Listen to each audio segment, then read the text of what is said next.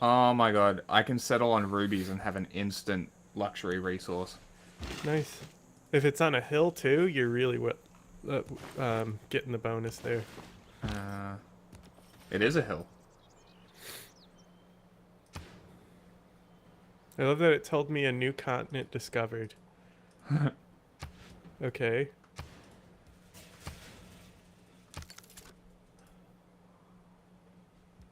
Tomatoes. And a marsh.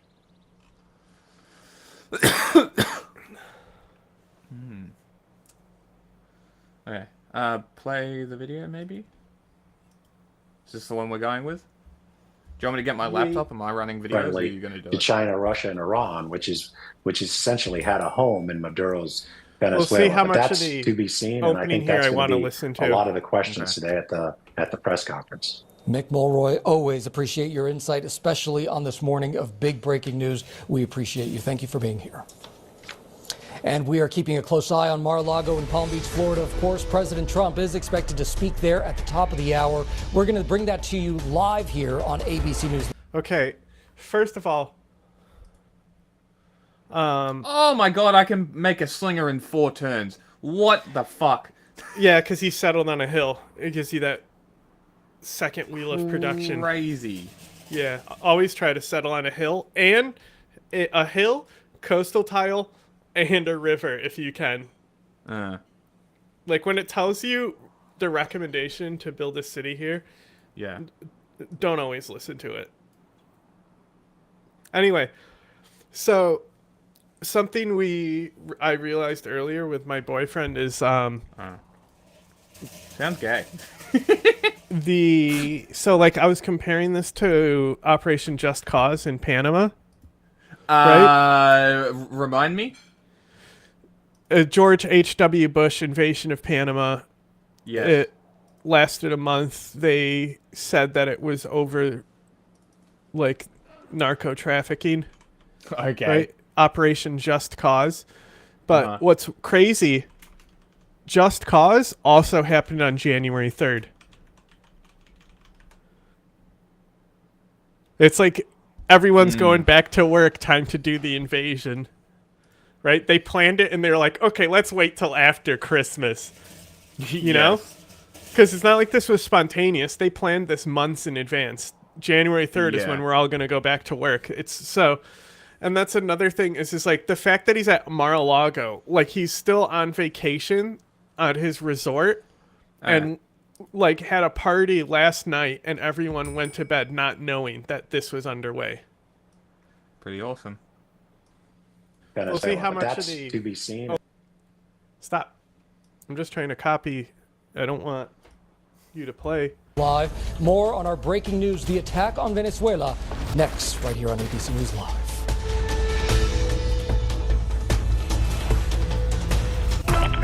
Help, my fiance's on the floor with blood everywhere. What do we got? What is happening? We really literally cannot a live underscore enough just how broadcast much of an from last escalation this news overnight has been in the relationship between the U.S. and Venezuela. But this is something that has been brewing for months, if not even years, specifically the tension between the U.S. and Nicolas Maduro. But I will say we have seen an uptick in activity by U.S. operations in that region. Those boat strikes, which first began back in September, have now been more than 30 alleged drug boats that have been struck. More than 100, or at least 107 individuals killed in those strikes, both in the Caribbean and the Eastern Pacific. And also in December, we saw a ratcheting up as the U.S. started what the president basically called a blockade against illegal oil tankers. We monitored a number of those seizures of tankers and boats that the U.S. said was distributing sanctioned oil in the region from Venezuela. And then also specifically specific pressure on yummy. the Maduro family. Obviously, today's operation, which led to the capture of Maduro and his wife, Celia, but also earlier in December, Hello. we saw You can still 3 see of me, his look. nephews Is this better? sanctioned, who were also charged or allegedly charged in participating in that Venezuelan oil the trafficking can't of believe they sanctioned oil fucking in the arrested region. him. Much of that That's oil fucking going crazy. to Cuba, He was one in of bed. Venezuela's biggest allies. Seriously? Yeah. And you know, Alex, I think people who haven't been following the situation in Venezuela might be saying, well, wait a minute, this came out of nowhere. But really, when you look at it and when you look at the criminal indictment from 2020, Maduro has been wanted by both the Trump administration and the Biden administration. Yeah, there's a really interesting line here in this indictment, Gio. If I can read this to you. It says for more than 25 years, ousted Venezuelan President Nicolas Maduro was at the forefront of a did you see the picture I narco-terrorism sent you? conspiracy that imported Literally tons of bagged cocaine him. into the United States, Yes. according to this indictment, which was unsealed hours after President Trump announced that the U.S. had captured Maduro for 25 years. And as you noted, this was something that President Biden had gone after him. Most recently, the reward for his capture was raised to $50 million. So, I mean, this is someone who's been on the U.S.'s list Who pays for the quite bounty if some the U.S. time captured now. him? I think now, I mean, there's a big question as to, Does Trump okay, get the bounty? You have Or does him. the soldier who you captured have, him? He's going to face the Southern $50 District of New million York. bonus. But then what does that mean for the future of Venezuela? And obviously that power vacuum, which is starting to develop right now. Yeah, that big question. Now what?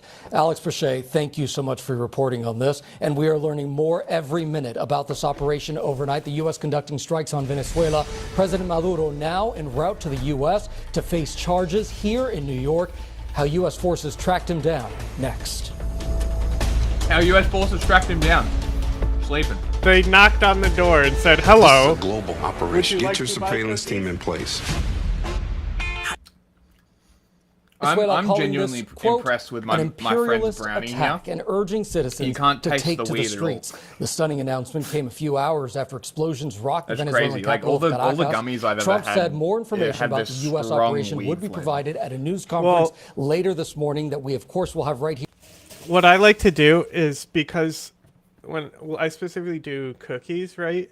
And so I make it into a butter, right? Yeah. But I find that it kind of has this earthy, nutty taste, right? Yeah, that's what I'm talking about. So I put like earthy tone spices in with the butter, like cinnamon and nutmeg. No shit. And then so that like goes in with the flour, right? It's cooked in Yeah. with the flour is those spices that are those earthy, like cumin type stuff. Mm-hmm. Those more like earthy tones, and they get cooked in with the butter, and Okay. they taste like the flour itself almost tastes like a white macadamia nut cookie, Okay. but it's still chocolate chip. So it's like a fusion of a really crisp chocolate chip cookie with a white macadamia nut. That sounds really fucking good. Yeah, I mean, I'm a really good baker and cook, so I don't want to toot my own horn. Because But it's so hard for me to get edibles, and I asked my friend. they're really easy to make, bro. So like, yeah. I literally you can literally just fucking make it with the Betty Crocker cookie mix. Yeah, I know. It's just about the butter. It's the stench that comes from cooking the butter. Oh, I mean, it don't smells good if you put the cinnamon and nutmeg in there. It doesn't have the weed cooking smell. I mean, it'll smell like a cookie factory. No,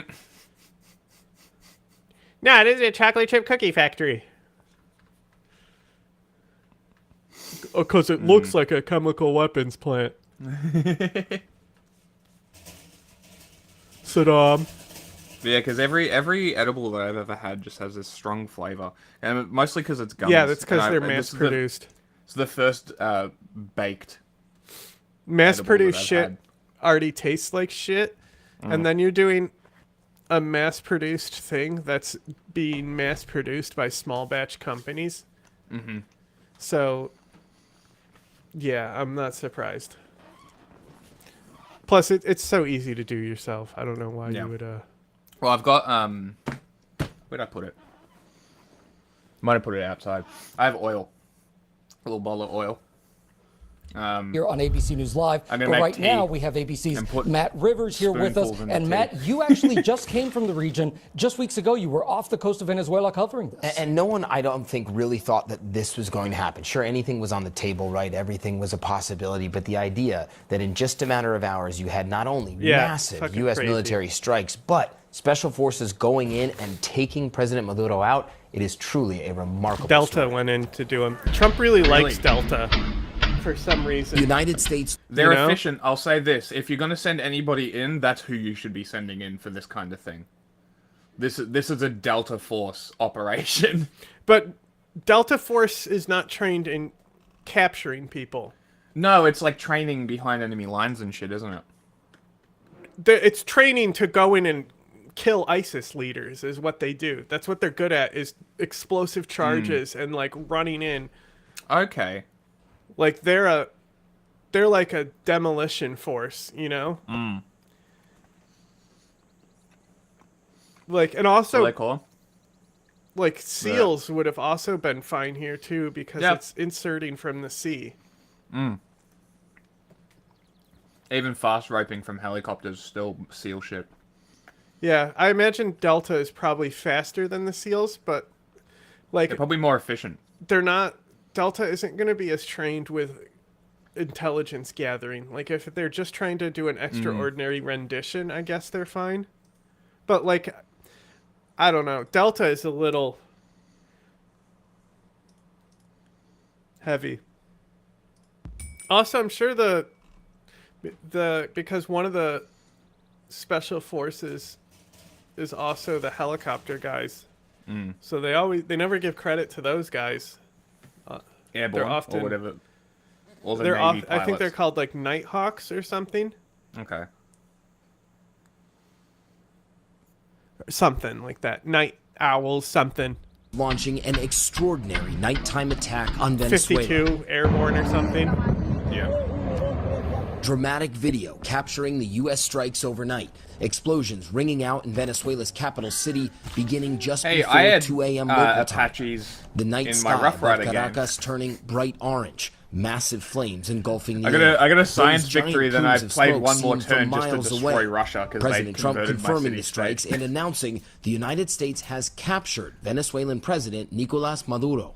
Trump writing online, the United States of America has successfully carried out a large-scale strike against Venezuela and its leader, President Nicolas Maduro, who has been, along with his wife, captured and flown out of the country. Leave his This wife operation was alone. done in conjunction with U.S. law enforcement. Que en la madrugada de hoy, 3 de enero, Venezuela's defense minister, speaking from an unknown place, calling it the most criminal military aggression from the U.S. in the history of our country. That's true. Yeah. The massive escalation coming after a significant U.S. military buildup in the region. The Pentagon striking more than 30 boats the U.S. alleges were involved in drug trafficking operations. At least 115 people killed since those strikes began on September 2nd. In a memo obtained by ABC News in October, the administration telling Congress that America is in armed conflict and that drug cartels are deemed unlawful combatants. President Maduro facing drug charges, including narco-terrorism conspiracy since Trump's first administration, after federal prosecutors alleged he deliberately used cocaine as a weapon. Back in 2020, such a U.S. suit. officials I love telling that they're Americans now they plan to confirming it's eventually cocaine gain custody instead of of the the fentanyl. Venezuelan leader. In recent days, more signs pointing to this latest attack. The USS What I was saying earlier is like really the only narco regime that was existent was Assad. And there would be firm justification to do this to Assad to take him out by any country, Europe or Middle Eastern or even America. Yeah. On behalf of Europe and stuff. But like the thing is that like sure the government like gets profits from the drug business and does have a hand in it, Yeah. but like they don't run those things. They skim No. them. So it's more like a tax system. And Venezuela is set up where Maduro is more of a cult of personality than the actual leader in the situation. So this is something I was reminded of earlier watching something. Like, I don't know if it's number one, but the ratio of generals to would it be enlisted? Is enlisted officers? Yes.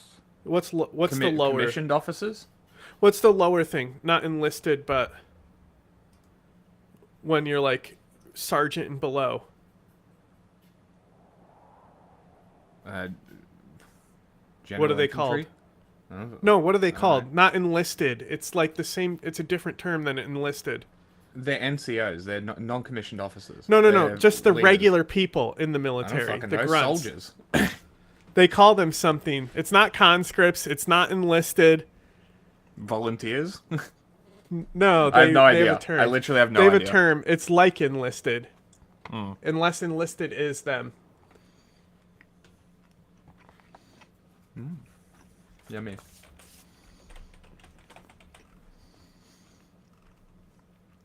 I'm not smoke any. Just see how we go.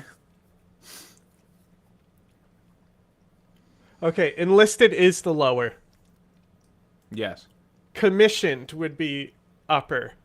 Okay. So they have more generals compared to enlisted than most countries. Like, they're far above average. Like 25 more than America. Yeah. You know, like per infantry like regiment. Because the generals actually are the ones that hold the power. And if you remember our interview, they were talking about how the rail networks in Venezuela are set up from the port to the mine, not for the public infrastructure. Yeah. So the military inherited those things post-colonialism. This is part of the Bolivarianism, and even why, like, even in this game, Civ, like, if here's a little way we can use the game for education here.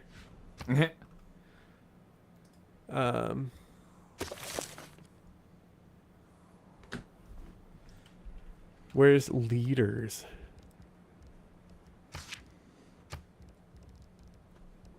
Is it under S? Okay, so Bolivar, right?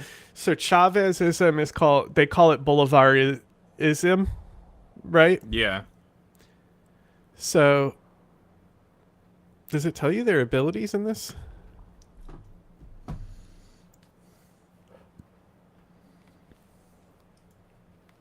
Anyway, his ability gets him...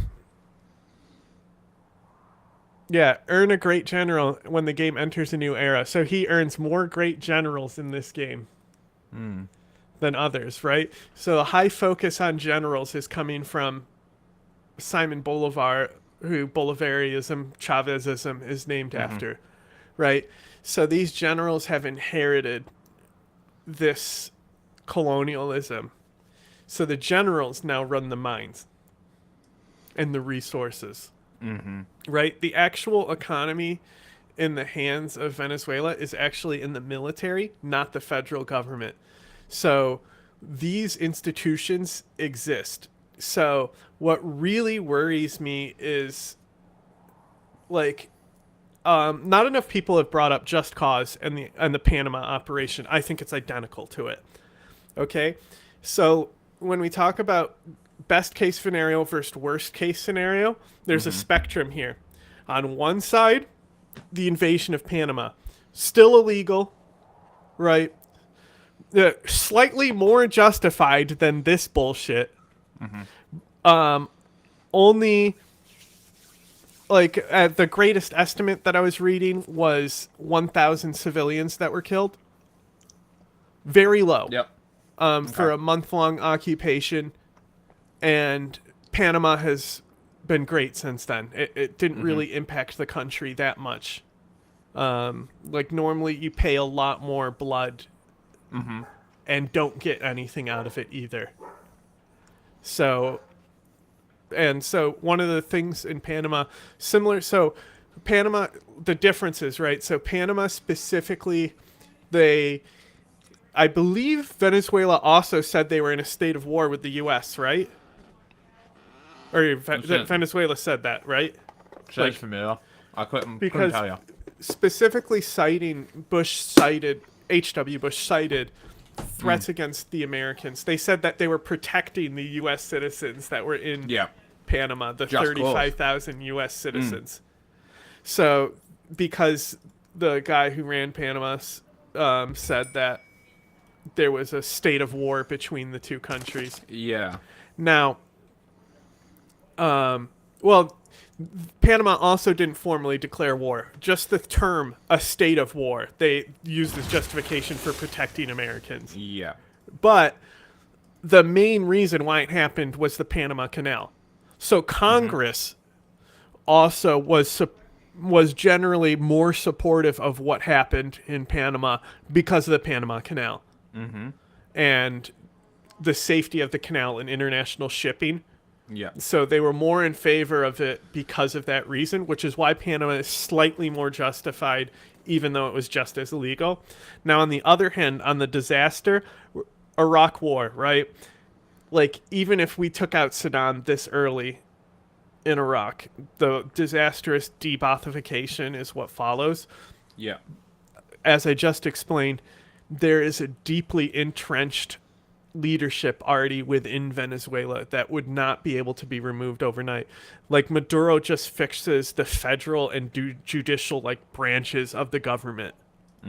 But that's not what holds the economy and the actual buying power in Venezuela. So Trump continually has made these statements about how it's about the oil and stuff. Right?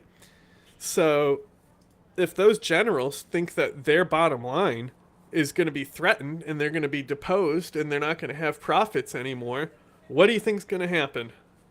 You think they're going to go along with it? Duh.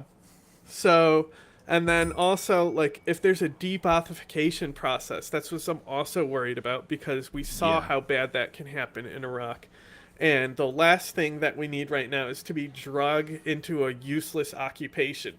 Like, if the occupation ends in a month, like Panama, best case scenario. But another thing that it makes me worried about is Trump's threats with Greenland. Yes. If he did this... that starts a war with Europe. If he did this, what's going to stop him putting boots on the ground in Greenland? Build NATO. R4, the most advanced lethal aircraft NATO carrier in bullets the will world. stop it. Spotted Nobody's on gonna New stop Year's it. Day, NATO- seen Nobody's by going to satellite stop images. America. They can do I whatever they will want. vehemently Closer to Venezuela's disagree. coast than it had Europe ever is been not gonna amidst the stand recent for bout of America taking tensions Greenland. just some 200 miles away. And the FAA banning U.S. commercial flights in Venezuelan airspace for, quote, ongoing military activity ahead of the attack. Literally, Trump had right? warned They that take land Greenland, strikes were arrest imminent. every US soldier in Europe. Every single fucking one. Just be like, alright, you want to take Greenland? We're holding all of your soldiers captive. Cool. Great. We'll trade. Yeah, but they won't. They're Europe. Of course they're not. All Europe has done from this is finger wave. Because I'm sure if they were Trump to really is hurt by your finger wagging there. yeah, because if they were to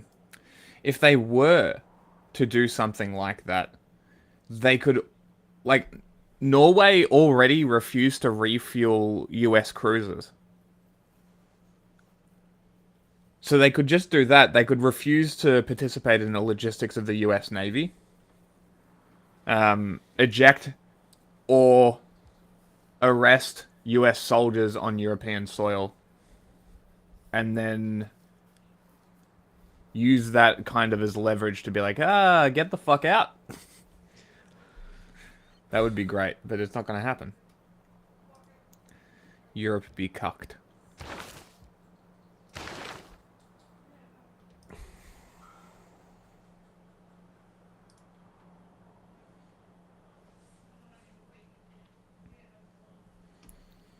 Interesting.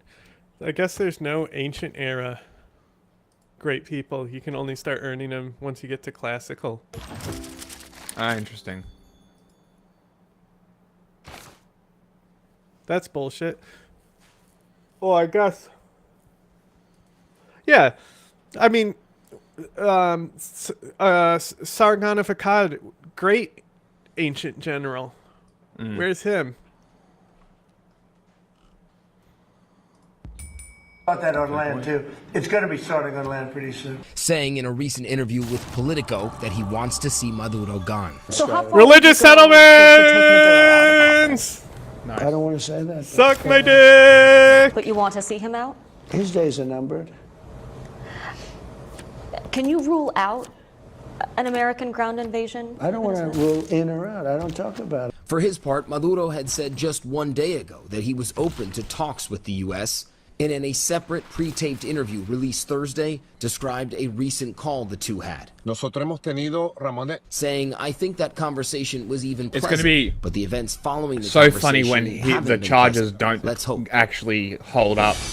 Just absolutely stunning developments here. And Matt, you're learning a lot more about what this operation was like, because we're talking about U.S. Special Forces involved. Yeah, each kind of hour that goes by in this story, Gio, we're learning more and more details that just are more stunning than the next. And so President Trump was actually just on Fox News, and he gave out some details. Forgive me, I'm going to reference my phone here because we're just getting this information. I love that he's but he pointing says at out one that point, he's pulling out that his Special phone. Forces went into the Instead of complex trying to hide where it. Maduro was living. They had to break into what he describes appreciate as it. steel doors, the kind of safety room that the heads of state often have to kind of hide in these sorts of situations. He's saying lots of helicopters, lots of different fighter jets, and then he described it as an Osama bin Laden type raid where he could watch this raid play out in real time. Weird. So he basically said that Maduro was trying to do everything possible to stay away from this, and yet the special forces were able to get in. Crucially, he says he does not believe, except he doesn't know, he said on this interview, remember but he thinks no. That the door inside bin Laden's compound was not locked. No. They just walked in because you would have to get through the compound first. So they probably were like, what's the point in locking the doors? They can't get through the walls, right? That's a good point. They just got complacent that they stopped locking their doors. That's what Americans happens. were killed. He thinks one of the American helicopters might have been hit. He thinks there might be some injuries. Bin He Laden says, "I had have to no say, clue it a was couple coming, of though, guys unlike Maduro, were who had a hit, but reasonable they came suspicion back, they could do and they're this. supposed to be in pretty good shape. So it does appear that there might have been some. Yeah, I mean, if you just missed what I just was saying, I went into this pretty extensively. That, like, a depothification process could happen, and it could be disastrous. American casualties in this raid, but this is just these early stages where we're still needing so much more information about what happened here. But this does seem like an incredibly complex operation that did perhaps result in some American casualties. And difficult to get information way. because U.S. reporters are not allowed in Venezuela at the moment right now. What's the reaction been like? Because you look at the streets and we've seen those images. Lots of Venezuelans appear to be celebrating. So, it really depends on what I side you're can't on even here. settle There are going to there. certainly That's be people fucking in the capital, many of whom are on the Maduro payroll or have They've been in one way or celebrated in another, or Iraq, just too. are true believers who will People come out celebrating and be doesn't very, mean that something good pro happened. Maduro and want to come out and support the government. But I think it's fair to say that that is a minority in the country. Within Venezuela itself, you've got the vast majority of people who are not pro-regime. Absolutely not. They might be a bit nervous about what's going to happen next. So that's the people in Venezuela. And then outside of Venezuela, we actually have some sound that we can play here with people in the diaspora, people who have left. We know millions of Venezuelans have left in recent years, many because of political persecution. They will be among the happiest. Let's hear what some have to say. Somos libres, todos estamos felices de que cayó la dictadura y que tenemos un país libre. Me siento bastante venezolano el día de hoy, después de tantos Who años, después completed de the muchas wonders? luchas, Oh, somebody de mucho completed trabajo. Stonehenge Hoy es el this día. early. Hoy llegó el día Already. y el To día get a de la great libertad. to El get día a que great tantos profit. venezolanos como yo, como todos, como todas estas personas que están acá, como todas las personas alrededor del mundo estábamos esperando. There's But the question here, I think it's one of the Persia guys I was reading. Even if you don't complete wonders, you get culture adjacency bonuses for where they were being built that are permanent. Oh, interesting. So you can just keep going for all the wonders you can. here Gio remains. They can be happy and no question about it, but what happens next? Right. Is there anyone in line now? Well, so what you've heard so far is Delcy Rodriguez, the vice president, the number 2 in the country. She's come out and said she's not declaring herself interim president, at least not yet. She says Maduro is still the legitimate president there. But it does appear that the majority of his inner circle senior officials are still in place for the moment, so it does appear that they're still running the country. But President Trump was asked about that on Fox. He came out and said, well, we're looking at that. He appeared to say that he doesn't want this government to continue, but what he's willing to do to get those people out, to somehow change this to some sort of democratic transition, free and fair elections. We're very far away from figuring out all that, just hours away from what unquestionably was one of the most stunning U.S. military operations in recent history. So many questions. We'll let you get back to your sources here to get more information. Matt Rivers, thank you so much. Let's go ahead and bring in ABC's Jay O'Brien on Capitol Hill for more on this, because obviously so many members of Congress are now reacting. But Jay,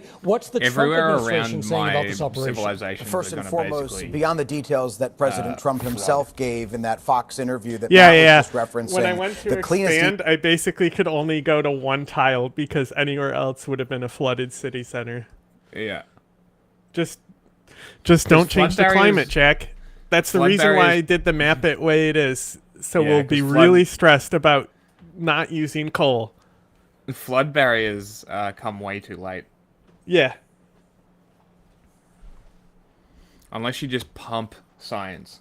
And then you get them early. Details we've gotten so far are from Attorney General Pam Bondi, who says that Nicolas Maduro and his wife will be indicted in New York for drug smuggling and other charges. They will be then brought to New York. It's coming That's what already. President Trump I can confirmed feel it. on Fox, and the Attorney General seemed to indicate as well. And that is where they will stand trial. And I can tell you, Gio, that jives because I did not eat it carefully. I was just like, oh, I'm gonna eat it over 15 minutes, bite at a time. By the White House and some Democrats it's going to come on and real hard that several gradually. of these Republican members have publicly said about their if you need to briefings from the reschedule administration something for later, that the go administration ahead. framed No, this to them it'll be as a fine. Just law wait. enforcement How you action feel. and tried to distance the idea because it's going to be that cut, it's a military and action, so despite it's the fact important that that of it looks course good. used U.S. but it military will be assets. fine. Oh, and that should be instead, what fine the by administration told these it's not a Republican big deal members is if that it has to this be was a rescheduled to U.S. because then we kind can of just do type Venezuela today and Iran the next day. Law enforcement action, if you will,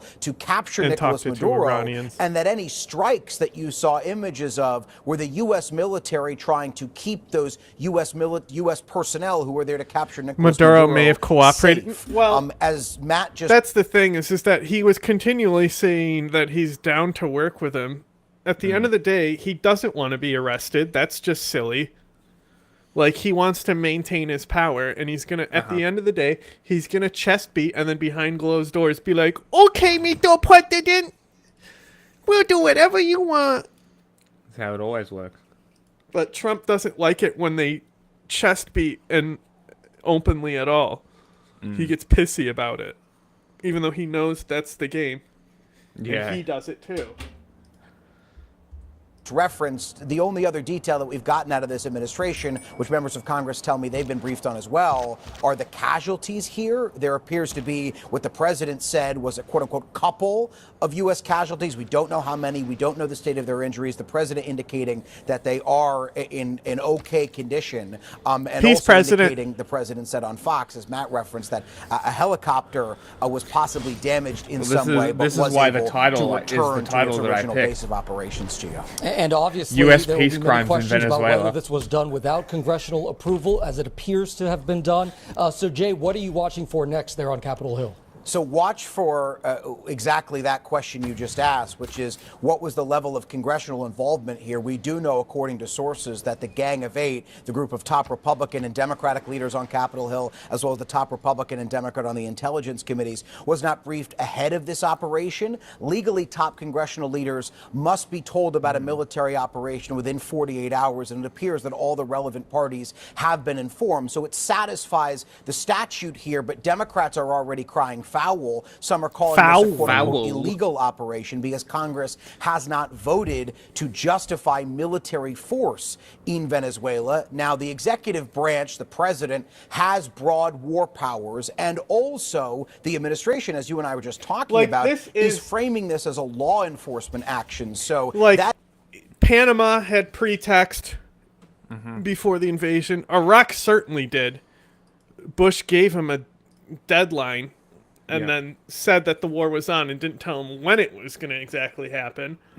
So, like, maybe Grenada with Reagan? when he invaded, and then had to call Thatcher and being like, look, sorry, I don't want you to be embarrassed, but we did this.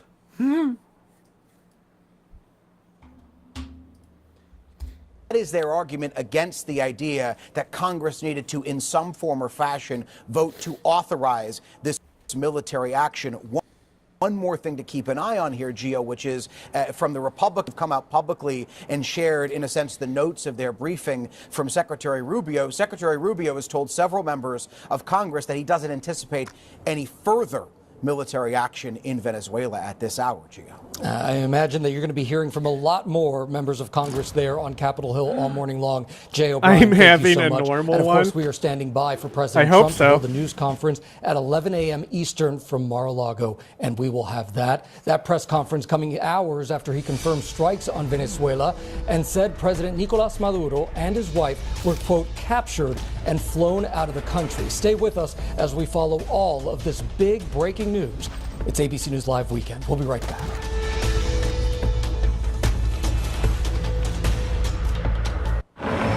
All across America. Good morning. Hello. Wherever we are, It's good to be home. it feels like home.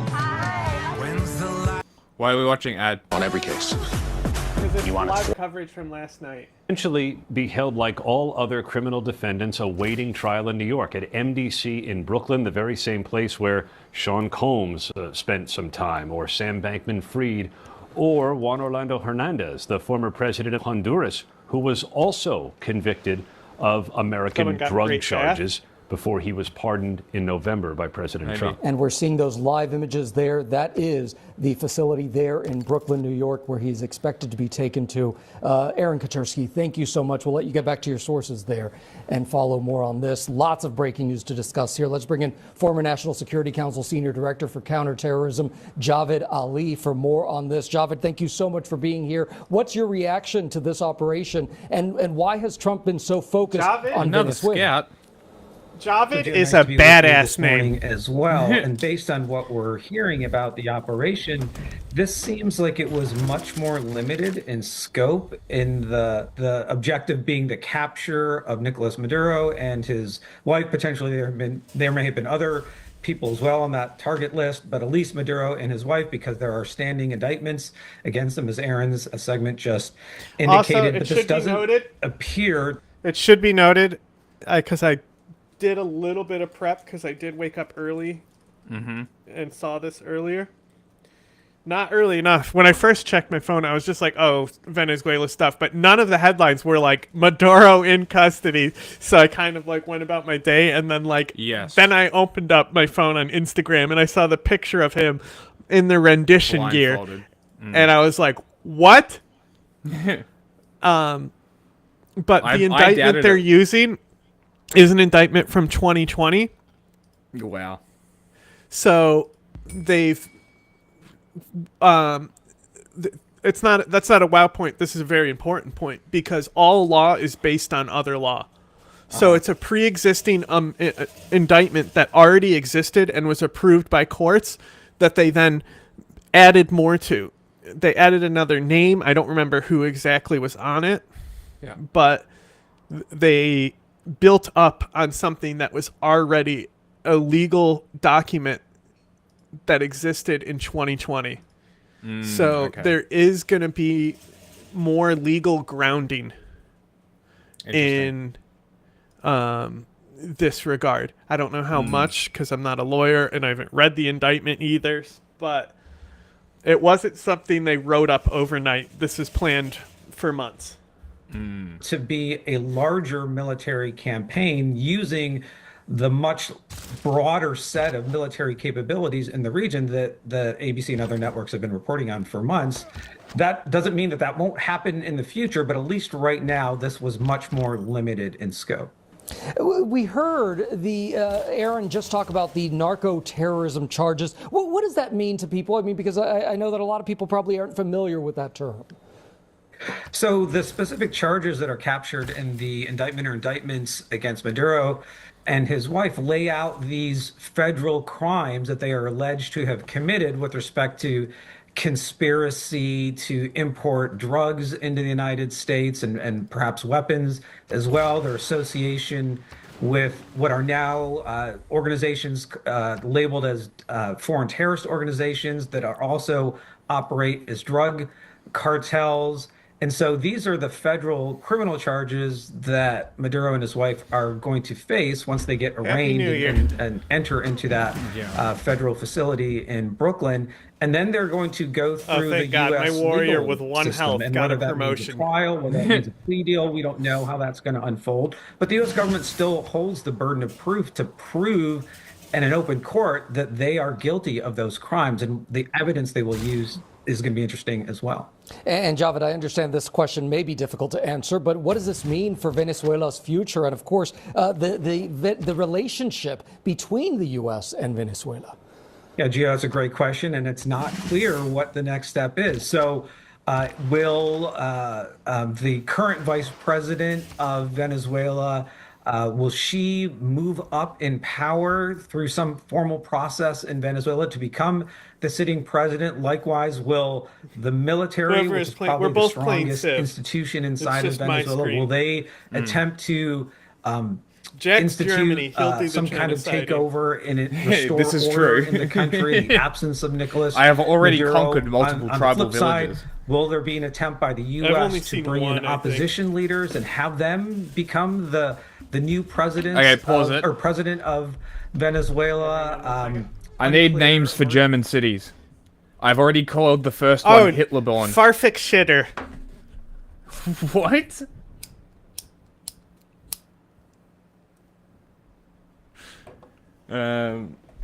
You know, like Farfik Nugan, but instead Farfik shitter.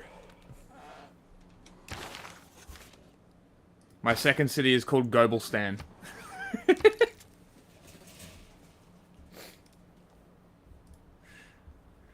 Unclear if that's a goal or an outcome and how that will actually happen. But when we've seen these kind of regime change operations in the past, it usually doesn't go the way as it initially planned. So I would have to think this is something the Trump administration is thinking through, sort of what is the next step and how involved does the U.S. want to be in this post-Maduro landscape? Absolutely. Javed Ali, thank you so much for all of your insight. We appreciate it. All right, thanks, Jim. And we are waiting for President Trump to hold that news conference scheduled for the top of the hour here. We're going to have I'm just going to try and change minimal letters to my cities so they sound Indonesian. ABC's Nightline, the stories that shape your world, that shape your life. You know, so buying groceries, buying, basic staples ahead of what might be a very uncertain week. How does it save? No months ahead. We have a regime that was widely unpopular. There we go. That since last year, when they usurped power after the July 28 elections, has been just dealing with an increased repression, more authoritarian regime, and therefore the fact that we have a government without the head of the state in Venezuelan territory opens so many questions, and that is a situation that deserves definitely a lot of attention in the hours to come. A stunning series of developments. Jose Enrique He's on the phone. Thank you so much for joining us here on ABC News. Here's something. Sean Bean is fond of pigs. Absolutely, and we are waiting for I President am Trump fond to of hold that pigs. news conference scheduled in just minutes. If there are stay no with us dogs right in here on heaven. ABC News Live. We'll be right back. Money. Bro, already another ad? I just clicked.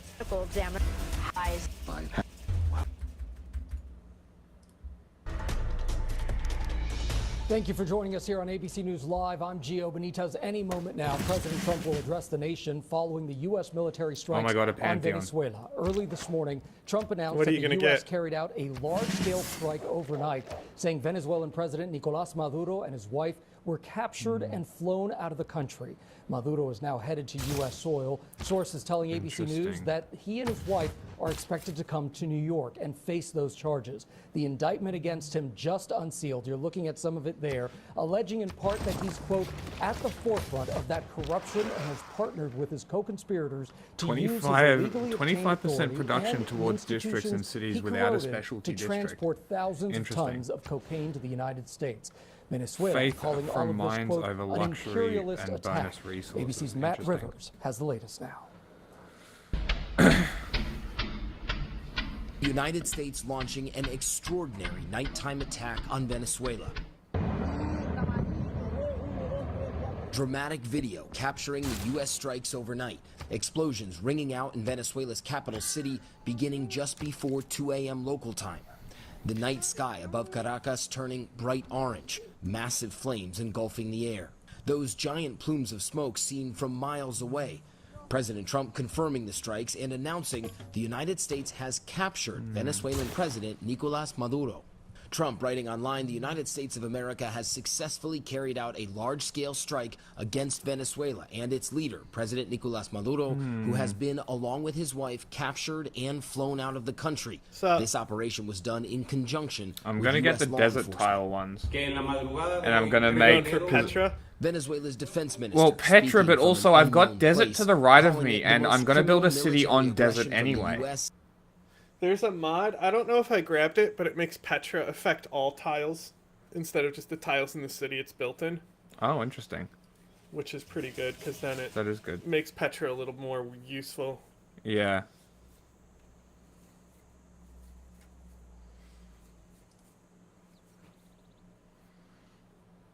Have you read the indictment? No, I was just talking about the indictment. I was saying that it's actually an old indictment from 2020 that has already been approved by courts. It's not something they just drafted up. In the history of our country, the massive escalation coming after a significant U.S. military buildup in the region. The Pentagon striking more than 30 boats the U.S. alleges were involved in drug trafficking operations, at least 115 people killed since those strikes began on September 2nd. In a memo obtained by ABC News in October, the administration telling Congress that America is in armed conflict and that drug cartels are deemed unlawful combatants. President Maduro facing drug charges, including narco-terrorism conspiracy since Trump's first administration, after federal prosecutors alleged he deliberately used cocaine as a weapon. Back in 2020, U.S. officials telling Americans they plan to eventually gain custody of the Venezuelan leader. In recent days, more signs pointing to this latest attack.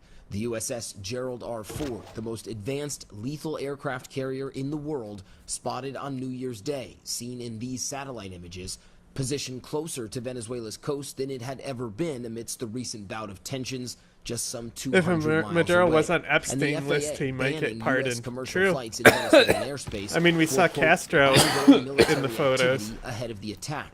Trump had warned that land strikes were imminent. We'll start that on land, too.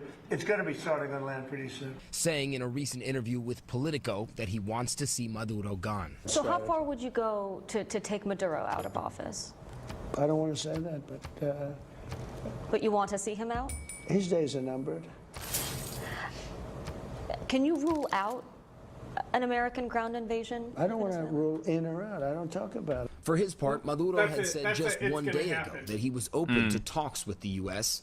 and in a separate pre-taped interview released Thursday, described a recent call the two had. Saying, I think that conversation was even pleasant, but the events following the conversation haven't been pleasant. Let's hope.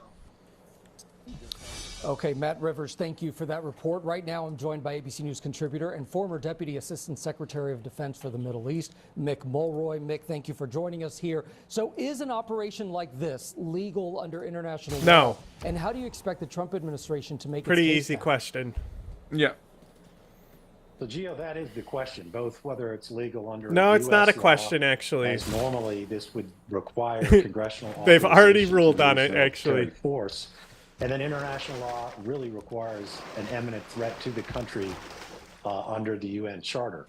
I think the administration would say, because Maduro has been indicted since 2020, that he There you was go. lawfully arrested in a legal operation, just like I agree with Manuel that. Noriega They will was back source in 1990s, that the indictment has been around since in 2020 Panama. in court. There'll be people that disagree. That will be potentially an on both important factor political in court. parties on Congress. Other than and that, I don't certainly know. with allies and adversaries around the world. But I think that is where the president's going to hang his legal hat, saying that he was lawfully indicted in the United States and has been for over 5 years, and apparently there's been more. Does habeas corpus apply to someone who's been extraordinary renditioned? Don't know. It's an interesting question. Because where in the country can Maduro have a fair trial? No, nowhere. So I think because it's rendition, it will be. No, they said it's going to be in the NY court. So yeah, is it still? I mean, if anything, that's where he's going to have a fair trial. Yeah. And it's coming out recently, and that is as fair as it could be. But by definition, and you're exactly right. Like you can't just how do you not get an impartial jury when you say this is even if nobody knew what was going on, they're all ignorant, right? And the case was presented as this guy was the president of a country. People are going to be like, what? Justice correspondent Pierre Thomas is now reporting that all the law enforcement sources that we're talking to are saying that the administration will sell this military, helping the Department of Justice execute a federal law enforcement That's important arrest. as well. We are seeing Pam Bondi all of this also, is what's important. Mirror that message on X right now. We also know that two people familiar with the operation tell us that this was carried out by the Army's Delta forces. What can you tell us about them? Crazy. So inside the Joint Special Operations Command, so JSOC, there are multiple. They are run by Larry the Cable Guy. Assault components are Delta Force, also known as the Combat Action Group, and SEAL Team 6, also known as Dev Group. They are the two main elements that carry out these really high-profile, very complicated apprehension and sometimes hostage rescue operations. In this case, it was Delta, and they proved their capability is exactly what we expected. It was a very highly, I think, planned operation and perfectly executed, to my knowledge, based on what we've seen so far. So hats off to them. Even if you disagree with the idea that the policy was made to do this, I think we can all understand that it was an exceptional operation and be proud of our service. Salute our brave SS. And for those just tuning in to NBC News Live, right there in the corner of your screen, shut up. Live images from this Mar-a-Lago. always We support the troops President nonsense to hold that news Fuck conference off. on these stunning new developments overnight. Mick, let's continue with you as we wait for the president here. The Trump administration claims that illegal drugs have been flowing from Venezuela to the U.S. Could this operation and Maduro's capture have an impact on Still haven't seen proof. Well, the overall campaign might, because of course, how many people are going to be willing to get in these small craft and try to bring drugs to the United States after 115 of their compatriots have been killed? So that plus Maduro's apprehension might decrease this flow, but they also might try land routes now, which are obviously more difficult to cover from the intelligence perspective. But the real question is going to be what comes next. Obviously, the head of this regime was removed, but that doesn't mean the regime itself was removed. The vice president apparently has stood up, the minister of defense, the minister of interior. They still have an apparatus in place. They can still, of course, orchestrate these drug deliveries, plus illicit oil revenue, plus the overall hostility toward the United States and advocacy for countries like China, Russia, and Iran. So the question is, this is obviously a big, significant step in the change of regime, but it doesn't mean the regime has been changed. That is the next question. That is the next question. All right, Mick Mulroy, thank you so much for joining us here. Let's go ahead and bring in former National Security Council Senior Director for Counterterrorism, Javed Ali, for more on all of this. And Javed, while I have you, I want to talk about the Venezuelan opposition leader, Don Road Doctrine. Yeah. Machado. She's actually issued a statement I've calling heard a few on all people saying Venezuelans that. to be ready to mobilize what we will soon communicate to you through our official It's very channels. funny So to she's call it talking there that. about that. She's also calling on the military to recognize opposition leader Edmundo Gonzalez, who ran against Maduro in the last election, as the rightful president of Venezuela. She says, quote, "Today we are ready to take over power. We He remain said it. No, I'm vigilant, saying active, many and people have organized been until a saying it, democratic though. transition is concrete. Oh, a transition you mean that Trump needs said it. all of us." You've been following That's so Maria funny. Machado's journey for years now. What do you think, We'll watch the hearing speech those when it comments happens. here? This is coverage from So, last Joe, nice to night. be with you so- again. And just to clarify, I am not actually an expert on Venezuelan politics, but still. I just know that said, the with speech is Maria very Machado funny. And her profile, the statement that she just made, very powerful. And one would have to assume that in making a statement that's sort of bold, that You that is found that bold and Eastern declarative, Orthodoxy? suggests that there's probably been a good I don't deal have of religion planning yet. already or coordination with the Trump administration to make sure that if a plan like that is being communicated, can Machado, Whoever and got Stonehenge the is team whoever around founded her, it. working with people on the ground currently in Venezuela, can they implement a plan like that? And can there be some kind of democratic and orderly transition to power in this post-Maduro landscape? Now, as we talked about just a few minutes ago, a lot of times when these plans get drawn up in these transition moments, they don't go according to plan, and there tends to be a lot of uncertainty and a lot of variables that can move the plans in a lot of different directions. So we don't know how this is going to unfold, but if she's making these kind of statements now, one would think that there's this hope or expectation that there will be a lot of effort to make sure a plan like this goes or flows smoothly once it sort of begins on the ground. And Javed, you may not be an expert in Venezuelan politics, but you are an expert in counterterrorism, and we know that Maduro is facing narco-terrorism charges. What does that mean?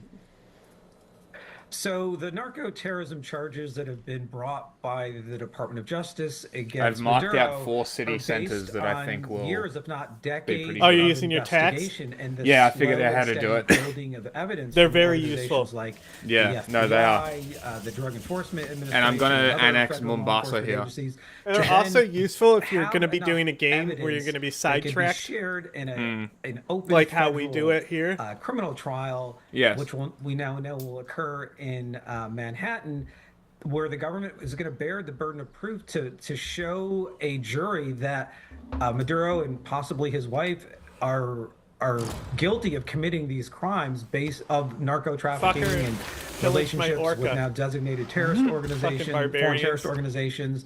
And that's going to be a high bar. But again, I would have to believe, or one would believe, that there is a mountain of evidence the U.S. is willing to now provide and in that open court hearing if it goes to a trial. And Javed, what does this mean for Venezuela's future?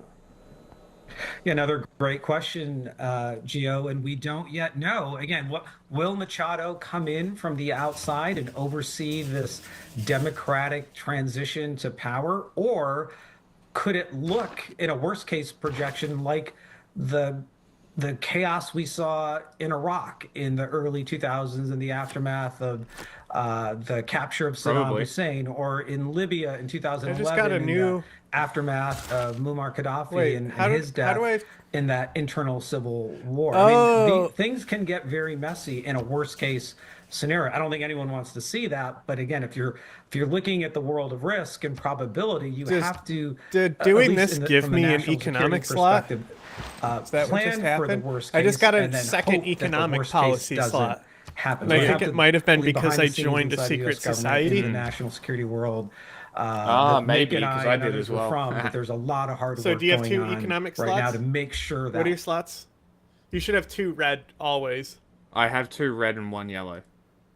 Okay, so the 2 red you would have had anyway being Germany. Yeah. So I just got a yellow one.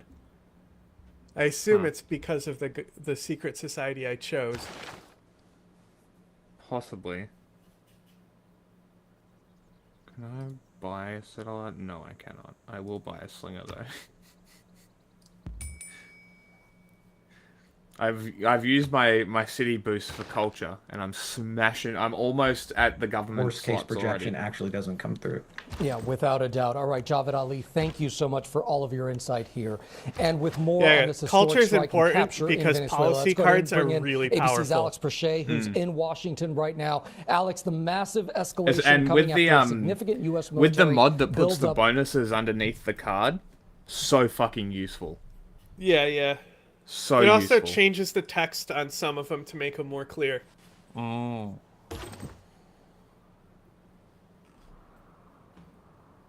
Very interesting. In the region, we saw all of those, alleged drug boats being hit by the U.S. military. So how did we get here?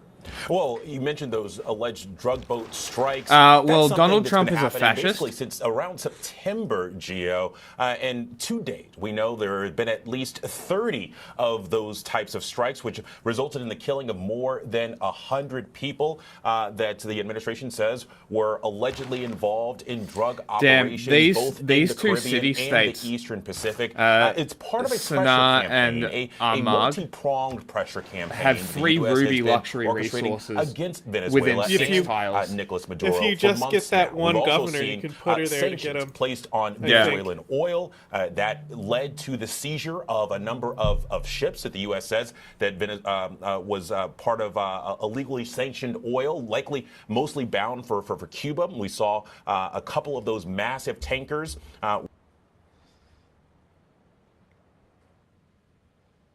I try to do something different each game. I've never played Indonesia, and I've never really went hard for faith and shipping in the early game.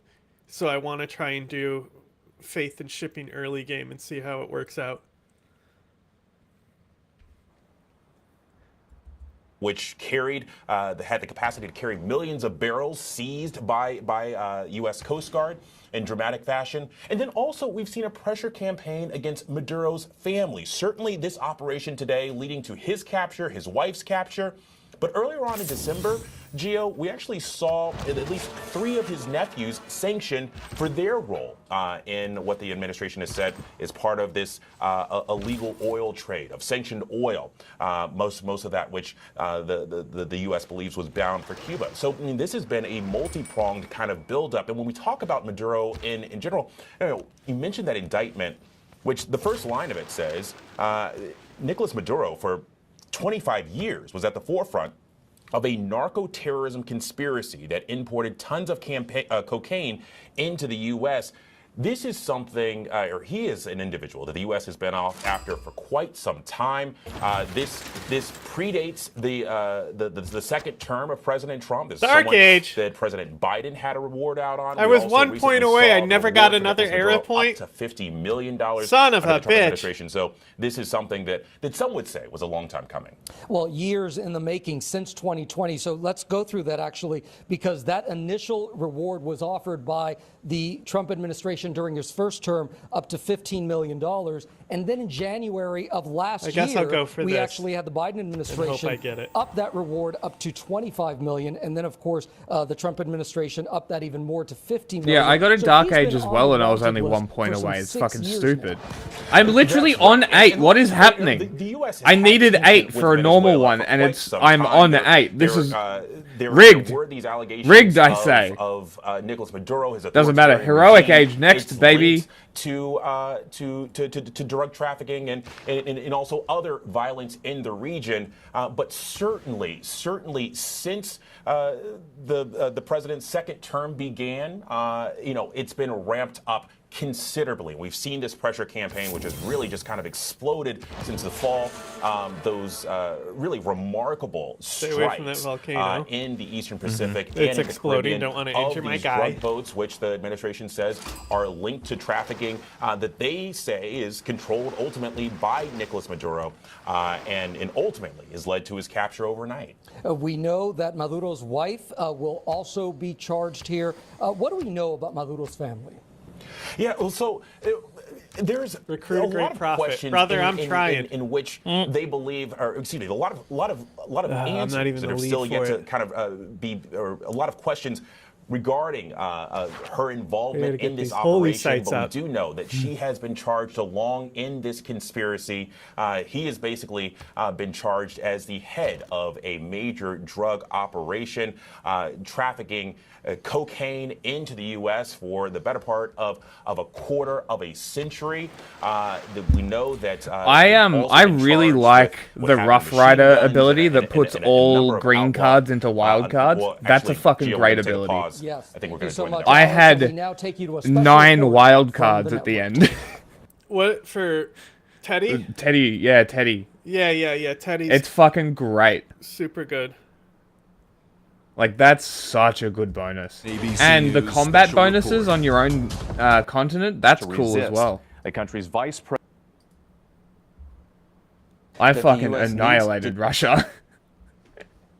I had bombers just bombing his shit. Suspected drug boats, 30 suspected drug boats since September. This was the massive show of force. This was Maduro, get out of there, stop this drug trade, resign, get out of the country. We also know that President Trump had spoken to Maduro very recently. That may have been to make him feel comfortable and not afraid. We think it was probably in the presidential palace where this capture happened, where President Trump described the forces going in, the military forces, and we presume the law enforcement forces as well, going after Maduro in the dead of night, capturing him and his wife. U.S. forces had been practicing this, President Trump said.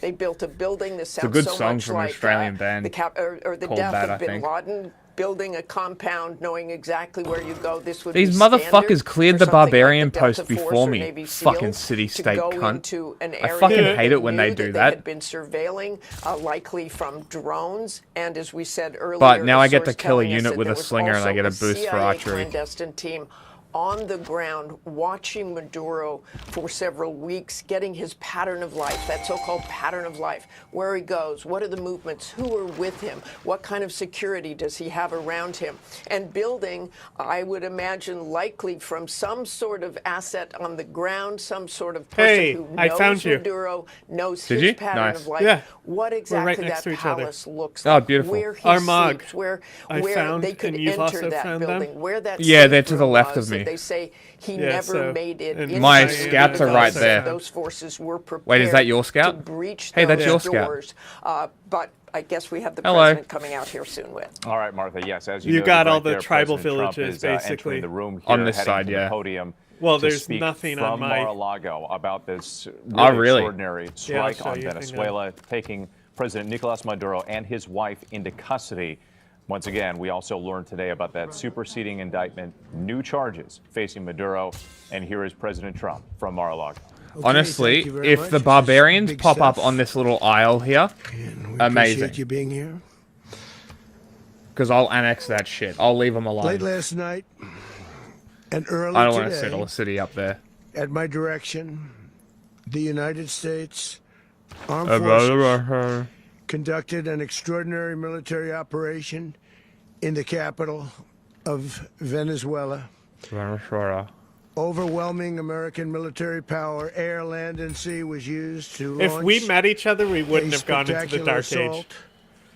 And it That's was true. an assault It's like literally I a have not barbarian seen camp's since fault World War II. that I had to clear. It was a force against a heavily fortified military fortress. Uh-oh, in he's the drunk heart of already. doubt it. Caracas to bring outlaw dictator Nicolas Maduro to justice. This was one of the most stunning, Why does Marco Rubio have the beta pose? effective, and That's powerful just how he displays stands. of American military might and competence. Leave him It's alone. just that little. It's how little in Bicho American history. looks all the time. And if you think about it, we've done some other good ones like the attack on Soleimani, The good ones. So, His only good thing. attack on al-Baghdadi, and the obliteration and decimation of the Iran nuclear sites just recently in an operation known I as want Midnight Hammer. Buddha. Someone's gonna get him next turn, All though. perfectly executed. They all have more faith than me. No God nation damn it. in the world could achieve what America achieved yesterday, or frankly, in just a short period of time. All Venezuelan military He's so weird. capacities were rendered powerless as the men and women of our military working with U.S. law enforcement. I swear to God, if one of these AI successfully snipes the hanging Maduro gardens in the from Den me of when I Hate. have one thing It left, I'm going was to be pissed. Dark. The lights of Caracas were largely turned off. Do you due to a guys playing against certain other people? Yeah. expertise that we have. There's other It was players dark, or other AI. and it was deadly. But captured along with his wife, Celia Flores, My wife. both of whom now face American justice. Maduro and Flores have been indicted in the Southern District of New York, it's Jay Clayton, for their campaign of deadly narco-terrorism against the United States and its Narco-terrorism. citizens. I want to thank the men and women of our military who achieved such an extraordinary success overnight with breathtaking speed, power, like to precision, say I and practice- competence. You rarely see anything like it. You've seen some raids in this country that didn't go so well. They were an embarrassment. If you look back to Afghanistan, or if you look back to the Jimmy Carter days, they were different days. We're a respected country again, like maybe like never are you? before. Hang on. Listen to the noise here. A respected country. We have a new Trump mouth noise possibly here. Amazing. Again, like Carter days, they were different days. We're a respected country again, like maybe they were different days. We're a respected country again, like maybe they were different days. We're a respected country again, like maybe like never before. These highly trained warriors Amazing. operating in collaboration with U.S. law enforcement. You know, can you clip that right now? Because you know where that will go perfectly with? I can't clip it, no. I'll grab a You'll have Twitch to do it, yeah. dashboard highlight, because that will go perfectly with the Chuck Schumer soundbite. The sound.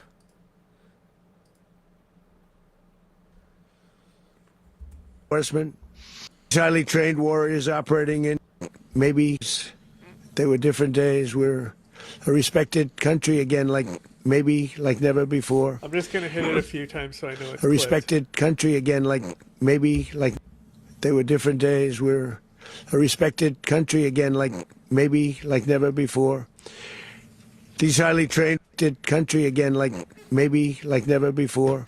You know what you should do? These Edit highly it onto trained the back warriors of operating the in soundbite. collaboration with U.S. So law it's all enforcement. three, and every time we get a new one, we'll add a new one onto it, and it gets progressively longer. No, that's what I'm gonna do. Is I'm gonna go back and. Do you have the file Amazing. you can send me? It should be on the drive.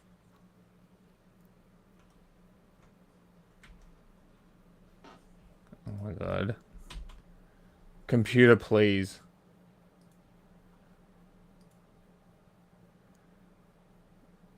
No, I need graphics. I need borderless. Am I not sharing audio?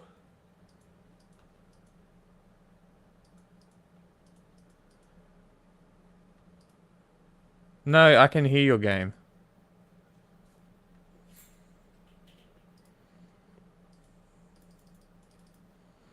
Oh, the tab is muted. That's right.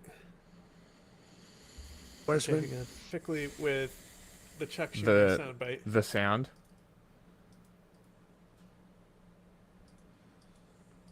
Enforcement. Highly trained warriors operating in maybe they were different days. We're a respected country again, like maybe like never before. I'm just gonna definitely got it.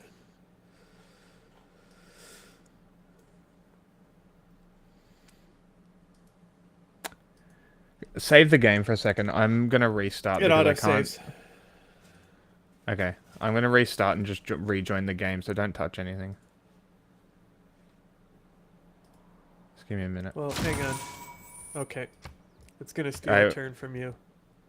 That's fine.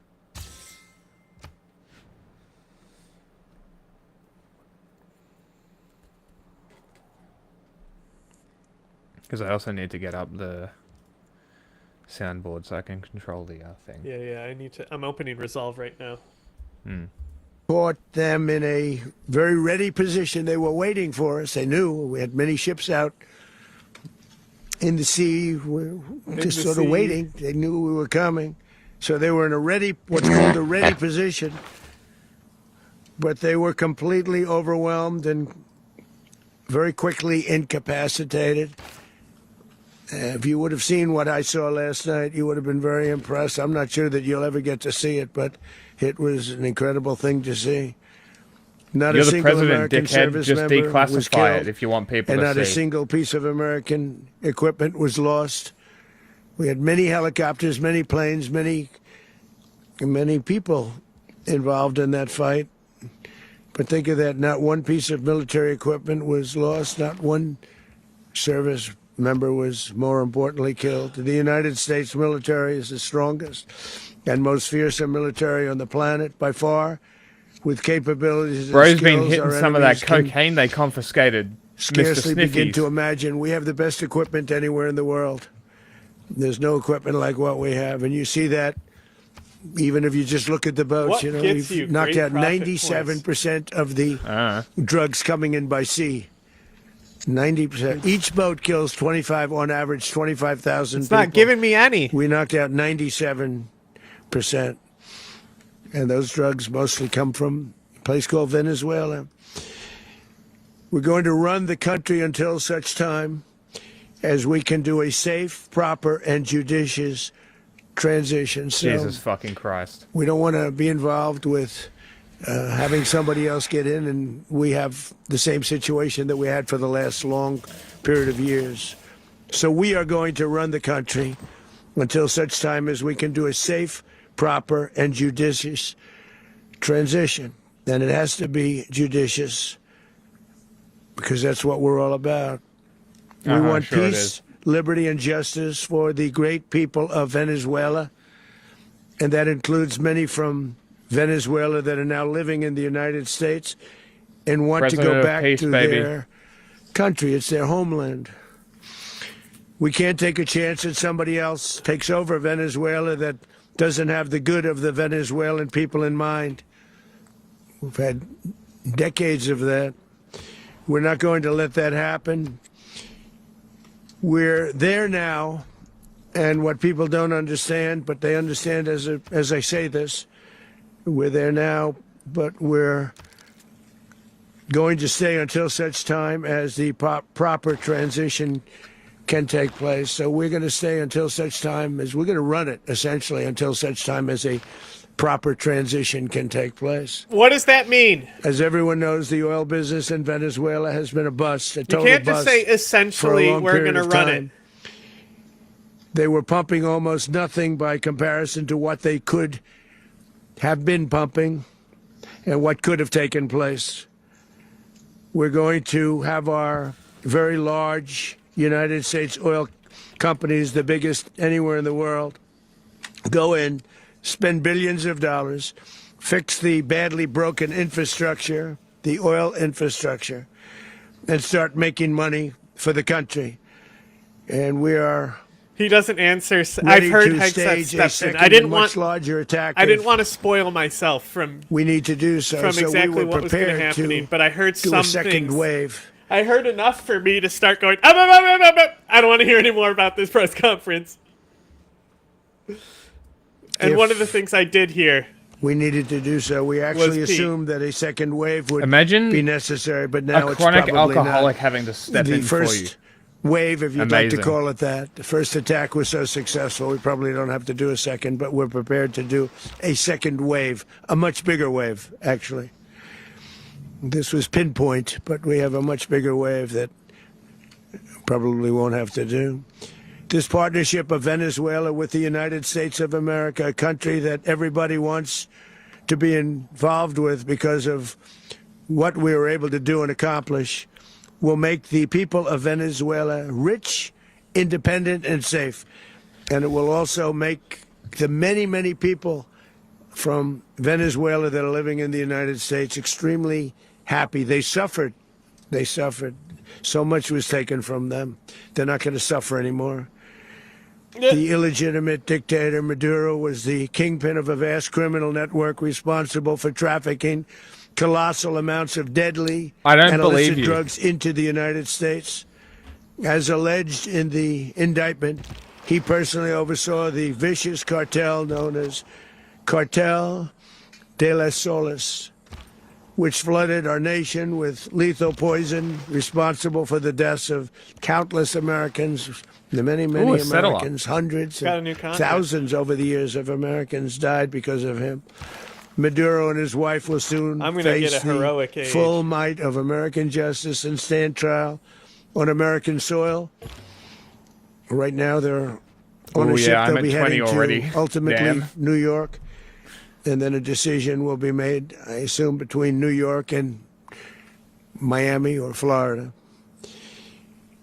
But we have people where the overwhelming evidence of...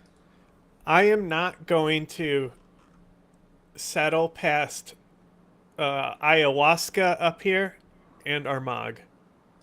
So I will not give you. I will not take any territory beyond those points. All right, well, leave those two city-states. Leave me. I'll take ayahuasca. I'm settling here because I need to settle on the other side of this desert. Yeah. Hard lock myself.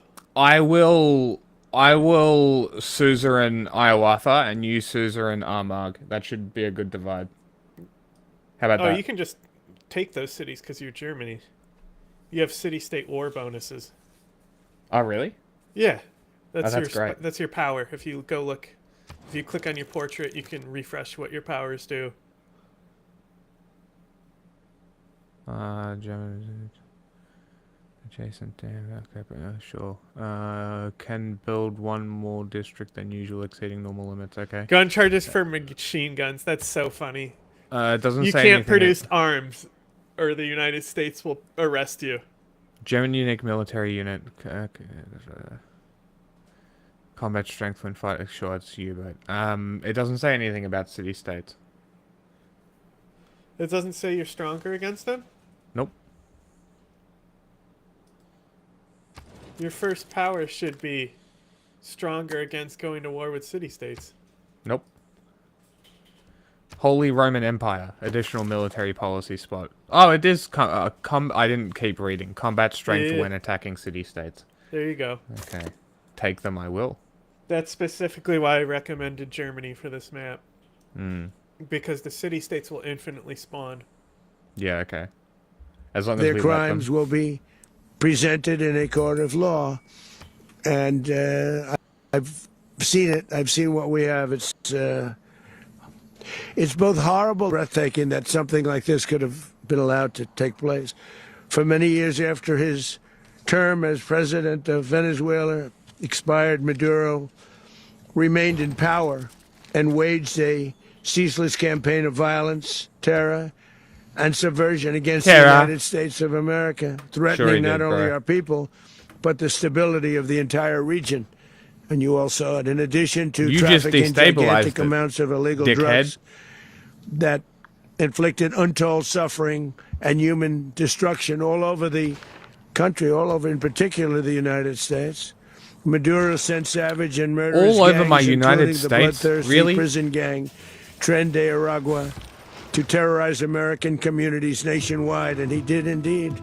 They were in Colorado. They took over apartment complexes. They cut the fingers off people if they called police.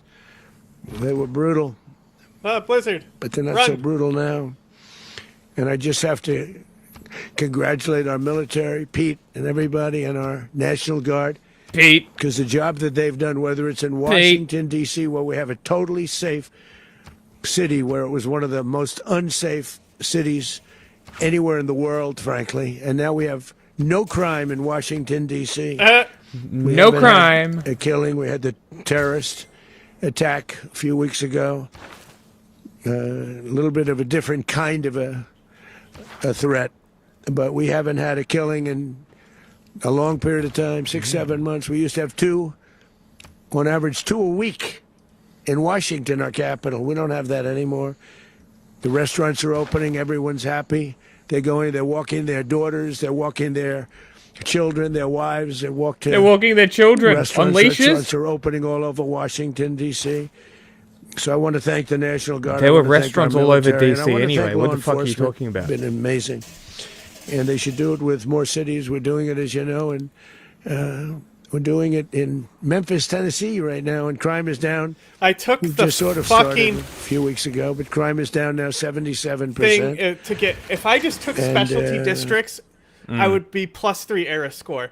And I thought, oh, it'll be easy. I'll get great profit points because I'm going to found these holy sites anyway. Turns out the holy site by itself does not fucking get you great profit points, I guess. Really? I don't know. The I've never governor of done it. Louisiana called. Great Amazing person. And he wanted us to help him, as you know, in a certain very nice part of Louisiana.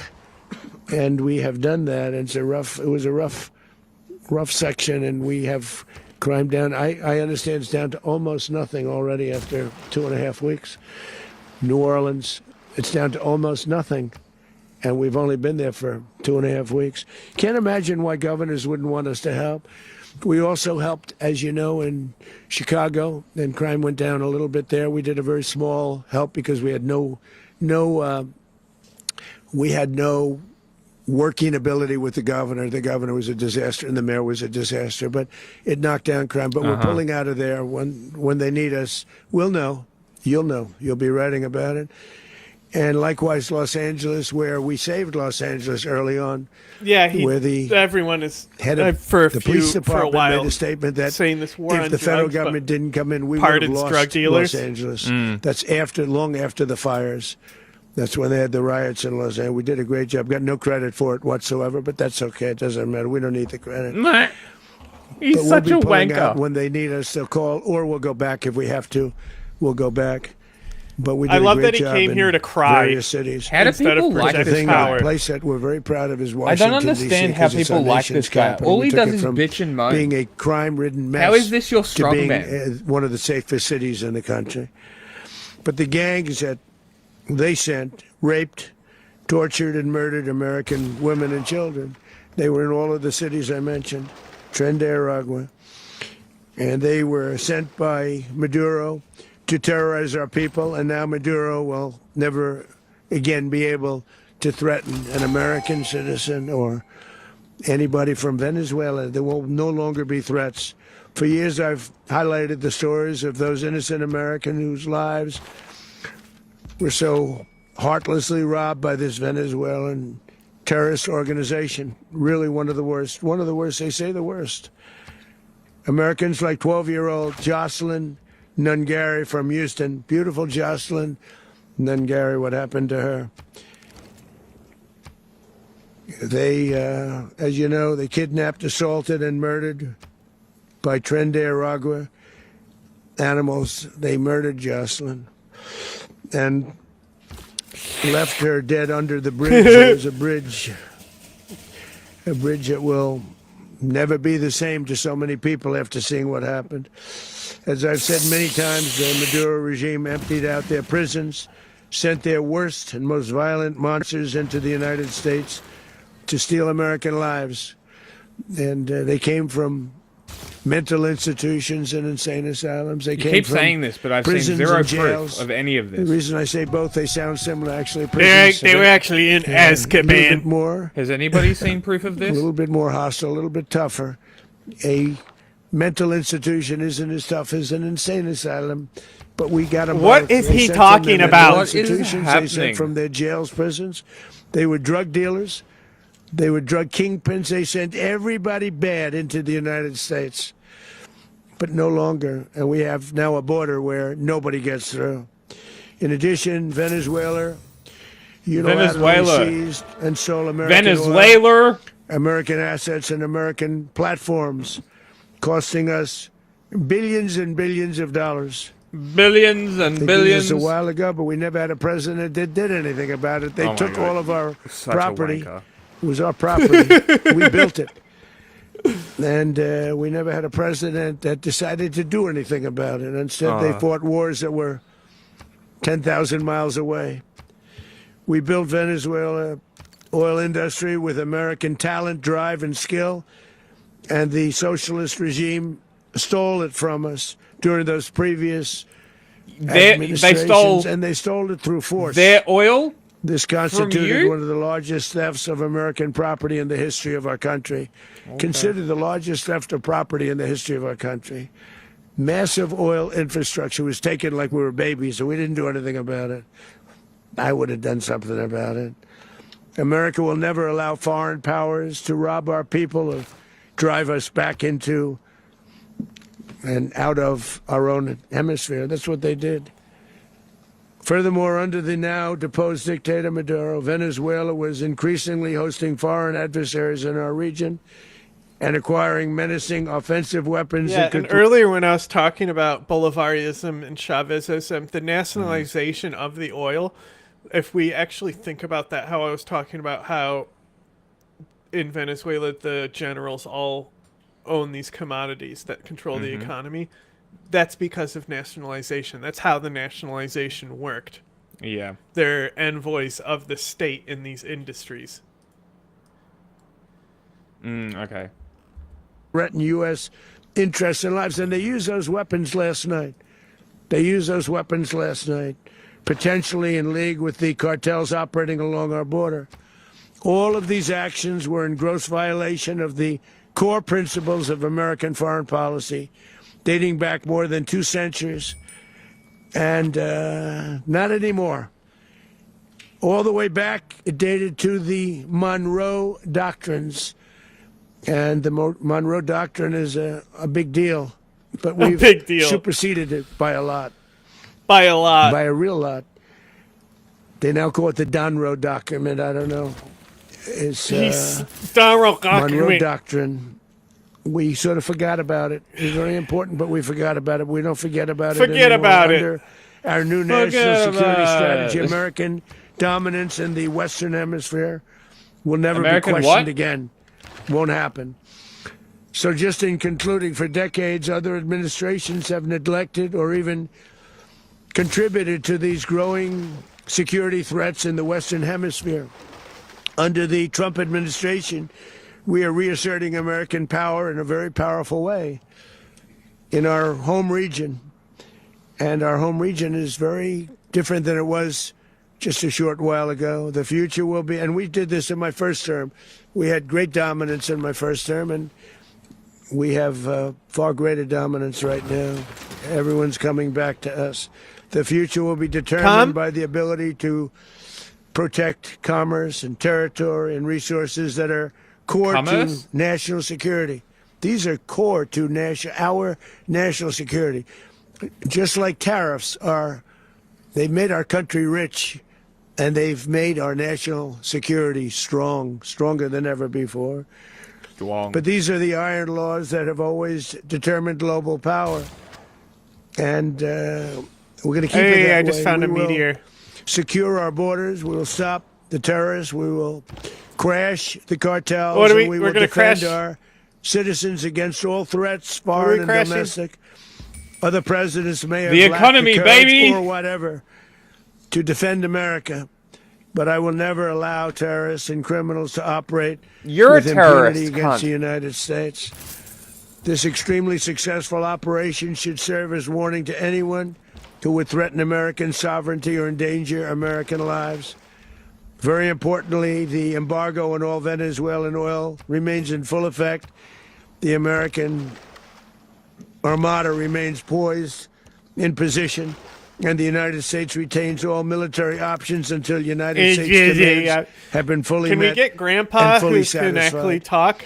All political and military figures in Venezuela should understand what happened to Maduro can happen to them, and it will happen to them if they aren't just, fair, even to their people.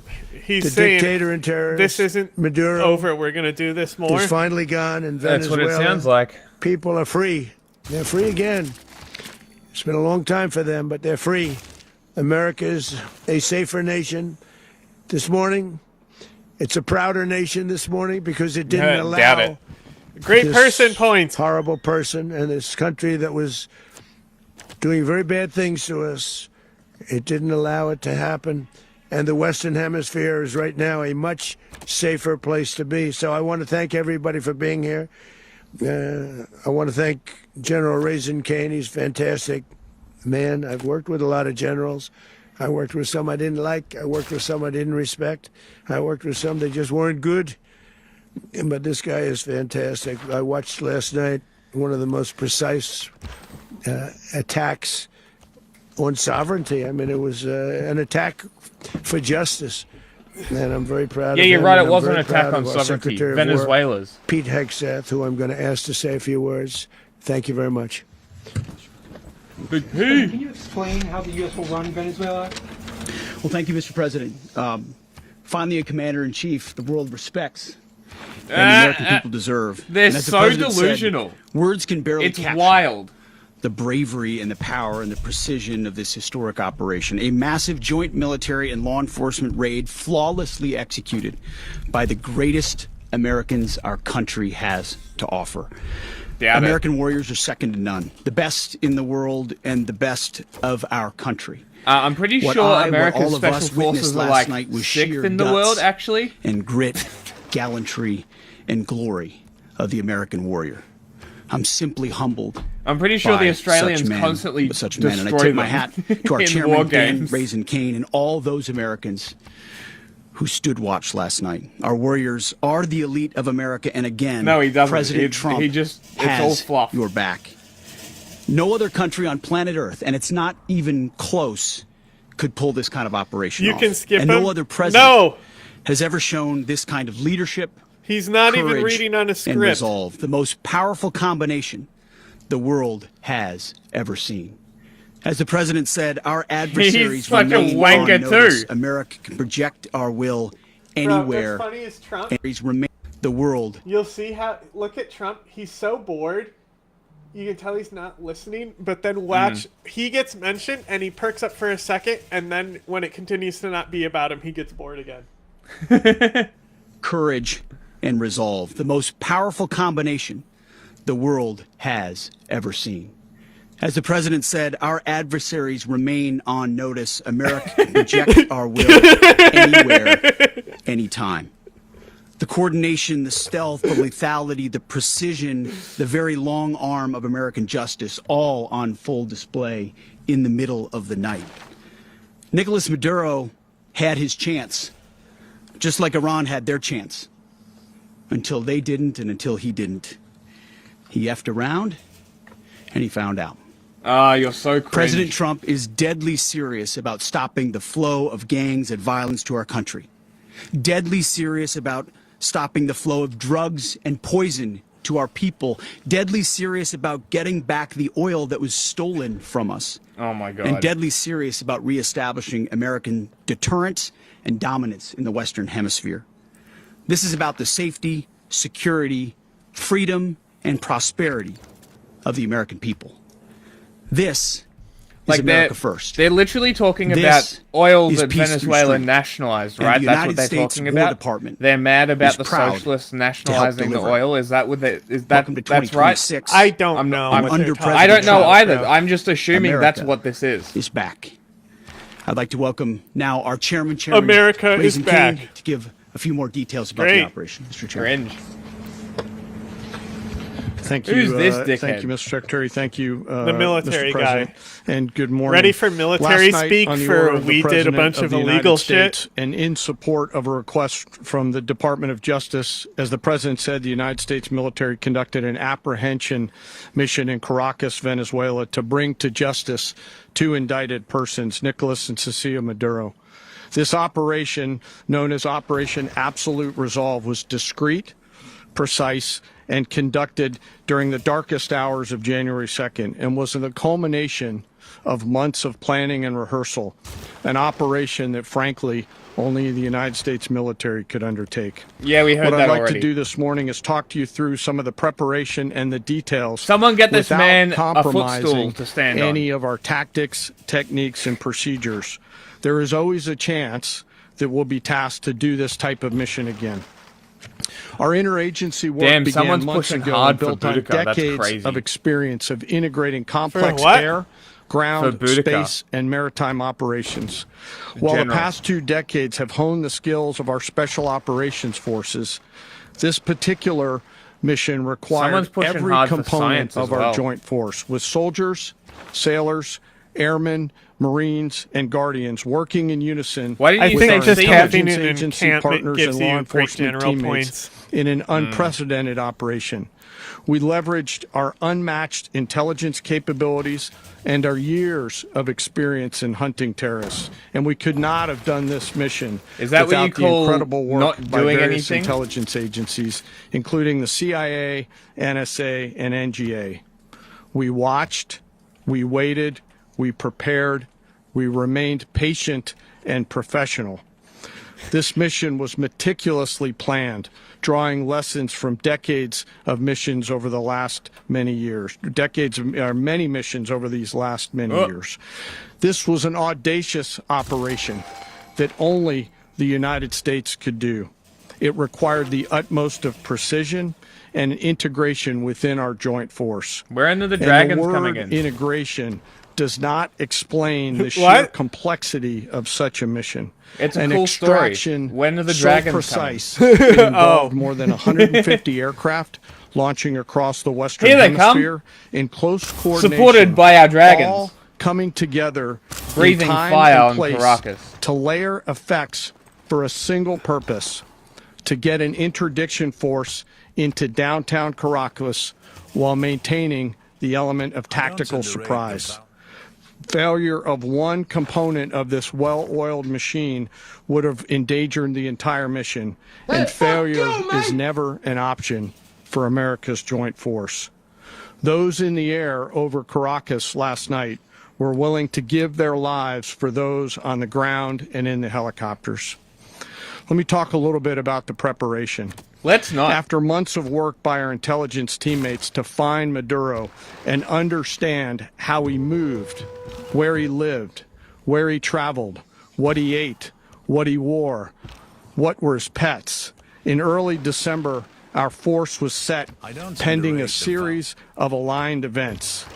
Key was choosing the right day to minimize the potential for civilian harm and maximize the element of surprise, and minimize the harm to the indicted personnel, so as the president said, they could be brought to justice. And as the president said earlier today, weather in Venezuela is always a factor this time of the year. And over the weeks through Christmas and New Year's, the men and women of the United States military sat ready, patiently waiting for the right triggers to be met and the president to order us into action. Last night, the weather broke just enough, clearing a path that only the most skilled aviators in the world could maneuver through. Ocean, mountain, low cloud ceilings. But when tasked with a mission, this organization does not quit. At 10:46 p.m. Eastern Time last night, the president ordered the United States military to move forward with this mission. He said to us, and we appreciate it, Mr. President, good luck and Godspeed. And those words were transmitted to the entire joint force. Over the course of the night, aircraft began launching from 20 different bases on land and sea across the Western Hemisphere. In total, more than 150 aircraft, bombers, fighters, intelligence, reconnaissance, surveillance, rotary wing were in the air last night. Thousands and thousands of hours of experience were airborne. Our youngest crew member was 20, and our oldest crew member was 49. And there's simply no match for American military might. Wow, that's crazy. As the night began, the helicopters took off with the extraction force, which included law enforcement officers, and began their flight into Venezuela Israeli at 100 feet brigades? above the water. As they approached Venezuelan Extraction shores, force? the United States began layering different effects provided by Spacecom, Cybercom, and other members of the interagency to create a pathway. Overhead, those forces were protected by aircraft from the United States Marines, the United States Navy, the United States Air Force, and the Air National Guard. The force included F-22s, F-35s, F-18s, EA-18s, E-2s, B-1 bombers, and other support aircraft, as well as numerous remotely piloted drones. Do you want a medal? As the force began to approach Caracas, the Joint Air Component began dismantling and disabling the air defense systems in Venezuela, employing weapons to ensure the safe passage of the helicopters into the target area. The goal of our air component is, was, and always will be to protect the helicopters and the ground force and get them to the target and get them home. As the force crossed the last point of high terrain where they'd been hiding in the clutter, we assessed that we had maintained totally the element of surprise. As the helicopter force ingressed towards the objective at low level, we arrived at Maduro's compound at 1:01 a.m. Eastern Standard Time, or 2:01 a.m. Caracas local time, and the apprehension force descended into Maduro's compound and moved with speed, precision, and discipline towards their objective and isolated the area to ensure the safety and security of the ground force while apprehending the indicted persons. On arrival into the target area, the helicopters came under fire, and they replied with that fire with overwhelming force in self-defense. It's a One shame of our they didn't get aircraft shot was down. hit, but remained flyable, and as the president said earlier today, all of our aircraft came home, and that aircraft remained flyable during the rest of the mission. As the operation unfolded at the compound, our air and ground intelligence teams provided real-time updates to the ground force, ensuring those forces could safely this whole navigate time, the complex I'm environment sitting here without wondering, unnecessary risk. The force where was that remained army that Maduro was protected parading by around? overhead tactical aviation. Where were they? Maduro and his wife, both indicted, gave up and were taken Venezuelans into are custody by rallying. the Department of Justice, assisted by our Looks incredible like U.S. Saddam. military with professionalism and precision, with no loss of U.S. life. After securing the indicted persons, asleep, the exactly. force began to prep for departure. Helicopters were called in to exfiltrate the extraction force, while fighter aircraft and remotely piloted aircraft provided overhead coverage and suppressive fire. There were multiple self-defense engagements as the force began to withdraw out of Venezuela. The force successfully exfiltrated and returned to their afloat launch bases, and the force was over the water at 3:29 a.m. Eastern Standard Time with Ooh, the indicted witching hour. persons on board. Nice. And both Maduro and his wife were embarked aboard the USS Iwo Jima. In closing, what we've witnessed today is a powerful demonstration of America's joint force.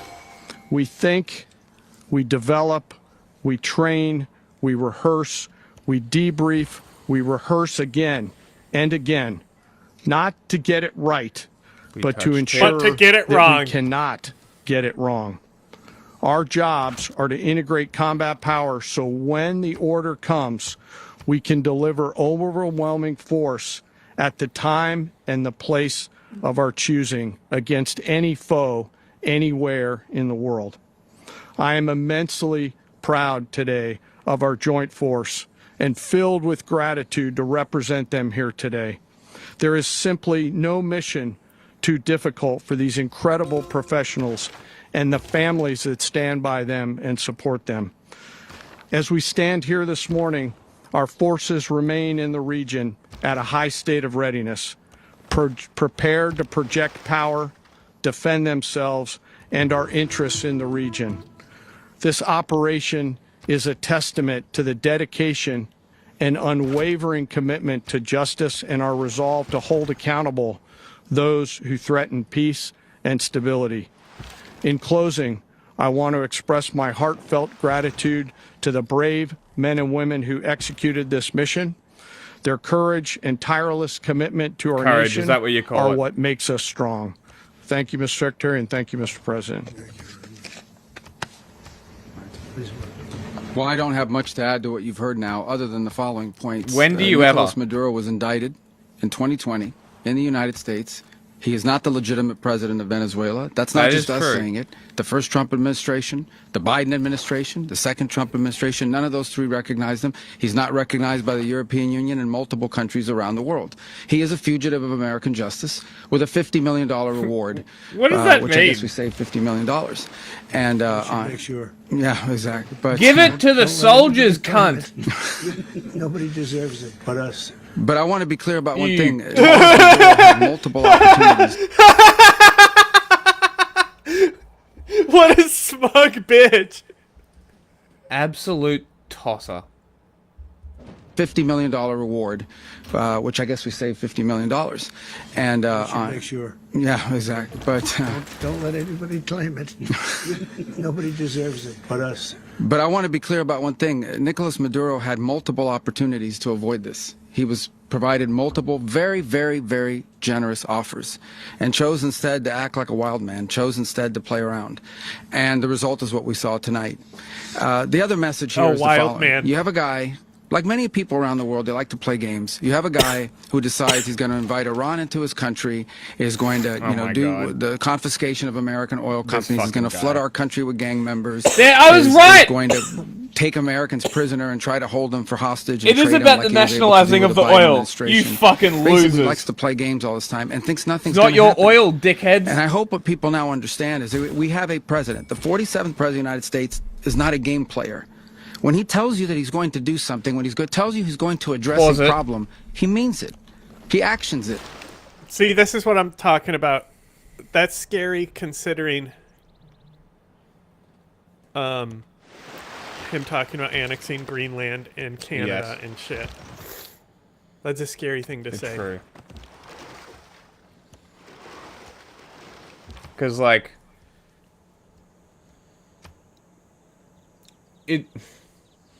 it's wild that this is the angle that they're going with. That it's like, no, I don't think it's about oil either. I think it's a narrative that they're going with to feed the people who already think it's about oil. It's obviously a regime change, right? Yeah. And she's going to sell them the oil. That's a lot of people. What's sure. interesting is a lot of the people who you would expect to parrot that kind of narrative. Like, I want to say even the one Comrade Casey guy, he even pointed out that, like, they say it's about oil, but there's a deeper narrative here. Which is good that we have that literacy already. That is good, I agree. And it's like, that is the accurate, in my opinion, and I'm sure John would agree, the accurate interpretation of what's going on here. Like, the oil is such a simplistic, surface-level thing. And it's like, yes, they've done it before, but that doesn't mean that's what it's about. But what's funny is, in the past, is Dick Cheney was talking about, like, recovering the economy and using the oil to do that in Iraq. So people were like, see, he said it's about the oil. They, like, even though, like, that's not what he was talking about. But this time, when they're specifically saying, this is about oil, we're doing this for the oil and stuff, they are literate enough to be like, that's bullshit. It's a good start, I guess. Who did? What do you mean? I can tell you, I've watched this process now for 14, 15 years, been around it. Everybody talks. I'm going to do this. I'm going to do that. When I get there, we're going to do this. We're going to take... This is a president of action. Like, I don't understand yet how they haven't figured this out. And now, if you don't know, now you know.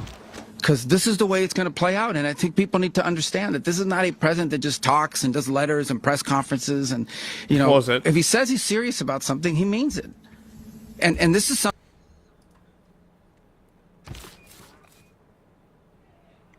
The chick that won the election and had to flee, she said that? She literally asked for this. That's absurd. Unless it's a completely different woman. I'll have a look.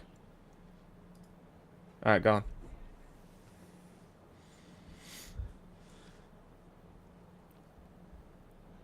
Something that was a direct threat to the national interest of the United States, and the president addressed it. There's a president of peace, by the way. I told you what I just said earlier. This guy had multiple opportunities to find his way somewhere else and figure out another. He could have been living somewhere else right now, very happy. That's a different chick. But instead, he wanted to play big boy. Yeah, that's and a so different now, woman. you know, he's got other sets of problems on his hands. And but I think the message here should be for the world. Look, the president doesn't go out looking for people to pick fights with. I'm glad that's what's happening. Generally wants to get along with everybody. We'll talk and meet with anybody, but don't play games. Don't play games with this president's in office, because it's not going to turn out well.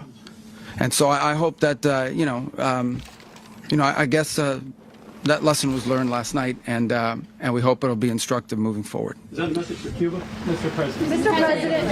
Mr. President. Mr. President. Islam too, it's like Islam but gay. Is going to run Venezuela. So who's in power right now?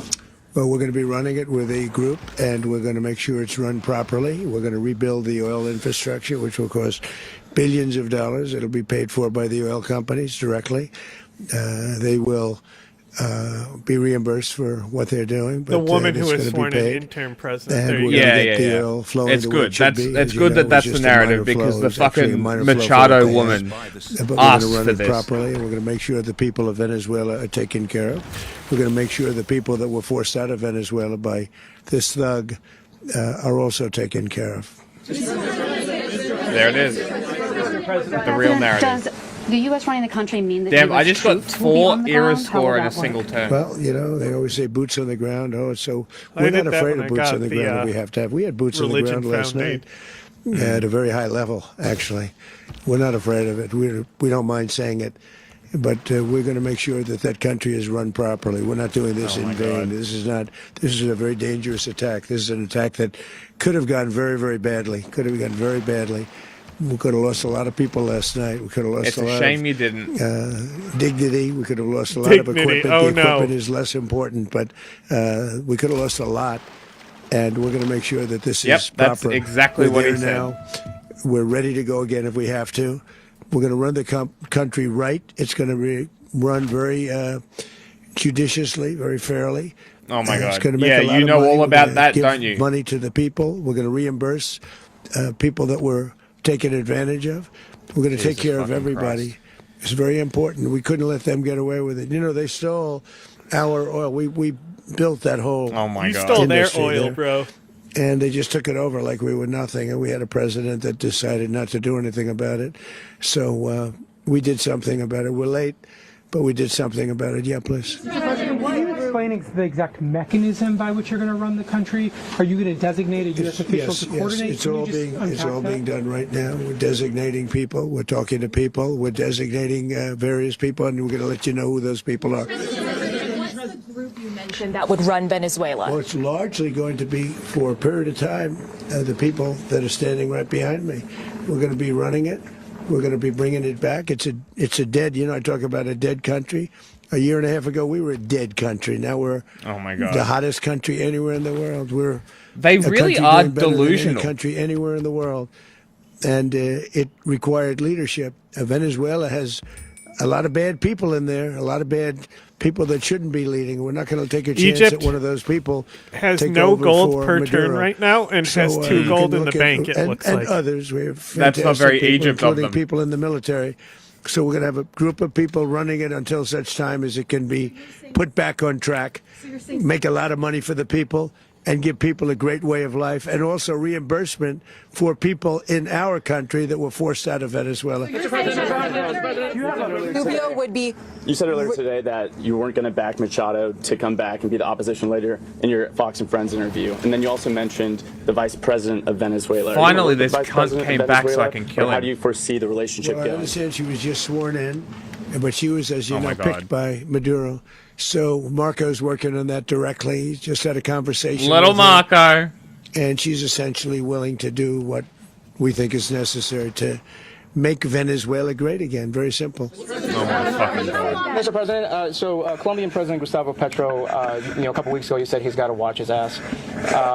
And today, he said he's not concerned about anything happening to him in the aftermath of this operation. So, just what your message is Well, about he that. has cocaine mills. He has factories where he makes cocaine.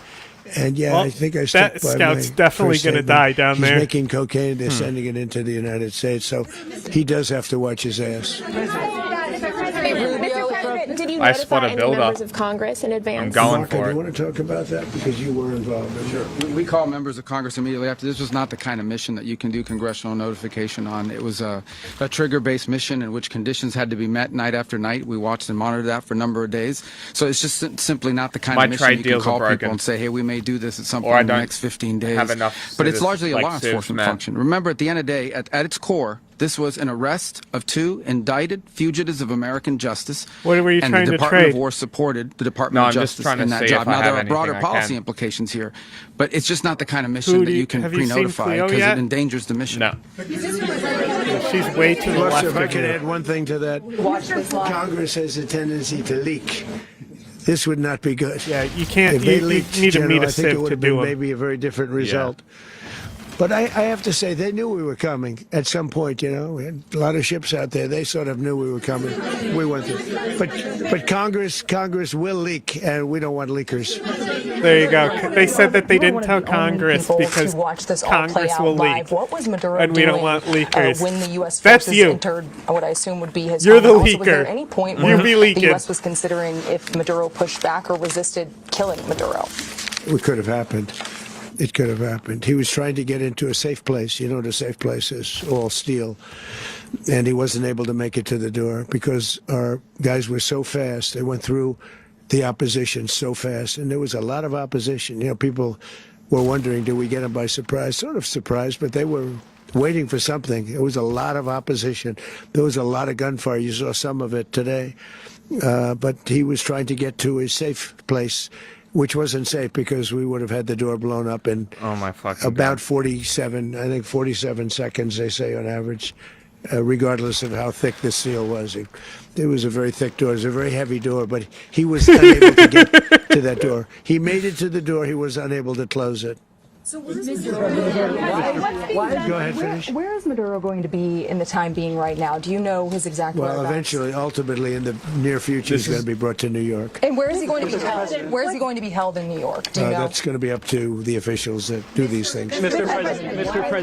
President, the U.S. has something of a mixed track record of ousting dictators without necessarily a plan for what comes afterwards. Not with me. Yo, get your scout off my Only at fucking different Amber. presidents, but with me, that's not true. With me, I literally we've had was a about to perfect track put a record builder of, right where your winning. fucker is. We win. Oh, sorry, a lot, he's on and we automatic, win. If you look at Soleimani, you exploration. look at al-Baghdadi, you look He'll at move. the Midnight Hammer. Midnight Hammer was incredible. Right now, you wouldn't have peace in the Middle East. We have essentially peace in the Middle East because of that. If we weren't successful with Midnight Hammer, you wouldn't have peace in the Middle East. So, with me, you've had a lot of victory. You've had only victories. You've had no losses. Yeah.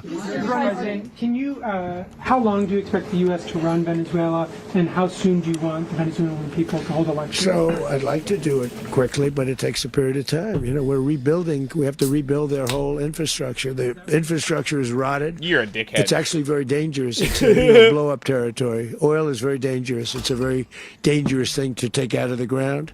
It can kill a lot of people. It has killed a lot of people doing just that. The infrastructure is old. It's rotted. Much of it is stuff that we put there 25 years ago, and we're going to be replacing it. And we're going to take a lot of money out so that we can take care of the country. Yeah. Are you saying that Secretary Rubio and Mr. President, China, Russia, and Iran have interests in Venezuela. How does this operation affect your relationships with them when it comes to the oil and the drugs? And Russia. Hey, Russia. Russia when we get things straightened out. But in terms of other countries that want oil, we're in the oil business. We're going to sell it to them. We're not going to say we're not going to give it to them. In other words, we'll be selling oil probably in much larger doses because they couldn't produce very much because their infrastructure was so bad. So we'll be selling large amounts of oil to other countries, many of whom are using it now, but I would say many more will come. Are you saying that? Rabble. Are you saying that? Mr. President, Rabble. What is your message to the people of Venezuela today? Of course, fuck the civilian population specifically, they have a lot of questions. What is your message to the people of Venezuela? That you're going to have peace, justice. You're going to have some of the riches that you should have had for a long period of time. It was stolen from you. But you're going to have peace and you're going to have safety. You're going to have justice. You're going to have a country. You're going to have a real country. You're going to have potentially a great country. You know, if you go back 20 years, maybe even a little longer ago, that was a great country.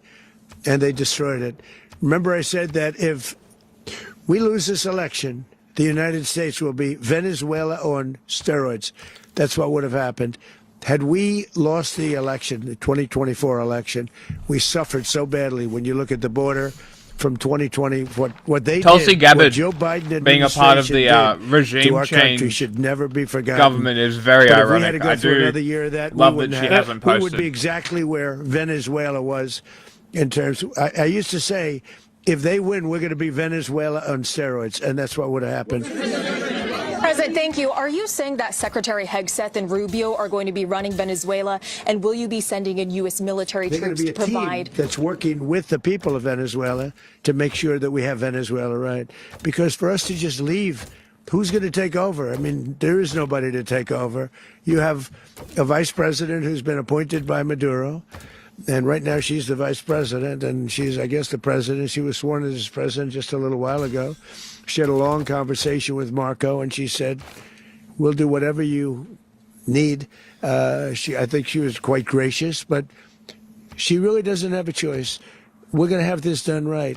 We're not going to just do this with Maduro, then leave like everybody else, leave and say, let it go to hell. If we just left, it has zero chance of ever coming back. We'll run it properly. We'll run it professionally. We'll have the greatest oil companies in the world. Sounds invest billions and billions a lot like of Xi dollars Jinping. and take out money. Use that money in Venezuela, and the biggest beneficiary are going to be the people of Venezuela. And also, I can't stress this strongly enough: the people that got thrown out of Venezuela, that are now in the United States, and frankly, some want to stay, and some probably want to go back. Yeah. What's being done to protect Americans in the country, and were any of the detained Americans? Well, right now they're very protected because nobody's going to mess with us. They're very protected. The people of, and we let them know that you better not touch one of them. Why are you concerned that bad elements of the Maduro regime? What did he even say? Well, we know who they are.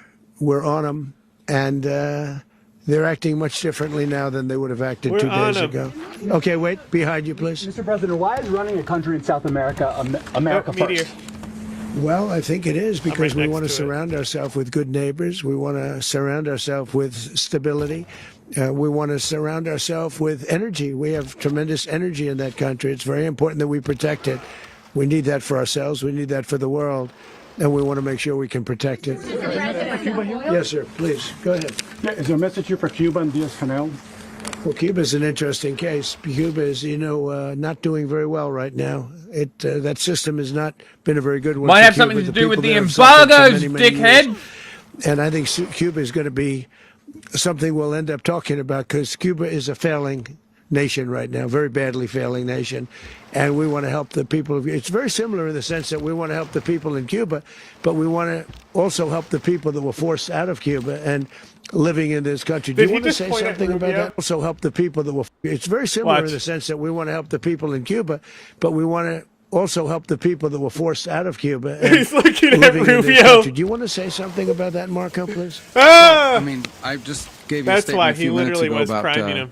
when the president speaks, you should take him seriously. Suffice it to say, Cuba is a disaster. It's run by incompetent, senile men, and in some cases, not senile, but incompetent. Nonetheless, it has no economy. It's in total collapse. And by the way, they were, all of the guards that helped protect Maduro, this is well known, their whole spy agency, all that were full of Cubans.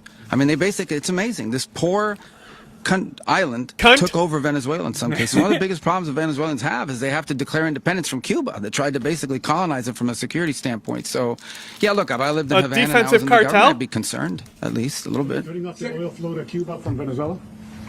Well, the president already announced a week ago that anything that's sanctioned, it's sanctioned oil, it's not going to be allowed to get there. So that's a pre-existing. Mr. President.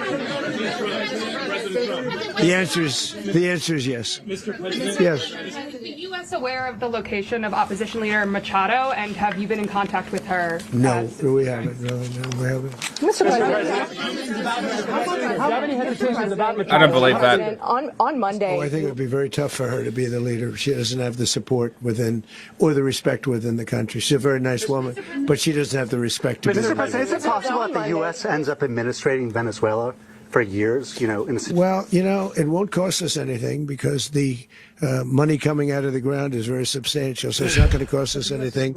We want safety there. We want to be surrounded by countries that aren't housing all of our enemies all over the world. That's what was happening, and you don't want to have that. But we're going to be rebuilding, and we're not spending money. The oil companies are going to go in. They're going to spend money. We're going to take back the oil that, frankly, we should have taken back a long time ago. A lot of money is coming out of the ground. We're going to get reimbursed for all of that. We're going to get reimbursed for everything that we spend. So it's going to be a very important. This is a very big evening that took place last night. We have to be surrounded by safe, secure countries, and we also have to have energy. Very important. We have to have energy that's real energy, not where they're getting 4% and 5% of the energy out of the ground. You take a look. It was such a disaster. So what's going to happen with Venezuela, I think, over the next period of a year is going to be a great thing. And the people of Venezuela will be the biggest beneficiaries. Mr. President, I'm going to send in the U.S. military. Mr. President, thank you. What did you last speak to Maduro about when you spoke? And is the Well, I don't He want to said, get into the conversations, but I did have conversations with him, and I said, didn't know what he meant by that. You got to surrender. And I actually thought he was pretty close to doing so, but now he wished he did, yeah. Mr. President, explain, you said that Maduro is responsible for drug trafficking. You recently pardoned the former president of Honduras who was convicted on many drug trafficking. Can you explain how these two situations are different? And would you ever pardon Maduro? I endorsed, as you know, the winning president, the man who won in Honduras. I endorsed the man who won in Chile. I endorsed the man who won in Argentina, and we are doing very well with that whole group. What the man that I pardoned was, if you could equate it to us, he was treated like the Biden administration treated a man named Trump. That didn't work out too well for them. This was a man who was persecuted very unfairly. He was the head of the country. He was persecuted very unfairly, and there are a number of them. And we felt that it was a very unfair situation that happened to him. He's also a party member of the man who won. Hey, there it is. I finally read it. The +1 people economic liked policy what I slot. did. Hell yeah. And one of the reasons that was done is because of the fact that the party in power felt very strongly that that man was treated very badly. I studied it very quickly, and then I studied it in great detail. I went to a lot of the people standing behind me, and they felt that that man was persecuted and treated very badly. That's why I gave him a pardon. You referenced boots on the ground earlier. Can you just sort of button this up? Do you envision the U.S. military having a presence in Venezuela as the U.S. runs that country? No, we're going to have a presence in Venezuela as it pertains to oil, because we have to have, we're sending our expertise in. So you may need something, not very much. But no, we're going to be taking out a tremendous amount of wealth out of the ground, and that wealth is going to the people of Venezuela and people from outside of Venezuela that used to be in Venezuela. And it goes also to the United States of America in the form of reimbursement for the damages caused us by that country. So I want to thank you all very much. Thank you. Do you have one? Yes, please. You were so nice before. I'm going to give you the final question. Go ahead. Thank you, Mr. Unless President. it's a bad question, in which case I'll go one word. It's about who? It's about Putin, if you want. About Putin? Well, that's always nice to talk about Putin. You had a phone call with him on Monday. Did he talk at all about Maduro? Did y'all talk about this? No, we didn't. We never spoke about Maduro. Are you mad at him right now? I mean, there's this I'm not thrilled with Putin. I'm not thrilled with Putin. He's killing too many people. There was that I intelligence. thought that would be so. I settled 8 1/4 war. You know what the 1/4 was? Thailand and Cambodia. I did it again. They broke out, and I did it in That about means you didn't 5 do it the hours, first time. and I settled it. I'm giving myself 1/4, so I'm up to now 8 1/4. In other words, I settled the war, but then they broke out. They had a pretty bad breakout over the last 4 days. I got them to go back to peace. So I only give 1/4. I thought the easiest one would be. Shut up! One of the easier ones would be Russia, Ukraine. Oh my God! It's Shut not. up and just fucking they answer both the have question. Done some pretty bad things. And look, that's Biden's war. That's not my war. Shut up! But I want to stop the lives. Shut Did the you fuck see up! Where last month, 30,000. It was 27. 27,000 the month before. 30,000, mostly soldiers, were killed this last month. 30,000. I want to stop that. You know, I got NATO to pay 5% instead of the 2% that they weren't paying. They weren't paying 2, now they pay 5. And we send them a lot of munitions. We send them a lot of things, missiles and various other things, a lot. And they pay. The United States is not losing money. We're probably making money on that. It's the last thing I care about. I just want to stop all those people. We're losing 25, 30,000 human beings that come from two places that are very far away. But if I can stop, because it's something I've been pretty good at doing, deals, I guess. It's all a deal. Life is a big deal. But if I can stop that war and stop 30,000 young people, in addition to the fact that people are being killed in Kiev, people are being killed in other cities throughout, a much smaller number, but they're being killed, viciously killed. So I'm not happy about it. I thought that would be something that would get solved.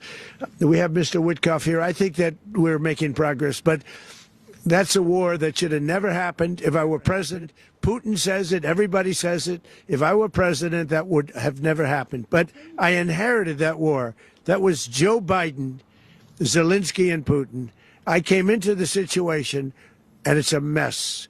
And I will say this, I watched an operation last night that was so precise, that was so brilliant. I mean, it was incredible. If we had our people, like this general and our people involved, that war would not have gone on very long, that I can tell you. That war, to use an old term, that war has become a bloodbath, and we want it to get stopped. Thank you very much.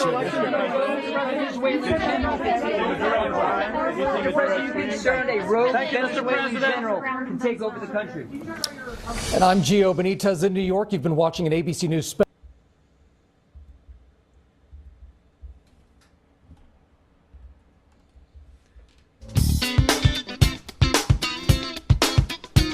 This is democracy. Oh, they really did an emergency broadcast. Jack, did you give me the fucking file that I needed? Did you tell me where it is in the drive, what it's called?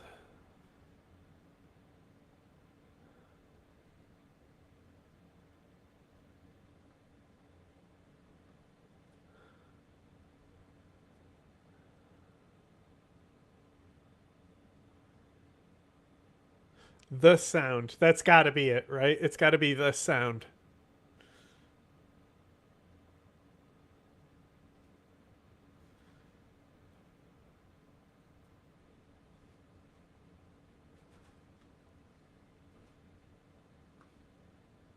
File.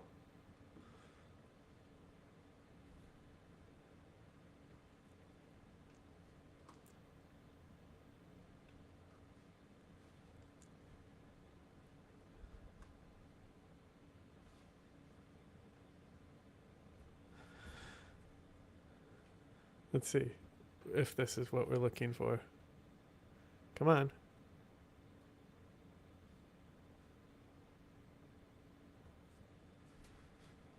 Okay.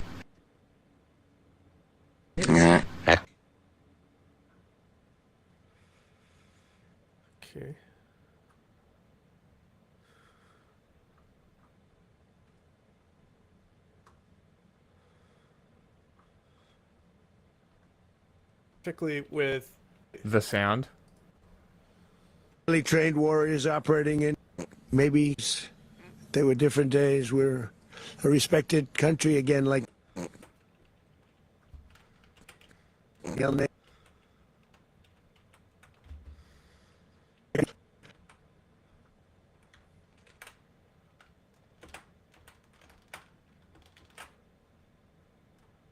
a respected country again, like maybe like never before.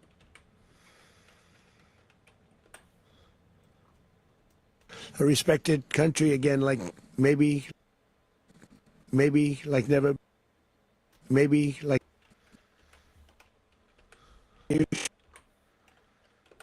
country again, like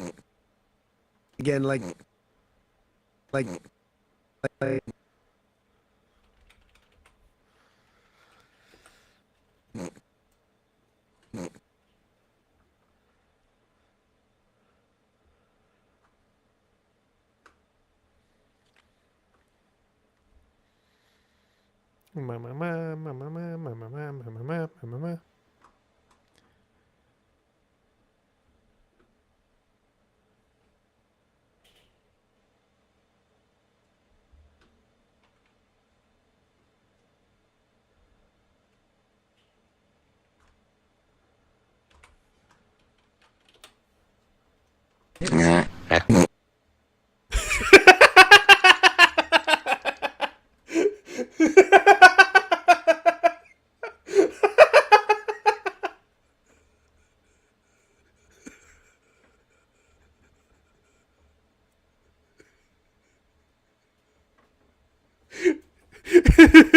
so good.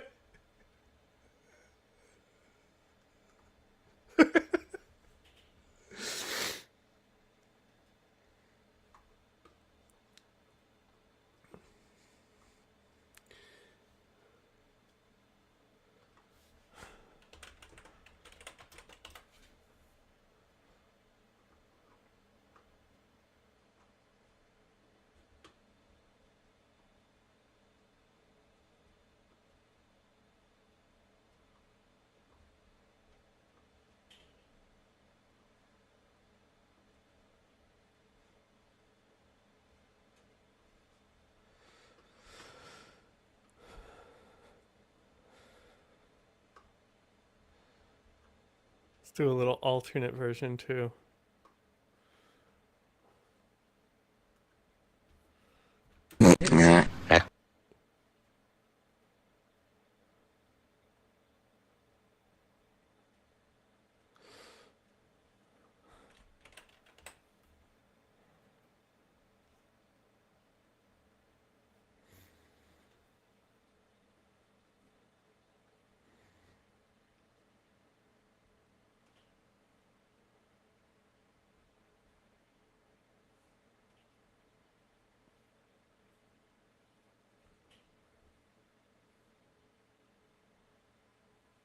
I think Jack may have died. Now, democracynow.org.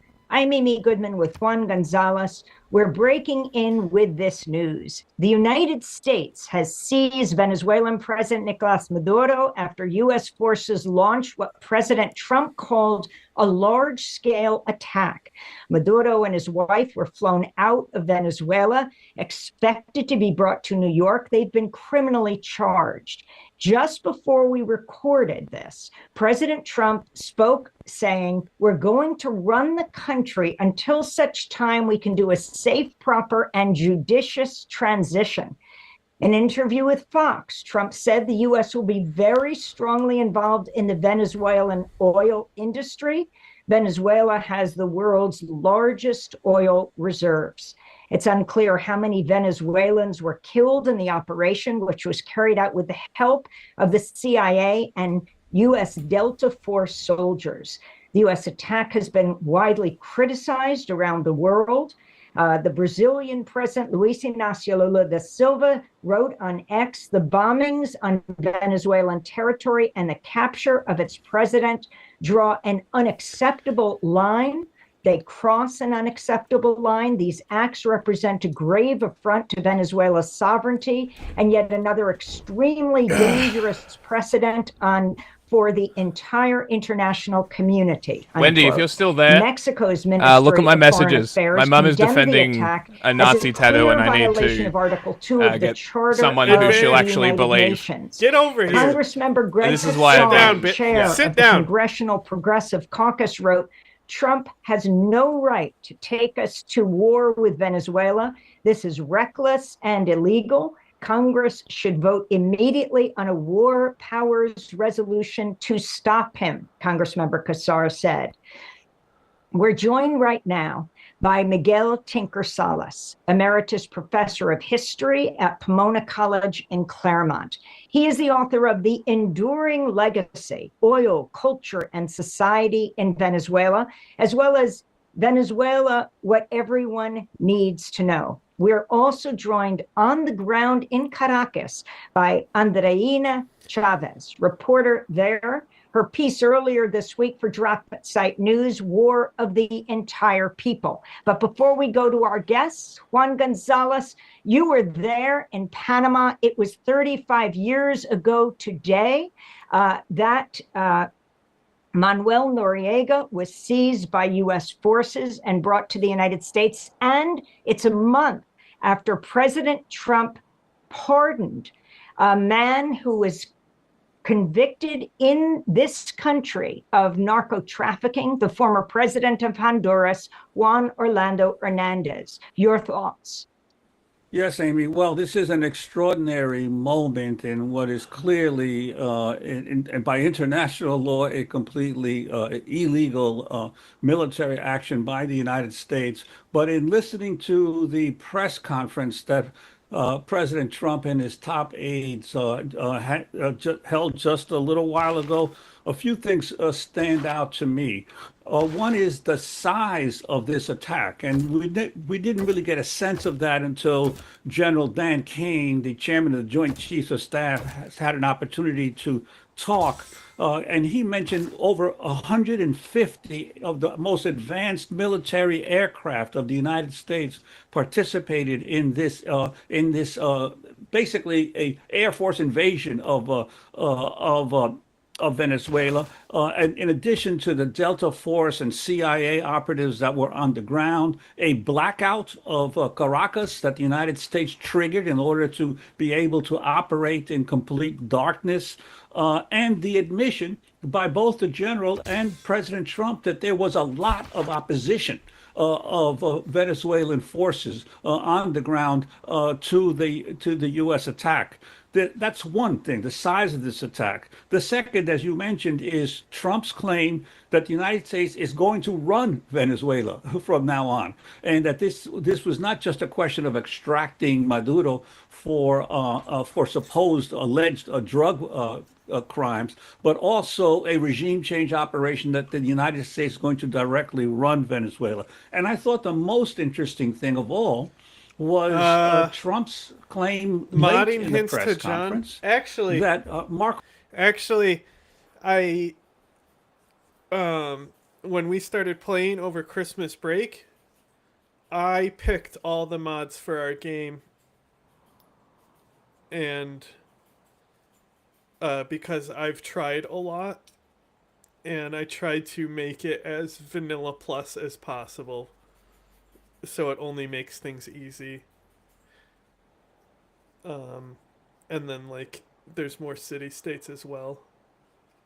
The city state stuff is more dynamic, because I like the city state stuff. I like to expand that part of the game because it's kind of underused.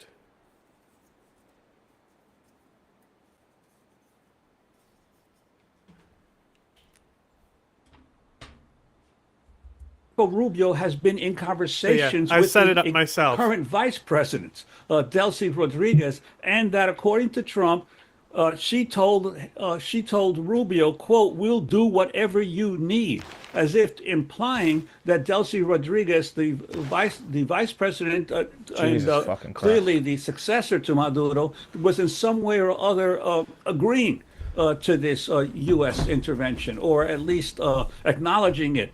So I think that those are the three things that stuck out to me. We'll have to see in the next few hours and days to what degree some of these claims of Trump are actually factual. Well, these developments of the last hours have been stunning.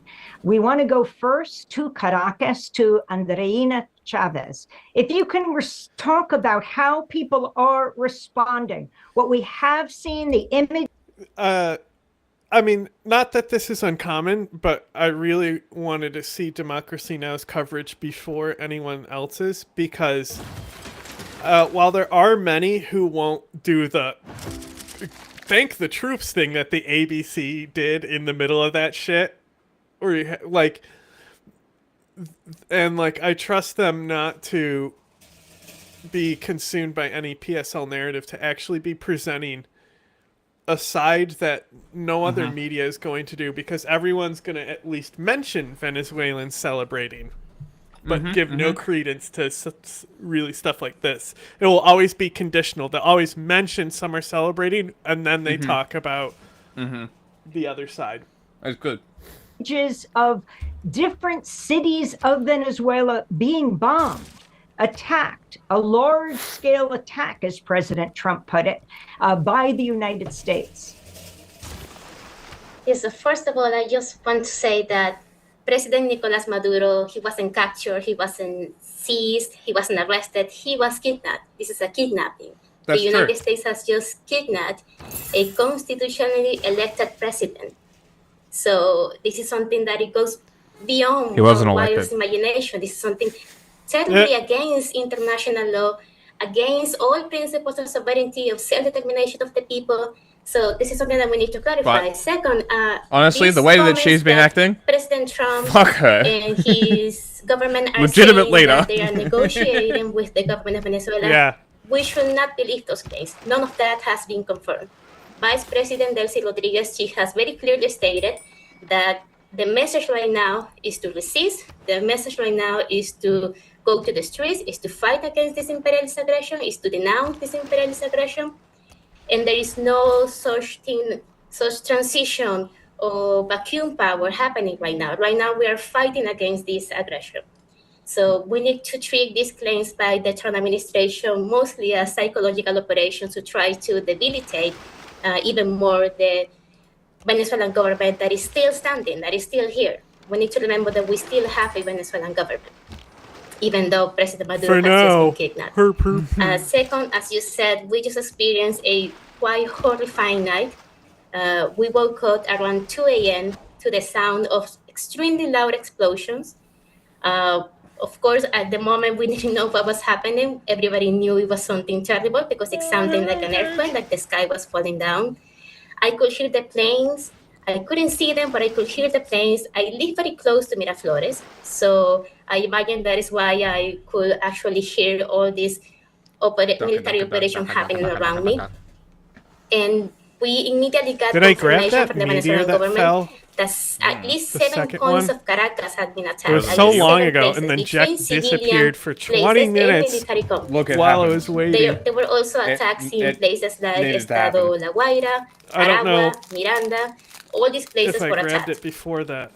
After that, we got even more confirmation from the defense minister, Vladimir Padrino Lopez, who said that indeed we were under an imperialist military aggression from the United States. Maybe the city-state got it.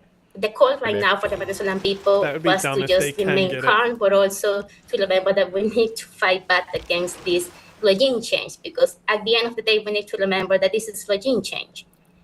We have to remember that the U.S. has been peddling a lie about Venezuela, about the Venezuelan government being a drug cartel, about the Venezuelan government being involved in drug trafficking, using evidence that is not credible at all. Not even using evidence. At the most, they're just using a court in New York to say that President Maduro is involved in narco trafficking without actually presenting evidence that he is doing that. That's pretty good. There is absolutely no credible evidence that there is a Venezuelan state that is involved in a high-structured drug trafficking corporation. That is not true. They have been using that lie first to kill people in small vessels in the Caribbean, and now to bomb Venezuela and to kidnap the Venezuelan president. So right now we're facing a regime change, and I think that is the first thing that people need to have in mind, that Venezuela is being bombed. We are facing a regime change. President Trump just said it. He said that right now he's going to run Venezuela. The United States has decided that they're going to control Venezuela from now on. They're going to control Venezuela's oil business from now on. So if this was actually something about capturing a supposed narco-trafficking person, then why wouldn't that just mean that the Venezuelan government I got the have rubies. a vice president who constitutionally is mandated to now take power? But no, he's not saying that. He's saying that anybody who remains loyal to the got it process from the is going meteor. to go down. He's saying that there might be more military operations, and he's saying that now the do you want United to help States me is going take to assign people the city-state? to control the Venezuelan government, and the first thing that he's going to do is take you're power good. over the Venezuelan oil industry. You got it. And remember that he said that the Venezuelan oil industry wasn't working right, that he was going to make it finally work right. We need to remember that the Venezuelan oil industry has been under U.S. sanctions for almost a decade. Let us bring Professor Tinker Salas into this conversation. You were born in Venezuela. Your books are about Venezuela. You woke up to this news as well. You're based right now in California. If you can respond to these points, and especially what Andreina is talking about, the U.S. will now run Venezuela. Until there, such time as there is a just transition. Marco Rubio, the Secretary of State, calling, saying that Maduro was given plenty of chances to step down, but in fact, he's a wild man, he said. Yeah, the spectacle of that press conference is amazing. It looked like something out of a Hollywood movie set, a B movie set. This is the Pirates of the Caribbean. This is Marco Rubio, now the Viceroy of Venezuela. This is an effort to run Venezuela with 15,000 troops. That's utterly impossible. There is a government in Venezuela. There's a people in Venezuela. This was a kidnapping of a government in Venezuela. The reality is that we've seen this before. We've seen this in Panama. We've seen this throughout the history of Latin America, whether Nicaragua, whether Haiti, whether Mexico. The reality here is very clearly Trump made this about even though they're oil. actually valid now. What Holy they do shit! Want to run is not the tanky country, points are valid for once. And that's the central part of this discussion. I think we need to keep an eye on that ball. And I think that the other part of this is it's clearly a message internally for U.S. politics with a view towards midterm elections. Right twice the a day, U.S. I can guess. impose its will. We saw that clearly in the national security strategy documents that were revealed a couple of weeks ago, where the U.S. will control the Western Hemisphere. The U.S. will impose its will. The message is clear for Mexico. The message is clear for Brazil. The message is clear for everywhere in Latin America. What we've seen here is an effort at regime change. And we heard this before. Okay. We heard this in Iraq when Bush said that the oil production in Iraq will pay for the intervention. Hey, he said it. Happen in Iraq, and it won't happen in Venezuela. He said the accurate thing instead of the tanky point. Establishing U.S. dominance. I missed it. Go about back. The U.S. regaining control. He referenced the Dick Cheney quote properly. Fantastic. Well, that didn't happen in Iraq, and it won't happen in Venezuela. This is about regime change. This is about establishing U.S. dominance. This is about the U.S. regaining control and excluding China and Russia.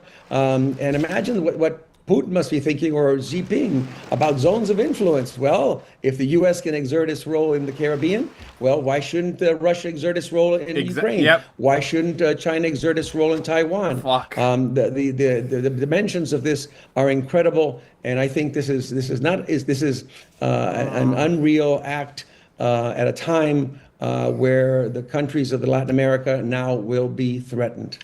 And Miguel, I wanted to ask you repeatedly during the press conference, President Trump talked about. Fucking hell! I didn't even think about that. Jesus fucking Christ! And I was worried about the Ukraine deal. I was so focused on the Ukraine deal ceding territory, giving credence to China, but oh, I did get the meteor. That's why I have 2 heavy chariots. This is so much worse. And if they go after Cuba, it's over. Fuck me. Yeah, it's pretty bad. Fuck. Oh man. Well.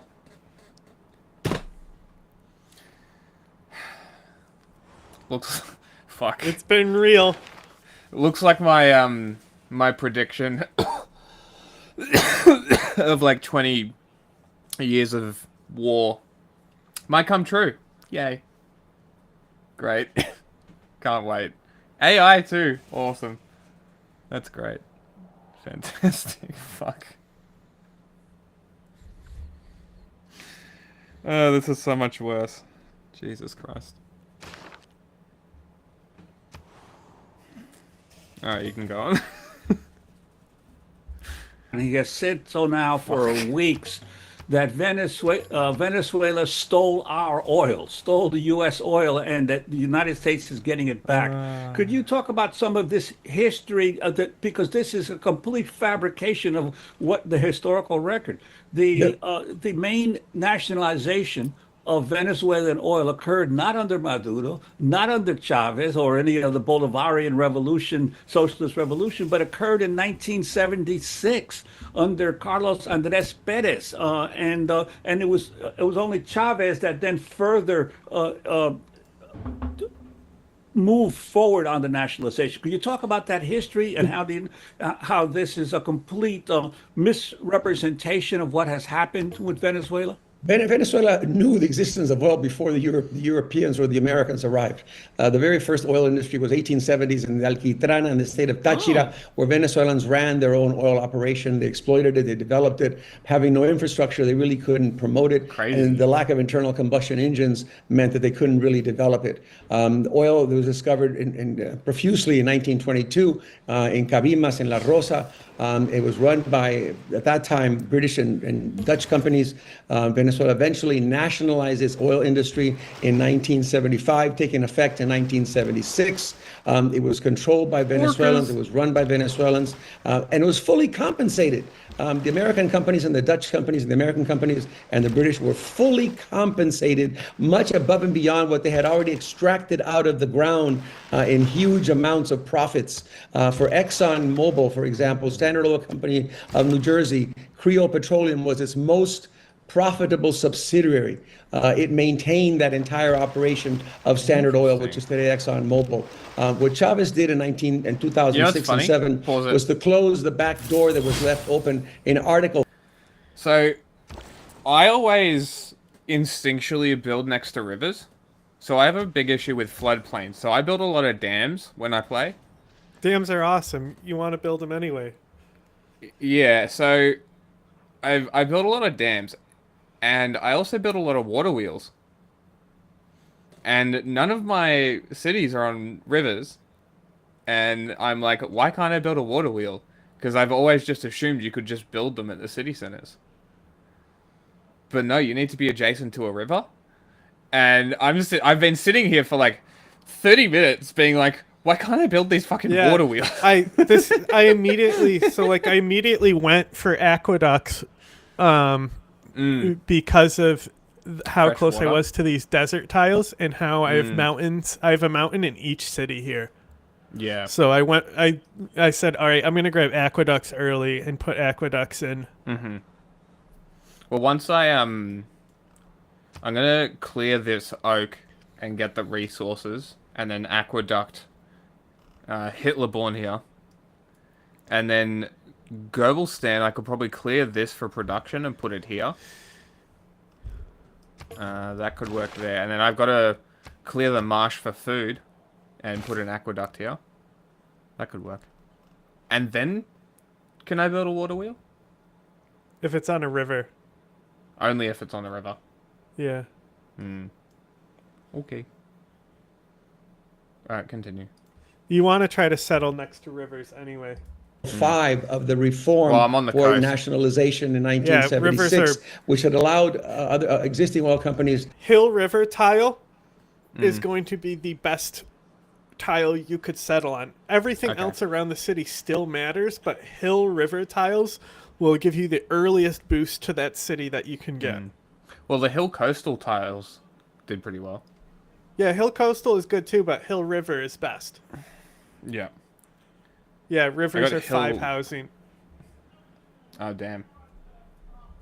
To proceed in Venezuela as partners and operating with and PDVSA. they normally have he the imposed floodplain so on those companies food. the joint ventures, but they had to include PDVSA, which is the Venezuelan Petroleum Corporation. So Trump is utterly wrong, utterly lying when he says that the oil companies were stolen from the Americans. They were fully compensated. They had received compensation over and over and over, in addition to what they had extracted in profits out of Venezuela previously. But we go back to the Juan Pablo Pérez Alfonso, the minister of the petroleum in Venezuela in the 1960s, that said oil is the excrement of the devil. If you go into the quick deal screens, then go to exchange, and then you can say you need gold. My deals are broken. Oh, you haven't met anyone else. I'm just gonna trade gold with you. Can you just give me my gold? What if I don't want to give you gold? I'll give you horses. I don't. You don't have any horses. 1 second. Don't need them. I can't sell them. The AIs that I see are full on horses, so I can't sell those horses. Are you selling iron? Yes. Do you want iron? No, they're full now. I can't sell any more Fuck. iron. Like I said, there's nothing you can give me right now. Pay me $40 for open borders. Look, when I can to a playable state. I don't. You know what I have? I think I have Diplo favor. This is the. I think this is the best Civ that we'll ever get. I have Diplo favor. I don't need Once that again, either. Trump has proven that. You have 4. Adriana, I yeah, can 'cause see I've that been you've selling it. been nodding your head Uh-huh. from Caracas. If you can talk about what President Trump said, that the oil companies will be funding this, and also the Nobel Peace Laureate Machado, who is outside the country right now, what this means. When I build up where more of a she stockpile, is, they I said might give they you are not bringing her gold if back you need right it. now, Well, probably- and that Marco Rubio I needed to unlock a Andreina, tile to build Petra. has been talking with Dulce Rodriguez, as you pointed out. Yes, so there's this claim that Marco Rubio has been talking with Delcy Rodriguez, and as I said before, we don't have actual confirmation that that is happening. They have also claimed that they were negotiating with President Maduro. They have made a lot of claims, and we know now those are not true. If there was any kind of negotiation with President Maduro, then they wouldn't have kidnapped him in the middle of the night while bombing the entire country. So we know that the United States government lies.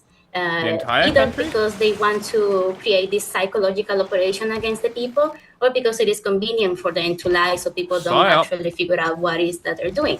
So there's no confirmation that there's any kind of negotiation happening, either with Delcy Rodriguez, who's the vice president, or other key figures in the government. All we know right now is that the government figures that are still standing, they are calling the people to resist and to go to the streets and to fight back against this regime change operation. And of course, there are also, I just came from near Miraflores. I was in a protest. People were there taking turns to speak on the microphone, and every single person was saying, we are not giving up. We are not giving up. We are going to demand that President Maduro is brought back. We're going to demand that we have proof of life of President Maduro and his wife, Silvia Flores. What happened? So Can I people are undo not a just campus place? waiting to see No. what plans. I could have given a mod for removable districts, but I think Well, it's more an undo. If I leave now and if we both no, leave... no. It's no. Fuck. Sorry. But it's That's only going to disappointing. cost you like what, a few research points per turn. Oh, it's not that. I put it on What'd you- top of the rubies. Does it destroy the rubies, or do you Yeah, still it's get gone. them? You don't have rubies anymore? No, I still have one because I settled a city on some. Well, But it there's was a second there's source. rubies next to Berlin here. No, I know. The right where I put the campus is where the first one was. There's 3 ruby things here.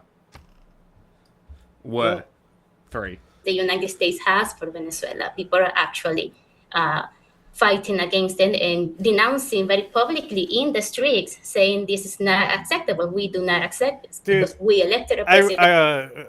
I was laughing at a post. It was like posted by a pro-Ukraine page, and it was just Venezuelan air defense, and it was just one of those multi-stage box fireworks that continually shoot bottle rockets in the air, and a girl just dancing every time.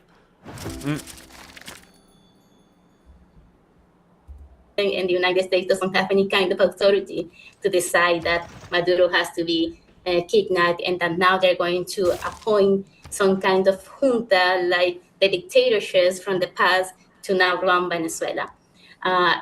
When it comes to Maria Corina Machado, we don't really know, they have been very careful not to mention her, and I think that that proves that in a lot of ways they were actually sort of inflating her figure, trying to pose her as this kind of natural opposition figure who needed to take power in Venezuela eventually, but I don't think they were actually that committed to Maria Corina Machado, because ultimately they don't care. They just care about whoever, even if it's just a bunch of Venezuelans living in the United States learning If I the find country. They don't Caracas, care if it's Maria I Corina will Machado. invade They it. just care that it's someone that is I friendly found to the- U.S. interests.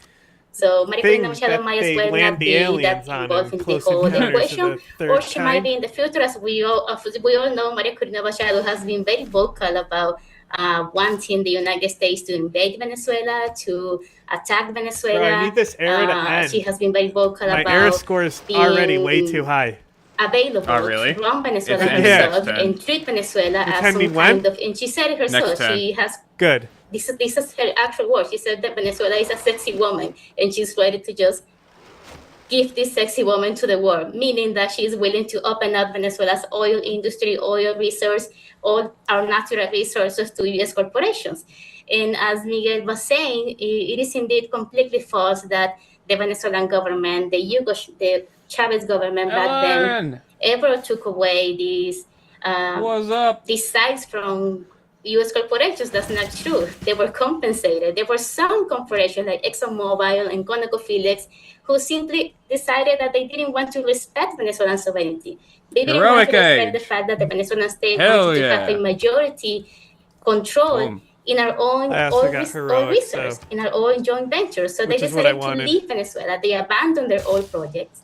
And now they are trying to fabricate this narrative that somehow that means that they were stolen. And they were not. These are just corporations that are greedy, that they were used to exploiting Venezuela however they wanted without actually giving anything back to the Venezuelan people. And now they want to do the same. And that's what we heard Trump just said. Andreina, I wanted to ask you, in terms of what you have heard there in Venezuela from the other key leaders of the country around Maduro, specifically Vladimir Padrino Lopez, the defense minister, Jorge Rodriguez, the president of the National Assembly and the brother of the vice president, Delcy Rodriguez, and also Diosdado Cabello, the interior minister. These are considered the key figures around Maduro. Have any of them made announcements other than Delcy Rodriguez, the interview she did on a radio program where by phone where she called for people to resist? Yes, so Defense Minister Vladimir Padrino Lopez, he was the first one to actually give a live statement, a video statement, in which he told the people that indeed we were being attacked by the U.S. He said that not only military sites were being struck, but also civilian population. He said that the army was ready to fight back, that they were mobilized, that they were outside, that they were taking charge, that they were monitoring the entire country. Well, yeah, people so now to remain calm, I founded two cities right when it not believe turned, any of these wild claims and psychological operations that are going around. And of course, he advised that we need to stick to the truth. We need to stick to the source, which is the Venezuelan government. Right now, there are a lot of mainstream media outlets and just people on social media claiming a lot of things, publishing photos that are edited, that are AI. So we need to try to focus on who are the people who actually can give us information, and that those are the Venezuelan government. Besides Padrino Lopez, we also had Diosdado Cabello. He was on the streets from the moment this started happening. Diosdado Cabello and his group of people, they went to the streets, and he gave a declaration from the streets telling to people that indeed we just were victims of this horrifying attack. And I think you know what to vote for the first one. He said, trust your authorities, trust your leaders. We're waiting this. We're handling the situation. We know this is terrible. We know this is bad, but we're going to fight back. So don't worry, I got it. These key figures in the Venezuelan government, they have stated very clearly that they are not giving up. There is no chance that they are actually negotiating anything with the U.S. government.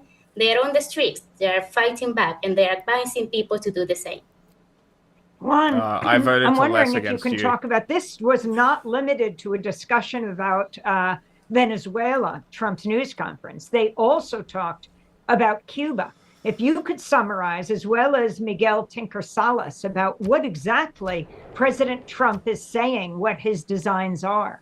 Well, I think it's very clear. We saw that in the national security document earlier on. We saw clearly in the Western Hemisphere approach That is, the U.S. wants to He reimpose came itself. back from It talks about retirement a for new this. Monroe Doctrine. To me, it's more like the big stick diplomacy, which is the U.S. will replace whatever government it wants to in the region whenever it wants to. The message is clear to any progressive forces in Latin America. The message is clear to Brazil. The message is clear to Mexico Islam and too. Claudia Sheinbaum. The message is clear to Cuba that it will be in the crosshairs next. This is about also, reimposing I U.S. won military and for the other economic one, too. dominance in Latin America, starting in the Caribbean, starting with Venezuela. Someone else But doesn't the like message him. is very clearly sent to Cuba, to Mexico, to Nicaragua, to any progressive government. And it's also a message of support for the conservative right-wing another governments Nazi of guy? the region. It's a support for the president of Chile. It's support for the president of Ecuador, for El Salvador, for the president of Argentina. When Trump talked about the presidents that he has endorsed have won. So what he's trying to create is a new coalition of the willing, or in this case of the countries of Latin America that have gone to the right and impose the U.S. will, but underscoring again national hegemony of the international hegemony of the U.S., economic supremacy, being able to extract all its minerals for the region, talking about oil. So dominating oil is central to what Trump is talking about. And he very clearly, as you pointed out, threw Maria Corina Machado under the bus, saying she doesn't have the support, she will not govern, they will govern. So she was being manipulated the same way that Venezuela is being manipulated right now. Yeah, and Amy, I think one quote from the Trump's press conference summed it up for me pretty concisely. He said at one point, and I'm quoting his words, "American dominance in the Western Hemisphere will never be doubted again." This reminds me of the infamous George Bush proclamation, mission accomplished, in the invasion of Iraq. It's very easy for the U.S. military to invade or intervene in a country. It is a lot harder to actually force people to do, masses of people, millions of people, to do what you want. And so this is not the climax of the long-running struggle between oppression and resistance in Latin America. This is actually just another chapter in what will be a long-running saga that's going to unfold over the next months and possibly years. And Juan, before we wrap up, you were in Panama as a reporter 35 years ago. It was 35 years ago today, January 3rd, that the U.S. Took Manuel Noriega forcibly from his country and brought like I him was saying to the earlier, United States. Just Cause also about happened on those January 3rd. comparisons, and then again, we cannot Crazy, forget right? it's been a month since President Trump pardoned a man who is convicted of narco trafficking, the former president of Honduras, Juan Orlando Hernandez, sentenced to 45 years in prison. His brother, Tony Hernandez, is already serving a life sentence in the United States. Yeah, well, I think it's clear. I remember spending both Christmas and New Year's of that period, 1990, in Panama, and watching the U.S. invasion. There was a difference there in that the U.S. was already in Panama. It had military bases in the Panama Canal Zone. So the invasion was really was a lot easier for the United States to accomplish then. Here we've seen the buildup now for months of military forces in the Caribbean and all of the attacks on boats and the blockades before and the ordering of all aircraft not to fly into Venezuela. So this was a much bigger buildup. Venezuela is a far larger country. The people of Venezuela are much more politically conscious and organized than were the people of Panama. And so, as I said earlier, this is not going to be a repetition of the Panama invasion, that it ends pretty quickly. We're going to see a long, drawn-out struggle in Venezuela, and the rest of Latin America, in one way or another, will have to become involved and take sides in this in these actions, for or against the actions of the United States. Well, I want to thank everyone for spending this time, and correction, it was 36 years ago today that Manuel Noriega was taken by the United States from Panama to the United States.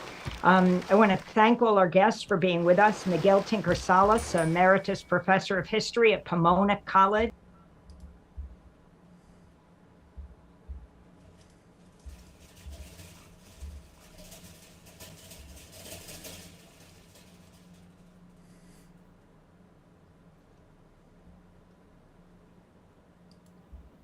Hello? I'm looking for what we want next. Want to see what the Pod Johns have to say? Yeah.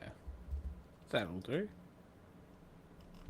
They'll be chapter marked as well. Hey, Ben, new year, new regime change. Early Saturday morning, the United States launched a regime change operation in Venezuela, where U.S. Special Forces troops, along with FBI agents, blew up key Venezuelan military infrastructure and captured Venezuelan President Nicolas Maduro and his wife. Trump said the Maduros are now on a U.S. warship, the USS Iwo Jima. They're en route to New York City for prosecution. They are calling this Operation Absolute Resolve. This is Gotta love these names. Trump and Rubio both suggested that the military operation is over for now, but that U.S. troops are ready to conduct a second wave of strikes if necessary. Trump said that second wave would be even bigger than the first. Everyone knows interim, Donald Trump said you that don't we, take the Russia's United threats States of America, seriously. will be running the country of Venezuela. He literally said that the team of guys behind him would be in charge of a foreign country. That group was Secretary of State Marco Rubio, Secretary of Defense Pete Hegseth, John Ratcliffe, the CIA director, Dan Kane, the chairman of the Joint Chiefs, and Stephen Miller. So he's a viceroy now. I guess that collection of great minds is going to dictate terms to Maduro's former vice president, Delcy Rodriguez, who has since been sworn in as there's president, like a and I guess just run Venezuela as a between vassal a few state of through them. her. You got Trump a few said he's not functioning afraid to put brains U.S. there. boots on the ground. More of that. You know, it's a chimpanzee typewriter thing. So we're doing this, the breaking news episode on the fly.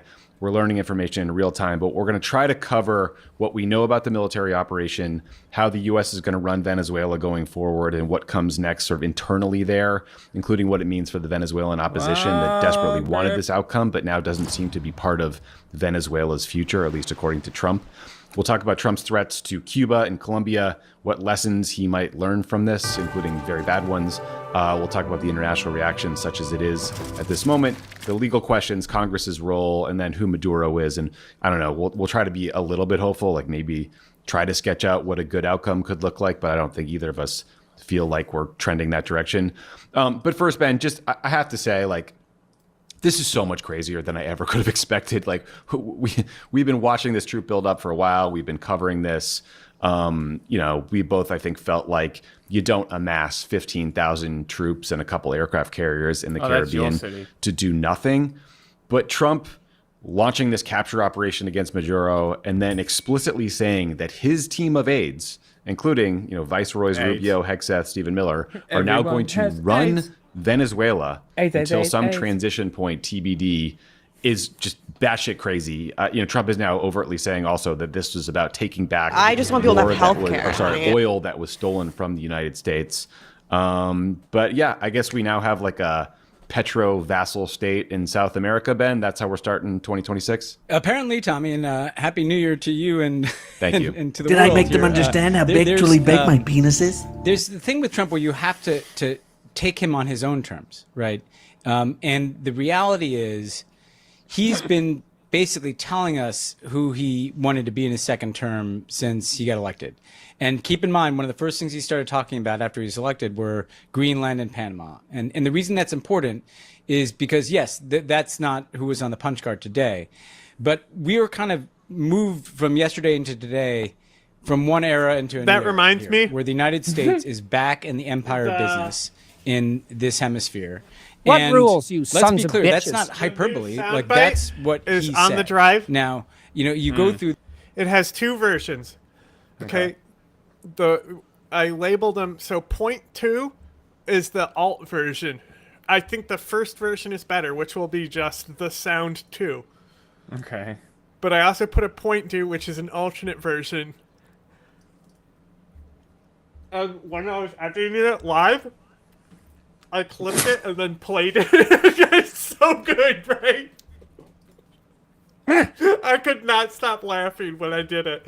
It lined up perfectly. I found exactly where it starts and cut it right there. Yeah. And then I put it at the same sound wave level as the other one. Like I balanced in my eye. That's so good. This one? Yes. Okay, the sound. I'm gonna make it V2 on the label. That is excellent.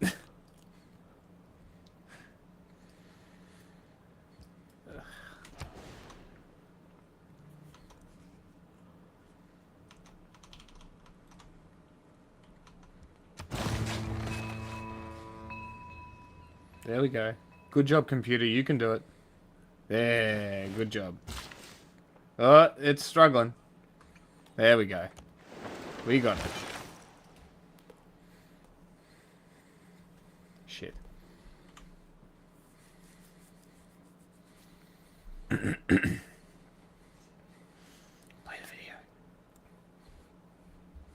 The roller coaster of the last few hours. It starts with this operation. It says, you know, I'm saying to myself, okay, we're doing this now. Like we've been saying for months on this podcast. Clearly, this is about regime change. Clearly, it was a decapitation exercise, and so when the targets started to leak out, you know, the presidential compound, the defense, some defense ministry associated buildings, it's like, okay, they're trying to decapitate this regime. They did. They got Maduro. They got him a plane. By the way, the U.S. military, its capacity to conduct these kinds of operations, this is what it does best. The kind of going in and getting somebody. It's a night raid. It's what happens after. Exactly. It's a night raid, essentially, on steroids, literally. But you know, you felt this sense of, okay, well, what's going to happen next? Or, you know, they're probably going to announce some transition plan. Maybe Miriam Machado is going to fly back in, the opposition leader, and say there's going to be an election, or that, you know, because the last election should have gone the other way, we're going to put these people in charge. And there'll be some kind of familiar, at least rhetoric around this.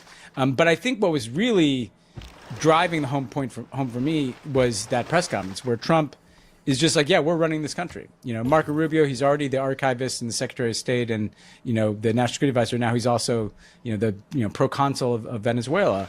And that's why this is such a, to me, dangerous moment. Look, if I know Venezuelans who are happy today. They hate Maduro. They wanted to see him gone for a long time.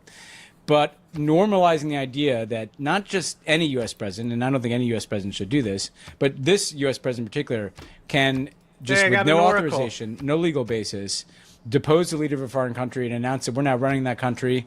And he didn't even talk about drugs, really, in his press conference. He just talked about oil. Barely, yeah. The oil companies are going to go down there. This is like early 1900s stuff that we're back in the soup on. And so there's a lot of different angles on how that plays out in Venezuela, in this country, with the role of Congress. Get rid of that one. You don't need it. Don't worry, I'm all over it. Oh, that's what you were checking to make sure it was the right one you were deleting.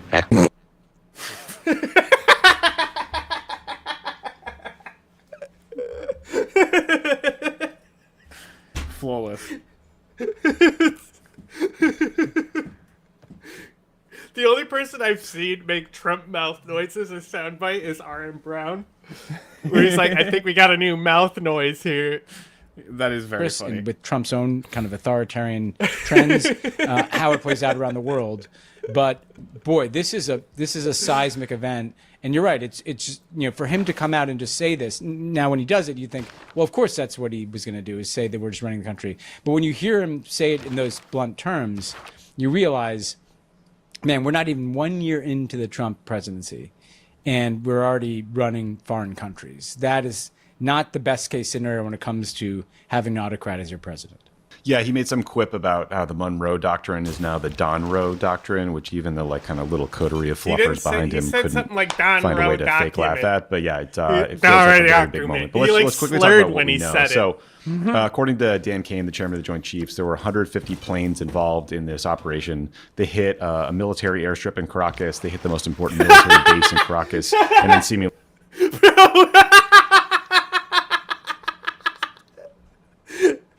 I just realized every time I spread the religion, it pops up with the name.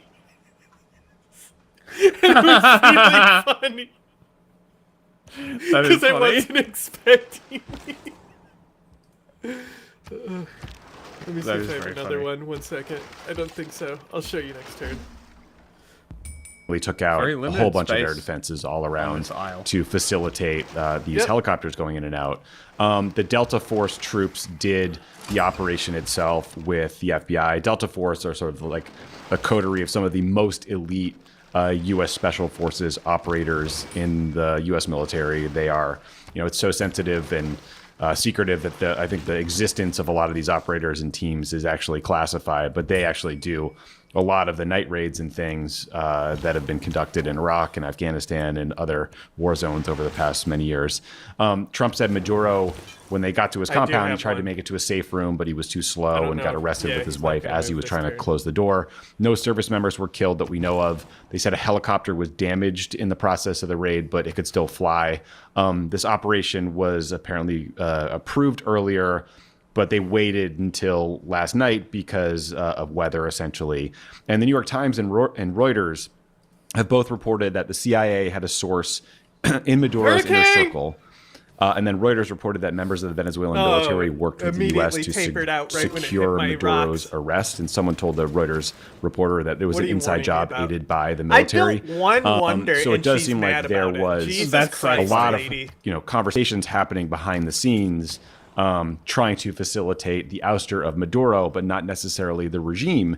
And, Ben, there's a lot of detail that's leaking quickly about like CIA assets inside another government, but it does make interesting Trump's sudden fondness for the current vice president, and Trump saying that Rubio has been talking with her and that she seems willing to do whatever the new team of Trump aides that will be running Venezuela says.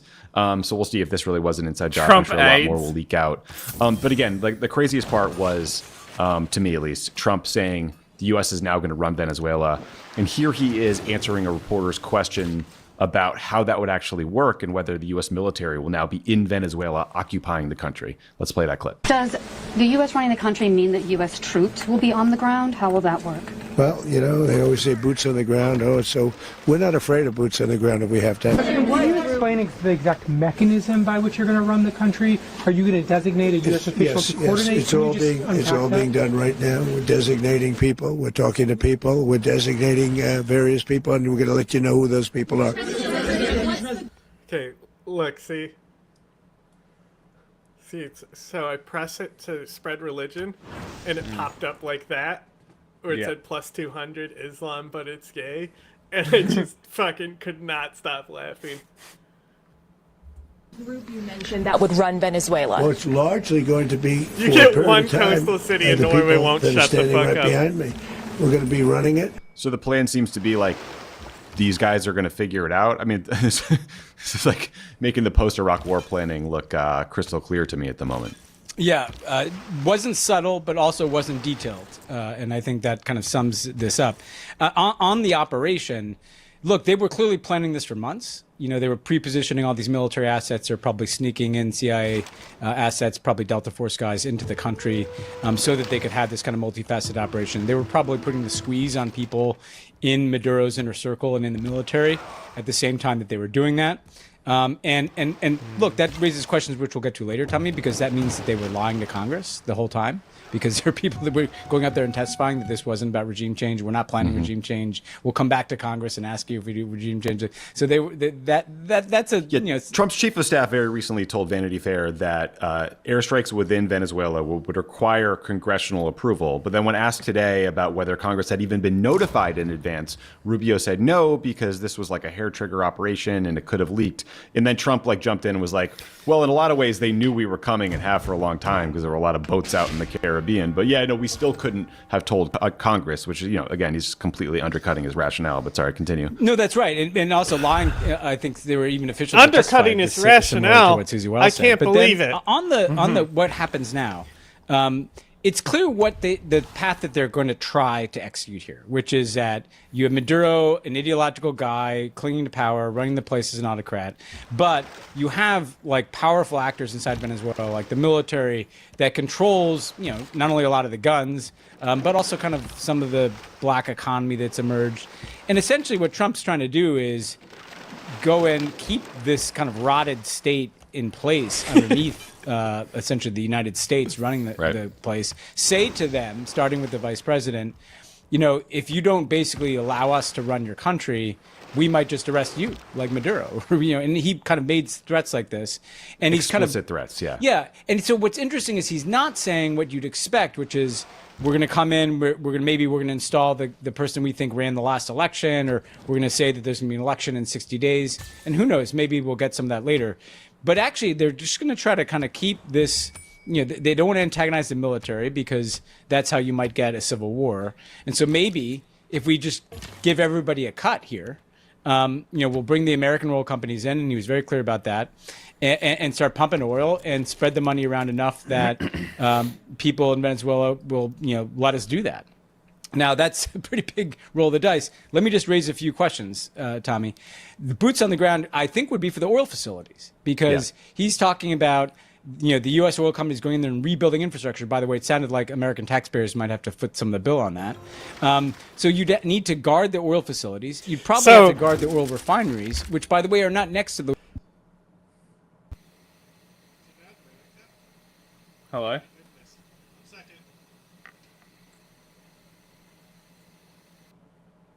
Check. Oh, fuck. I hit my cord. Nice. So it disconnected the mic and flipped it to the backup. But what's funny about Russia is that his civilization perk, it specifically gives him bonuses if people are ahead of him in culture and science. That's funny. Right? So because of that, his agenda says friendly those civilizations ahead of him in science and culture, dislike civilizations lacking in science and culture. But because he's on deity difficulty, he's going to be ahead of everyone else. Therefore, nobody is going to like him no matter what. Great. We can attack Russia later. I've already sent grievances to him.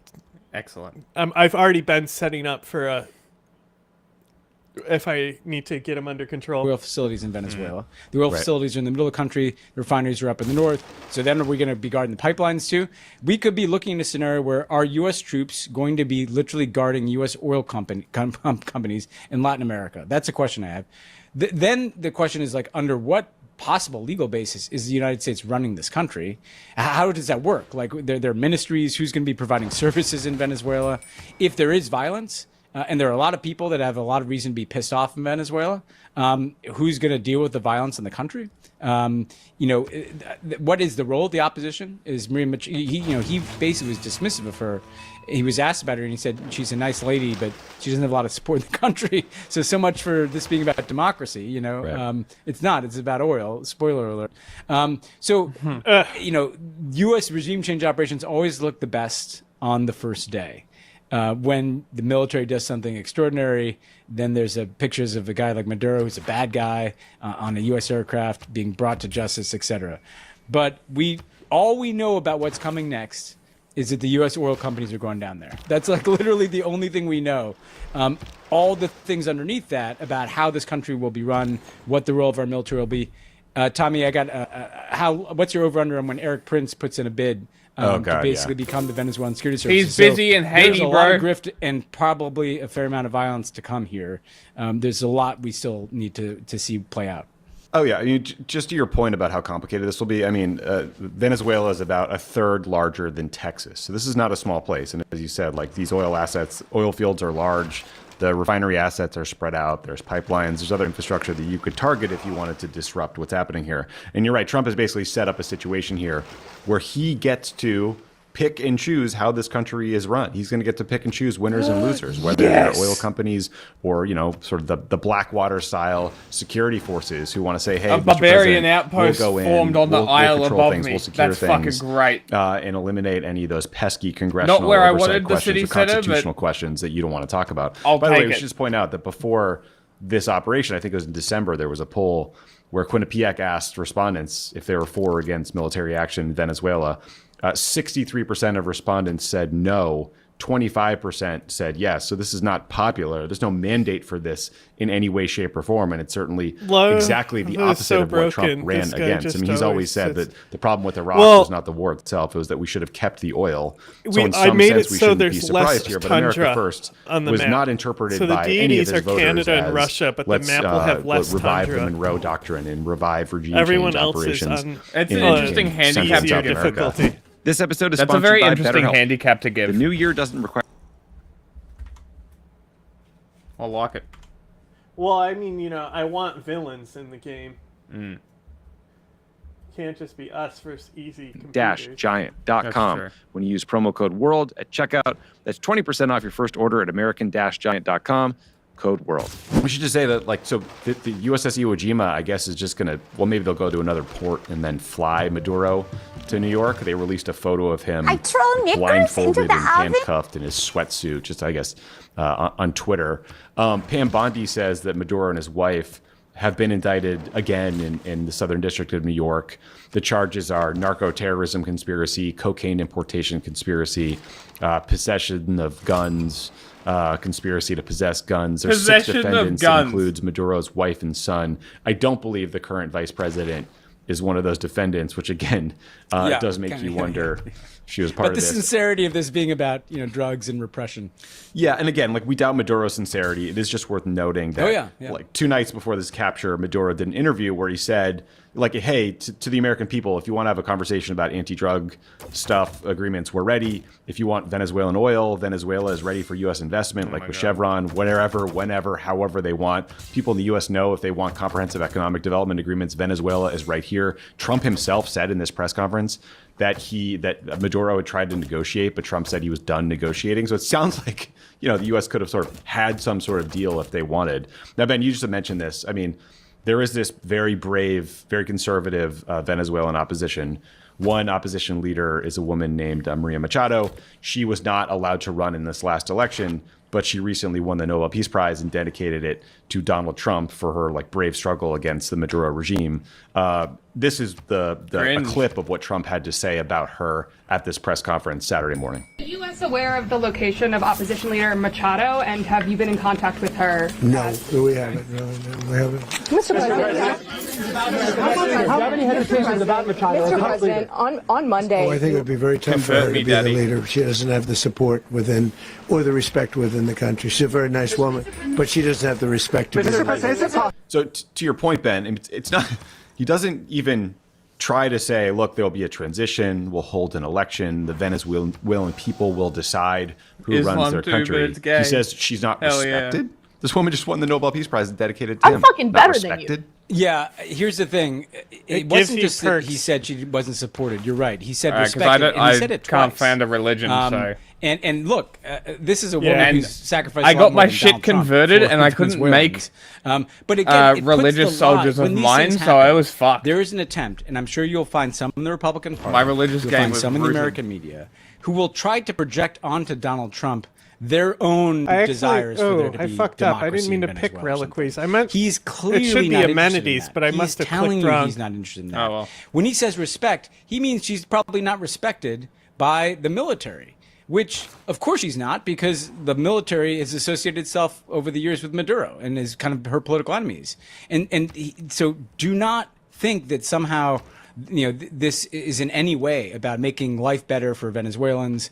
It's about Donald Trump's interest in controlling this hemisphere, Donald Trump's interest with some U.S. oil companies and the largest proven oil reserves in the world, and frankly, his interest in having kind of power for power's sake. His ability to do this is kind of the point.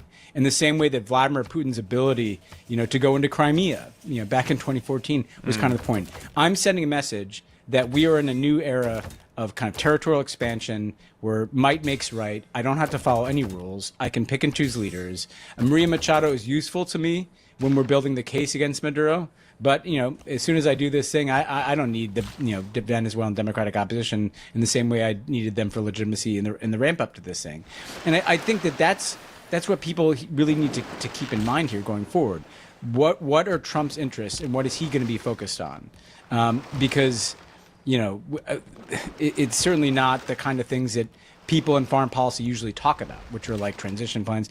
Now, someone might even say, Tommy, like, U.S. foreign policy has always been about this. We just told a story about democracy. There's some truth in that. I'm some sympathy to that argument, but it doesn't make this right any more than those past efforts that were, the Iraq War was launched under a fucking scaffolding of rhetoric about democracy when it was much more about oil and geopolitics. But this is not about anything that Americans care about. And because the thing that you said in the polling, Tommy, that's important here, as Democrats, because sometimes Democrats get a little nervous when it looks like it's, the first act of the war is going well. Americans don't want this. This is going to cost, it's already costing us money. It costs a lot of money to put that armada in the Caribbean. It costs a lot of money to mount that operation last night. It's going to cost a lot of money to rebuild Venezuela's oil infrastructure. We're talking billions of dollars in Venezuela when that's not what Donald Trump was elected to do.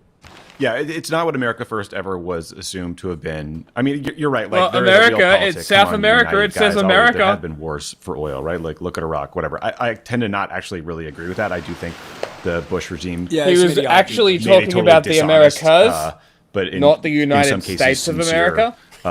They were just very wrong about WMD and Iraq, right? But with Venezuela, like, it started with this bullshit about fentanyl coming out of Venezuela, even though there's no fentanyl coming out of Venezuela. Trump has, tried to do this slippery thing where he pretends that drug boats that are trafficking cocaine from Venezuela are somehow They didn't say anything about responsible fentanyl for killing in the press conference, 25,000 though. American lives each. It's all made up. But I think what listeners need to understand is Venezuela has something like 17% of the world's proven oil reserves. And Trump is now explicitly saying this is about oil. So that he's finally being honest with us, but that honesty comes after the invasion already happened. There was no public debate about I can't believe these guys Venezuela for oil. That conversation, this narrative they tried more to make than it democracy about now drugs. did. There was no congressional debate or congressional authorization for a regime change war in Venezuela for oil. They just did it, and they said, that Congress couldn't be trusted to be briefed in advance, even though Trump said, well, Maduro and all his guys actually knew we were coming anyway, and apparently they were coordinating with his regime. So it's a big mess.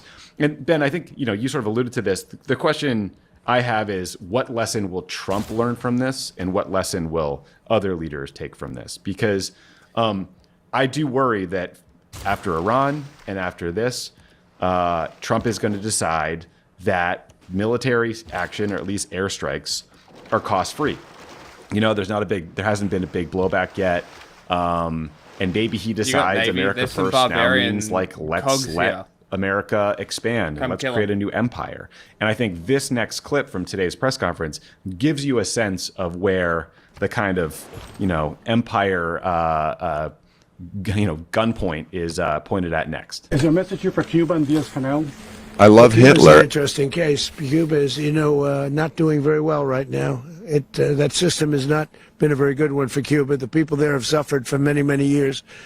And I think Cuba is going to be something we'll end up talking about, because Cuba is a failing nation right now, very badly failing nation.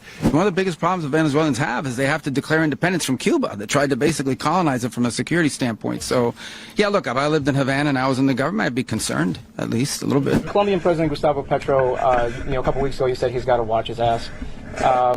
And today he said he's not concerned about anything happening to him in the aftermath of this operation. So just what your message is about that. Well, he has cocaine mills. He has factories where he makes cocaine. And yeah, I think I stick by my first statement. He's making cocaine. They're sending it into the United States. So now they're talking he about does coke. Have to watch his ass. Crazy. So look, that's just two overt threats to left-wing governments in Latin America that we might invade you next. I mean, there's no other way to interpret that, right? Yeah, we've never heard an American president talk like this, or Rubio kind of trying to cosplay as a tough guy. And look, there's two things. Did he just say cosplay? Kind of meta cosplay. Tough guy. Heard an American president talk like this, or Rubio kind of trying to cosplay as a tough guy. And look, there's two things that I'm worried about in a kind of meta sense. First, again, this stuff the empire building always starts with victories. The hard days come later. The violence, the civil wars, the repression. There's a tail to these things.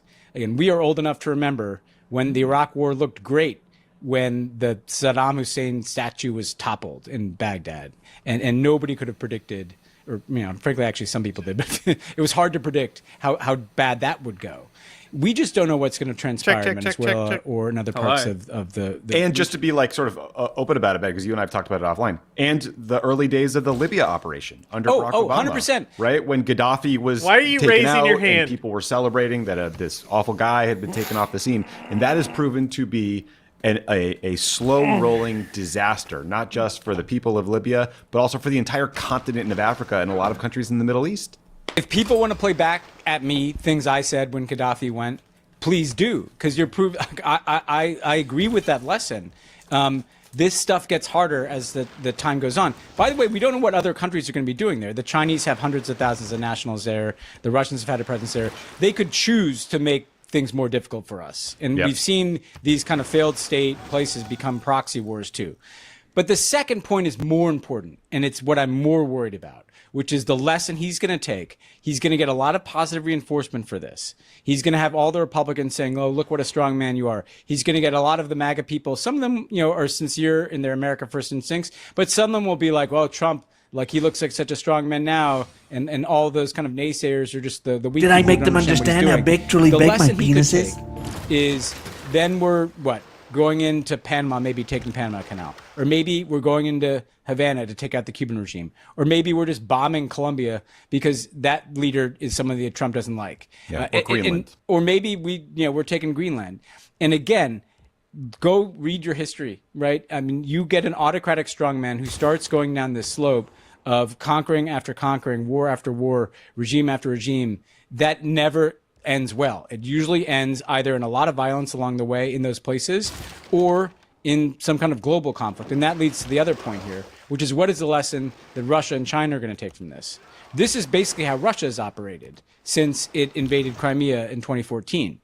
What if they want to kill Zelensky tomorrow?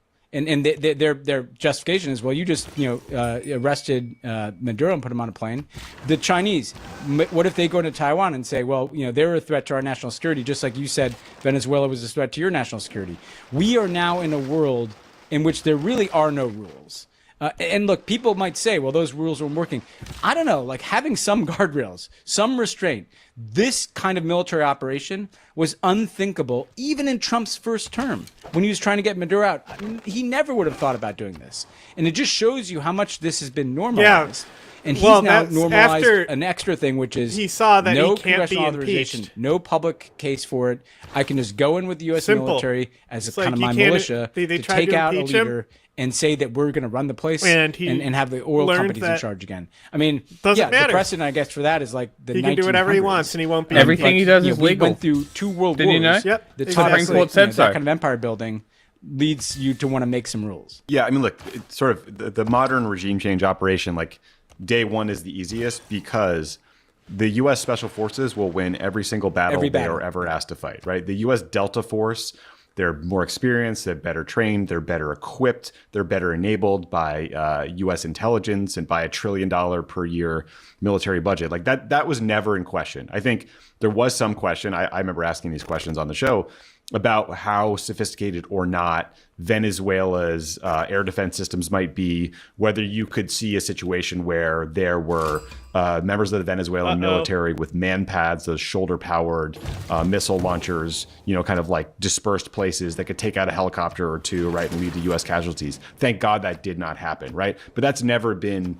the issue. The issue is the United States sending the U.S. military to solve political problems in other countries. And that is exactly what's happening here. Like Nicolas Maduro was a bad guy. He repressed people. He locked up his opponents. He stole elections. He ran the state into the ground. He led to people's deaths. He led to mass migration. Like no one's arguing any of that. But the question is it legal? Is it right to launch a regime change operation just because Donald Trump decides he doesn't like Maduro and Rubio decides he doesn't like Maduro, because like that's a very slippery slope.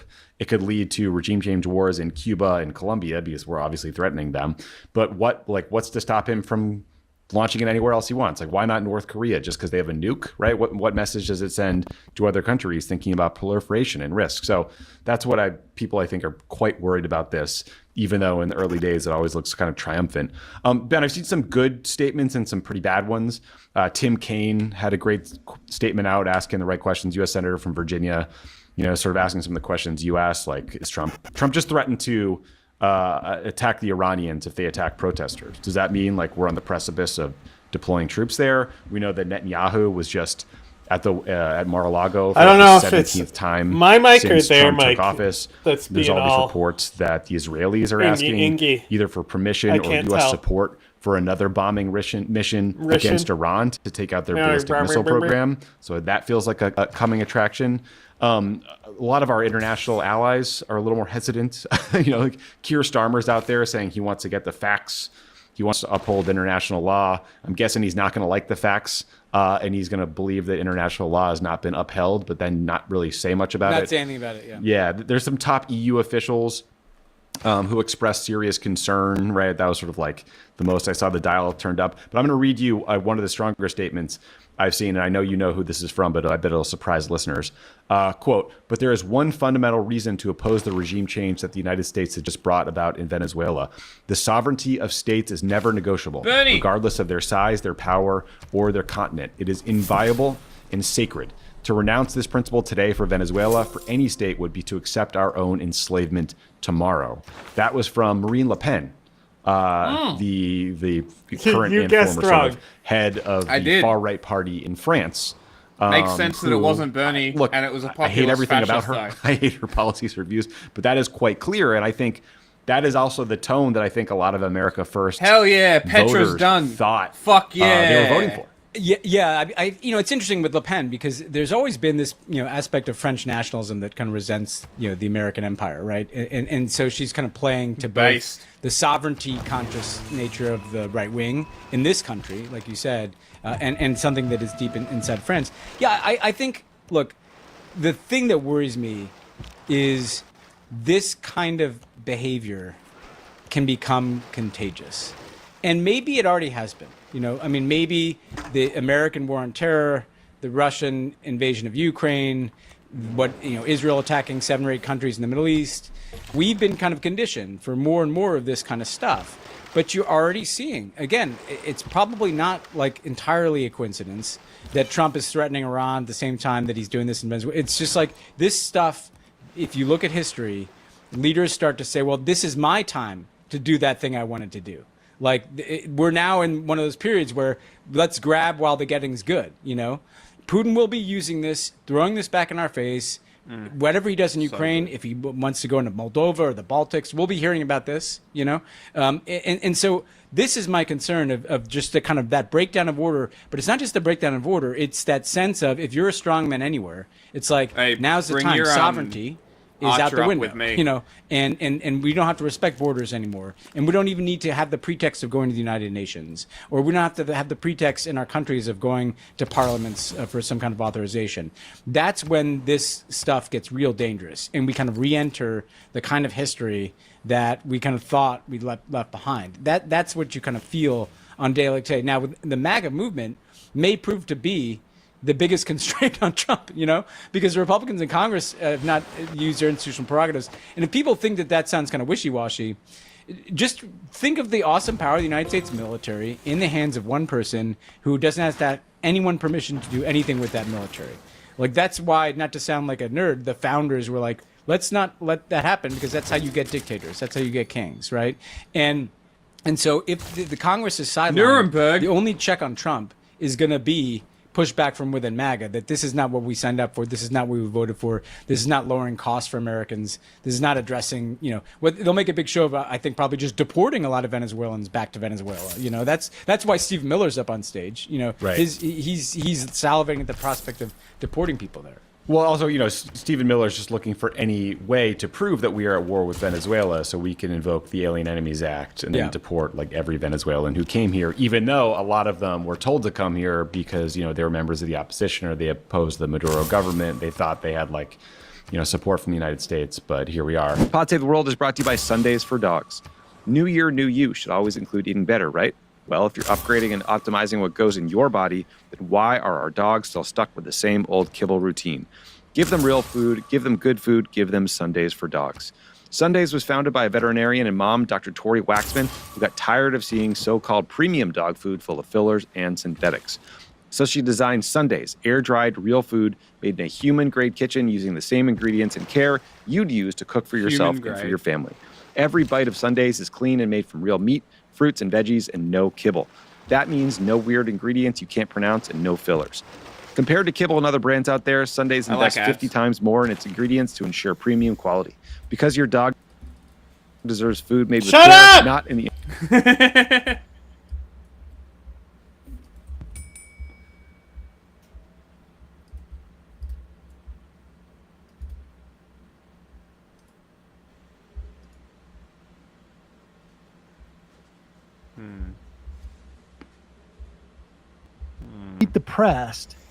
Meet the Press reporting to news about thousands of unanswered calls.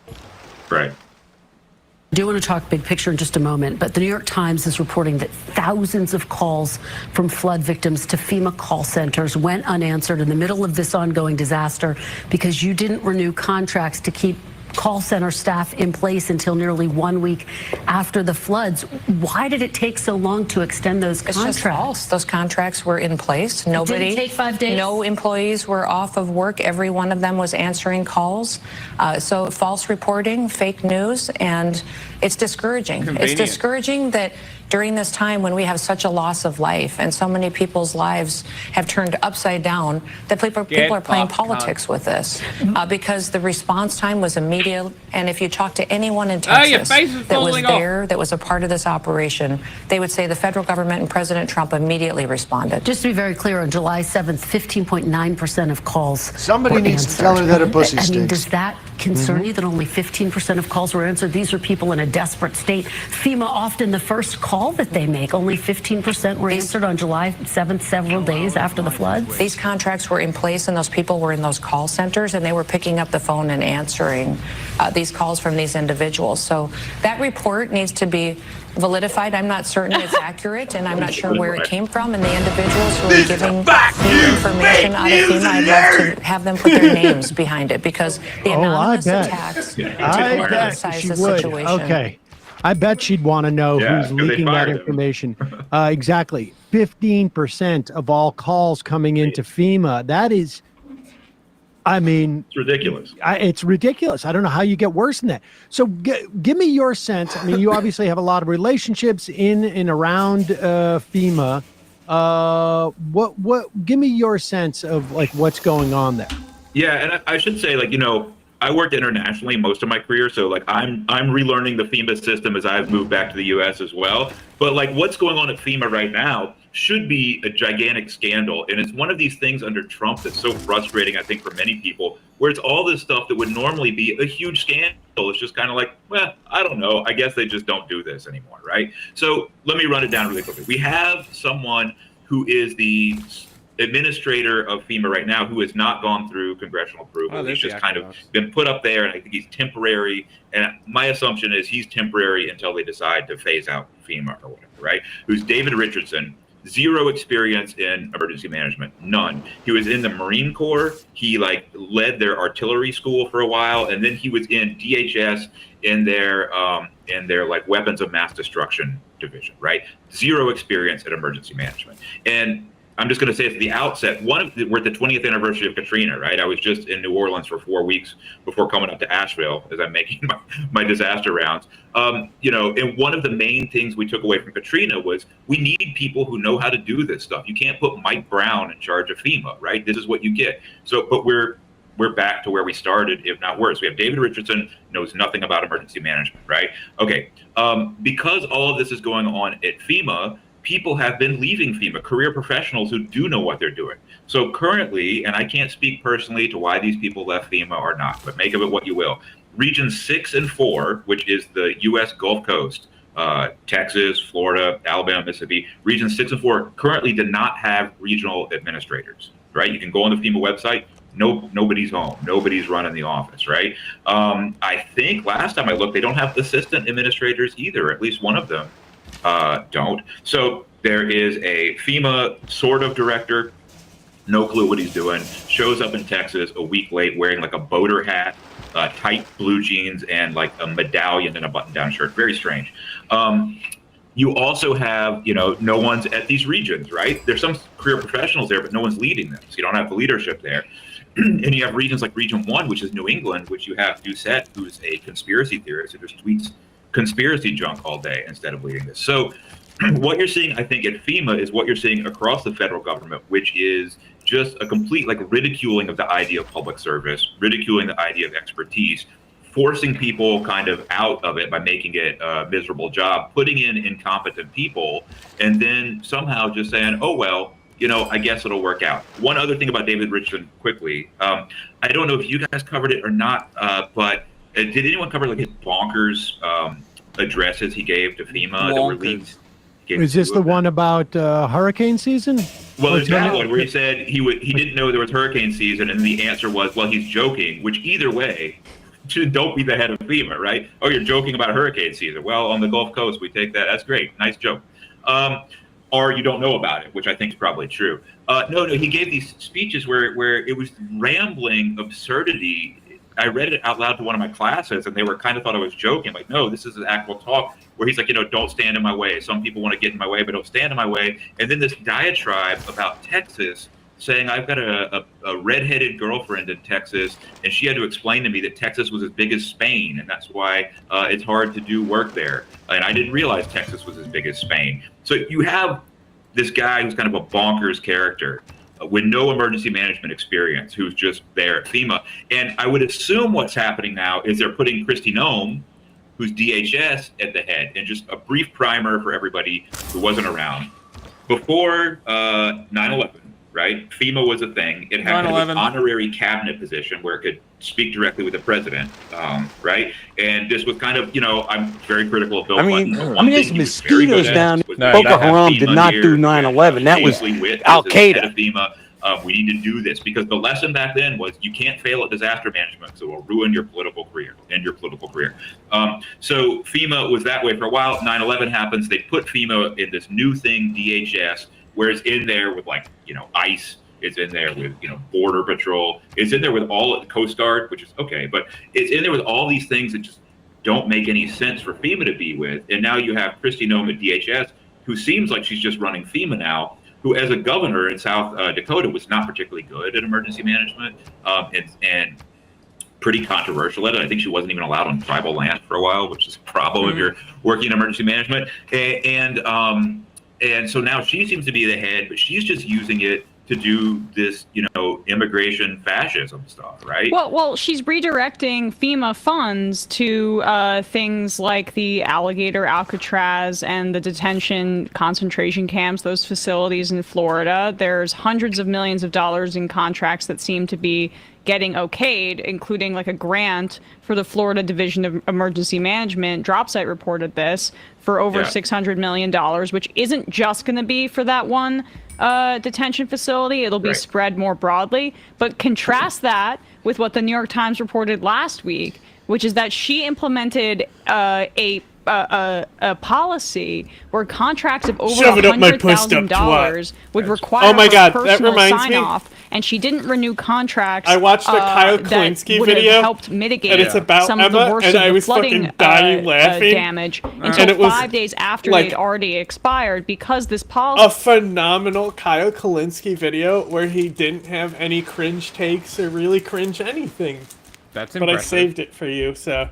Basically is a catch I'll put that for on next. any contract, any grant, because if you could just give people a sense of how infinitesimally small a contract of $100,000 would be within the grand scope of FEMA's responsibilities. Yeah, there's 3 or 4 things that come up with what you just said. One thing is just a pedantic thing. I don't think it's that big a deal anymore. A lot of people said the money was from FEMA that goes to the concentration camp in the Everglades. It was DHS money that was designated for immigrants that got run through a FEMA grant program. So that one didn't really subtract to FEMA, but it seems like now FEMA money is going to start maybe going there. It's a pedantic point. But yeah, $100,000, right? And so any grant or contract she has to sign off on.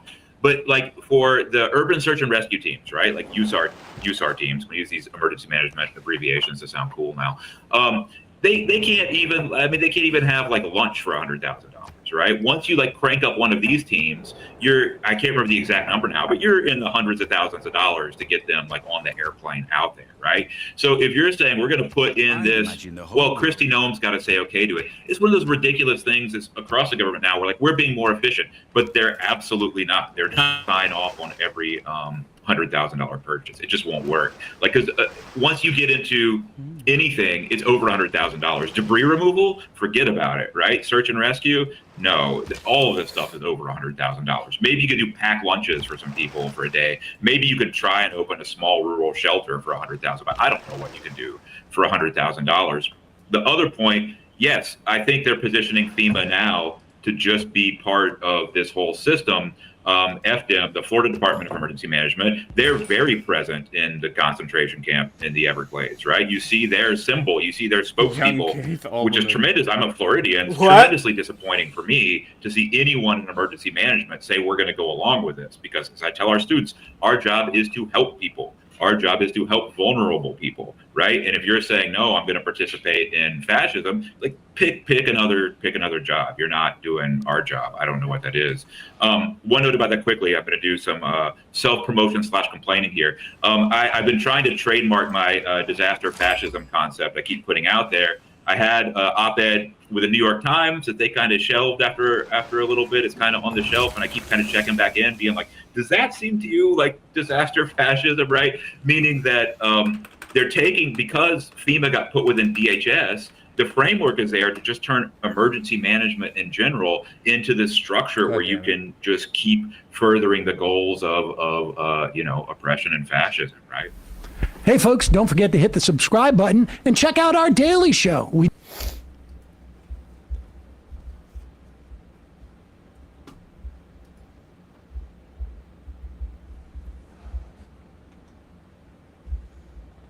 My computer's freaking out. I'll do that.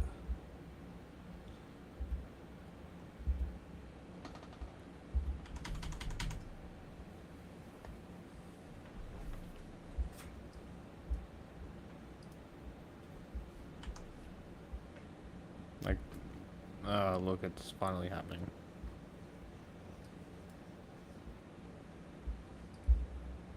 Where did I put this Kyle video? Look in your history.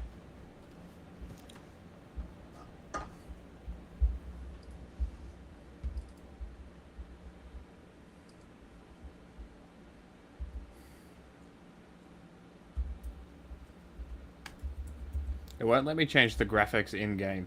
It's really annoying. Oh, holy shit.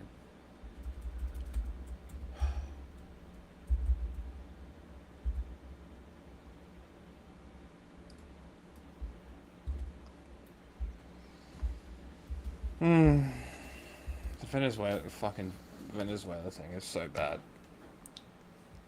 I know. All right, guys, so this is kind of awesome.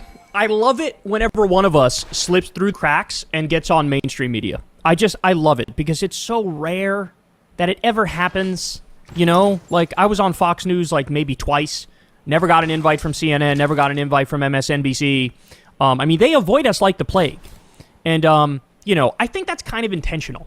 But one of our own slipped through the cracks, got on CNN. By the way, I'm very curious to see if they keep having her on. But of course, I'm talking here about Emma Vigeland. She was on the the CNN Roundtable talk show. I don't even know the name of it, but Abby Phillips hosts it. And this was glorious. So she made a fool out of a bunch of MAGA warmongers and idiots. And I got some great clips for you here. So let's start with this one. First, they're going to talk about Venezuela, and she does a number on this goofball that's trying to hold his own with her. Let's get it. The consequences that you're talking about are incredibly dire. But I also just want to step back for a second and look at the justifications that they're even using. They're saying that these are narco-terrorists, et cetera. And that's the Republican line. But then Trump comes out and goes, it's for the oil. I mean, like when we did the illegal invasion of Iraq and killed hundreds of thousands of people there, at least the Bush administration had like the humility to pretend and go to the United Nations and say, oh, we're going to do this through the regular channels. I mean, this brazen, bully, illegal administration doesn't even go through that pretense. And I think that should scare everybody because their foreign policy is might makes right, and that's all that matters. How refreshing is it that now somebody's on CNN before the all-out war, which they have planned, by the way, saying it up front, oh, this is definitely about the oil. 100%. There's like no two ways about it. It's very clear. In fact, they blurt it out half the time. They're not even bothering to lie to us anymore.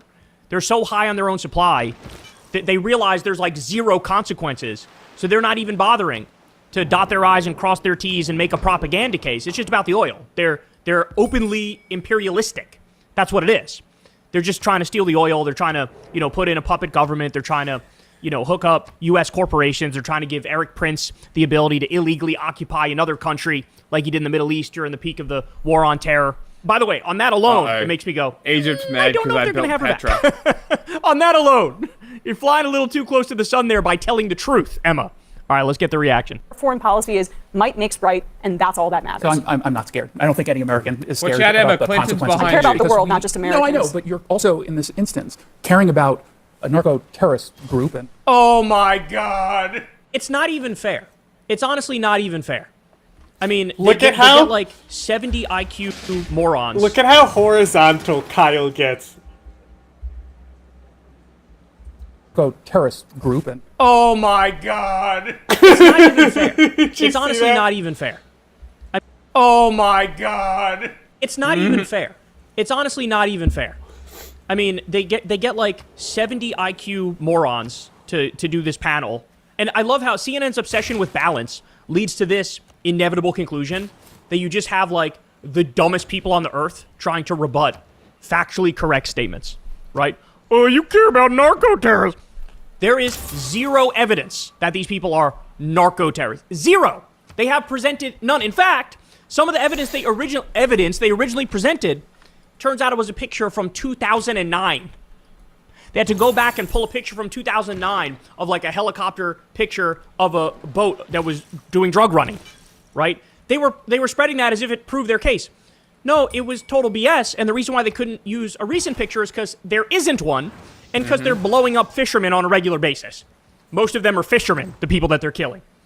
Narco-terrorists. Guys, I don't even know what that means. What does that mean? Narco-terrorists? No, somebody could be a drug smuggler, so a narcotic smuggler. They're trying to bring drugs into this country. It's like a for-profit business. It's a black market. That's what it is. A narco-terrorist. What does that mean? You're going to do like a suicide bombing in the name of cocaine? That's not a thing. Like, it's not a thing. For the love of God, people need to use their brains for like 2 seconds. Narco-terrorists. Like, what the fuck are you talking about? It's a made-up term. It's a made-up term because Stephen Miller and Donald Kyle, Trump every term is made up. Skirt the fact that they need approval for war from Congress. That's what they're trying to do. And so if they just say, oh no, these are terrorists, even though they're allegedly some of them are drug dealers. No, but if we say they're terrorists, then we already have the authorization for use of military force from the early 2000s from the war on terror. Because now we're saying, oh yeah, drug smugglers are akin to Al-Qaeda or ISIS. That's the bullshit, fake legal argument they're making in order to not have Congress approve their stupid war. That's what's going on here. a narco-terrorist group and government no evidence that supports provided. them. There's been no evidence showing that they're not actually drug. Oh my god. Oh my god, bro. How My, horizontal did he get there? That supports them. There's been no evidence showing that they're not actually drug. Bro, Oh my god. the arms of his chairs came up. He almost fell over. He went great. so far back. War. That's what's going on here. A narco-terrorist group and government No evidence that supports provided. them. There's Watch been no the evidence arms showing that they're not actually move up drug. like his. He got a wheel off the ground there. Oh my god. Oh my god, bro. My 16-year-old new atheist debate bro brain just kicked in. And I'm like, are you kidding me? You can't prove a negative, you dipshit. And by the way, look at Emma's face. She's about to call him out on that exactly. Look at her face. Ready? There's been no evidence showing that they're not actually drug boats that are being sent That's not here. how this works. We do know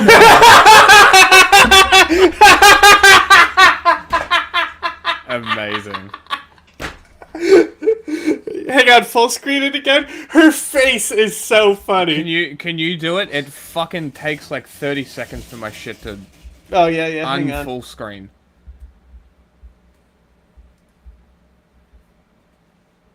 I'm waiting for it. I clicked it.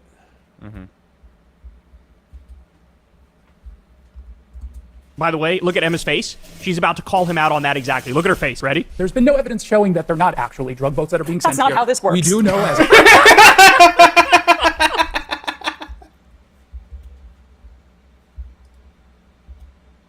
Fucking hell. She loves this. She's so disgusted with it. She's like, what did you just say? There's no evidence that they're not So we need to default to what the Emperor, Overlord, God King, Donald Trump asserts? So the default is that what he's saying is true and we need to prove otherwise? Literally flipping on its head the idea of innocent until proven guilty. The most anti-American, unenlightened position. It's like literally against the Constitution and due process and the whole concept of rights. And he just casually said it, as if he was making a good point. We do know, as a matter of fact, that this is a country that very clearly does engage in narco-terrorism and is a hub for sending to this country cocaine primarily, meth, which is the second lead. These are all lies. These are just total lies. Less than 5% of drugs that come into this country come from Venezuela. Less than 5%.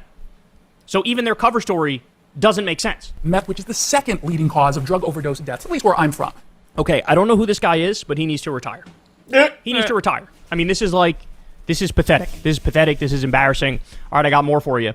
So here is where you have Emma Vigeland drop a bomb on this guy's head, no pun intended, by pointing out the logical flaw in his argument that if you're Mr. I'm tough on drugs, bro. The drug dealers are terrorists, bro. Listen to what she throws in his face here. Watch. So the average person, yeah, if you have a deep dive conversation about the legal aspects here, they're going to roll their eyes.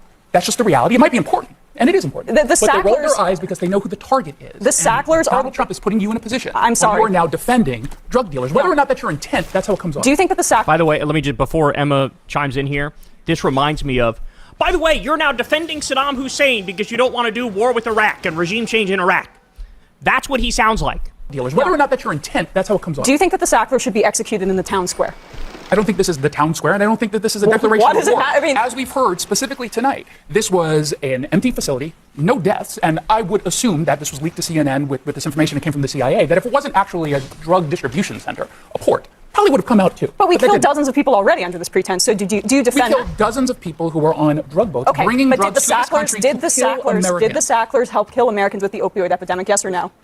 So that is a completely separate issue. But how is it separate? Oh, he can't even engage because he knows she's right. He can't even engage honestly because he knows she's right, so he's got to sidestep it. He's got a red herring because there's no way out of this. Completely separate issue. But how is it separate? Should they be executed in the town square without any legal process? And that's what you're saying. Who's next on the drug cartel here? I don't know why. Do we go to China as well? Do we go to other countries as well? How far are we going to go on this? How hard and how long? We should do things in the best interest of the American people, which to him means extrajudicial murder of innocent fishermen in the Caribbean, from Trinidad and Tobago and Colombia and Venezuela, where we literally talk to the family members of the people who were murked.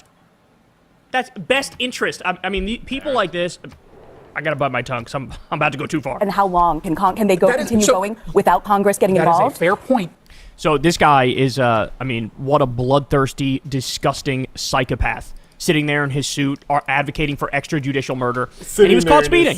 He was caught speeding because, okay, look, if you want to apply your dumbass principle across the board, then shouldn't first in line to be executed extrajudicially be the Sackler family? Because they gave us the opioid epidemic, which led to God knows how many deaths that led to, right? Way more than some fisherman in the Caribbean who's not even involved in drugs. So just absolutely gross stuff. All right, but now let's get some more here. So they also start talking about economics at one point, and here they start talking about a billionaire tax.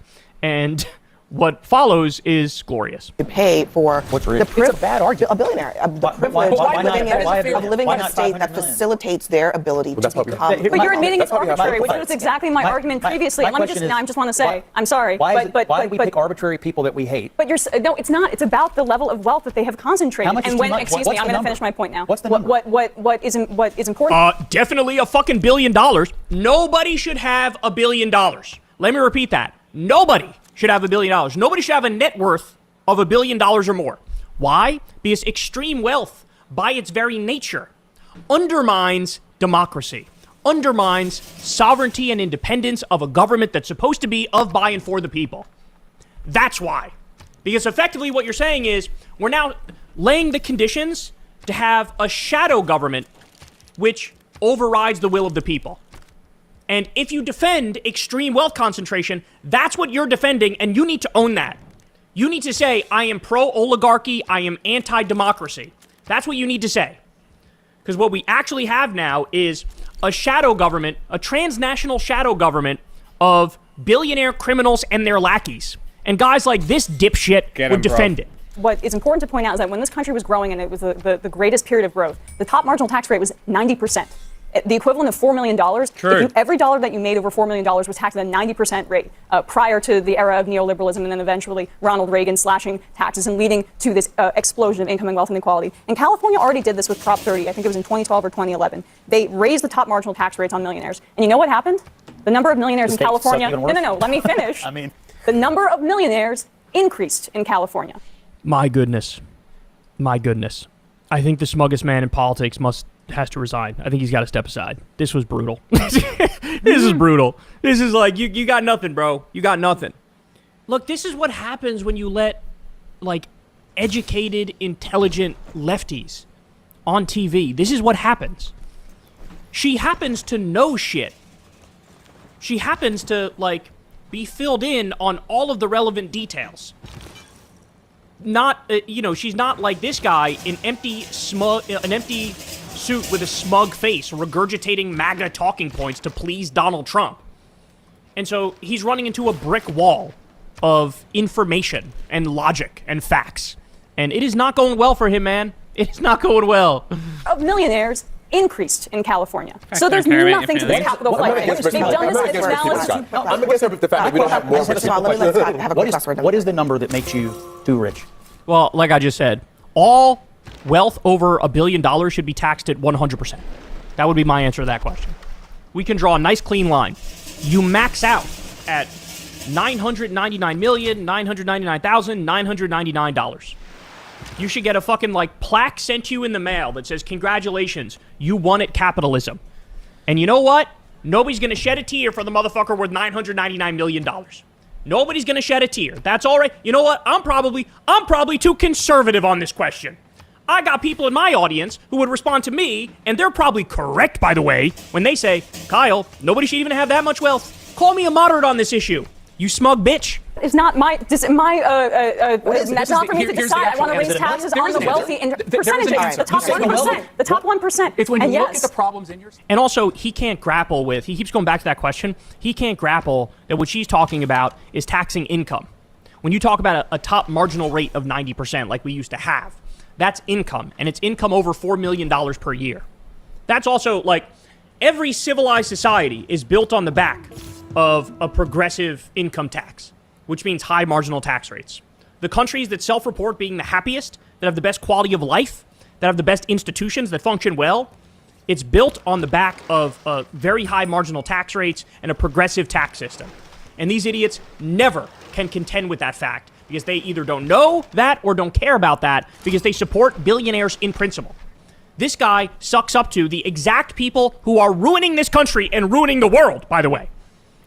It's the billionaires. They're the problem. They're the main problem. It's the billionaires and the warmongers and the fascists, and he defends all three of them and fits into some of those camps himself.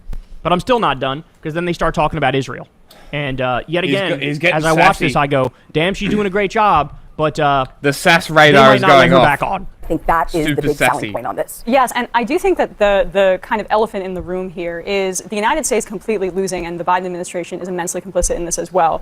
Moral standing throughout the world due to our complicity in the genocide in Gaza, which has made it very difficult for us to speak to Ukrainians. Form an alliance with him if you can, because he shares vision. It's like he wakes up in the morning and practices in the mirror being the smuggest person on planet Earth. Who does this appeal to? I get there's like other right-wing dipshits in the elite pundit class. That's the main reason I put him in the game. Look at him and like, yes, you made an even more smug face today, sir. We love it. Yes, yes. But everybody else looks at you like the least relatable man on the planet. So they're talking here about Russia and Ukraine, and the point that Emma's making is we lost all moral authority because, like, for us to, berate Russia over what they're doing here, which, we should do, but it doesn't pack a punch because we're arming and funding and backing a genocide that Israel is doing in Gaza. So now for us to cry crocodile tears about, sovereignty of a country is like, are you kidding me? You have to be kidding. We can't support a violation of sovereignty on the one hand, and on the other hand say, we're against this and we're going to stand up for that. It's like, it's just so, it's hollow. It's so hollow and vapid. Speak to Ukrainian sovereignty and having a bully like the Russian government invading their sovereign territory. We had a doctor on our show who spoke about how the death toll is in the hundreds of thousands at this point because the numbers that are currently being reported are only the numbers of the death toll of people who have been counted in the hospital. There are hundreds of thousands of people presumed dead, suffocating to death, crushed to death under rubble because of United States bombs. And that's across this administration and Trump here, who did get this ceasefire that he touts all the time in October. But when you look at the actual numbers here, Israel has violated it hundreds of times since that period, multiple times a day, killed at least 400 Palestinians during that period. And this will go down as one of the worst crimes in the history of humanity that our government, the Biden administration and the Trump administration, are complicit in. Thank you. Thank you. I was screaming from day one of that ceasefire, this is a fake ceasefire. Just like the one in Lebanon that Israel violates on a daily basis. Israel's How idea of a quickly could you ceasefire turn around is, the say it voice with me, mask? you cease, we fire. That's what it is. And so now you finally have somebody on CNN going, this is fake. This is fake. They're still bulldozing Palestinian buildings. They're killing innocent Palestinians. Why are we pretending that this is real? I understand. That's why I asked the question. So, like,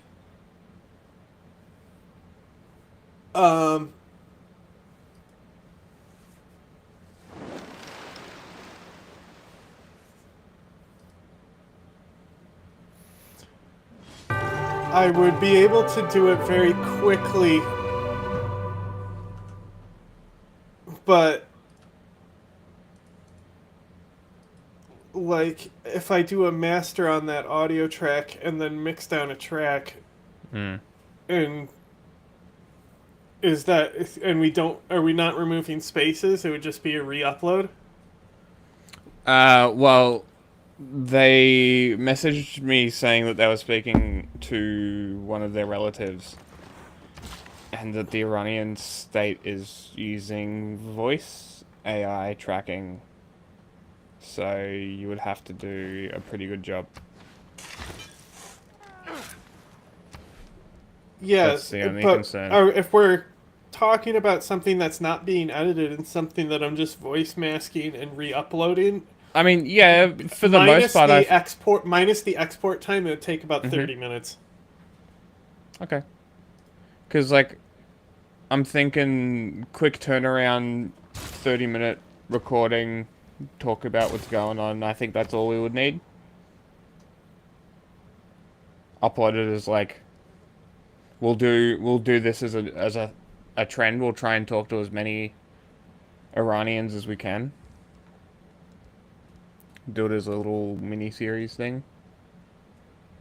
Try and get people watching, listening, understanding.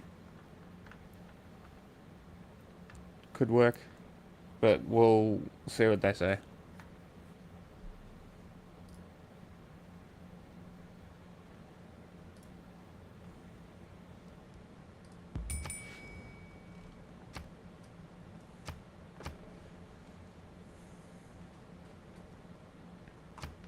You can go.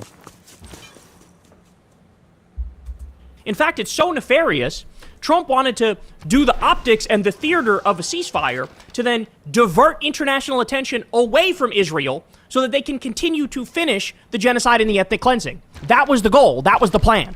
The Biden administration and the Trump administration are complicit in. Does it go down? We have to debate this. Yeah, we don't have time. We don't have time for the anti-Israel propaganda. We have time for the anti-Israel propaganda. They're called facts, not anti-Israel propaganda. Still not done though. We got one more. Here we go. This is where Smuggy McSmuggington replies. Period. And this will go down as one of the worst crimes in the history of humanity that our government, the Biden administration and the Trump administration, are complicit in. Does it go down? We have to debate this. Yeah, we don't have time. We don't have time for the anti-Israel propaganda. Okay. Ready? You guys ready? How much you want to bet the reply involves but Hamas. How much you want to bet? The reply is basically but Hamas. We don't have time for the anti-Israel propaganda. Say Hamas was wrong at any point during this conversation. We already got one. Put a little Hamas counter in the bottom corner. We already got one mention. Listen, we know that there's plenty of disagreement on that issue. I never said that. We let it on spool for 2 minutes, but sure. I mean, honestly. Okay, have a quick word. I don't understand. Israel's our ally. Not a single word in your speech for the atrocities that were committed on October the 7th. We should not cut a single off arms word, tomorrow. Not a single word for the idea that Israel has every right to defend itself. Not a single word for the fact that Hamas right now I would even count October 7th as part of the group of Hamas. Here we go. Is killing people inside of God, their own people. You seem to lay it all at the feet of Israel, a democratic ally in your own country, and you have no negative word for the terrorists who rape and murder and kidnap. Zero. That's Israeli human rights. That's another reference to Hamas. So 3 or 4 is what we're at in what was it? Literally less than a minute. So in other words, the whole response was but Hamas. What Emma was bringing up was, look, we're committing a genocide. We're committing a genocide. The U.S. is arming and funding Israel. They're committing a genocide. You have, according to a doctor that was on the Majority Report, hundreds of thousands of people who are actually dead. Innocent people. They bomb schools, hospitals, UN buildings, World Central Kitchen workers. You go down the list. They've starved people. They've sniped kids in the face. His reaction to that is, but Hamas is bad. We're literally not even talking about Hamas. There's 30 to 40,000 Hamas members total. There were 2.3 million people in Gaza. And they said we're going to do a total siege, cut off all the food, fuel, water, and electricity. So in other words, do collective punishment and blame everybody for the crimes of Hamas. And now, by the way, what do they say the official numbers are of Palestinians remaining in Gaza? 1.5 million. You do the math on that. We're talking about, 800,000 people? 800,000 that have been killed? By their own numbers, not mine. That's what Trump and Netanyahu say, we got to move 1.5 million people. Well, if there were 2.3 million, and now you're saying there's 1.5 million, you do the math on that. Oh, I haven't researched it, that's why. The smuggest man on the planet wants to defend committing hundreds or thousands of October 7ths in the other direction because Hamas bad. So because Hamas is bad, we're going to copy their tactics except do it worse and do it more often and kill more people, and you got to shut up about it because when we do it, we're good. We're the good guys. So this is what I'm talking about. I mean, and by the way, like the fake outrage. Look at the way this guy talks. It is the fakest outrage I think I've ever seen. Shouldn't be. That were committed on October the 7th. We should cut off arms tomorrow. Not a single word for the idea that Israel has every right to defend itself. Not a single word for the fact that Hamas right now is killing people inside of God, their own people. You seem to lay it all at the feet of Israel. That's a lie, by the way. Who Hamas was killing was literal ISIS gangsters who were being paid by Israel to steal the food to keep them from Palestinian civilians. That's who was killed. It just shows, he doesn't actually know anything. There's been detailed reporting on this from Drop Site News, like these ISIS gangs that are paid by Israel to, loot and steal and pillage, and then Israel turns around and blames it on Hamas. He doesn't know the first thing, or if he does know it, he's just lying about it. But I actually think he doesn't know anything about this. He just goes with the AIPAC line. He just goes with what his fucking handlers tell him to say. A democratic ally in your own country, and you have no negative word for the terrorists who rape and murder and kidnap. Zero. No negative word for the terror. Yeah, Emma Vigeland, a pro-terrorist, is see, this is how ridiculous these people are, and just how much they can't respond substantively. So now the allegation is Emma Vigeland supports terrorism. Who's gonna believe? What did you think of that article I sent you, where it was a guy who was just flying the Black Shahada right when ISIS broke out, when we were talking about if it would be legal? And he was like, I didn't know ISIS used this flag. I've displayed it every year during Ramadan. That's hilarious. And then it said that as soon as the concerns were brought up, he took it down. He didn't protest it at all. He completely understood why people were worried, but wanted to be clear. It was that's a flag that ISIS has appropriated, And I was like, that's so fascinating, because you never see that flag since ISIS adopted it. Yeah, because people generally know. The young blonde lady who hosts a YouTube show, she really's out there fucking in her spare time, recruiting for ISIS. What the fuck are you talking about? Israeli human rights group says they're committing genocide. Guys, you still don't. We gotta go. Did I do good, Zionist lobbyists who pay me money? Did I do good? No, you didn't, actually. That was actually kind of embarrassing. That was humiliating. And this is all they got. All they got is fake outrage. And by the way, he's berating her. You didn't say anything about October 7th and about Hamas. Meanwhile, she said a bunch of stuff about the genocide. He didn't say anything about the genocide. There was no acknowledgement that it is a genocide. There was no word for any of the children who were murdered. There was no word for the hundreds of thousands of people killed. There was no word for the fact that Gaza basically doesn't even exist anymore. Like, it's gone. It's just all rubble. There's no word for any of that. So by his own standard, he also fucking fails. It's unbelievable. It's unbelievable. But amazing job there from Emma Vigeland. Look, dealing with these people, I don't know, man. I don't have it in me, I don't think, to be as nice. As I get older, I get more mean. I have zero patience for any of this, right? My fuse is short. I probably end up being an asshole. Like, God bless her for pulling this off and doing such a great job. But, for me, whoo, buddy, I don't know if I'd be able to control myself in some of these situations because I'm so done. I'm so done with these, this fake bullshit. I feel you, bro. From these mainstream pundits who all say the same thing. It's all so boring, so dumb. Like, oh, what a shock. The conservative on CNN supports Israel despite the genocide? Oh. It's enough already. It's enough. But anyway, I hope they let her back on because she absolutely freaked it. Hey, y'all, do me a favor and like and subscribe. It helps out big. Don't ASMR me, Kyle.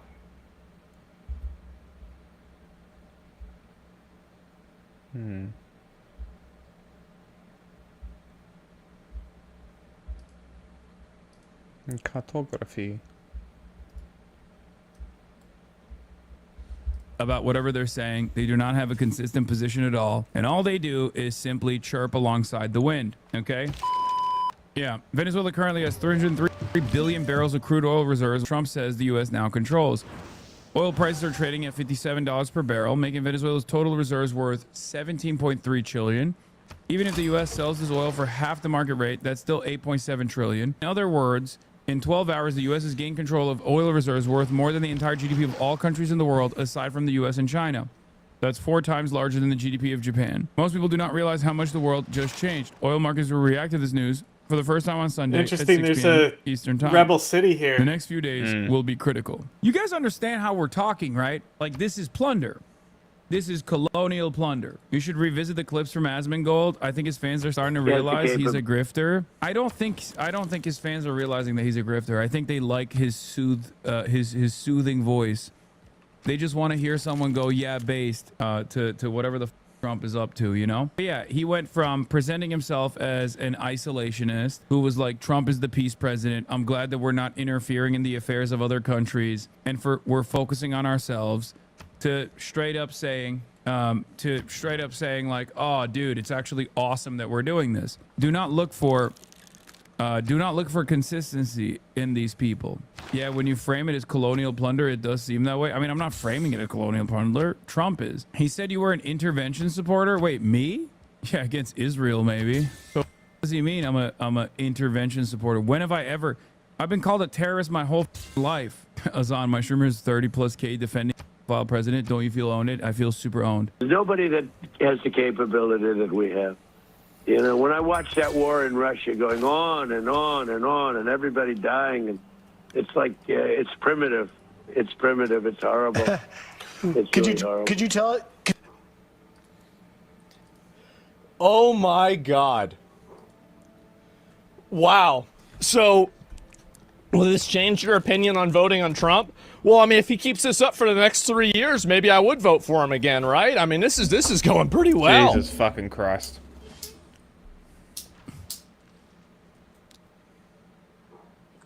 The other thing that I find really funny is that I feel like his reactions are so fake. Like, I feel like he's just putting on a show every time he does this. Like, he's like, yeah, this is so based, guys. And I don't know if other people actually see that.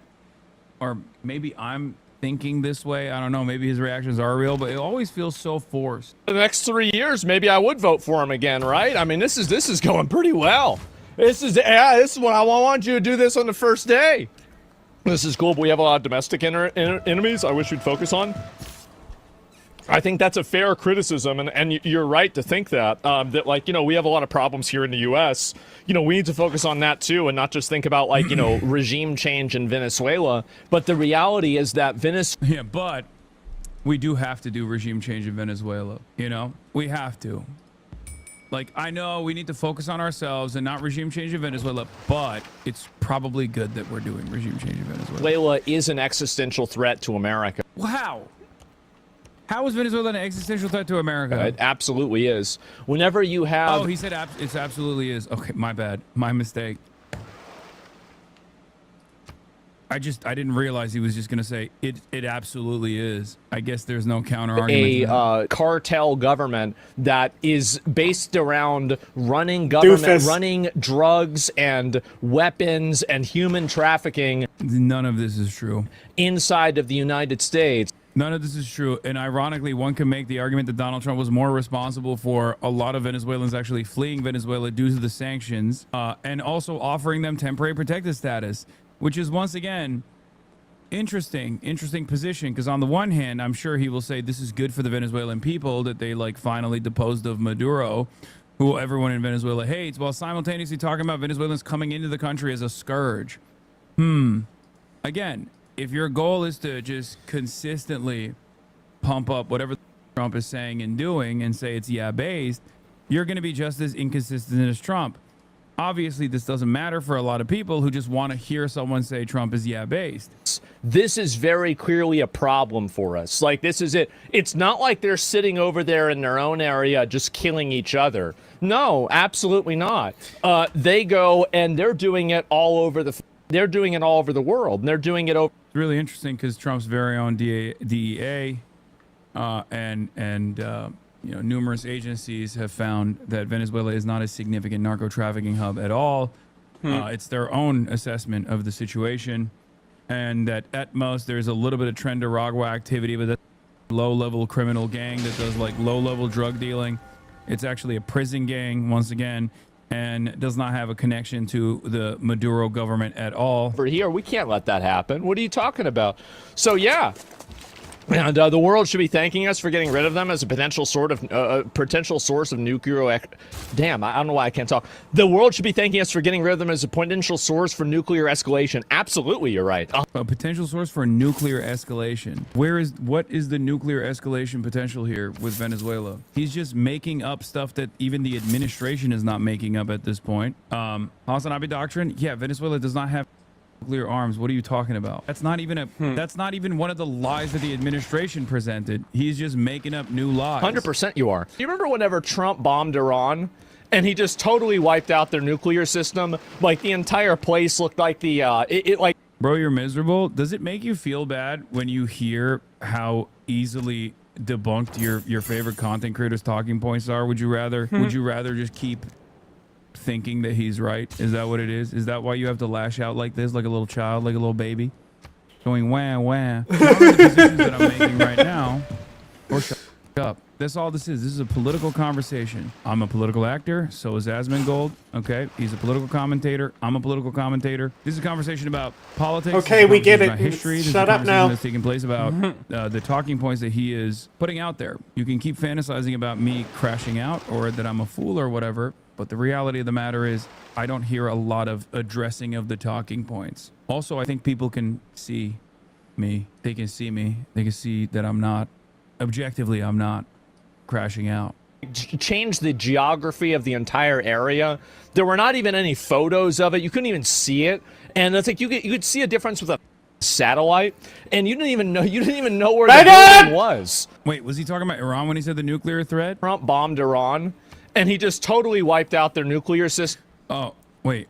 Rid of them as a potential source of. Oh, he says getting rid of Venezuela is a potential source of nuclear threat, and then he pivots to Iran. First, he says that Venezuela has a potential source for nuclear threat, which is not the case. Them as a potential source of nuclear.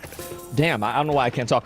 The world should be thanking us for getting rid of them as a potential source for nuclear escalation. Absolutely, you're right. 100% you are. You remember whenever Trump bombed? Yeah, and then he starts talking about Iran afterwards. Iran, and he just totally wiped out their nuclear system. Like the entire place looked like the it like changed the geography of the entire area. Fordow was an underground facility that was hit with bunker buster bombs. Obviously, the only thing that you could see was 2 minor impact sites.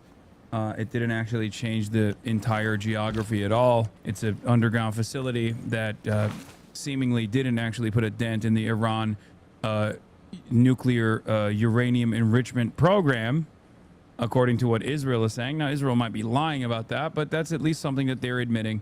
And also, that retaliation leading up to that bombing campaign and in the aftermath of that bombing campaign was raining missiles and penetrating the Iron Dome with all the might of the entirety of the Western defenses. So I don't think that that was that successful overall. There were not even any photos of it. You couldn't even see it. And it's like you could see a difference with a satellite, and you didn't even know where the building was. And so anyway, all this happened, and then everybody's like, oh, they're going to retaliate. They're going to fight back. Did they? They did. Not only did they keep showering Israel, but they also hit the U.S. Central, or was it the U.S. Central Command? Yeah, they hit Qatar, right? After Iran. I guess technically so did Israel. I guess Qatar is eating it from both ends there. Did anything happen? No, they didn't do shit. They didn't do a thing. So this is exactly what's going to happen with this too. 100%. Who's next? President of Colombia? The president of Colombia, apparently Trump said he better watch his ass. Hassan's mental gymnastics are very tiring. Well, the thing is that, do you remember?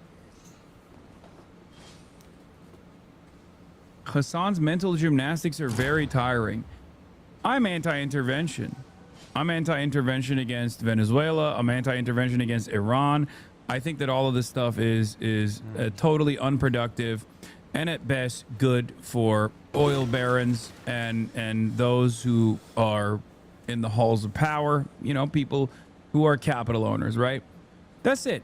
It's just for the super wealthy. None of the imperial super profits actually trickle down to the average American citizen, and every single dollar that we spend doing this kind of adventurism overseas is a dollar that we could be spending on ourselves in the United States of America.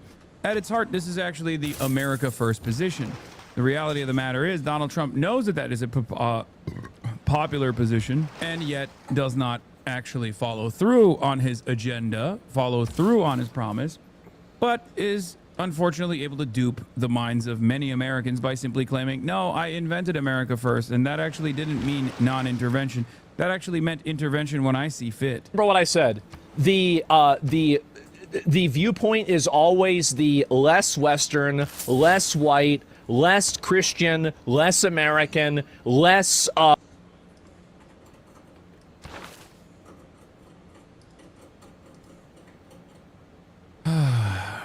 Don't really know what to say to that one. I'm going to reiterate my position. I want us, the United States of America, the wealthiest nation on the planet, to fund healthcare for every American. Okay, white, non-white alike, Christian, non-Christian alike.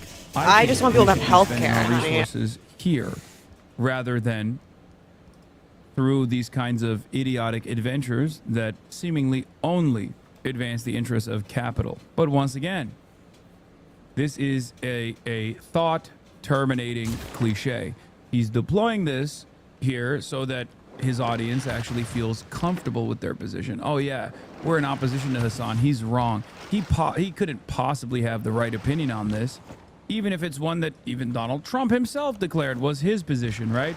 We're not hypocritical. Hassan is inconsistent because he's always finding himself at odds. Let's see what the inconsistency is, though. You know, like Western culture thing is good. So basically, whatever is... Also, Maduro is Christian and also Western. I don't understand, but go farther away from those values is the thing that these people will support. It is that simple. I know that you might think there's no way it's that simple. Absolutely it is. Yes. 12 plus years of writing, reading, doing political commentary, working on political campaigns, working with politicians, getting politicians elected, interviewing politicians, advocates, organizers, all of that reduced to a guy who does not shower, saying Hassan just simply takes the non-white, non-Western, non-Christian position. Now, you can delude yourself into thinking that this is my analysis, But if you're even a little bit intellectually curious, you'll probably come in here and check it out for yourself and realize that that's not the case. Unfortunately, unlike you, or unlike Asmongold, I actually have respect for my audience's level of intellect. He does not. And maybe he's right. Maybe his audience is too stupid to actually check. But it's very clear that he thinks his audience is too stupid to actually check. And many in his audience actually don't. It is. And once you... The reality of the matter is, if Kamala Harris was actually facilitating this campaign, if you think Asmongold, even for a brief moment, would come out and say, this is actually based, this is awesome, instead of saying what he was saying during the election cycle, which is that Kamala Harris is going to do war, Trump is actually the peaceful president, you would be delusional. Okay? This is not even a hypothetical. He did say that he was anti-interventionist during the election campaign because Donald Trump was anti-interventionist, or at least presented himself as anti-interventionist. I, of course, talked about this being a lie over and over again, not that it matters. See it from that angle, it's hard not to keep seeing it that way. Also, didn't Asmongold say he agrees with you a lot? Yeah, no, that's only when I actually approach him. Then he has to concede on a lot of the positions, because a lot of the positions, if he were to like advance in a back and forth conversation, they would look really silly. Because that's always how it's going to be. And it's so obvious too. Yeah, I think that, like, you know, you sound like a schizo saying it, but whenever you have so many points on a graph, you're going to be able to draw a line. So yeah, it's exactly what's happening. And I don't care about Venezuela. That's pennies to the illegal stuff in America compared to Mexico.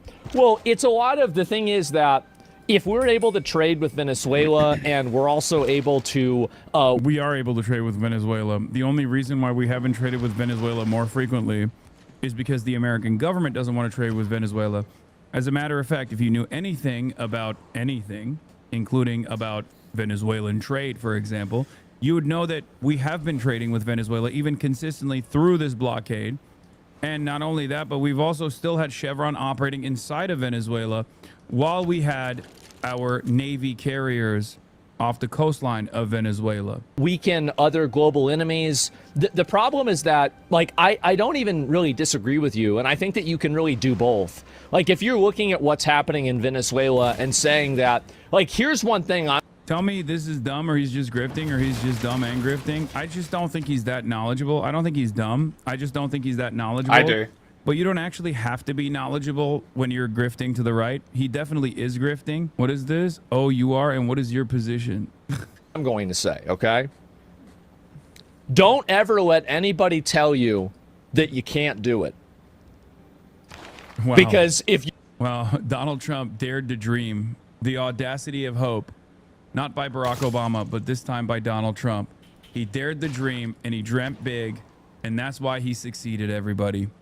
The leader of the most powerful military on the planet was able to successfully implement this nighttime air raid on a country that it has dominated economically for decades. Every single one of these people flip-flopped. Nick Fuentes is another one of these little flip-floppers. Nick Fuentes was against any military action in Venezuela. Just 3 months ago, he warned that an invasion could activate domestic terror cells and plunge America into an insurgency.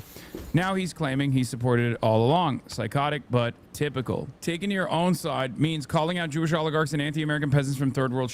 We are America's second to none, and we own the finish line. I have literally never said no more foreign conflicts. I support U.S. empire. I support the Monroe Doctrine. I support hemispheric defense. I always have. Initially seemed like a solid operation to cleanly, bloodlessly, and quickly remove Maduro from power last night, but this new policy of running Venezuela with U.S. soldiers sounds like a massive overcommitment. I have zero confidence in nation building. Big mistake, okay? He went from throwing up the USA to saying General Raising Cane's to saying, yeah, you know, maybe the running Venezuela isn't the best idea. Ironically enough, of course, our puppet that we were going to install is a Omega Zionist and massive supporter of Israel, and has been begging Israel to also intervene, or at least get America to intervene on her behalf. But then again, like I said, these guys don't believe in anything. He is not even like actually really anti-Israel. Yes, he hates Jews, but even that hatred of Jews, I think he would probably tamper, like I said, or rein in, like I said before, if it meant getting a crumb of power, if it meant getting any proximity of power, getting any proximity to power. That's just how it is. None of these guys actually give about whatever they're saying. They do not have a consistent position at all. And all they do is simply chirp alongside the wind. Okay? Asmongold operates off of this iteration of owning the libs. Americans won't have affordable healthcare, affordable groceries, or jobs, but billionaires and oil tycoons will get richer, and this is how Trump owns the libs, destroys the woke, and makes America great again. No, that's precisely what it is, as I've talked about over and over again. I keep repeating myself on this issue. This kind of military action in Venezuela is not going to improve your lives. It's not going to improve your lives even a little bit. So anyone who tells you that this will objectively improve your lives is lying to you. You should actually scrutinize them. Okay? Just understand. Anyone who tries to tell you that another regime change war for the extraction of oil for our oil barons is going to somehow magically improve your material conditions, make rent more affordable, make groceries more affordable, is lying to you. Okay? Sure, we'll get the goods, we'll get the oil, but that's not going to yield American prosperity. It's not going to create American prosperity at all. It's going to create prosperity for the oil and gas industry. And that's it. And as we know already, those gains do not trickle down at all. And you're for thinking that it does. But I guess I can't really hate on you too much, because there are plenty of who make this argument over and over again. One of those is Asmongold, and the other one is Nick Fuentes. You went on Twitter. Everybody was saying, this is against international law. You have to wait for Congress. We'll read the Constitution. Oh, you can't just do that. That's illegal. Oh, never mind. He's destroying his opponents by making a silly voice. Any of that as a counter argument anyway, because I think it's stupid and no one actually gives a shit. What is this? Grab a gun and get on the front lines, tough guy. We'll even let you bring your pet roach and dead rat alarm clock. Here's one thing I'm going to say, okay? Asmongold says he would vote for Trump and Republicans if Trump did something similar to attacking Venezuela every week, comparing it to the Minnesota fraud. Simply attacking Venezuela every week. Where else could they attack? Don't ever let anybody tell you that you can't do it. Because if you went on Twitter, everybody was saying, this is against international law. You have to wait for Congress. We'll read the Constitution. Oh, you can't just do that. That's illegal. It's a war crime. And you know what Trump did? He just went in there and did it. That's it. It's over. Just like what happened with Iran. Remember what happened after Iran? Nothing. Nothing happened. Because the fact is that if you have, here's the truth, if you have power. Dude. This is so funny, because he's just like, yeah, it's might makes right. Might makes right. Yeah. Might makes right. Maybe he'll be singing a different tune in the not so distant future. Who knows? You have the ability to exercise that power through force. You are God. That's it. Nobody can tell you no. Nobody can resist you. Nobody can try to hold you accountable. You can do anything and everything that you want. And there's nothing that anybody can do about it. And so always very creepy thing to say. Always keep that in mind, that there is a way. Do something. Yes, keep the same energy. Absolutely. And so why not go and do this in Minnesota? Like, I mean, if we can do this in Venezuela, I'm not saying we should bomb Minnesota, right? I don't think that we should do that. I mean, I know that people might not like Minnesota, but I don't think that we should bomb Minnesota. But I do think that there are other ways that we could solve some of the problems over there, right? White women mauling on Twitter. Exactly. See, if Trump would do this... It's so funny that, like, every grievance or every line of defense must be matched up against, like, a character from the woke universe, right? So it's always white women that are mauling on Twitter that are actually the people saying, like, well, perhaps we should follow the rules here, or perhaps we shouldn't just kidnap the leader of a foreign nation, right? No, it's just white women chirping. It's just, you know how am I right, chat? Based. Am I based? That's how it is. This all the time? I'd probably vote for him a third time. Like, this is what we need. We need to do this like once. He also didn't vote for Donald Trump, so I don't know why he's saying he'll vote for him a third time now. So, yeah, you didn't even vote? Of course I didn't vote. Why would I vote if I don't feel like the candidate represents my viewpoints and my values to a degree that I feel confident voting for them? And I think that I've been proven right. I have been. This all the time? I'd probably vote for him a third time. Like, once a week, we need to go and, like, figure out who's going to get blown up today. If Asman wants to believe in might equals right, I think he should live by that standard and post his address. Nobody believes in might is right. Okay? Nobody believes in it. And that's precisely the reason why he obviously will probably call the cops when a psychotic stalker arrives at his home. It's ridiculous. What he is demonstrating here is that he does not have any care or consideration for the victims, because he is placing himself in the shoes of the American administration, as though America's power projection is somehow making him feel powerful. This is at the heart of the insecurity in the right-wing movement, okay? That's what it is. You feel weak. Who you made feel the silly, telekinesis? You feel stupid. People have wronged you. All of those insecurities, all of that anxiety builds up inside of you. And then when you have nothing to hold on to, and with Asmongold, he has things to hold on to. Obviously, he can he can point to his own success as a person in this field of commentary. But for many of his fans, they don't really have a lot going on in their lives, and certainly the economy is not getting fixed anytime soon. So they have to lean into shit like this, because at the end of the day, what is all of this for? If the answer is so that a bunch of faceless, lifeless corpo suits make, you know, another collective $1 trillion in profit next year, or add an additional $1 trillion into their net worth, then yeah, that's going to make you feel kind of shitty. But at least in this moment, you get to feel powerful, because America got to dominate a country. America got to dominate a country that it's been dominating economically for many, many decades at this point. And that feels like, you know, my team is winning, right? My team is winning, actually. It's not. And it unironically is actually hurting you, because all of our resources, all of our investment, everything that we're doing is going to that, is going to propping up Israel, again, for American foreign policy, for the American State Department, for the interests of capital, dominating Venezuela for the interests of capital. It doesn't actually help you at all. You just hold on to the cruelty for cruelty's sake, because you have nothing. Is the UN or anyone saying anything about this? Every single European leader came out in support of this. Every single one. That's where we're at right now.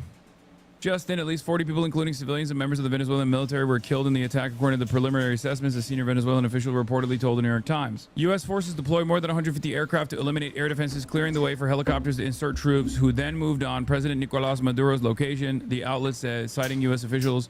More on the operation from Jack Murphy of the High Side in the Post, in the reply. Jack Murphy, an investigative journalist who previously served in the U.S. Army Rangers, offers extensive new detail on the U.S. Special Forces operations. Wait, what? Writing in the High Side, Murphy cites multiple special operations sources to describe an extensive covert buildup inside of Venezuela ahead of the operation. Oh yeah, we talked about this already. Oh my God, Katie Miller posted about Greenland. Oh my God, I'm done. No more predictions. No more predictions. Oh my God, I'm done. Oh my God. Oh God. This is all we gotta do. Man, the trifecta. Let's see what China says and does, and then we get the trifecta. Yeah, I think this is silly. I think this is a silly attitude to have. It's 100%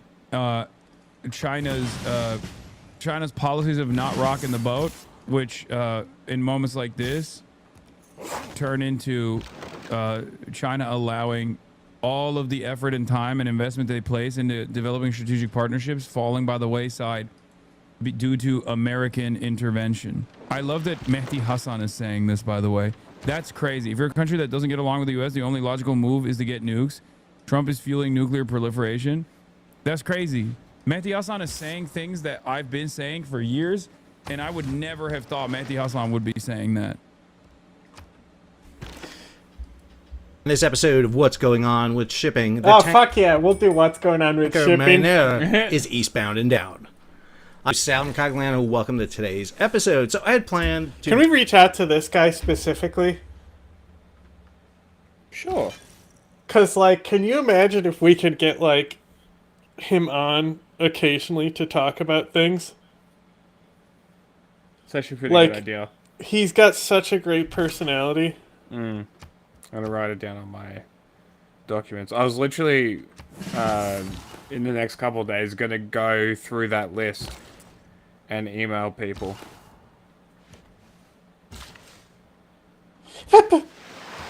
Sheep.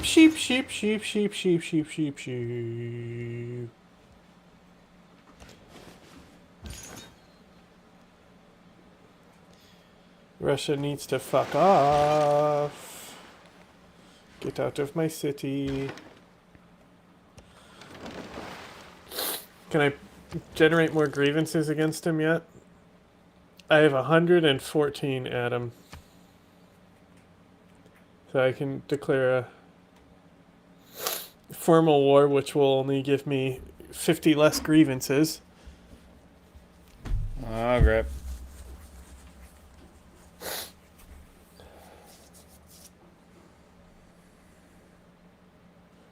I raided the clan, and now they're 50 from moving up to a city-state. Whoops.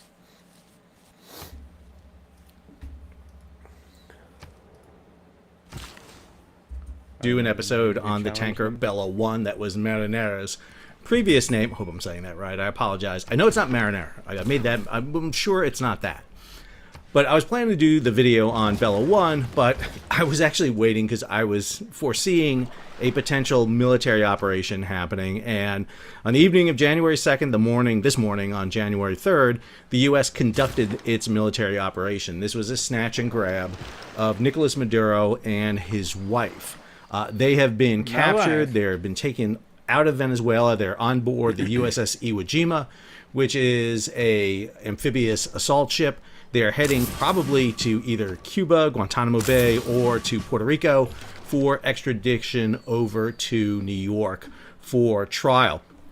But that's not what we're talking about in this video. I want to talk about what this means now for the sanctions and economic blockade that has been enacted by the Trump administration against Venezuela, and particularly why is it a ship like Marinera and now Hyperion, another ship that's recently been reflagged to Russia, are being allowed to basically escape. There was a lot of discussion about why Bella 1 was able to evade the United States Navy. I want to put that into some context and talk about it today. If you're new to the channel, hey, take a moment, subscribe to the channel and hit the bell so be alerted about new videos as they come out. Now, I'm not going into detail about the military assault on Venezuela. There are plenty of other sites that do it. I recommend heading over to good friend of the show, Ward Carroll's site. Also, Preston Stewart. I was just recently on Preston's channel. I'm not sure how quick he's going to be able to get a video up because he's literally over in Ukraine right now. Also, Cappy Army, another site. I haven't been on Cappy's site, but I've helped and assisted in some of the videos he's put together. Nice. And then, of course, Ryan Macbeth and his site. I've been on Ryan's show before. We had a great time up in Newport, Rhode Island not too long ago. So let's focus on what is happening now regarding tankers in and out of Venezuela. So President Trump gave about a 1 hour long press conference down at Mar-a-Lago this morning, January 3rd, on the operation. But the one I want to focus on was the statements by the chairman of the Joint Chiefs of Staff, that is General Kane. And General Kane went into some details about the operations. Of course, they cannot reveal everything because of military necessity. However, one of the things he mentioned is they had been waiting up to about 15 days to launch this operation, meaning that they had to have Navy, Air, Army, Land, Marine, everyone in place for up to 15 days because they were waiting for weather. They were waiting for Nicolas Maduro to be in the right spot. And so that meant that basically the U.S. had to focus its military attention down into the area around Venezuela. This goes to the story of the Bella 1. Now, Bella 1 was a tanker that was coming into the region. It had actually turned around outside of the Windward Leeward Islands and proceeded out into the Atlantic. And this began the epic chase, hence the thumbnail image here, using what was the most famous slow-speed chase in all of human history, O.J. Simpson. So that was kind of the joke there. But a lot of people were commenting that the U.S. can't even catch a 300,000-ton 15-knot supertanker out in the middle of the Atlantic. Well, I think there was more to it than that. So another good friend of the show, Ian Ellis, has been updating this chart showing the deployment of air and naval assets down in U.S. Southern Command. If you don't follow Ian over on X, you really should.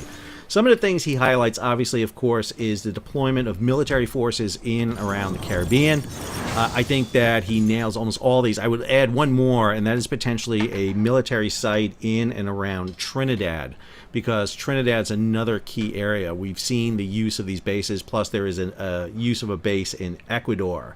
He also has highlighted the deployment in and around Puerto Rico. Puerto Rico has taken a renewed emphasis, including the previously closed Navy base at Roosevelt Roads. I'm envisioning that Rosie Roads may get a rebirth out of this.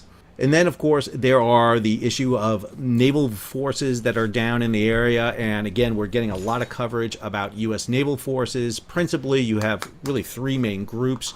You have the USS Ford strike group that is down in the area. You have some surface combatants that are down in the area. And then you have the amphibious ready force. This is the Iwo Jima and its attached LPDs. So there are 4 ships with civilian merchant mariner crews that played a big role in the operation. The first is USNS Kanawha. That's a government-owned vessel called an oiler. These are ships that provide underway replenishment to ships at sea. This is Kanawha coming out of Ponce in southern Puerto Rico. Kanawha has been providing the bulk of the fuel for all the surface combatants down in the area, including the aviation fuel necessary for the Gerald R. Ford. So Kanawha is definitely one of Logistics those key kings. players. Then in port together here on the left is the USNS Robert Peary. This is what's called an AKE, or a general cargo ammunition vessel.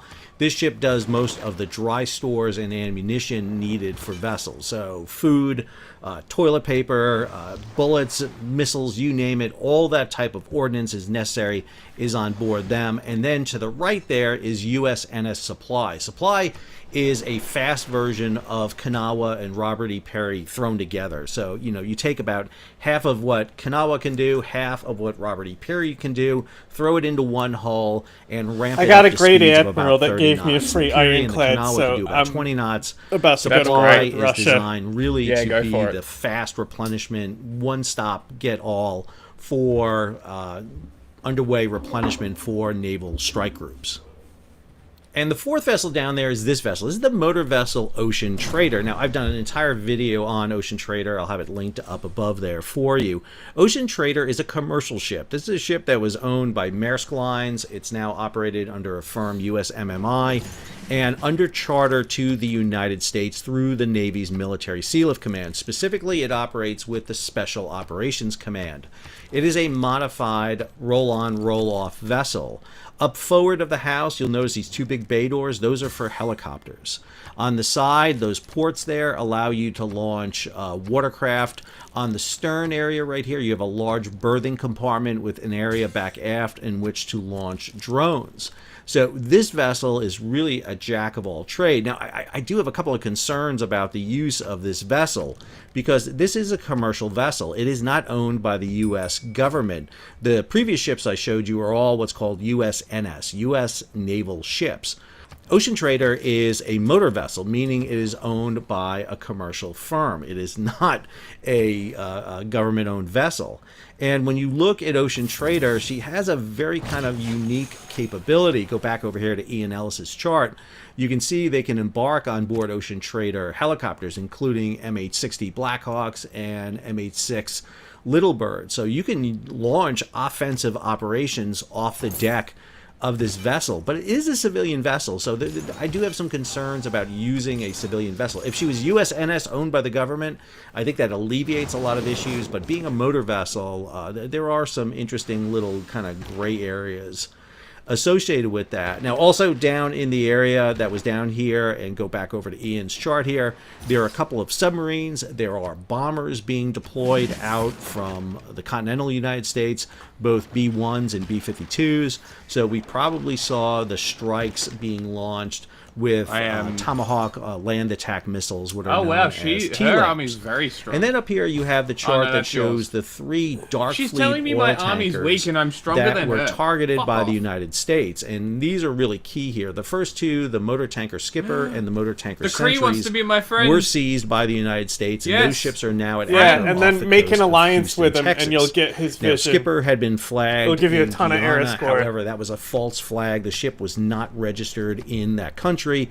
Therefore, she was a stateless you'll discover vessel. natural wonders. In Article Holy 110, fuck, I Section can see D of the basically the UN entire Convention on the world Law now. of the Sea, Yeah. the U.S. and That's any why the Kree country are has the great right for the to game. board a vessel. Holy And once shit. on board that vessel, they can inspect that vessel. And since they found the the word is vessel to be lodged. stateless, and there was a federal warrant against the vessel, the ship was sailed into Houston. In the case of the Centuries, the ship was Panamanian flagged, but Panama had announced that look they at had you withdrawn the registry. fighting with Plus, Russia over there, the U.S. huh? has a treaty with Panama to be able to Why are board their Russia's cities vessels. so spread out? that What the ship was fuck? subsequently seized and brought into They're the on United a States. deity Then we come to difficulty. Bella 1. And Bella 1 was the interesting one, because Bella 1 was heading put the Civ to here 'cause it's trying to- Venezuela. It had not He's been arrived fucking- yet into we actually Venezuela. in the middle of a Both religious Sentries war and in my Skipper had capital. been loaded, but Bella 1 was empty. I've slaughtered And Bella 1 was millions of outside the Windward missionaries. Leeward Islands when word came out that the ship had reversed course and was being Russia. actively pursued by the U.S. And there was even allegations that it had been boarded, but that subsequently turned out not to be the case. Now, this all takes place in the backdrop of the U.S. operation against Venezuela, because while the U.S. has been conducting strikes against narco boats in both the Caribbean and the Pacific, this is one element of this, alleging that the Maduro regime is responsible for these boats. The U.S. has also been targeting sanctioned oil and sanctioned tankers. Now, there Boosted are commercial right to a tankers golden coming in age. and out of Venezuela and sailing their merry Right? way, I told including you. some under Chevron that are sailing out of Venezuela, heading up to the United States. I know, it's weird.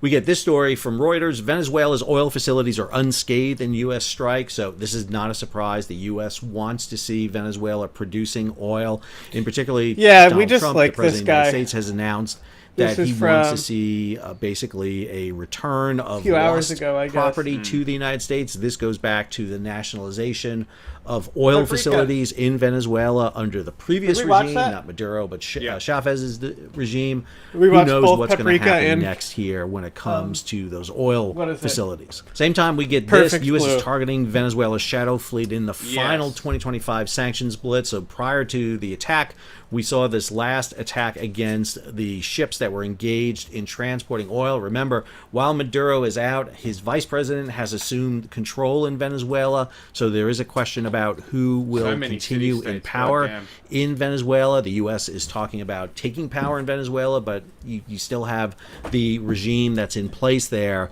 exercising control. At the same time, we're seeing more Venezuela-bound oil ships What'd you conduct say? their U-turns. many They're heading city-states. away from this, including Yeah. two Chinese And- flagged and every tankers time that we're one gonna leaves, talk a about. And that's where we barbarian get to camp this will story. spawn to and create the a new case of city-state. Bella 1 or Marinera.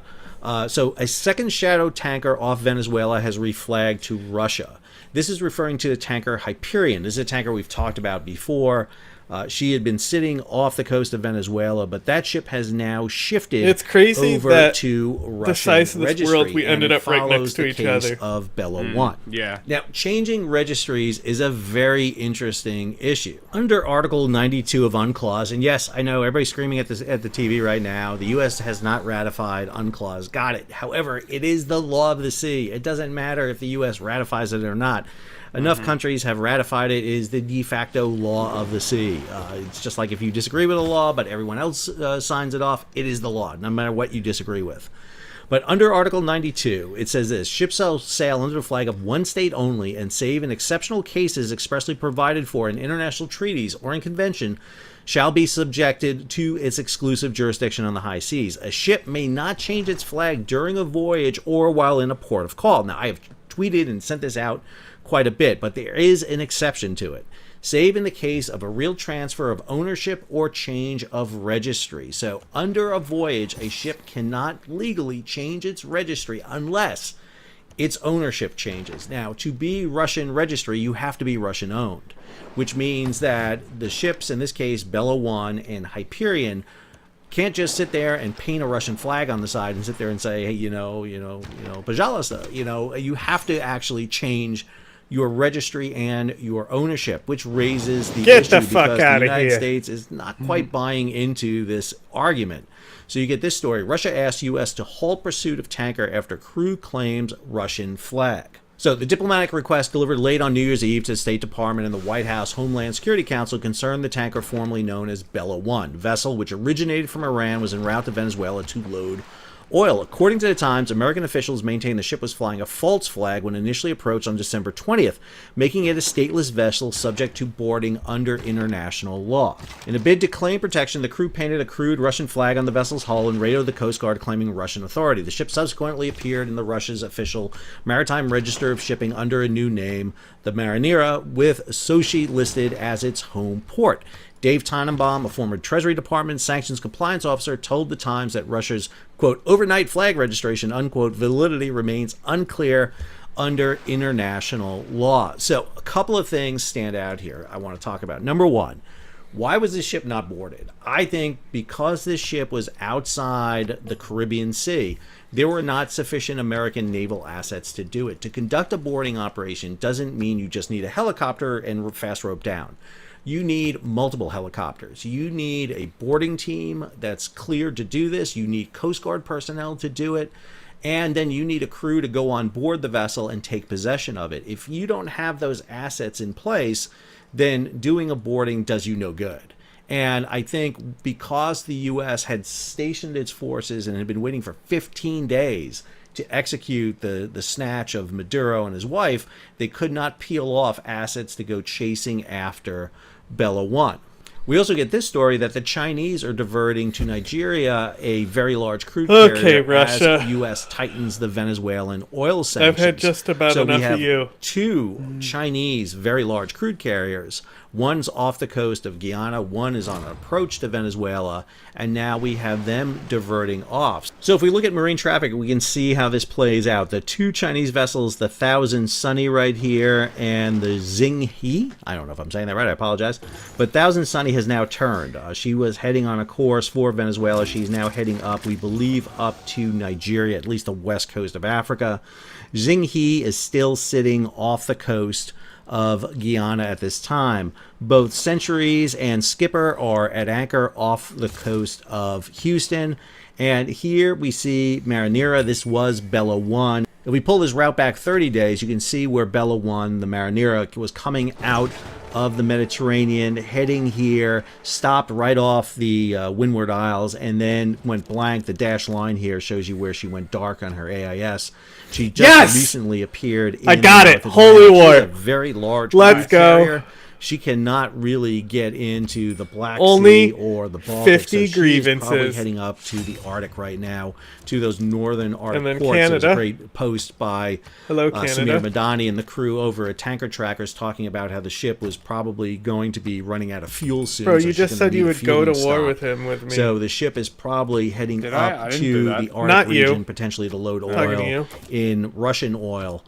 If she has a Russian owner right now. Canada Then you here. see Hyperion here coming out of the Caribbean now.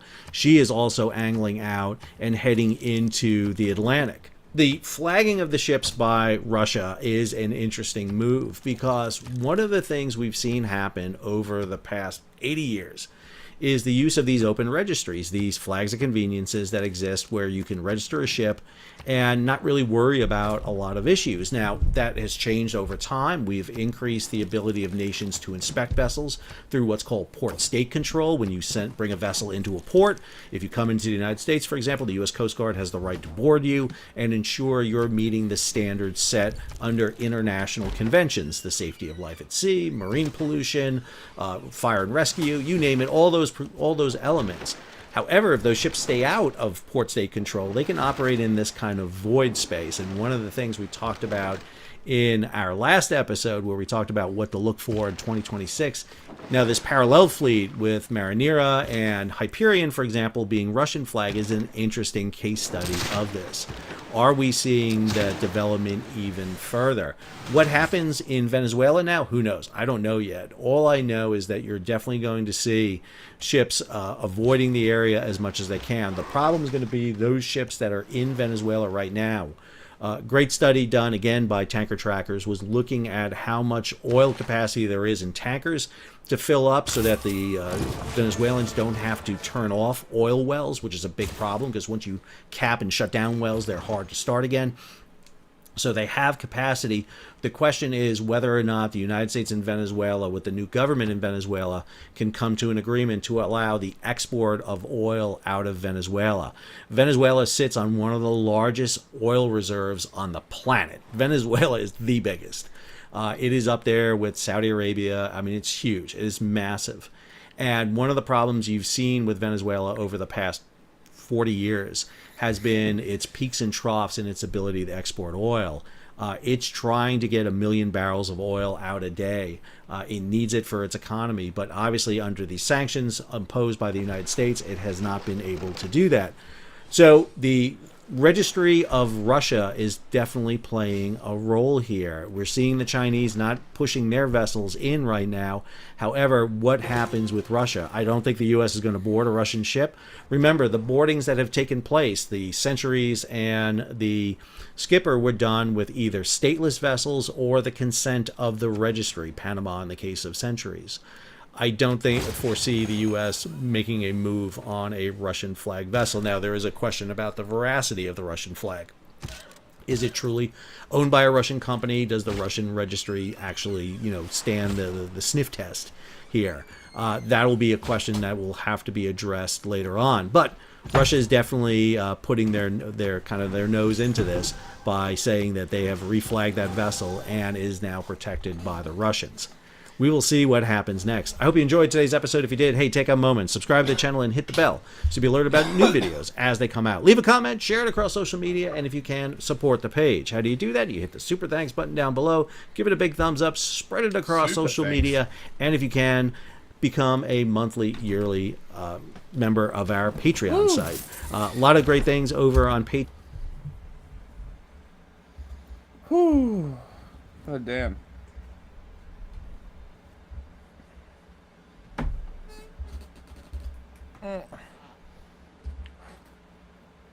I forgot edibles basically numb your body. It's great. Walking was an issue.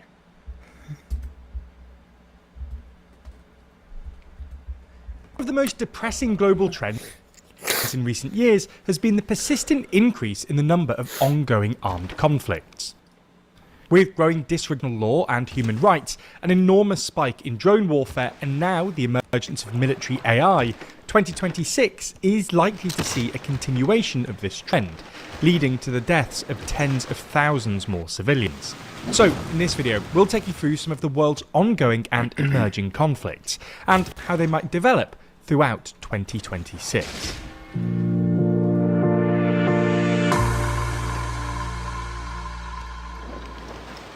Who is the most influential person in the world? Well, last year, the TLDR audience ranked Donald Trump as #1, with these people in conflict between Thai and Cambodian troops on the disputed border of Preah Vihear province, one of several contested sites along the two countries' shared 800-kilometre border. The Thai military claimed that Cambodian soldiers had opened fire on a Thai engineering team repairing a road in Thailand's Sisaket province, while Cambodian authorities accused Thai soldiers of engaging in numerous provocative actions for many days. In the following days, at least 500,000 people fled the area, as airstrikes and gunfire continued, killing 23 people.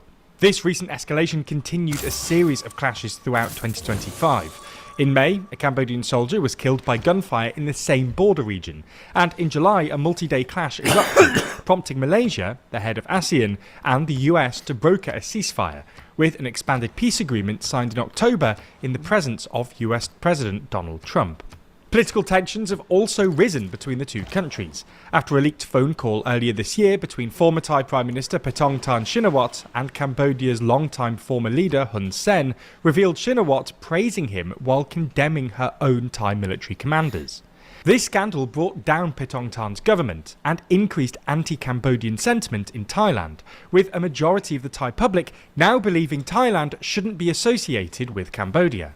Thailand's new Prime Minister Anutin Charnvirakul has also taken a hard line on Cambodia, and has ruled out any immediate negotiations, suggesting this conflict could potentially flare up again in 2026. The next conflict to keep an eye on is the US's military build-up around Venezuela. Since late August, the US has deployed 15,000 troops and a dozen warships, as well as aircraft carriers, guided missile destroyers and helicopters, to the southern Caribbean near the Venezuelan coast, while simultaneously building up the US military presence on Puerto Rico and the US Virgin Islands. The US has claimed that this is about combating drug trafficking from Venezuela into the US, but it's pretty clear that they also want to pressure Venezuelan President Nicolas Maduro out of power. Since September, the US has launched more than 20 strikes on alleged drug trafficking boats in international waters, killing at least 83 people. The most controversial of these took place on the 2nd of September, when US Defense Secretary Pete Hegseth reportedly ordered a double-tap strike to kill survivors of an initial strike, which is broadly considered illegal under international law as an act of extrajudicial killing. Trump has also repeatedly hinted at US strikes on Venezuelan territory in the near future, saying it's going to be starting on land pretty soon. Moreover, in early December, the US military seized an oil tanker off the Venezuelan coast, an act the Venezuelan government described as blatant theft and international piracy, and imposed sanctions on 6 more ships said to be carrying oil. Venezuela accuses the US of wanting to gain control of the country's enormous oil reserves, the largest in the world. Given the continued build-up, tensions look likely to continue into 2026, with direct military confrontation a real possibility. Moving to Europe now, where Russia's hybrid war has escalated in recent months, with analysts expecting further Russian sabotage attacks and subversion in 2026. For context, in September, Russian drones flew into Polish and Romanian airspace. Russian fighter jets flew into Estonian airspace, and suspected Russian drones were spotted near airports or military facilities in Denmark, France, Germany, Norway, and Belgium. In November, a Russian spy ship called the Yantar was suspected of mapping undersea cables between the UK and Norway, and had shone lasers at RAF pilots tracking it from above, prompting the two countries to announce a new joint submarine hunting alliance in December. Meanwhile, in Ukraine, Russia has ramped up its drone attacks on Ukrainian civilian and energy infrastructure since the summer, and Ukraine has also increased its own attacks on Russian oil facilities, including striking a target in the Caspian Sea for the first time this month. At the same time, the US's unequivocal turn away from Europe, marked by the Trump administration's recent national security strategy, which was well received in Russia, has renewed Europe's focus on defence readiness and deterrence.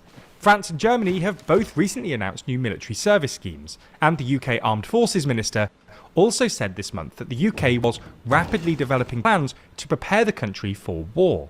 Moreover, NATO chief Mark Rutte controversially said earlier this month that Europe should prepare for, quote, the scale of war our grandparents and great-grandparents endured. While a direct Russia-Europe conflict still seems a distant prospect, there has been a notable shift in rhetoric from European government officials in recent months, seemingly aimed at preparing their populations for war. The US also wants Europe to replace its role in NATO by 2027. Unless a peace deal can somehow be negotiated in the coming months, which feels unlikely given the clear gap between the Russian and Ukrainian positions, the Ukraine war looks likely to continue for the foreseeable future, with Europe taking more of the strain. In February, the Russia-Ukraine war will enter its 5th year, and, as The Economist notes, on June 10th, the fighting will have lasted longer than the First World War. Let's move to West Africa now, where, for the past few years, jihadist insurgencies have escalated across several countries in the Sahel region, like Mali, Burkina Faso and Niger, as well as spreading to coastal nations like Côte d'Ivoire and Nigeria. Current trends suggest that, in 2026, militant activity will expand further along the southern borders of the Sahel countries into Benin, Togo, Ghana and Côte d'Ivoire. In the first 11 months of 2025, Benin saw 70% more fatalities compared to the same period in 2024, and jihadist attacks on security forces in western Mali, as well as kidnappings of foreign workers in Mali and Niger, have also surged to record highs in 2025. Conflict analysis suggests that 2026 will see a further consolidation of a new front line in the Benin, Niger and Nigeria borderlands, which is gradually becoming an area of competition for various militant groups, including Islamic State's West African factions. This is a serious crisis that probably doesn't receive as much media coverage as it should. Persistent instability has stunted the economic development of one of the poorest regions in the world, undermined state institutions, and created a transnational refugee crisis. Moreover, since the US cut foreign aid in early 2025, humanitarian organisations and local NGOs operating in West Africa This poor have little faced scout. severe funding shortfalls, further You worsening can make the it, buddy. humanitarian situation. Let's move a bit further south now to Sudan, where civil war will enter its third year in April 2026. The conflict, which has killed more than 150,000 people and internally displaced around 12 million, is being fought between the Rapid Support Forces, RSF, a paramilitary force allegedly backed by the UAE, which grew out of the Arab Janjaweed militia, and the Sudanese Armed Forces, or SAF, which is backed by Egypt and Turkey. Sudan is now effectively split into two blocks governed by opposing sides. In October, the RSF, which controls much of western Sudan and the Darfur region, captured the city of El Fasher after an 18-month siege. While the SAF still currently controls the capital Khartoum and eastern regions, it's increasingly under pressure in central Sudan's Kordofan region, where RSF advances threaten vital supply routes linking Khartoum to Darfur. Next year, analysts expect the conflict to continue, with each side seeking to consolidate its gains and fight for territory in Kordofan, despite a renewed effort by the so-called Quad Group of the US, UAE, Saudi Arabia and Egypt to negotiate a ceasefire. The final potential conflict to keep an eye on next year is Taiwan. Despite the US's long-standing policy of strategic ambiguity on Taiwan, Trump's return to office has heightened concerns among Taiwanese officials who worry that Trump might not intervene to defend the island in a potential conflict with China.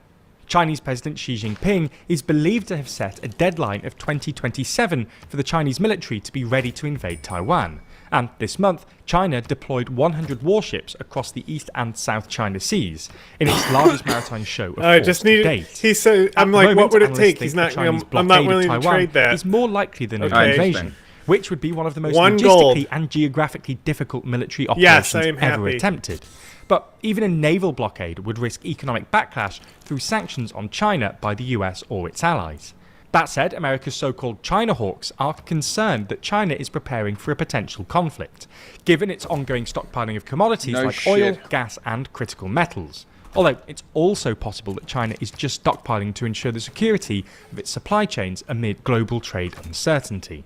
Finally, we should end by acknowledging that there are also ongoing conflicts between Israel and Hamas in Gaza, Congo and Rwanda in East Africa, and India and Pakistan in Kashmir, as well as proxy conflicts in the Middle East, a civil war in Myanmar, and rising tensions between Ethiopia and Eritrea. Sadly, as the ICRC points out, armed conflict is now a defining feature of our time, with 2026 likely to see a continuation of localised conflicts across the globe, and a widening gap between humanitarian need and provision. We're taking a break from regularly posting over the festive period, but if you did want more... Okay.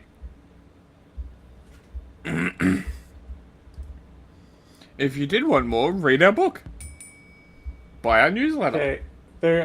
There's another video I've been sitting on that looks like it's really good. Okay.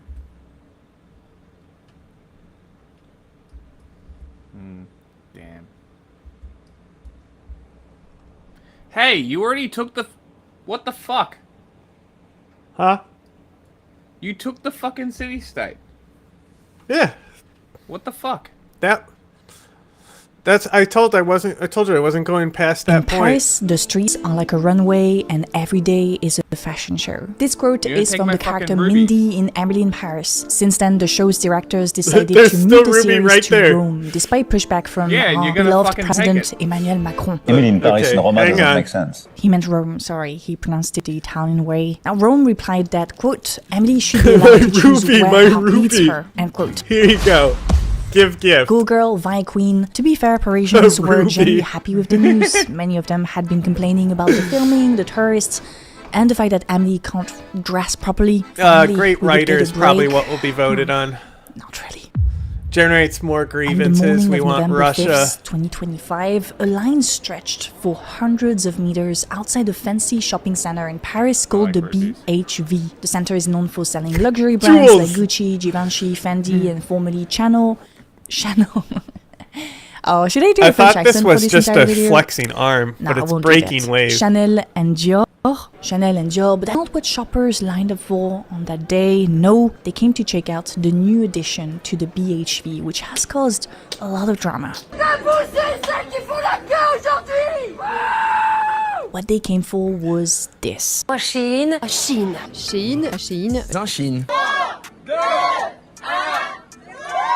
It's everywhere, covering the whole building. They even produced a poster featuring the director of the BHV and the CEO of Shein, captioned, quote, "The poster we shouldn't have made," just to really piss people off. Now this is a big win for Shein. It started back in 2008 in Nanjing as a small online retailer, but over the past decade, it has exploded into a global phenomenon. By 2024, the app had been downloaded hundreds of millions of times worldwide and drew 88.8 million shoppers globally. What made Shein really disruptive was how it combined trendy, low-cost fashion with super fast supply chains through a simple, convenient interface. An app. Shein adds hundreds or even thousands of new items every day to match what customers are posting or talking about online. Over time, it became not just a fashion giant, but also the symbol of an industry, the fashion industry, which most of us love and hate at the same time. In France, that hatred is magnified because we're very skeptical with fashion, we love fashion, but also because our local big boy billionaire, Bernard Arnault, actually owns most of what the world recognizes as French fashion, so Louis Vuitton, Dior, Celine, Givenchy, etc. He became the world's richest man for a few months in 2024 before Elon Musk secured his place again. But anyway, that's just a combat de coq, as we say in French, nothing more than an ego war. So yeah, Shein's arrival in a Parisian fashion temple added fuel to the fire, as it materialized an anxiety that had so far remained rather abstract, because remote, because virtual. Shein suddenly feels more real. But I'm still wondering, why are they doing this? Amid controversies around problematic products being sold on their websites. It was an image of this doll clutching a teddy bear accompanied with a racy description on Shein's website, which got French authorities taking notice. And regulations being discussed at the EU level. Why did they think it was a good idea to establish themselves in Paris? And what does that mean for the fashion industry at large? My name's Alice. Welcome back to my channel. Hi, Today Alice. we are talking about Shein taking over the fashion capital of the world. Part 1. Fashion is a right.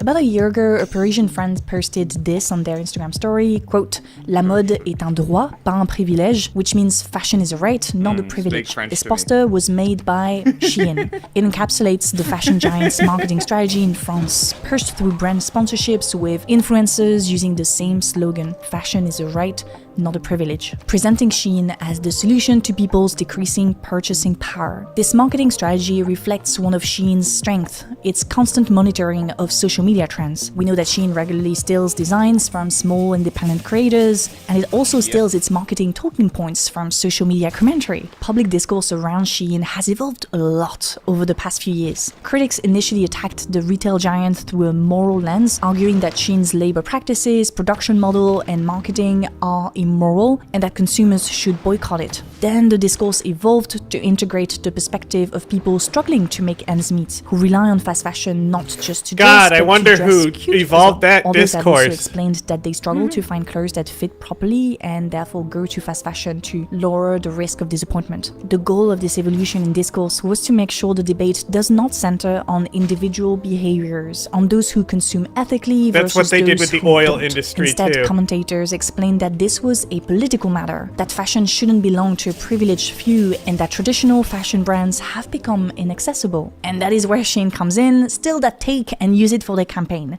Fashion is a right, not a privilege. I mean, yeah, if you want to know something about capitalism, it's that it's really great at incorporating criticism in its model. You want to solve the climate crisis? There you go, green capitalism. You want to feel empowered as a woman? There you go, girl boss feminism. And you want to look cute in austerity? Shein's marketing campaign. Fashion is a right, not a privilege. Shein is now at the forefront of fighting against social inequality with an army of 88 cargo flights per day sent abroad alongside Temu. And before you say that this is not a Shein problem but a fast fashion problem, I will say I'm that so I glad agree, it is a fast I've been fashion on and this- ultra fast fashion problem, but train for a hot minute now. Shein is nothing like its competitors. Allow me a these short companies. tangent now. Shein only has one real permanent shop It is mostly just an app, yet its CO2 production grew from 9.70 million metric tons of CO2 in 2022 to 16.68 million metric tons of CO2. Jesus that is almost Christ. twice as much as H&M. Shein also Russia's adds got a thousands of settler new right products here. to its catalogs every it. single day. It I'm adds gonna in just a try. few days what its fast fashion competitors add in a whole year. Shein is also a pioneer of gamification, the practice of integrating game-like features into consumer apps to encourage sales. Their survival depends on selling millions of items, and in order to do so, they have unleashed capitalism. They exploit Chinese and migrant workers to provide Western working and middle classes with thousands of new clothes to buy every day, which eventually end up in landfills somewhere in Africa. I'm not joking, this is as dirty as capitalism gets. But this is how you give access to fashion. This is how you guarantee that right, Shein argues. That line of defense sounds to me like the infamous "there is no ethical consumption under capitalism." It is basically the same thing, and while I agree with that line, I did not expect that a hyper-capitalist company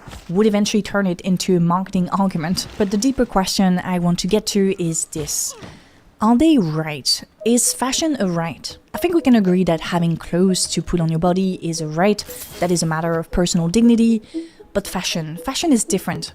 Fashion implies styles, trends, and self-expression. Should that be a right as well? It's fair to ask the question because as I watched a bunch of interviews, reactions to the Shein arrival in the BHV, I've heard a lot of activists argue that Shein is wrong, fashion is not a right, having clothes is a right, but fashion is not a right. And that got me thinking, if we cannot guarantee that right, at least we should recognize that fashion should not be limited to the most privileged among us. Beauty in the form of art, architecture, or fashion does not have to belong to the rich. But as soon as I say this, I feel like I need to define what beauty or even fashion means. Both are very subjective. What is beautiful or fashionable for me will not necessarily be for you. That is true, but it doesn't make the argument for greater access less valid. When we say fashion and beauty are subjective, we mean that they reflect a person's tastes, which reflect their personality, values, and also their culture, etc., etc. I think it's fair to say that dressing in a way that resonates with and echoes those things should not be a privilege, regardless of class, size, or geography. Others have also been arguing for a right to ethical clothing, which is a bit different but still connected. You got a Ethical deal. clothing You got means a that deal. the You materials got a deal. used are You got not a too deal. harmful to the environment, and that the workers are paid fairly. The idea is that our right to self-expression through clothing should not come at the cost of another worker's dignity abroad. And to be fair, Shein is not an ally in that quest. Contrary to what we have just described, the company defines fashion purely through the lens of novelty. Fashionable equals having new clothes all the time. Shein needs to score millions of sales of the same piece of clothing in order to recoup the cost of production. They kill fashion by pushing their top products into as many carts as possible with discount codes and deadlines,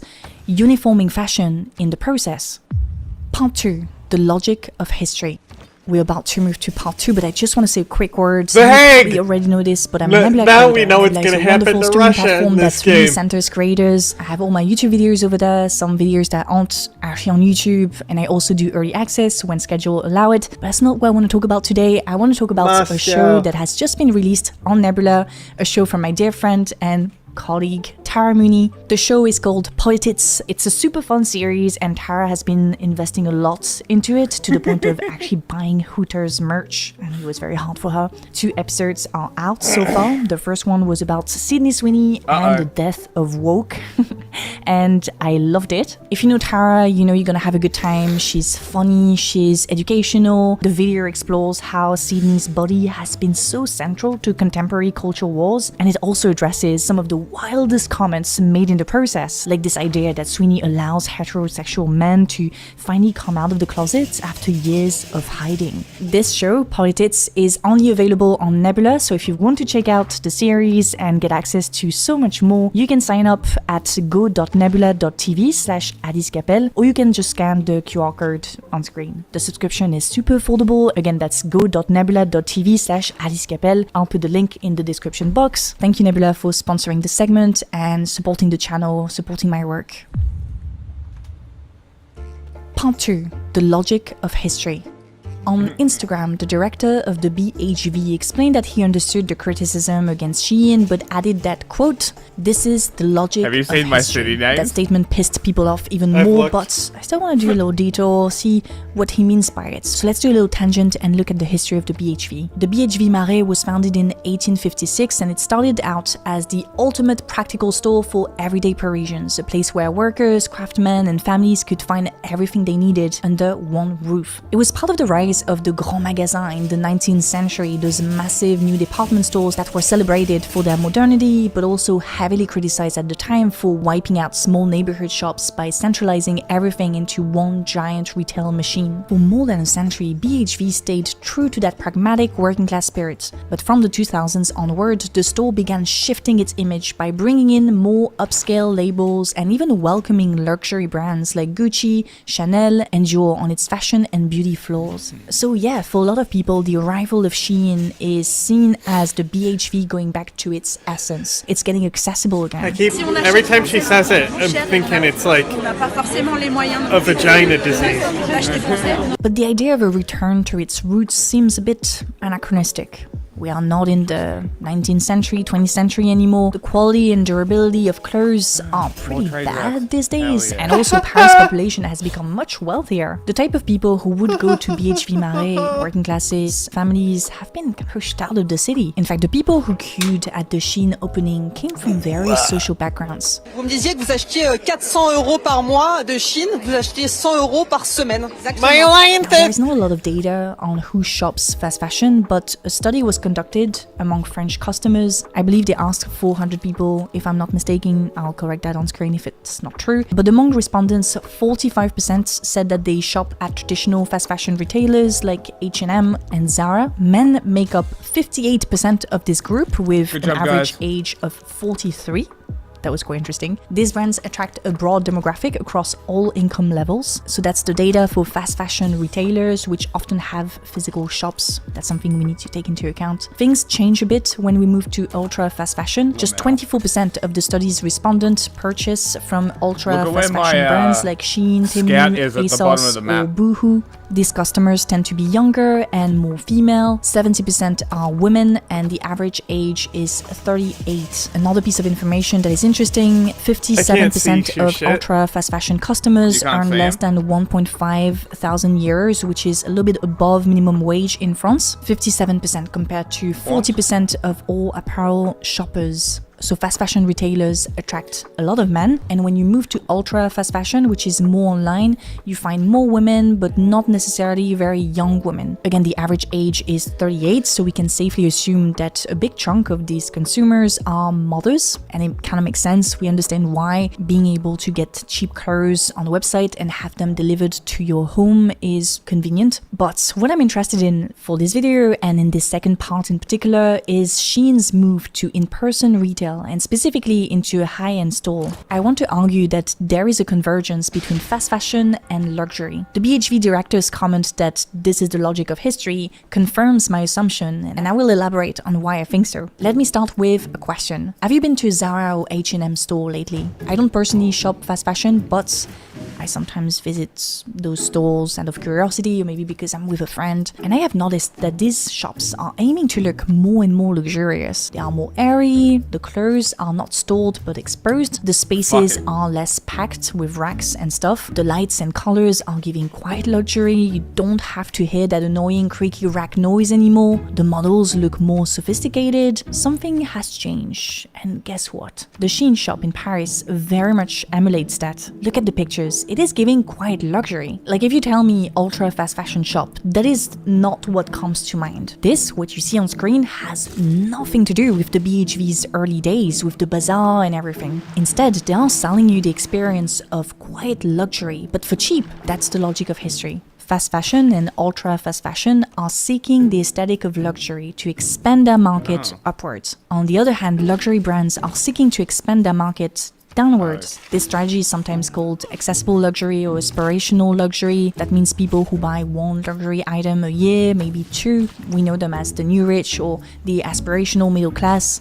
For these groups, luxury brands are signifiers of an upwardly mobile lifestyle. To get the attention of these demographics, luxury brands market entry-level products like perfumes, cosmetics, small leather goods, and sunglasses to strategically turn them into consumers. Some other high-end brands have also grown the size of their logos to the point where that is all you see. Napapiri, and yes, I just checked the pronunciation after mispronouncing it for more than a decade. But anyway, Napapiri and Tommy Hilfiger are great examples of this. Big logos are a way to quickly communicate that you can afford high-end brands, and that way you can differentiate yourselves from other middle-class or sometimes working-class peers. The difficulty though for high-end and luxury brands is to balance the conquest of new markets with long-term prestige. There is a risk to become too normie and lose your original markets, so rich people who don't necessarily buy the big logos because that would be a bit too tacky, but rather invest in the coats, in the jumpers, in the shirts, etc. One last interesting element I want to talk about here is the influence of secondhand fashion on high-end and luxury brands' prestige. My go-to example for this is Ralph Lauren, and I'm going to speak from a European perspective, but you can tell me in the comments if you've seen that outside of Europe. I feel like I can't go to one of those cool and curated secondhand kilo shops without finding some Ralph Lauren shirts and jumpers, sometimes upcycled as crop tops and whatnot. Now, this is also a form of downward expansion of markets. This time, it's not done directly by the brand, it's done indirectly through the secondhand market, both online with apps like ThredUp, Vinted, or Depop, or in person with those curated thrift shops. Some high-end or luxury brands accept or are forced to accept the implications of expanding markets, and others reject it. Actually, as Shein established itself in BHV, luxury brands like Dior and Chanel left. So yeah, you have fast fashion expanding upward with fast fashion and ultra fast fashion brands using IRL retail to gain legitimacy, and then you have high-end or luxury brands directly or indirectly expanding downward, conquering new customers and risking to lose some of their exclusivity. So yeah, if you look at fashion through this lens, a more economic marketing lens, which is basically what the BHV director cares about. That statement by the director that Shein's arrival at the BHV is the logic of history suddenly makes sense. Fast fashion and high-end fashion are flirting with each other in order to keep growing their respective markets. Shein's arrival at the BHV is not an anomaly. It is symptomatic of broader transformations in the fashion industry. Fast fashion and luxury are no longer opposites, they are two sides of the same market logic, incorporating their respective criticism in order to keep growing in the interest of no one except a few big players at the top. I love fashion, but what I can say is that I gave up on the fashion industry a long time ago. I was very lucky to grow up near huge charity shops that we visited regularly from an early age. I made a lot of mistakes at the beginning with my outfit choices, but I eventually learned how to dress with what was available, and now I feel very confident in what I wear. What do you think of the outfit today? I shouldn't ask this question because then I'm gonna get a bunch of creepy comments. But anyway, I genuinely like every piece of clothing I have picked up over the years. And that's what fashion means to me. At the same time, I'm deeply aware of the limitations of thrift shops and secondhand clothing. This is why I also advocate for rights to ethical clothing and to clothing dignity in general. And to be fair, if you had to take away one thing from this video, I would love it to be that. That fashion, ethical fashion, should not be a privilege, and that we can't really rely on fashion industry giants for that. I think that the changes are gonna be bottom up, they're gonna be grassroots. In a video I did a while back now, I talked about the idea of a fashion library where you can borrow clothes, etc. That way you can still experiment with style, use fashion to self-express, but also not ruin yourself in the process. And it was so cool because I think a few months after I posted this video, someone texted me, DM'd me, and said that they had created that in their own little town. So yeah, when I think about fashion and what we can do, that's kind of what I have in mind. So yeah, hope this video was interesting. Don't forget to leave a like, to subscribe, to hype it. That's a new thing. I'm always like so late with like the new YouTube features. Make sure to hype it, guys. Content hype it up. Enjoy, so that it boosts the video in the algorithm. Hype it. Do the hype. So please do that if you can, if you enjoy the content. If you want to support me as well, support the channel, we have a Patreon where you'll find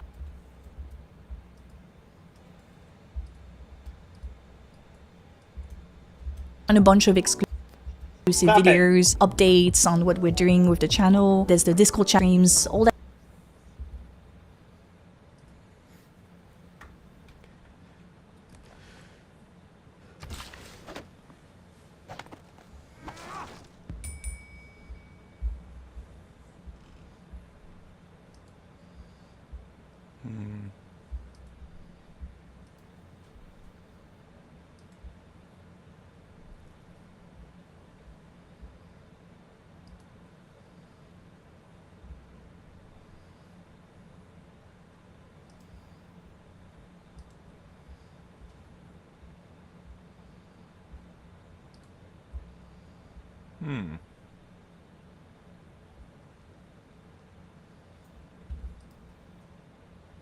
Okay.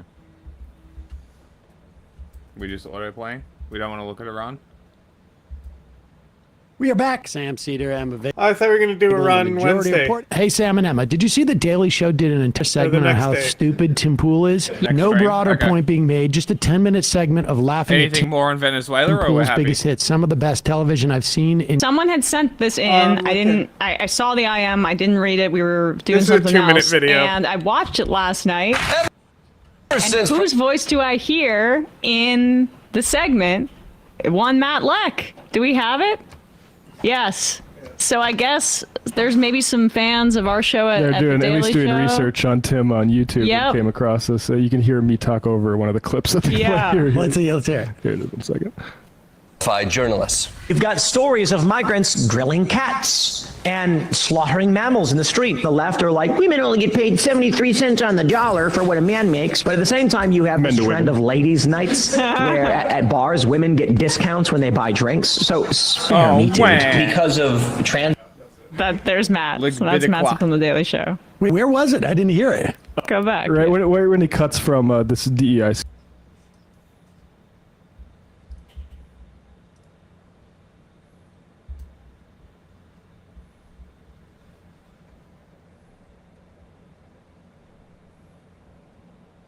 All right. So let's talk more about this. We'll bring in distinguished university professor at Toro. That is Thane Rosenbaum, and also retired U.S. Navy SEAL Commander Dan O'Shea. So, I mean, this is a military operation. It's a law enforcement operation. It's a lot going on here. Let me ask you, Thane. So, did they not Maduro, get his name correct? Did they talk let's about a talk more about completely this. different person? Listen. Maybe. All right, so let's talk more about this. We'll bring in distinguished university professor at Toro. That is Thane Rosenbaum, and also retired U.S. Navy SEAL Commander Dan O'Shea. So, I mean, this is a military operation. What? It's a law Who? enforcement operation. It's a lot going on here. Let me ask you, Thane. So Maduro he's been arrested. I mean, that's what this whole thing was about. What makes this different from a typical operation? I mean, he had an outstanding warrant for 5 years. I got the indictment right here. I don't know if you had a chance to read it, but the indictment goes through, obviously, why he was charged and why there was an arrest warrant for him. So in many ways, it was military helping law enforcement, correct? Yeah, I mean, look, it's in our best interest to characterize this as an extradition for a criminal case. Right? This is not a military operation against a foreign leader. There's no combatants and non-combatants. We're not at war with them. We simply have a 6-year indictment, and we're executing on the indictment by extraditing the person who belongs in an American courtroom here in New York.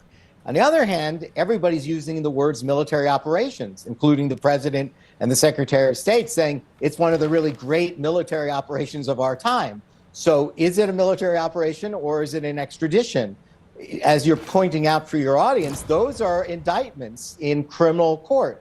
And that serves our interests because then we're not really worried about international humanitarian law, the arms of law. Canada's of converting armed me. conflict. Help. We're not worried about even the United Nations per se, because as you know, national security provides a lot of latitude on how to handle rogue states. So if the United Nations were to say, or I'm sure his lawyers are going to say, you can't kidnap a foreign leader and take him to your country to stand trial. And our argument would say, you're not a foreign leader.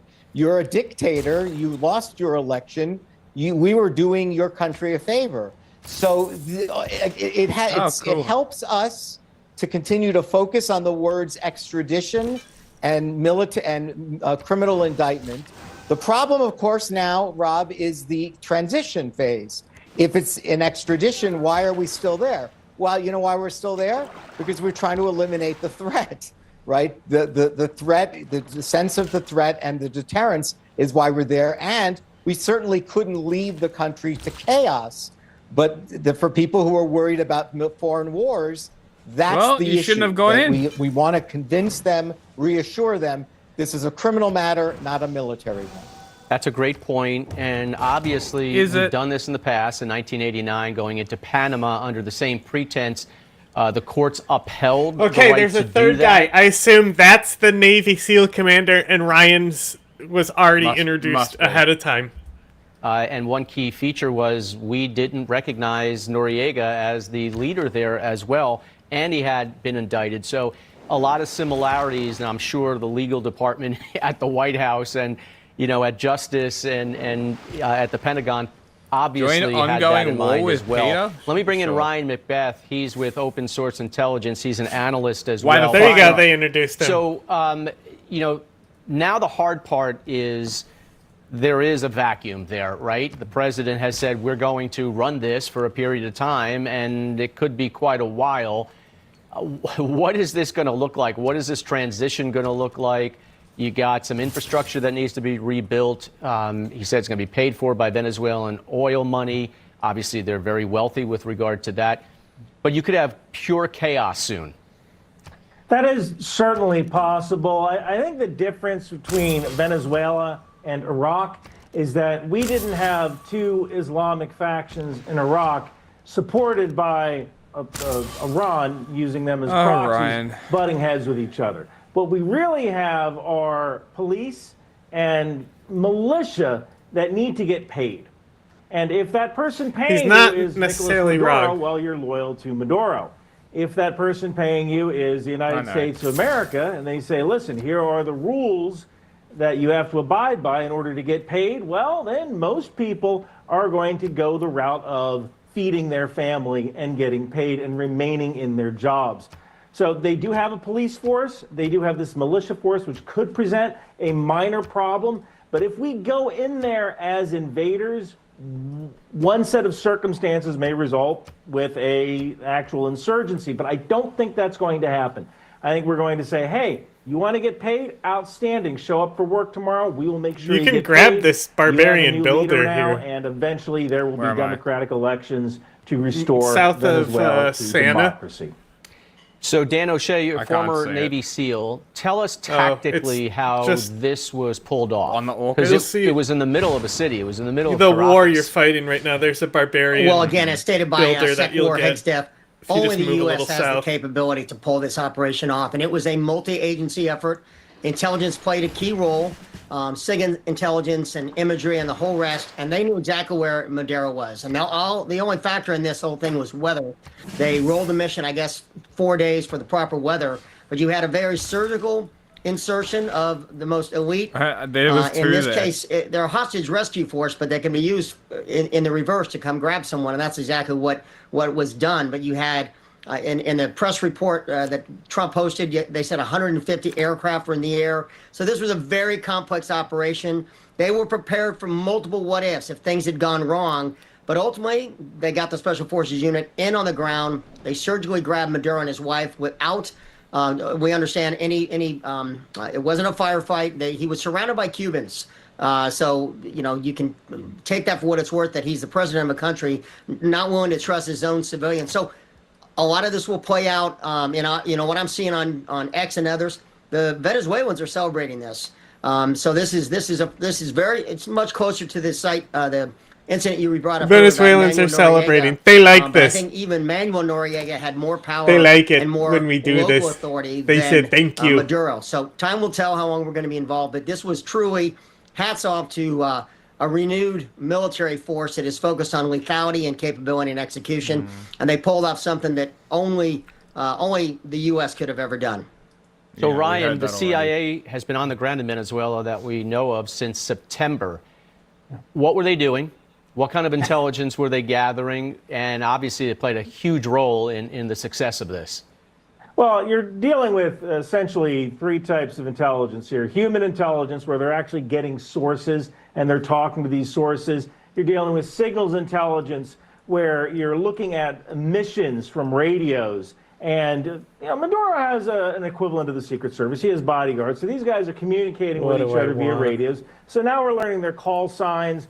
We're learning when these guys move. We're learning when they have guard shift. And we're also dealing with cyber intelligence, or cybint, which is what I do, where we're using computer systems and we are figuring out where the bad guys are, maybe even grabbing their shift schedules off of computers to analyze those shift schedules to know who is on. And actually from those shift schedules, you can actually use human intelligence to try to find people who might be interested in letting the United States government know where Maduro is at any given time. So that's most likely what the CIA was doing while they were in Venezuela. Thane, the indictment was at the Southern District of New York.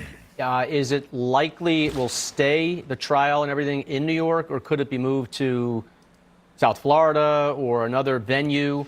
And we'll start with that one. What do you think? I think it'll stay in the Southern District of New York, although I think there is some jurisdiction in the Southern District of Florida as well. One question to ask is he going to cut a deal, right? Is he going to say, Noriega spent 22 years in jail. I understand there are much more severe charges on the table here. We don't really want an interest. We never have an interest.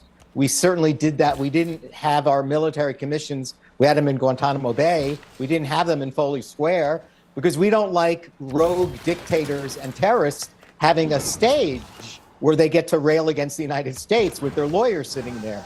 That's why we had Guantanamo Bay.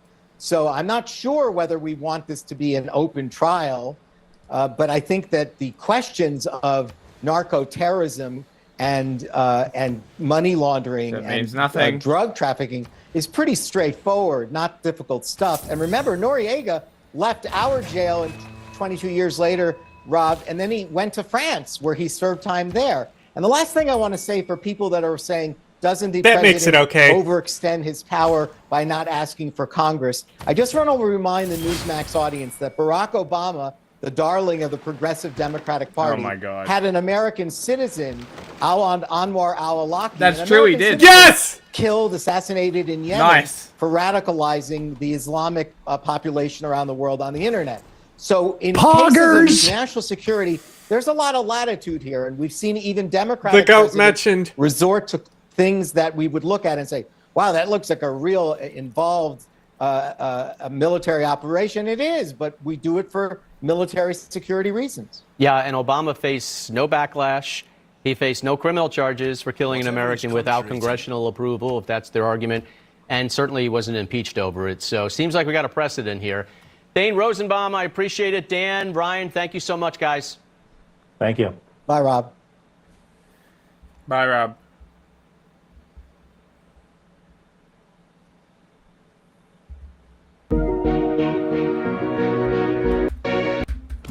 Nicolas Maduro and his wife to stand trial in a series of indictments for drug trafficking and other charges.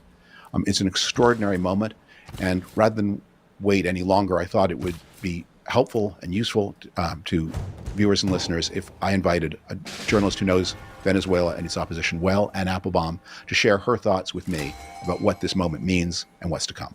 Delighted to join you. Let's talk about our concerns and our worries and our hopes. The Maduro regime is desperately unpopular in Venezuela. It staged a sham election in 2024, which it lost even though it controlled all of the apparatus of the election. There is a legitimate, recognized by the United States president of Venezuela. But Donald Trump seems to have something more militaristic and imperial in mind, at least according to his press conference today. Possibly. The only thing that Trump has said is very vague. He said America is going to run Venezuela. What that can mean, given that we don't have an embassy in Caracas right now, we don't have U.S. troops in Caracas right now, it's not clear to me how we would run Venezuela. Maybe it means that we would hand over to the existing regime, which is, of course, what the Venezuelan opposition has been afraid of. Maybe it means that the opposition will be allowed to come back, but by what process that would happen and how that transition would be made legitimate, that's all pretty unclear and pretty murky. I mean, I should say there, as you said, there was an election in 2024.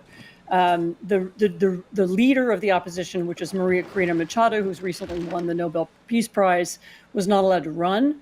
And so in her place, Edmundo Gonzalez, a former Venezuelan diplomat, ran, and he won. The Venezuelans staged this really incredible operation whereby they had people in all the polling stations, or in many of the polling stations across the country, and they collected the original vote tallies. They proved that Gonzalez was the victor. The Venezuelan courts and the Venezuelan regime, which were controlled by Maduro, refused to let him take power. And not only that, they really and truly violently repressed people who were his advocates and people who've been working for him. So this is a country that will not be sad or sorry to see Maduro go, but is very, very nervous about what might come next. Yeah, one of the things I was struck by at the press conference was the nationalist bragging by American leaders that this is a thing they did for the United States, not for the Venezuelans. The United States, of course, acted entirely alone, without any regional support or allies, without any form of international legitimacy, without any action of Congress. There is an indictment by an American court of Nicolas Maduro. So they're trying to say this is like what happened in Panama in 1990 with Manuel Noriega, where U.S. troops enforced a court order. But again, the ambitions here are much greater, but they look kind of selfish and without regard to the Venezuelan people themselves. And one thing that I think is going on here politically, maybe that the Trump administration wants to rule Venezuela, or at least wants to control who does rule. At the same time, millions of Venezuelans have sought refuge outside Venezuela, and the United States is treating them like enemies, in a sense, is detaining them, expelling them, sending some of them to torture prisons. Maybe this is the way that they reconcile those two imperatives by saying, okay, now there's a dictator we like in charge in Venezuela, and we can now round up and expel everyone who fled the last dictator. I mean, that's possible. I mean, some of the language used at the press conference today was Trump once again repeating that Venezuela had sent its criminals and its This looks like a emptied CIA out its woman. insane asylums and so on, for none of which there's any proof. Actually, many members of the Democratic opposition fled to the United States. Many people who were simply seeking a decent place to live and a place to work. There have been a lot of successful Venezuelans in the United States. I mean, the smearing of Venezuelans has been one of the ugliest things that this regime has done. I mean, the American regime, I should say, has done since Trump took office. But you're right to focus on the lack of concern for Venezuelans and for what happens in Venezuela. All of the narrative from the very beginning of this conflict has been Russia's about trying to fight this new city-state the glory that of the formed. United States, And because it's a city-state, it already has fucking line infantry. The supposed loss I'm struggling of U.S. against my oil fucking that is somehow city-state owed because to the it's United way States ahead because of it me. was stolen in the past, and nobody Yeah, really they'll unpacked always that or have really explained it. advanced shit. And again, this idea that Venezuelan criminals and crazy people were somehow sent to the United States, for which again there's no proof. So it looks very much like a war or a military action, if that's what we're calling it, that has been designed for domestic purposes. This is for U.S. domestic political consumption rather than to achieve something in Venezuela. I noticed that, and speaking of the U.S. political purposes, Trump made the first announcements of what he had done on his wacky social media platform, Truth Social. He called into Fox. It's as if he says, I'm accounting only to my half or my 40% of American opinion, or these days maybe 38%. I'm not accepting any responsibility to the whole country, and certainly not to anybody else in the world. One of the things that I wonder, there's been an eruption of Democratic Party opposition to this, emphasizing how wrong it is to intervene in Venezuelan affairs. I'm not sure that many Venezuelans would agree with that view if it had been done properly. That is, if there were some kind of multinational operation involving Colombia, which is Venezuela's neighbor, long history of the two countries, the country that has received the most Venezuelan exiles and has treated them very hospitably, giving them rights to work and so on in a way the United States has not done. If there had been some kind of international coalition, and if there were a clear plan to restore the democracy that Venezuela enjoyed from the 1950s until the 1990s. Yeah, no, there could be more and broader support, but I mean, and one of maybe the strangest thing about this whole thing is the administration's failure in the run-up to this I don't even know what to call it. Is it an invasion? Is it a military event? I mean, in the run up to it, they made. We could call it a special military operation. That came to my head, but I was thinking, no, I think I'm going to not go there just yet. But no, the failure to justify it to the American people, the failure to sell it, the failure to explain it, the multiple explanations for it that have been offered, none of which are quite satisfying or seem quite true. You know, the kind of belated adding on of the oil thing as somehow oil was stolen from Americans and we have to get it back, and without any explaining of the history of that or whether it's even true. And then you're right. I mean, I would say that not only has President Trump appeared on Fox and on his own social media, he also apparently, and we'll have to find out whether this is really the case in the coming hours, he apparently has only spoken to, or his administration has only spoken to, Republican members of Congress and of the Senate. So rather than creating a bipartisan congressional agreement to do this, he simply appealed to his own side. And that doesn't seem to be unanimous either. But it's in that sense, it's a kind of, we are at a kind of breakthrough moment. I mean, it is a different kind of Russia US hit a military heroic operation. age. The U.S. has invaded other countries before. You can argue U.S. has broken international law before. But to do so without any justification, without any explanation, without any support in Congress or any attempt to get it, without looking for any legal cover, you know, even without having a coherent set of reasons or a coherent strategy, it's all very strange. And again, my assumption is that because, in fact, the true purpose is domestic. The true purpose is to deepen the president's arguments about supposed, narco terrorists or immigrants whom he's fighting against, maybe to give him the opportunity to say America's at war and therefore more emergencies need to be declared and more laws need to be bent.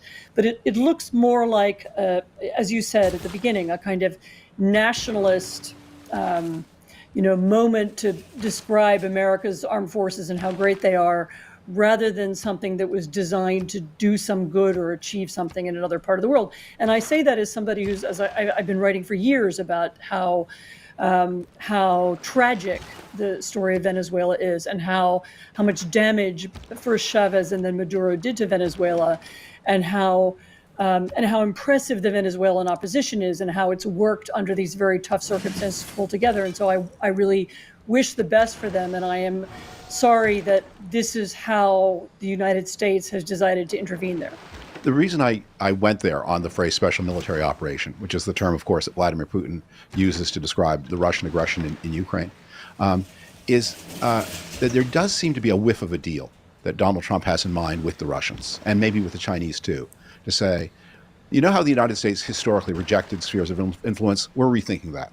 Russia, you can have Ukraine, and I will help you get it. And I will backstab Europeans who try to support Ukraine and resist you. Meanwhile, China, I'm not going to meaningfully resist your operations in your own neighborhood. I'm not even that serious about protecting Taiwan. In return, I want your okay to overthrow your client in Venezuela, because the relationship between Maduro and Russia was close, and the relationship between Maduro and China was getting closer. We have aggression in mind against Panama, against Greenland, and maybe also Canada. So we will be the empire of the Western Hemisphere. You guys take your sections. That's what people have been saying for a minute now. We will each be masters of our own domain without regard for concepts like democracy or self-determination or meaningful alliances or mutual respect of nations.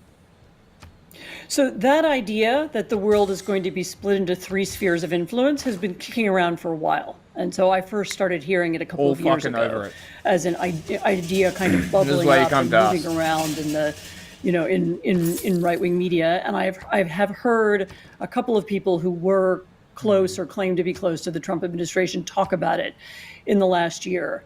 And of course, it's terribly dangerous. It's dangerous for the United States because of the kind of backlash that it may create in Latin America and Europe and elsewhere.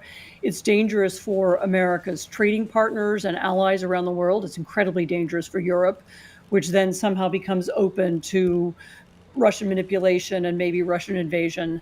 And of course, it's very dangerous to America's allies in Asia, Taiwan, Japan, South Korea, the Philippines, and others. And it really creates the prospect for a reordered world, one in which violence becomes much more common and the use of military power by big countries against smaller ones becomes normalized. And that, of course, will have economic effects and will eventually be felt by all Americans. I mean, because America's prosperity and America's power and America's success over the last several decades, I mean, certainly since the Second World War, have been based on a very different idea of how the world should work. And it looks like at least a part of the Trump administration is ready to give up that idea. Let me go through that. That's such an important point, and especially the point I need about a better how deal, violence is more Peter. acceptable and more common. Let me just go through something for people who don't think about this as much as you do. Why Americans have, at least since 1945 and really longer than that, rejected the idea of spheres of influence, because it may seem logical to some people. Well, China has its backyard, Russia has its backyard. Why can't the United States have its backyard, and everybody leaves everybody else alone? The reason the United States historically rejected this idea was twofold. First was Americans said, when we call for collective defense, when we call for free trade, when we call for democracy and human rights, we're not doing that to assert American dominance over others.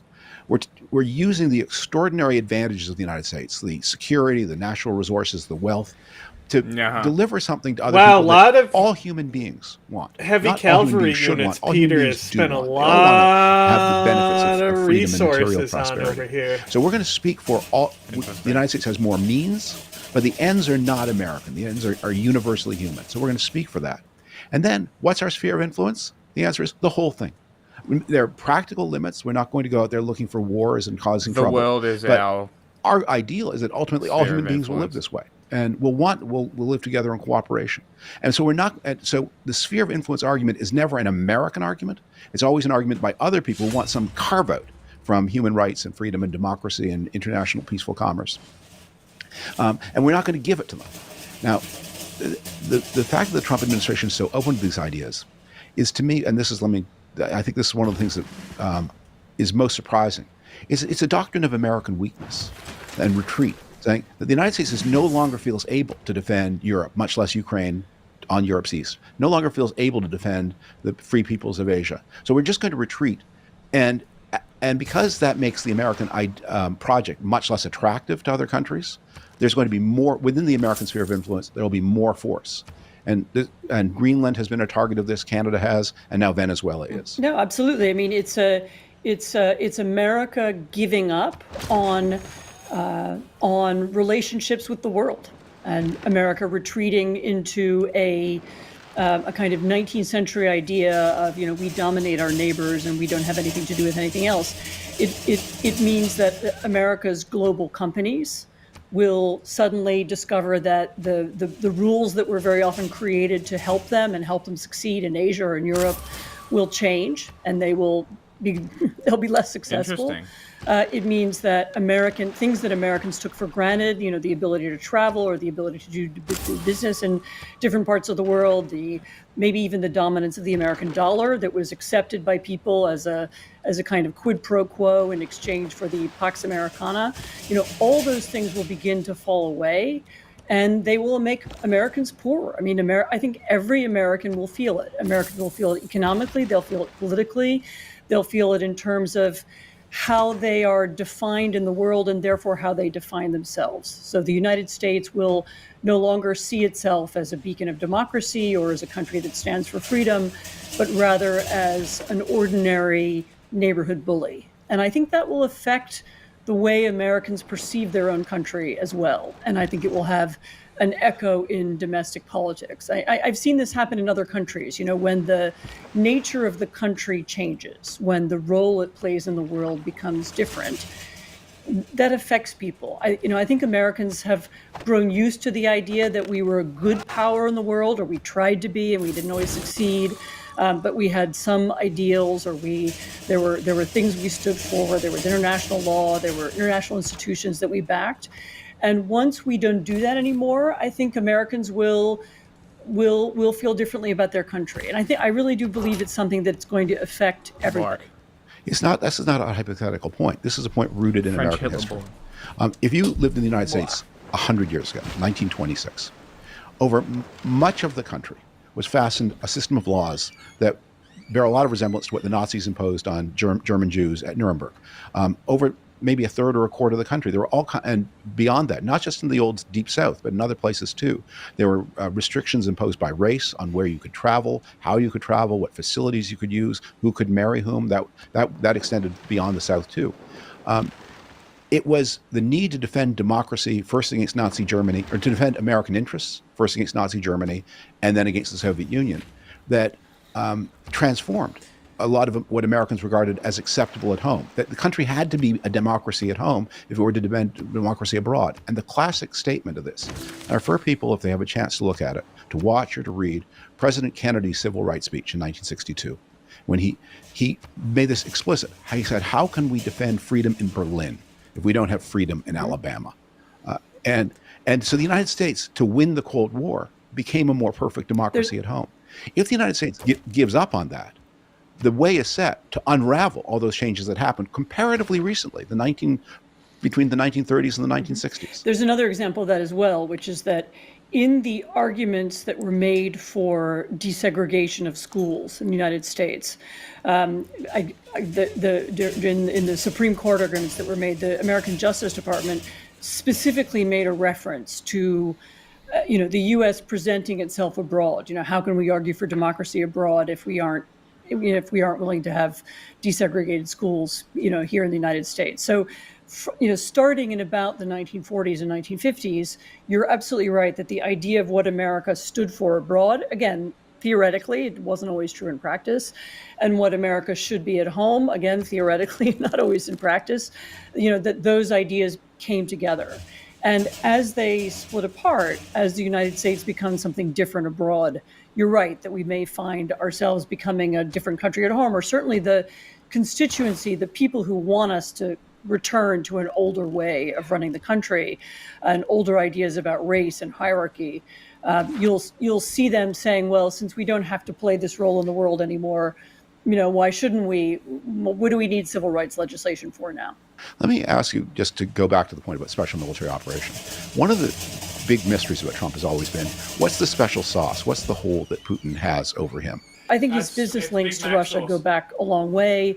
I think his interest and admiration for Putin is very deep. And of course, he knows that Putin helped him win the 2016 election. So I don't think you need a specific deal like that. But I mean, we can speculate that it's not absolutely impossible. I mean, it does look like, and some of the Venezuelan opposition are saying this. Again, there's no proof, so I have to be careful. It does look like some kind of deal over Maduro was done, that that he was given up, that he was handed over.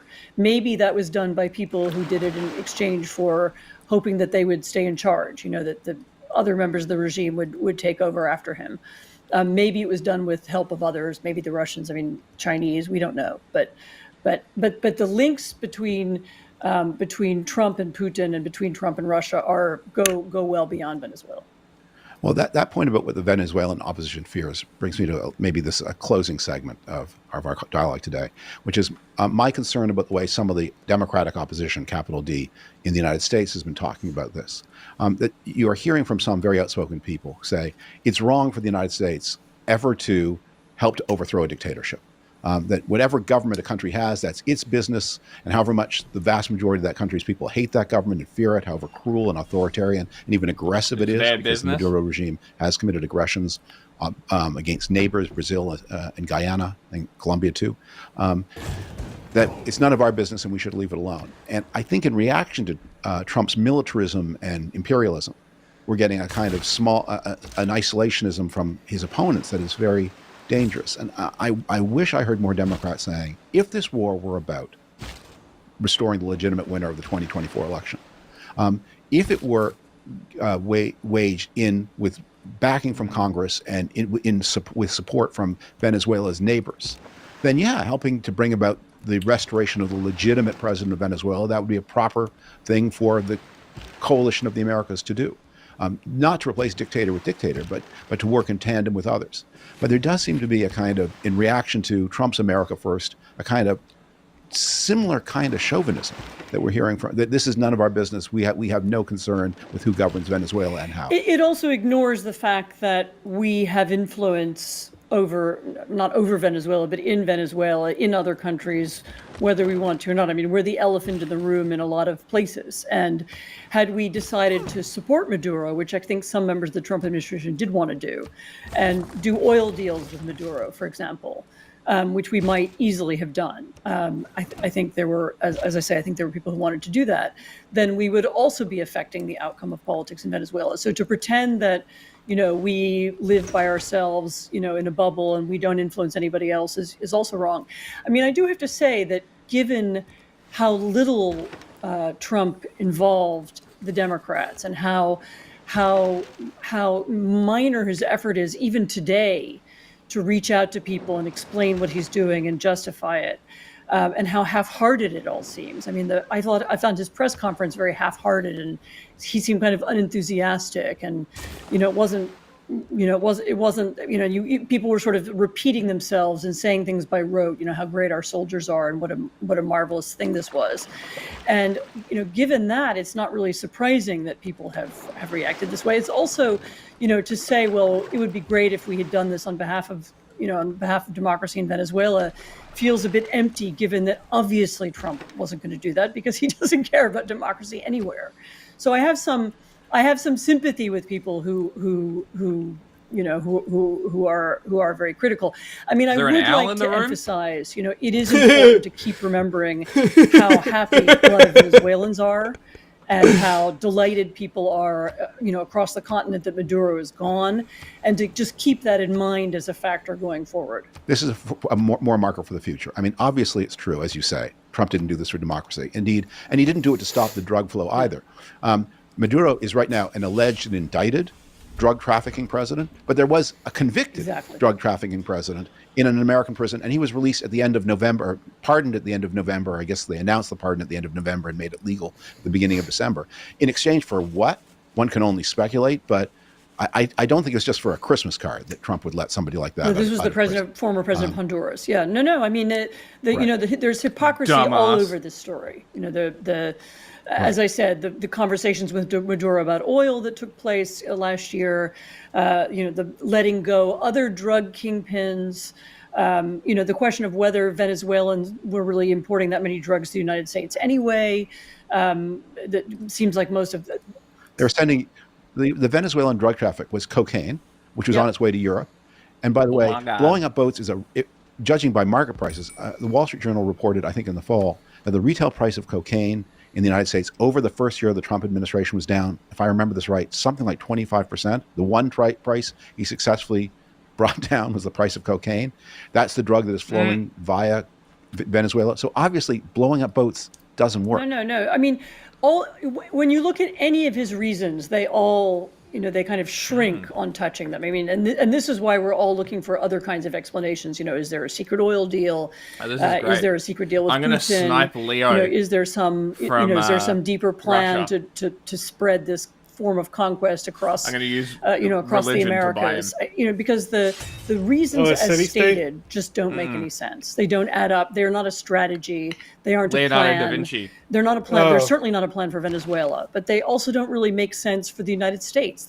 It's not about increasing American prosperity or safety, or even America's good name in the world. And I think that's what's perplexing people and causing this really angry reaction. Which I agree that there's an aspect of it that's maybe small-minded, but I empathize with it too. Well, I just worry that the parts of Trump won that proved most enduring, that Biden continued, were Trump's protectionism, and I worry that it would be a bad result if the part of Trump 2 that continued is this spreading to both parties of American narrow nationalism, and disregard for, as you say, the hope and faith that the Venezuelan people have put in a different America, the America they remember and many of them still believe in, which is a country that would say, look, we're not going around the world starting wars, we're not intervening promiscuously, but how other people do Little whores. matters to us. There are, especially in this hemisphere, but everywhere, but especially in this hemisphere.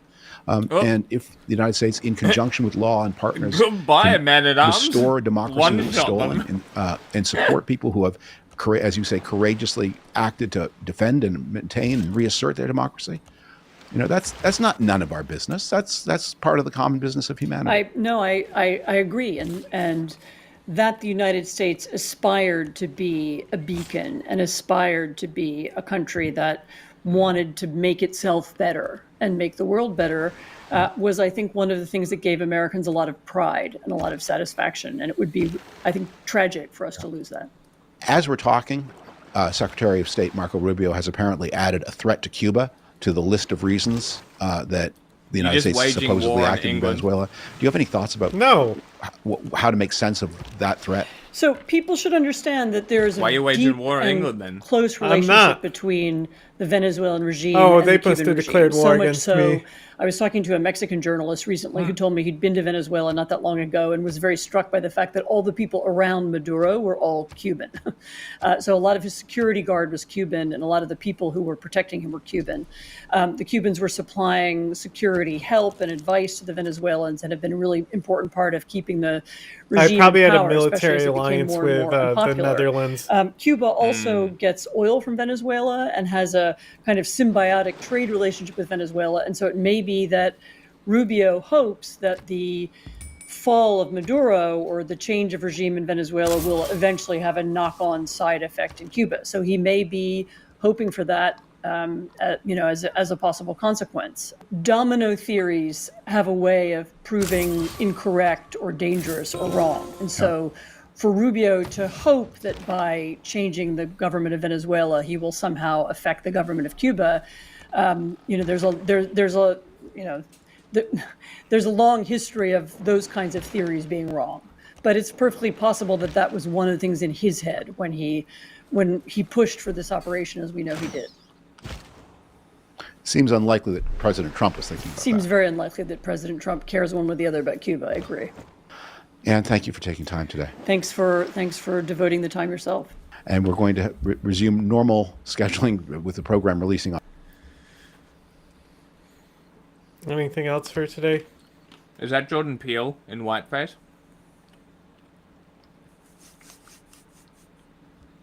The fuck's wrong with you? No, I think we're good. So yeah, Unless you just want to keep playing.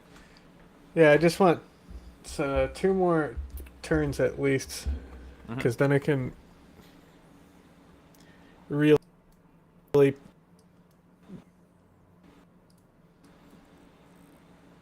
all against Russia going.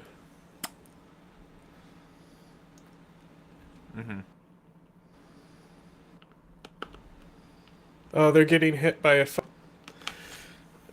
all their units and shit took damage, and the city. Now's the time.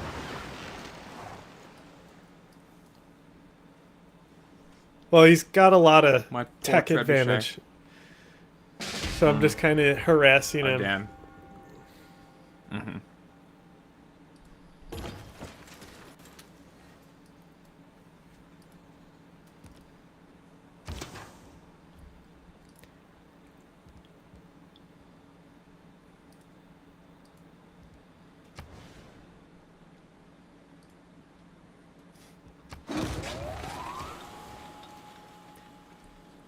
I've got plans. I've got a general on one side, I've got a general on the other, and I've got range shit just lobbing shit into his territory. Just wearing down that city.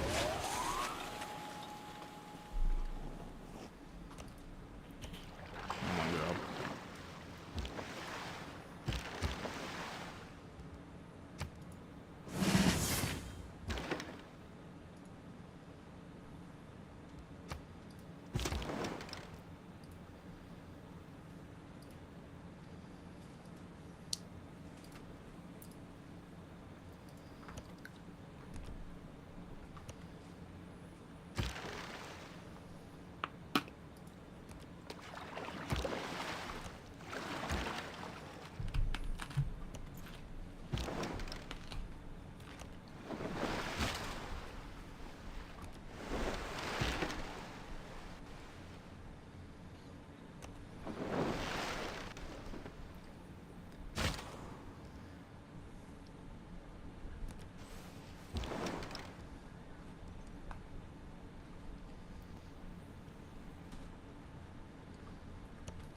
Yeah, he's got fucking line infantry. I don't even have muskets.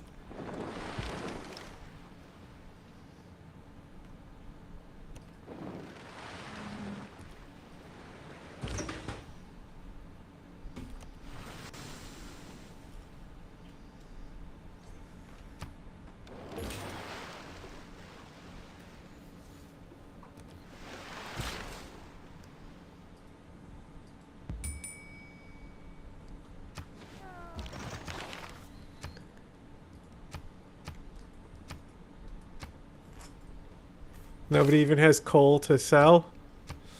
Fuckers. None of these people have coal. Is anybody up to it yet? I have researched it. I am but I not don't up to it see yet. any.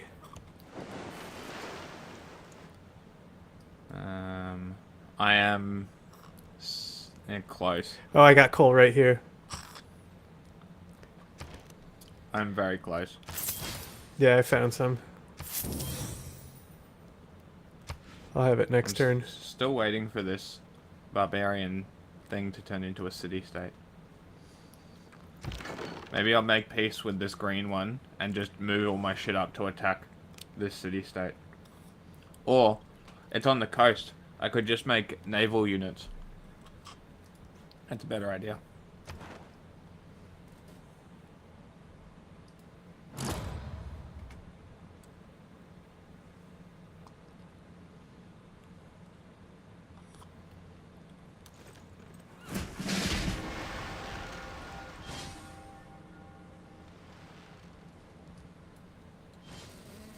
My poor trebuchet.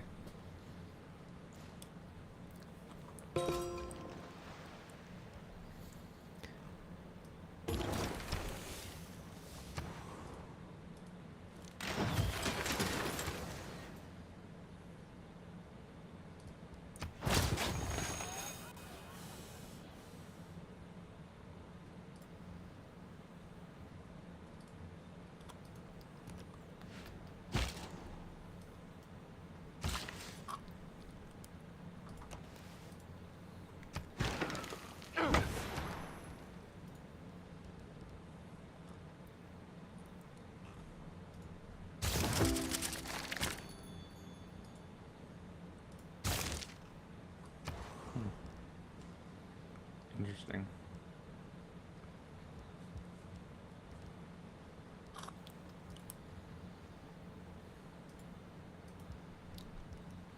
That'll work, I guess. Renaissance walls. What do we got here? Commercial hub. Campus. Probably a good idea.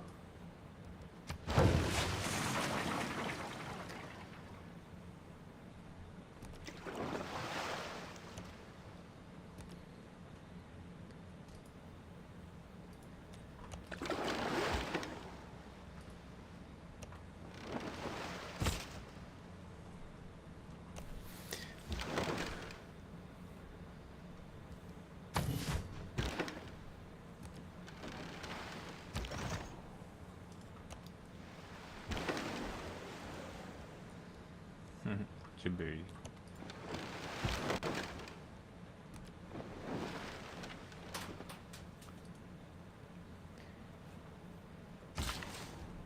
Go back to Tepe.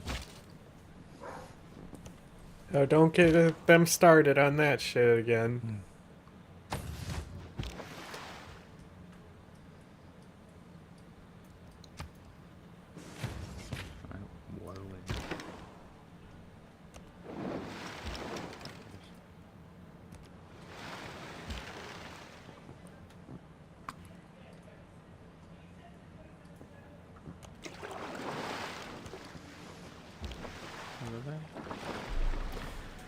Militaristic cities.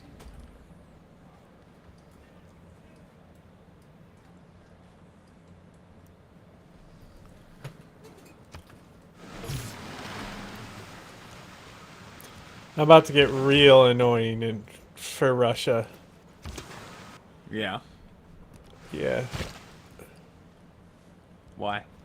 I'm just going to get to the... I'm basically going to be at a point here shortly where I'm just going to be nonstop coastal pillaging him. Mm-hmm. And I have the ability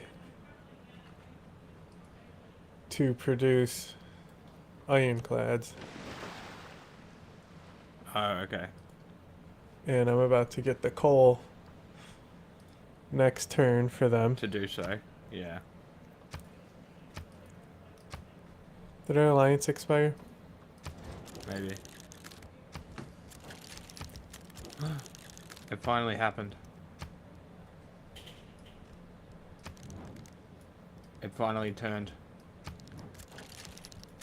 Alright, fuck it. Where's the city state?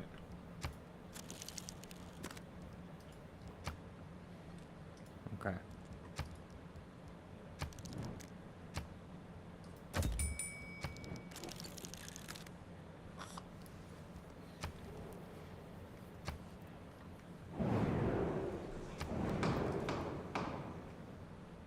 Nah, warm out.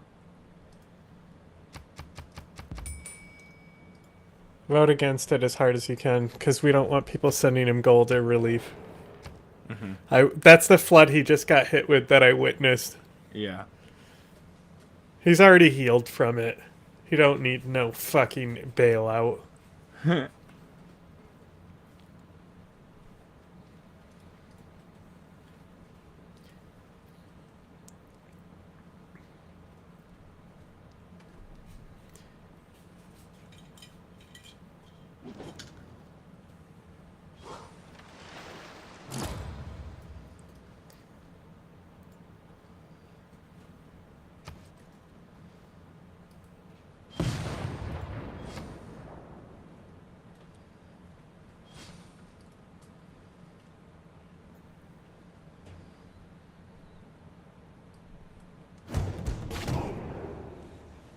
Nice.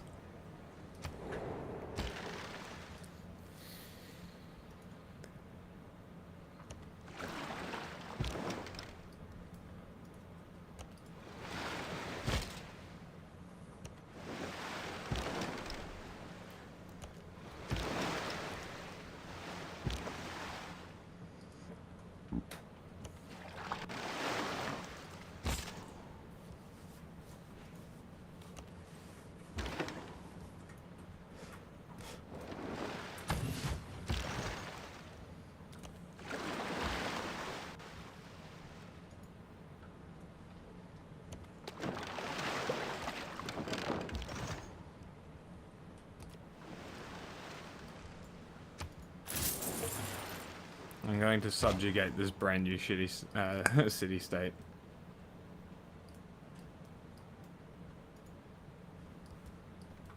I want it.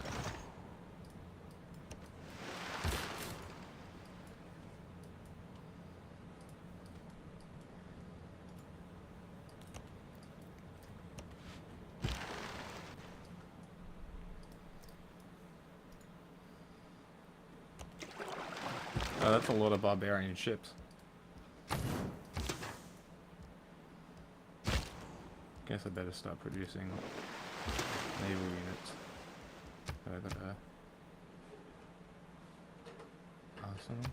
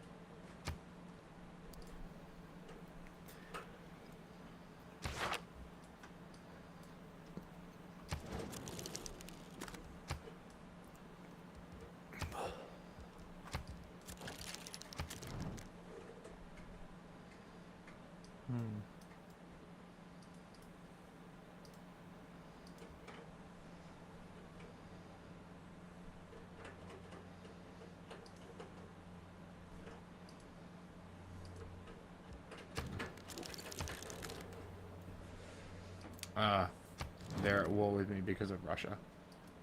Got it.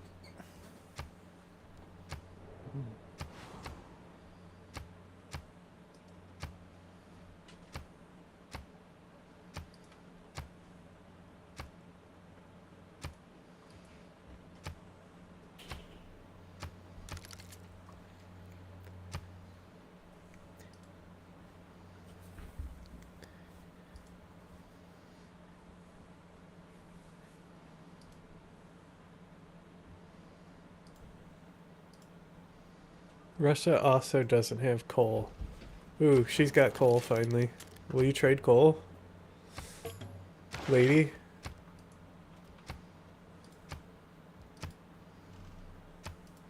Nope. She's like, I need it. What an asshole.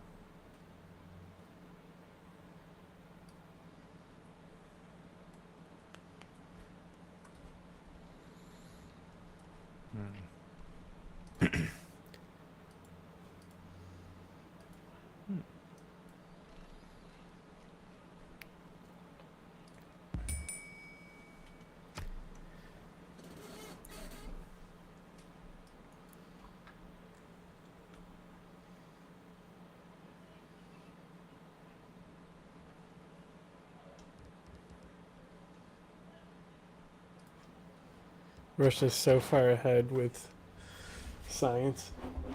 Seriously? Oh yeah. Science and culture. Yeah, you've been fucking them up for ages. They're just on deity. Oh. I've only just now been building campuses and stuff. Yeah, I'm only about to get to it.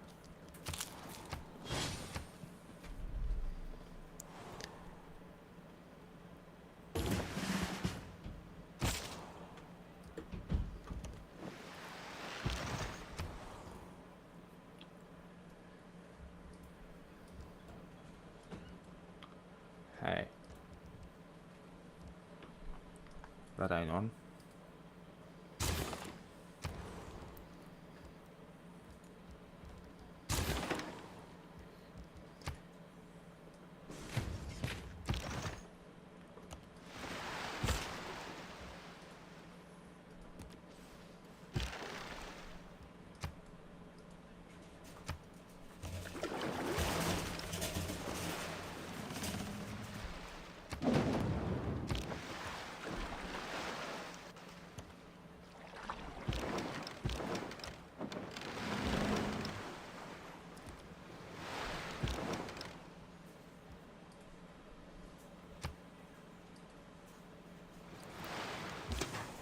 Oh shit, where are my scouts?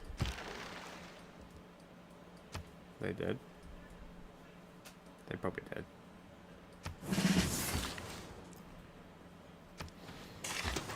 They're alive. They're just chilling.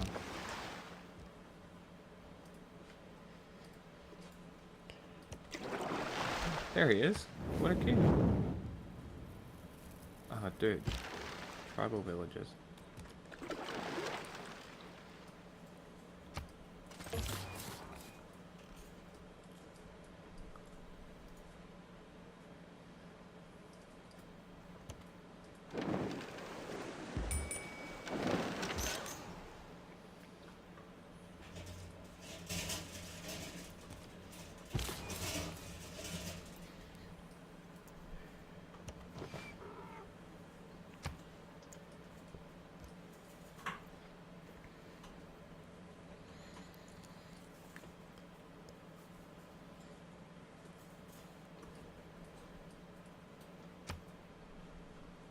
Oh, are these guys mad at me?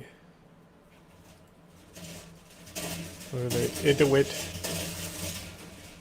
What are they?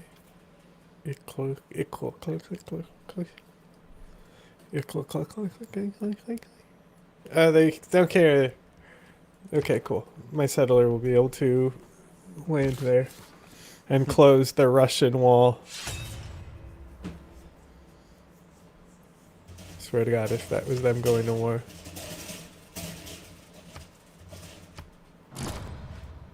Something happened. It was a bunch of city-states declaring war. Yeah, because suzerainty changes, so they'll just start declaring war. Oh, you didn't capture them, huh? No. I decided to go for the weaker one. The walls were tough. I couldn't get through. I was there for like 10 turns and did fuck all.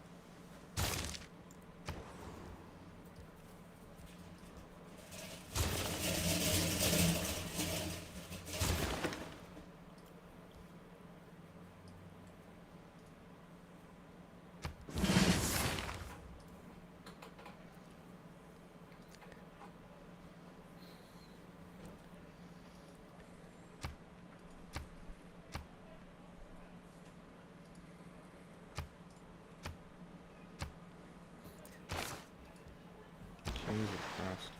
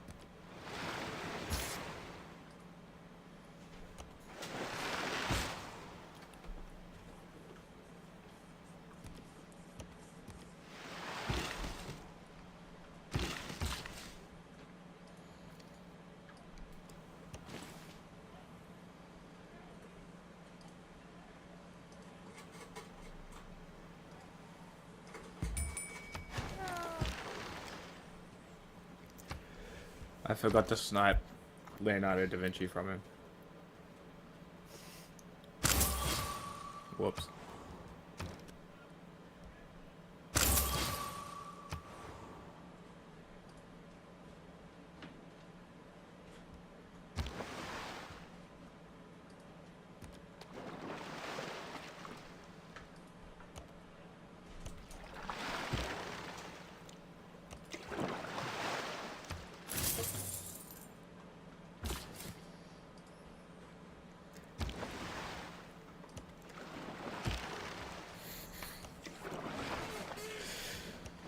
Russia's about to be like, oh, that's really annoying.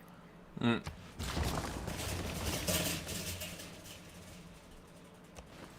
Mm.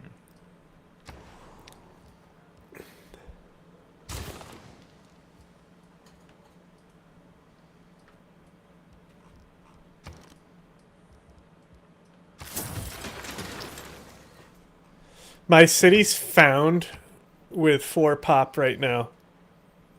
Because they're not in my original continent. That's pretty good.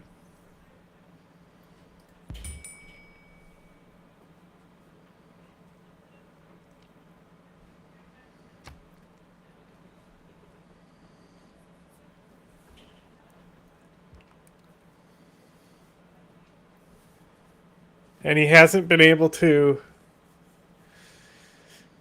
do any fucking religious expansion back into my capital. That's pretty good. I am struggling.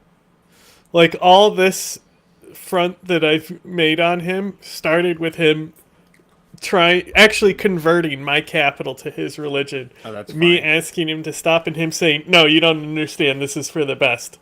You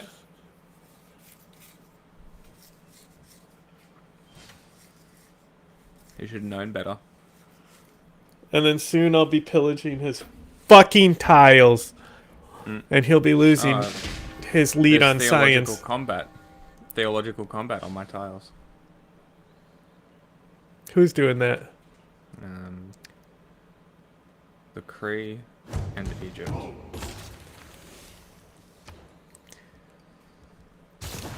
shouldn't matter to you, because each religion will give you different bonuses anyway. Uh-huh.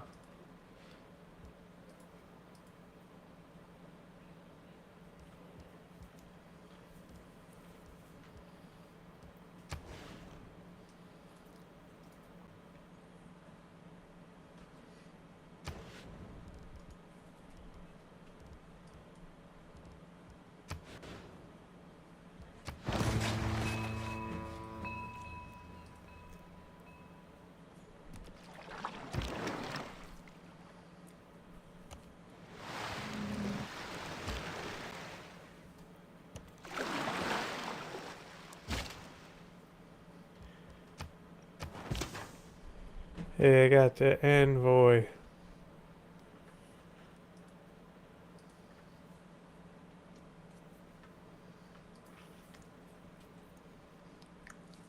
What we got here?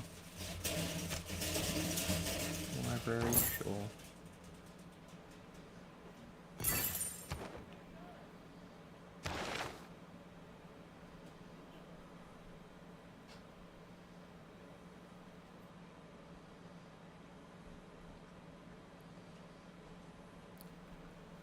Okay.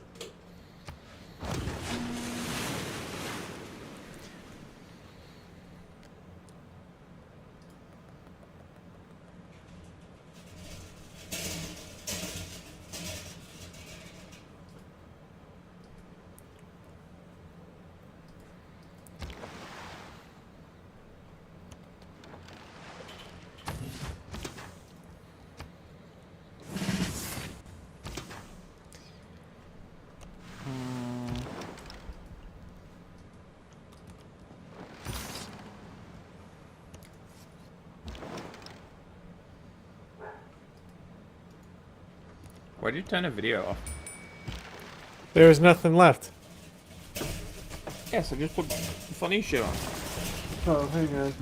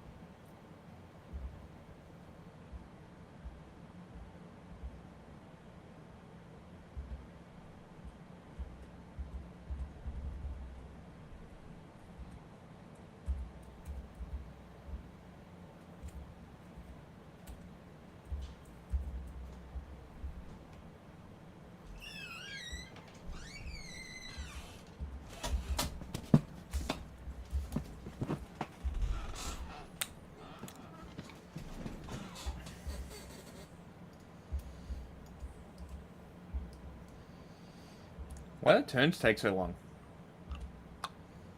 Huh? Why turns take on Wednesday. so long? Thank you all for watching. Hang on, to I can't hear you. Give me a 2026, second. which broke out in late December of 20. What? Why are the turns taking so long? I haven't touched anything. I'm pulling up a video like you asked. 25, and they are the most significant protests and significant levels of unrest in the country since the 2022-2023 demonstrations that followed the death of Masa Amini, who was essentially a young girl who was beaten to death by the secret police for improperly wearing a hijab. I saw him doing something about Iran, so I was now, like, as of January 1st might as well click. and 2nd, these protests have spread to at least 17 of Iran's 31 provinces, including over 35 cities, and have evolved from what started off as economic grievances into explicit calls for regime change. This all started off with these strikes that were taking place in the bazaars out there in Tehran over the rial's historic plunge that kind of ballooned into national demonstrations featuring merchants, students, workers, ordinary citizens, and other people clashing with security forces. Protesters are now chanting things like, quote, "death to the dictator," referring to Supreme Leader Ali Khamenei, women, life, freedom, and expressions for support for the exiled Crown Prince Reza Pahlavi, such as Pahlavi Pahlavi. Now, the movement has highlighted some deep-seated frustrations with economic collapse, government corruption, and the regime's foreign policy priorities over domestic needs. Meaning, like, the fact that the country of Iran's government has been spending more of their time, effort, and money on sponsoring proxy organizations all over the globe instead of making sure that their people have a livable wage and can afford food, water, shelter, and electricity at an affordable rate, has led to their, massive inflation, sanctions, all kinds of stuff. This is a big combination of a ton of things that have caused all this, and we'll get into it. Now, reports indicate that there's escalating violence with security forces using tear gas, water canyons, live ammunition, leading to multiple deaths and injuries so far, specifically on the 1st of January of 2026. And the regime's response has kind of shifted from initial restraint to crackdowns amid the speculation that may be importing military aid from Belarusian cargo planes to bolster suppression efforts. Now, these protests are not isolated protests. They build on a pattern of labor strikes and demonstrations that took place in 2025, including those by oil workers, truck drivers, and steel workers that are fueled by systemic issues like water shortages and air pollution. A lot of analysts out there believe this could potentially be a tipping point for the regime because their authority is slowly eroding as public fear diminishes and protests gain momentum. And ultimately, what's going to end up happening is if there's more people that are interested in the regime being overthrown than people that are interested in keeping the regime there, it may dissolve. We'll see. Anyway, some of the backgrounds of this stuff. So Iran's economy has been kind of in an economic free fall since at least 2024, which has been exacerbated by U.S. sanctions, mismanagement of resources, and the regime's focus on funding regional proxies in Gaza, Lebanon, and the expanse of domestic welfare. So some of the key triggers for this is like the Iranian rial lost nearly half of its value against the US dollar in 2025, hitting record lows of around 1.39 to 1.45 million rials for every $1 US. That's pretty bananas. Now, this made imports completely unaffordable and has totally eroded any purchasing power that anyone inside of the country has, unless you're one of the mullahs. In addition to that, hyperinflation and price surges has been occurring rampantly across the country. Inflation reached 48.6% in October of 2025 and 42.2% in December of 2025, with food prices up 72% and health goods 50% year on year. Everyday items like bread and fuel became prohibitively expensive, which are very similar to the 2019 fuel price hikes that they saw over there that sparked some deadly protests as well. Now, like we talked about, there's severe resource shortages as well, like water shortages due to mismanagement, not just climate change, deadly air pollution, energy deficits that have caused repeated blackouts and gas disruptions. And even President Masoud Pezeshkian issued apologies for the fact that it's been totally mismanaged. Like, even the president of Iran is like, yep, we messed up. So when they're admitting that they've been failing, that there's some real serious coming for them. Iran's government has proposed tax increases in 2026 to 2027 as part of their budget. However, the budget was rejected by parliament on the 29th of December of 2025. Additionally, they've lost a lot of allies. because a lot of the countries around there don't like what they're doing. They don't like it. They're just destabilizing the entire Middle East. The government is, not the people. The government of Iran has been consistently destabilizing the entire sub-Saharan Africa. They're destabilizing all of Saharan Africa and the Middle East and all of these other countries too, because of their state-sponsored proxy terror organizations. One ally that was a pretty key ally that they lost recently was the, Syrian Assad regime in 2025, which significantly reduced their regional influence, especially on like Hezbollah and things like that. So the timeline of events are as follows. Like pre-2025, there was a bunch of sporadic protests, and then leading into 2025, there was even more, including Yasuj on December 4th, where locals confronted President Pezeshkian over some of these crises. There's been major strikes in the oil and gas sectors that signaled growing labor unrest. By December 28th of 2025, small protests erupted in Tehran near markets that were triggered by the rial's low and bazaar closures. By December 29th of 2025, protests expanded. The truck drivers' union supported the strikes. Parliament rejected their budget. By December 30th, it spread to 9 provinces, including Tehran, Alborz, Kermanshah, and Esfahan. Students were protesting at the universities and Golden Ages, you don't gain era score when you hit them. That's how they're balanced, right? Okay. So like, the Dark Age means that you'll be able to earn era score to get a Golden Age. Okay. Which will be a heroic age. And it'll be a more important heroic age than if you got a Golden Age this turn.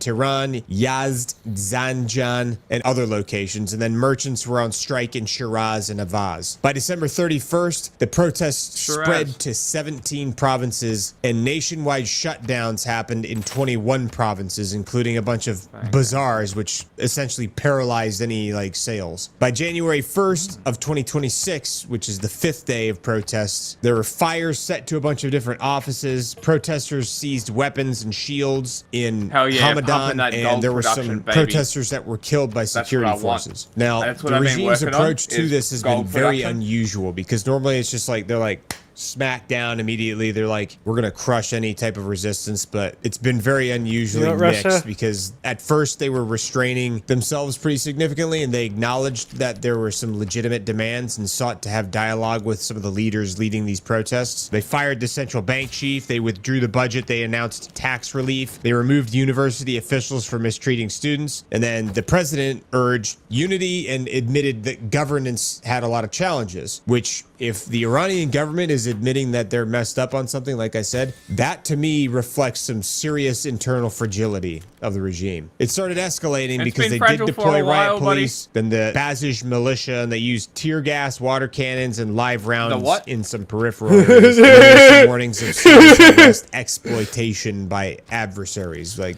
basically Iran claiming foreign adversarial nations coming in there to try to exacerbate things even more. Because a lot of people, it's in their best interest to want to have the regime overthrown there so they could, maybe have a more stable Middle East, for example. Imagine an Iran that was a democracy. Imagine if Iran was more like the way that Saudi Arabia was. I mean, it's still like a kingdom, but or Jordan, where people are relatively free to pursue their lives that they see. Iran is more free than Saudi Arabia. UAE or something like that could be absolutely amazing place. I mean, they would be booming. Tourism would be blowing up out there. Back in the 70s and 60s, people used to go to Iran to go skiing. Like, that was a big ski destination for tourists. They could get back there. It would require the regime to be completely changed, though. There's been videos of Belarusian Ilyushin 76 planes landing in Tehran that people have speculated have been carrying Russian or Chinese weapons or riot gear and things like that. There's videos of that getting posted, and also there was flight radars showing,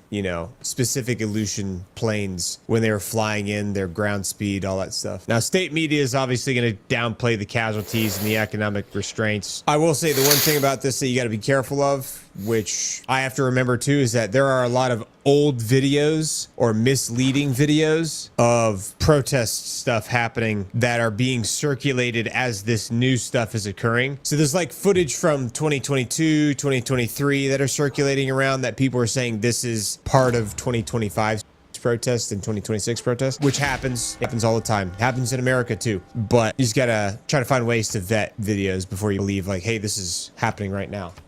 Anyway, so far, at least 3 civilian deaths have I been can confirmed, buy with 13 military wounded with in faith. Waristan, and 1 security officer dead. There's a lot of rights groups that are out there that report killings by Voted the for regime these bitches. forces. There's been gunshot wounds in Nahavand, Fasa, and mass arrests are very likely. Now, the exiled Crown Prince Pahlavi has called for nationwide strikes, like peaceful strikes, and regime change. And it seems like a lot of folks out there are having a growing sentiment to want to have a monarchy again and no longer have a regime. Now, so far, France has refused to condemn this and hasn't said anything about it, but the United States has added some pressure, and the State Department has been supporting people's free right to protest. Like, U.S. State Department has been openly stating, hey, we support the Iranian people's right to protest their government peacefully without being persecuted. Now, if this continues along this path, this could lead to like regime collapse, because bazaars and merchants are like the economic backbone of Iran. However, the regime may escalate the situation if dialogue fails, because the mullahs are the ones with all the money. They've consolidated all the money and the power at the top, which also could make it top heavy, because there's a lot more people out there that are just regular citizens than there are mullahs. So it's happened before in the past with other countries in the history, and it could definitely happen again now. So we'll see. But anyway, the Institute for the Study of War has been trying to cover this stuff, and they, in collaboration with the Critical Threats Project at the American Enterprise Institute, they closely monitor these types of events through their daily Iran update reports, and they provide detailed assessments of Iranian domestic unrest, including the ongoing protests that began in late December of 2025. Now, as of their latest available data from December 31st of 2025, they've got a interactive map that you can look at with all kinds of different like locations of places that are having lots of issues right now. You've got, Iranian security forces shot live fire protesters in Fasa, Fars province, Kujat, Loristan province. Protests in Iran continue to expand geographically for the 4th consecutive day. So like I said, this is on December 31st. So this is a couple days ago. Iranian security forces used a water cannon against protesters in Hamadan. Yeah, a lot of stuff happening. There's a lot of updates on this. Obviously, day to day, they're probably releasing as many updates as they can.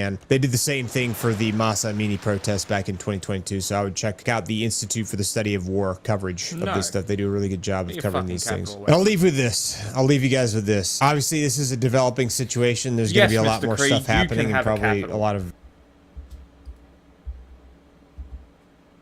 Oh, shake your head at me, you stupid fucking Canada fuck. Shut up. Dickhead. Hey, that's you. Yes, we can be friends. On PBS News Weekend, President Trump says the U.S. will indefinitely run the country of Venezuela following the military's capture of Venezuelan President Nicolas Maduro. Then an on-the-ground report from Venezuela's capital, Caracas, as some celebrate the U.S. operation but worry about what comes next. And we head to one of the most remote parts of Alaska to see how the U.S. Census Bureau is making sure government grants get to the people who need them the most. These places are not on the road system most of the time. You're flying in or boating in, and it's very prohibitively expensive to build. With these grants, they're able to build more homes for people, build community centers.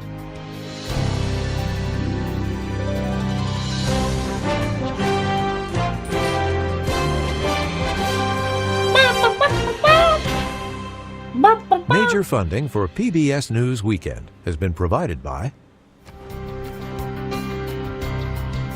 Wow.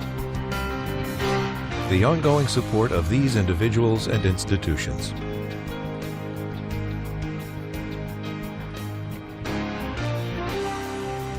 And friends of the News Hour.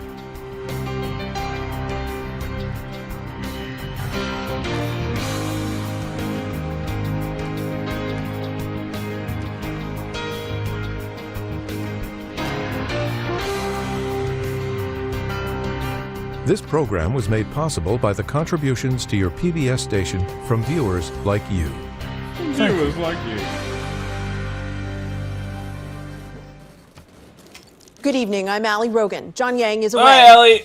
There are moments in time when history possibly pivots. And today, in a stunning act of regime change, the U.S. military captured and brought Venezuelan President Nicolas Maduro to U.S. soil. Not long after that, in a remarkable declaration, President Trump announced the U.S. would, quote, run Venezuela and warned of a new era of United States domination over Latin America. We will get an on-the-ground report from Venezuela's capital, Caracas, in a moment, but we begin our coverage with Nick Schifrin. It was just after midnight over Caracas when U.S. helicopters with Delta Force soldiers descended toward Nicolas Maduro's compound. Nearby residents filmed and cowered from U.S. strikes on at least 4 locations. All part of the mission to capture and extract Maduro. By 2 a.m. local, they had him, and by 3 a.m. he was shackled aboard the USS Iwo Jima, the dictator-turned-detainee of the U.S. Department of Justice. U.S. military officials said U.S. helicopters took fire as they left Venezuela, but remained able to fly. A source familiar tells PBS NewsHour a small CIA team arrived in August and created extraordinary insight into Maduro's pattern of life that made grabbing him seamless. This was one of the most stunning, effective and powerful displays of American military might and competence. In Palm Beach today, after he and his team watched the operation unfold overnight, President Trump announced the operation was not only about regime change. We are going to run the country until such time as we can do a safe, proper, and judicious transition. President Trump said Secretary of State Marco Rubio had spoken to Venezuelan Vice President Delcy Rodriguez, who was sworn in to replace Maduro. She had a long conversation with Marco, and she said, we'll do whatever you need. I think she was quite gracious, but she really doesn't have a choice. But at least publicly today, Rodriguez rejected that. La inmediata liberación. We demand the immediate release of President Nicolas Maduro and his wife, Celia Flores. The only president of Venezuela is President Nicolas Maduro. And President Trump made clear part of the plan was to take Venezuela's oil. The country has the world's largest oil reserves, which the U.S. helped develop exactly 1 century ago. But former leader Hugo Chavez kicked out some U.S. and other foreign energy companies, and today the industry produces a fraction of its capacity. We're going to be replacing it, and we're going to take a lot of money out so that we can take care of the country. But the president made clear today was not only about Venezuela. This was about displaying an ability and willingness to enforce regional domination and embracing the early 19th century declaration by President Monroe to block foreign colonialism in the Americas. They now call it the Donroe Document. I don't know. Under our new national security strategy, American dominance in the Western Hemisphere will never be questioned again. Rubio made clear the next possible target. Yeah, look, if I lived in Havana and I was in the government, I'd be concerned. And to critics who question whether a president who was elected in part to avoid foreign entanglements... Why is running a country in South America America first? Well, I think it is because we want to surround ourselves with good neighbors. We want to surround ourselves with stability. We want to surround ourselves with energy. We have tremendous energy in that country. Regime change not for democracy, but for energy and for its own sake. As the question tonight in Caracas and perhaps around the world. Now what? For the PBS NewsHour, I'm Nick Schifrin. Earlier this afternoon, I spoke to feature story news reporter Mary Trini Mina in Venezuela's capital, Caracas. Thank you so much for joining us. We are speaking a few hours before our show airs. It's been an extraordinary day in Venezuela today. What has it been like on the ground? Well, Venezuelans woke up hearing loud sounds rumbling across the city. It was complex situations from early hours. It began at 1:50 local time. It lasted for about 45 minutes. I personally heard planes, airplanes, and these detonations that kept happening for about 45 minutes. It was a difficult situation, very complex, with a lack of information coming from the government of Nicolás Maduro. Later on, they released a statement saying that this was an aggression perpetrated by the U.S., and according to the Venezuelan government, the sole purpose of this kinetic strike was to gain control of Venezuelan oil resources. This ended up with the extraction of the leader of Venezuela, Nicolás Maduro, and also his wife, Cilia Flores. Here in Caracas, there's been moments of quiet.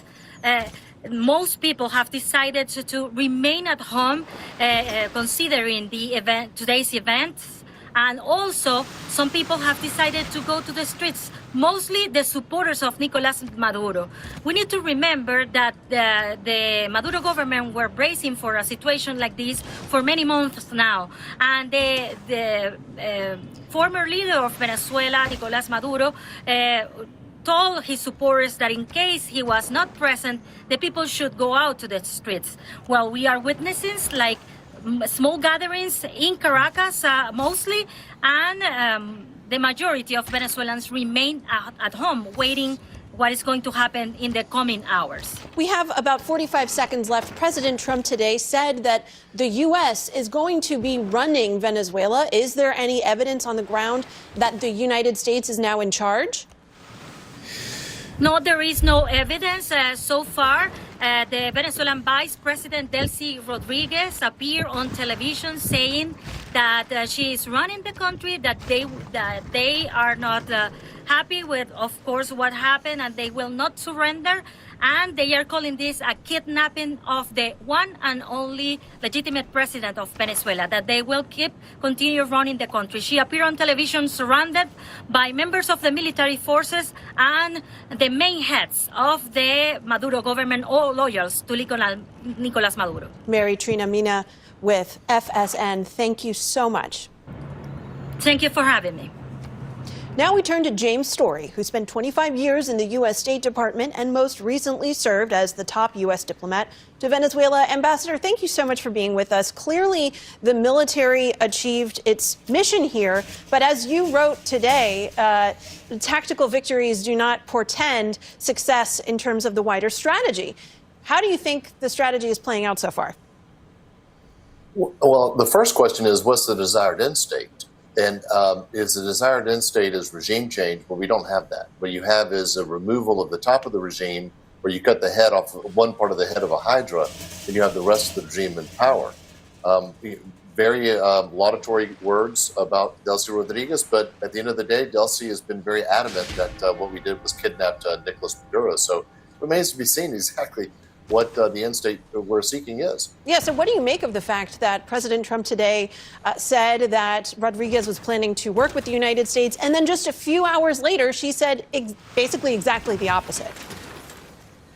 Well, it is curious. I don't know if this is the case of the dog that didn't bark or the dog that barks too much, but at the end of the day, what the president also said was that if we didn't have the right kind of support, there would be a second wave of attacks. For me, there's a clear indicator here.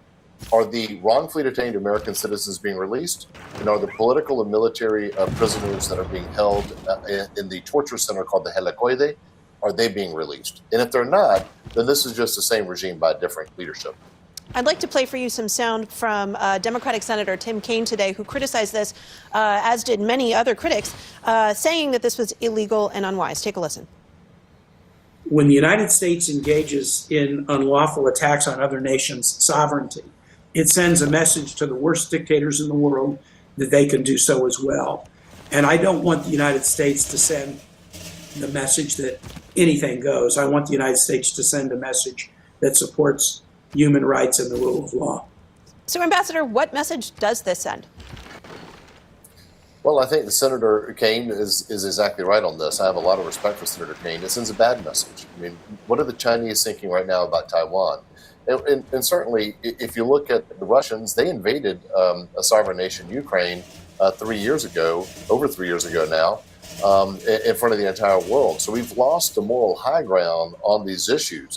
For me, this was about democracy. Maduro lost an election last year. It was about human rights. He is confronted with crimes against humanity. It was about narcotics trafficking, of course, but it was also about 9 million Venezuelans who have had to flee to seek a better life. That's 25% of the population of that country. It was about all those things. Yet the president goes on TV today to say it's about oil.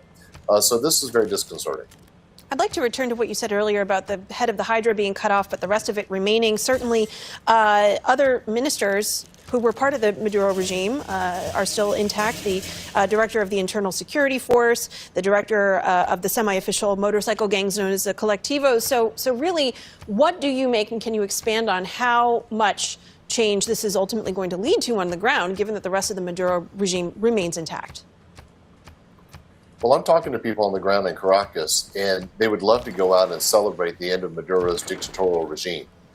Yet they're fearful to do so because they know that Diosdado Cabello and Freddie Bernal and the rest of these people who were specially designated nationals, on the SDN list from Treasury, they're sanctioned people, are liable to unleash these colectivos, these motorcycle gangs, semi-official motorcycle gangs, that are heavily armed to go out and intimidate them and potentially to begin a bloodbath. So you're not going to see the kind of natural reaction to a really despised figure. Maduro is a despised figure. We can debate the legality all day long. He lost Russia. Right now they have liked inside of Venezuela. 6 the people of Venezuela great writers, 2 great artists, and 1 great musician. Ambassador James Gorey, thank you so much They for have all joining the us. great people because they're so far Thanks for ahead. having me. In today's other news, Iran's supreme leader vowed today to crack down on demonstrators following days of protests.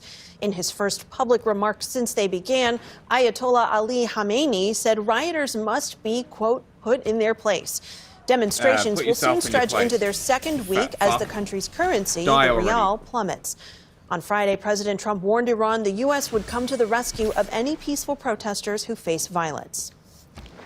President Trump also weighed in on the war in Ukraine today, saying he's frustrated with Russian allowing President Russia Vladimir to give Putin. me stuff for He told peace would reporters also Putin is make killing it so I too can't many attack people. this city-state. That comes as European national security advisors convened in Kyiv to discuss the latest peace proposals. The U.S. is currently behind a diplomatic push to end the almost 4-year-old war. Ukrainian President Volodymyr Zelensky is set to meet with European leaders next Tuesday in Paris. Still to come on PBS News Weekend, why the city of San Francisco is suing the nation's top food manufacturers over ultra-processed foods. Right. And how the Census Bureau counts every last person, even in the most remote parts of the U.S. This is PBS News Weekend from the David M. Rubenstein studio at WETA in Washington, home of the PBS News Hour, weeknights on PBS. San Francisco is the kind of heavily Democratic city that the Trump administration often targets. But there's one issue they agree on. They're both taking aim at ultra-processed food. In the first lawsuit of its kind, San Francisco is suing 11 of the nation's top food companies, saying they sell ultra-processed food knowing that they are harmful to health.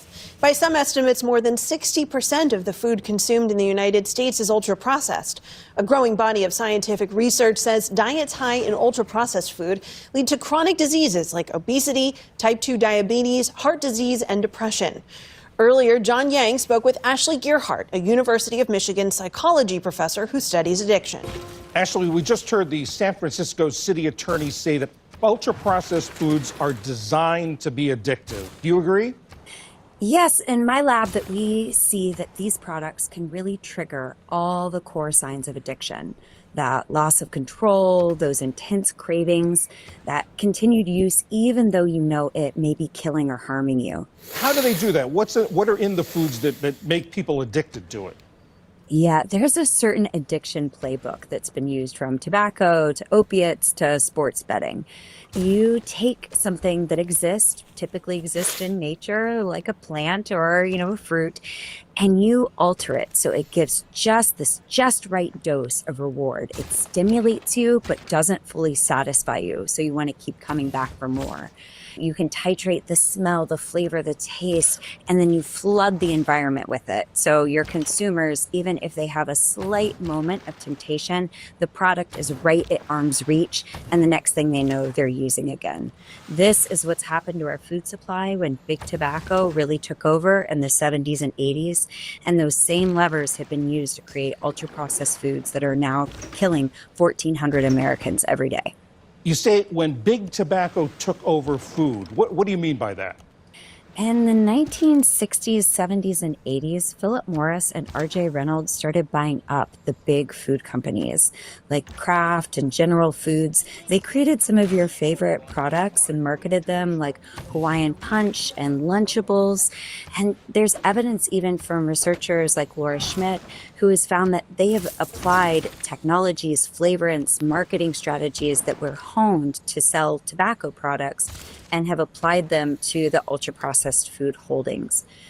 They divested some of these food companies in the mid-2000s, but the stamp of big tobacco on our food supply has never changed. It's actually just amplified over time and fundamentally changed the food that we eat.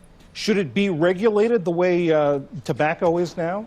Yeah, when I read things that the food industry is saying, they're talking a lot about how to turn cravings into corporate profits. Or they'll say, indulgence has really been a main profit margin for us. That's a big driver of how we're making money.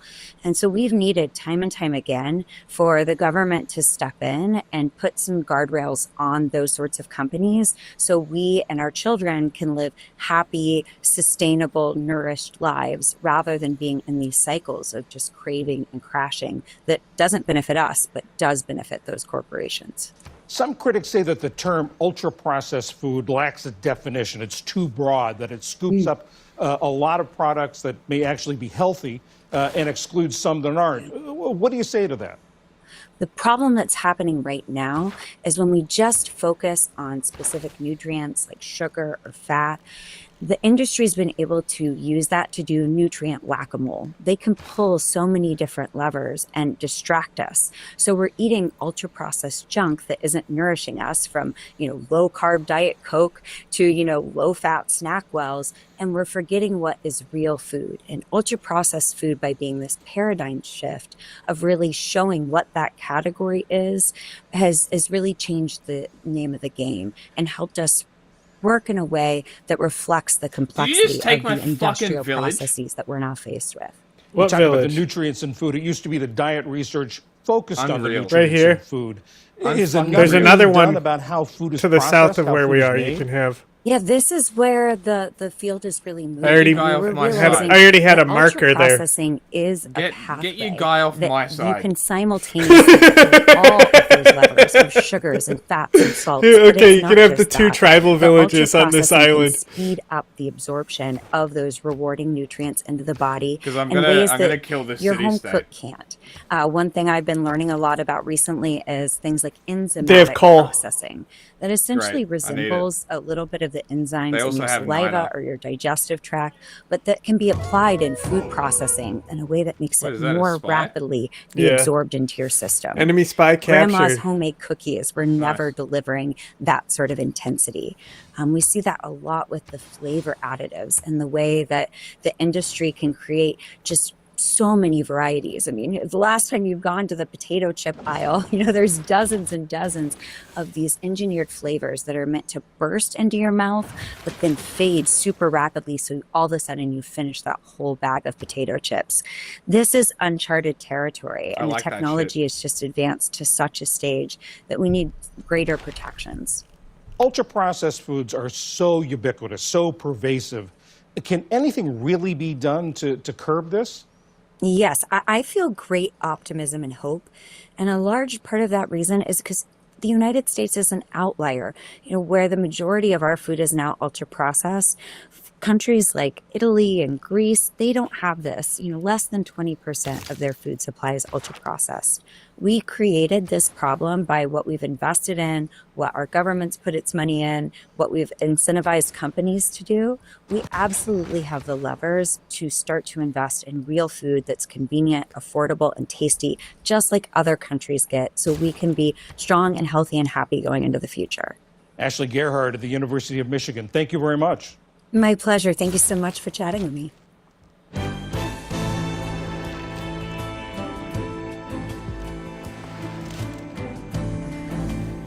Finally tonight, the next major U.S. national census is in 2030. But this year, the Census Bureau will be conducting field tests to try to come up with better ways to count the most hard-to-reach populations.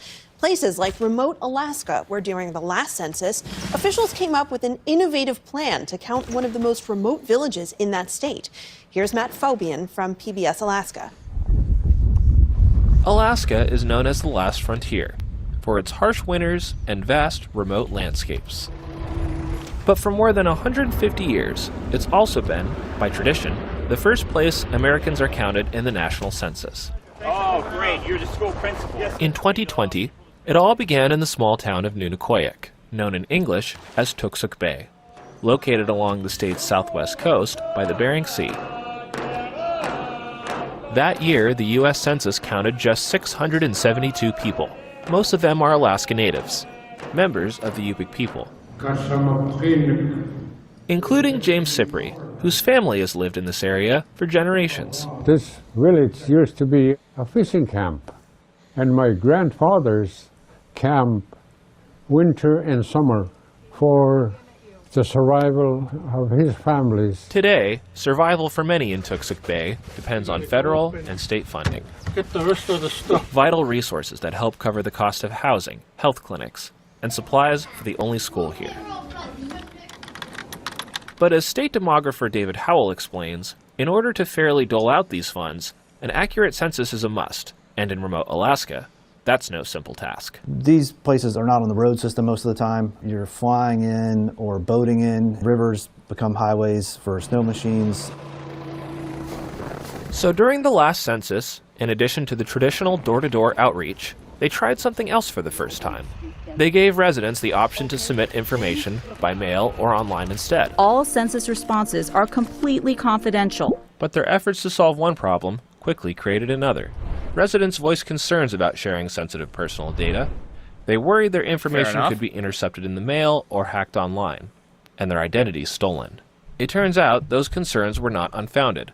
The state had simulated an attack on residents' census data years earlier. A scenario in which, if this data was stolen from the Bureau, how many records could you match to the actual population? And so they were able to match quite a high number. The U.S. Census came up with a plan to address the residents of Nunikoyak's concerns. They embraced a cutting-edge mathematical algorithm called differential privacy. It compiles the big-picture data statistics of a group while protecting specific private information of each individual. It's kind of like if we took a high-resolution picture of this Yupik dance group. We can see facial features that could expose people's identities. The algorithm adds digital noise to blur a few faces slightly, or adds static to the overall photo, and the quality is lowered just enough to protect everyone's identities. The Census Bureau applied that photo-altering principle to Tuksuk Bay in 2020. They say it helped ease residents' fears and protected their identities.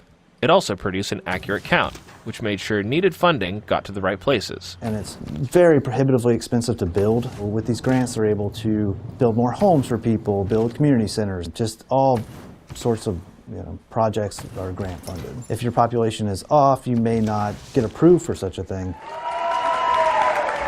Elder James Cypri is excited about how accurate census data can help tackle the desperate needs of his community.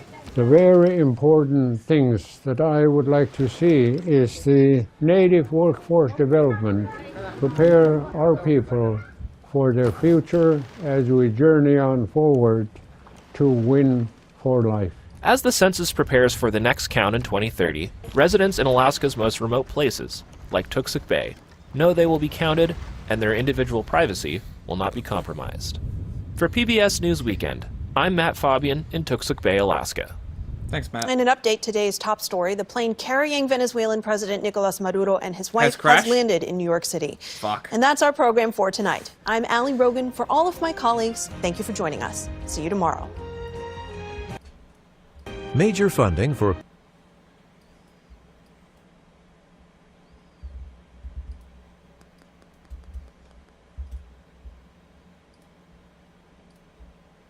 I see. Cavalry. Yes, please. Some cav.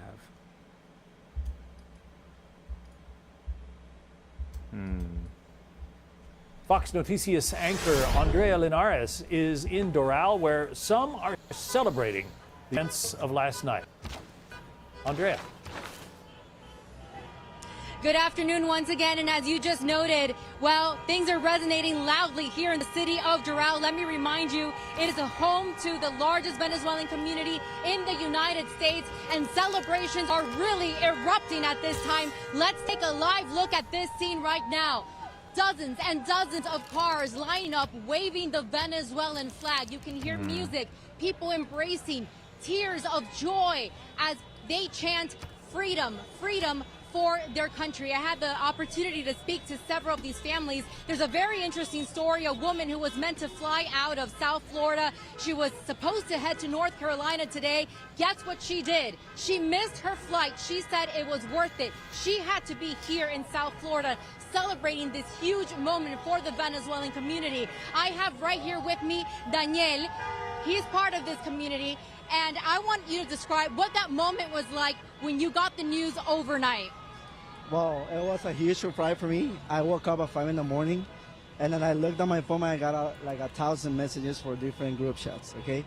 I mean, I got no words to explain what's going on right now. I think our people, our country deserves this for a long time. I haven't lived anything but Chavez and Maduro. So I'm beyond grateful. I mean, I think I'm so happy for Venezuela. This means everything. It's time to celebrate. Better times are coming. And just like you, Daniel, a lot of people feel exactly the same way. They tell me they were when Hugo Chavez was in power, then Nicolas Maduro, and all they know is a country with basically in the middle of poverty. This is a Fox News fake news alert! And search for a better life. I also spoke with Angelica. Her story is unique. She got to the United States 3 years ago. She left everything behind, including her mom. And I want to know how significant this moment is. You've spoken to your mom, but you were telling me what you really look forward to one day is reuniting with her once again, Angelica. No, doesn't words to explain. That is me, for me, for all people, and for my mom. Definitely, I want to back to Venezuela. I have more than 5 years don't see my mom, so this is the year. Thank you. Thank you, Angelica. That is the sentiment here today, a sentiment of joy. There is still some uncertainty as we continue to see and monitor the situation in the region to see what comes next and how this whole transition will play out. I also asked them, have you spoken to your family members in Caracas? It's very interesting because within Caracas, the sentiment is very different. People are staying home. They are not heading out to the streets to celebrate. They are celebrating within their own homes because they are afraid. They are afraid of possibly seeing any acts of repression against them. So we will continue here live in the city of Doral in South Florida, speaking to the Venezuelan community as they celebrate this moment. John, back to you. Yeah, the joy there is absolutely palpable. Fox Noticias anchor Andrea Linares. Andrea, thank you. Hey, Sean Hannity here. Hey, click here to subscribe to Fox News YouTube page. I'm Fox News' Jay Leno. Jesus Christ. Tell me he doesn't sound like that. He does.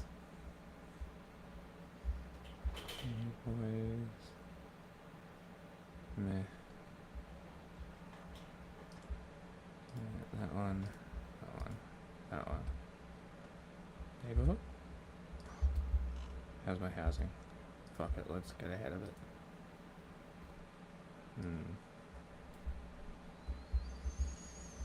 This one.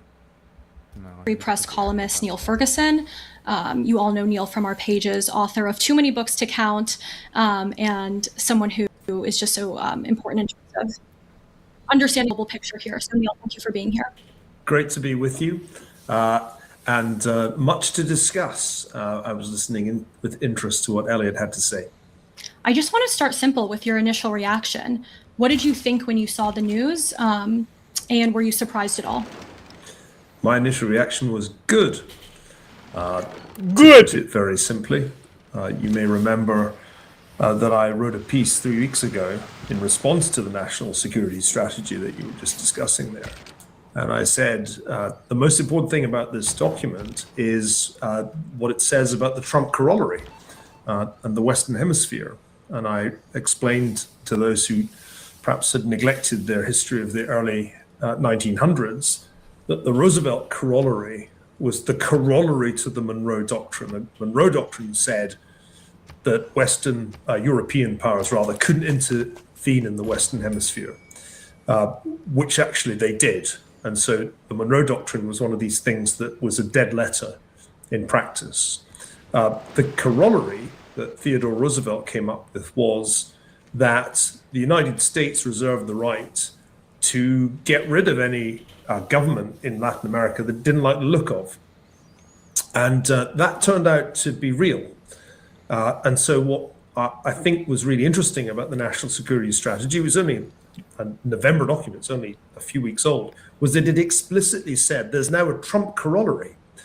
And to me, that was a remarkable throwback, 120 years, to a time when the United States openly asserted its right to get rid of any government in Latin America, including the Caribbean, that it didn't care for, that it thought was what are you looking at? Falling short the one that I'm building of now. whatever standards it sought to apply.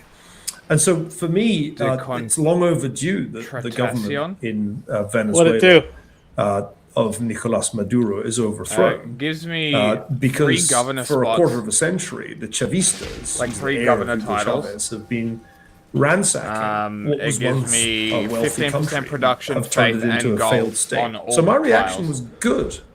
Great start to the new year. I'd love to, and I put this question to Elliot, I want to put it to you as well. I'd love to get your comment on the people who are sort of falling in line with the New York Times editorial board's framing, which is that this was unwise and illegal. And the thing I'll add on is, to try to characterize some of their characterization is that, they look at the unintended consequences from U.S. intervention in Guatemala or Chile or Panama, and they say we shouldn't do this. So how would you respond to that line of thinking? Well, the New York Times has taken this line for about half a century, maybe longer. And it's always denounced and criticized every U.S. intervention in Latin America. And it's never noticed or acknowledged that when the United States has not intervened and it's allowed leftist governments to gain a hold of power, the results have been terrible. And terrible for a very long time. Cuba's the obvious case. Holy barbarians. Failing to overthrow Castro's revolution meant that Cuba spent half a century under a tyrannical, undemocratic regime. Next up, Nicaragua, and then most recently Venezuela. So the truth is that when the United States says, okay, that's life, the left control this country, they really do control it, and they remain in control of that country for a very long time. People have been hoping that the Chavista regime of Maduro would be overthrown by internal opposition. But that hasn't happened because even when the opposition won an election, the regime stole the election and used repression against the opposition. Same story with Nicaragua, same story with Cuba. Whereas when the United States has intervened, you can wring your hands, and people have wrung their hands for many years about the brutality of, say, the Pinochet regime in Chile. Nobody condones the regime's use of murder and torture against its opponents. But it didn't last all that long, and it transitioned ultimately peacefully to democracy, leaving, incidentally, the Chilean economy as the strongest economy in the region. So if you actually look at the cases when the United States has not intervened and the cases when it has intervened, I think you could make the argument that the Roosevelt corollary is quite a good thing and shouldn't have been allowed to fall into disuse. The interesting thing is that because the New York Times and liberals generally have maintained this consistent drumbeat of criticism of every intervention, portraying them all as disastrous. Over time, Republicans and Democrats alike shied away from intervention, and we kind of gave up taking that kind of action. I mean, the last time there was a really decisive intervention was the overthrow of General Noriega in Panama, and that was Ronald Reagan. Subsequently, I think the United States approach has been increasingly a passive, fatalistic one. And for Donald Trump to change that, to revive the idea of a corollary to the Monroe Doctrine, and then to act on it within weeks of announcing that, to get rid of Maduro, is a very, I think, very healthy thing. But, you know, I don't agree with the New York Times view of the history of Latin America. You are our historian at the Free Press, so I'm hoping you can just give us a little bit on how this extraction and what we witnessed today sits in perspective and in comparison with other interventions. So the ones that we've been talking about in terms of like rank it in history, in terms of its success and how it was carried out. Well, of course, it's too early to tell how successful this is going to be, because a lot depends on what takes the place or who takes the place of Mr. Maduro. And if it's just his number two, then that doesn't really represent. We need to get to the point where I can declare war again on the city-state. I thought it was interesting that in his press conference today, President Trump talked about the United States running Venezuela until a real transition had occurred. That didn't sound like it was just going to be meet the new boss, same as the old boss. I got but we'll warned see. by the fat Dutch woman. Obviously, the ideal, from the vantage point of anybody who cares about the Venezuelan people and their country, is that you get a legitimate, democratically elected government, and it begins to undo all the incredible economic damage that Chavez and Maduro have done. I think it's worth pointing out that the number of displaced people from Venezuela is comparable with the number who were displaced by the Syrian civil war. This has been a huge catastrophe. Venezuela became a failed state because of this regime. It will be very hard to fix that. So that's a challenge, and we'll have to see whether it's possible to get a transitional regime that doesn't simply become meet the new boss, same as the old boss. But if you put it in comparative perspective, I tell you what really strikes me. It is remarkable that the president, even if you regarded him as the illegitimate president of Venezuela, has been spirited out of his own country by helicopter and by boat to face justice in the United States for you call that drug justice? trafficking. The last time a Latin American leader was given this kind of treatment, it was General Noriega in Panama. 27,000 American troops were needed to achieve that operation. So this has been done with a remarkably small number of boots on the ground. We don't really know from what's been said today who exactly did this. You'd have to assume special forces, CIA. But this was a highly successful covert operation, which bears comparison with a lot of covert operations in the history of CIA involvement in Latin America that did not go nearly as well. And in fact, if you think back all the way to the Bay of Pigs, the history of American interventions in the region going back to the early 60s has been pretty checkered. So this is, at least from the vantage point of the history of covert operations, this looks like a very successful one. There was some speculation, and I would love for you to weigh in. I think Sky News also actually reported this, that there was actually a negotiated exit and the story about extraction is not, that there was more negotiation here. Do you think that there's anything to that, or that's, I mean, it's purely speculative, but I'm curious how you think of that. Well, one thing that I've learned as an historian is that no journalist ever accurately comments on a covert operation within 24 hours of its being executed. And it may be many years before we actually have access to the kind of documentation that would tell us what really happened. We know that they would try to do a deal. There was certainly a negotiation, and it had been going on for some months to try and persuade Maduro to go quietly.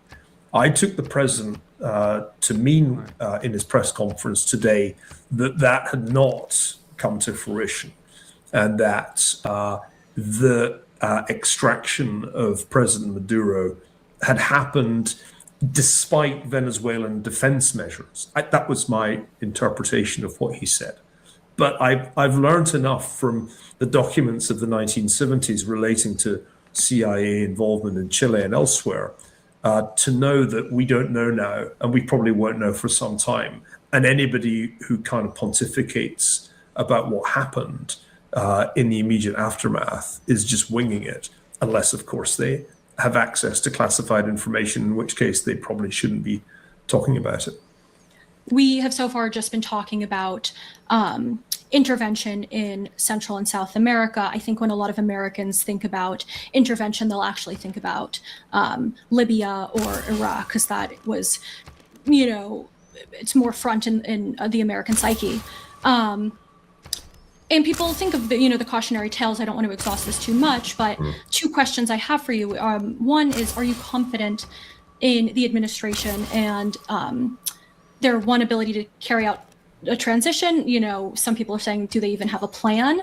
And then the second element to this question is any cautionary tales, you know, if you were advising the president, that you can relay as they think about transitioning the government.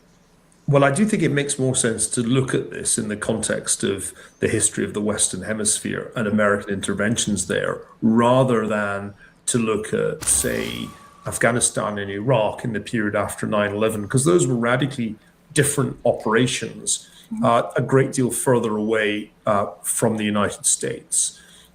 If one looks at the history of everything since 1904, which was the year of the Roosevelt corollary, it's a mixed picture. I mean, some interventions were highly successful and succeeded in stabilizing countries that might otherwise have descended into Cuban-style revolution, others less so. And so when I wrote the book Colossus, which was published back in 2002 in the aftermath of 9/11, I made the point that the United States had done a lot of intervening, particularly in Latin America and the Caribbean.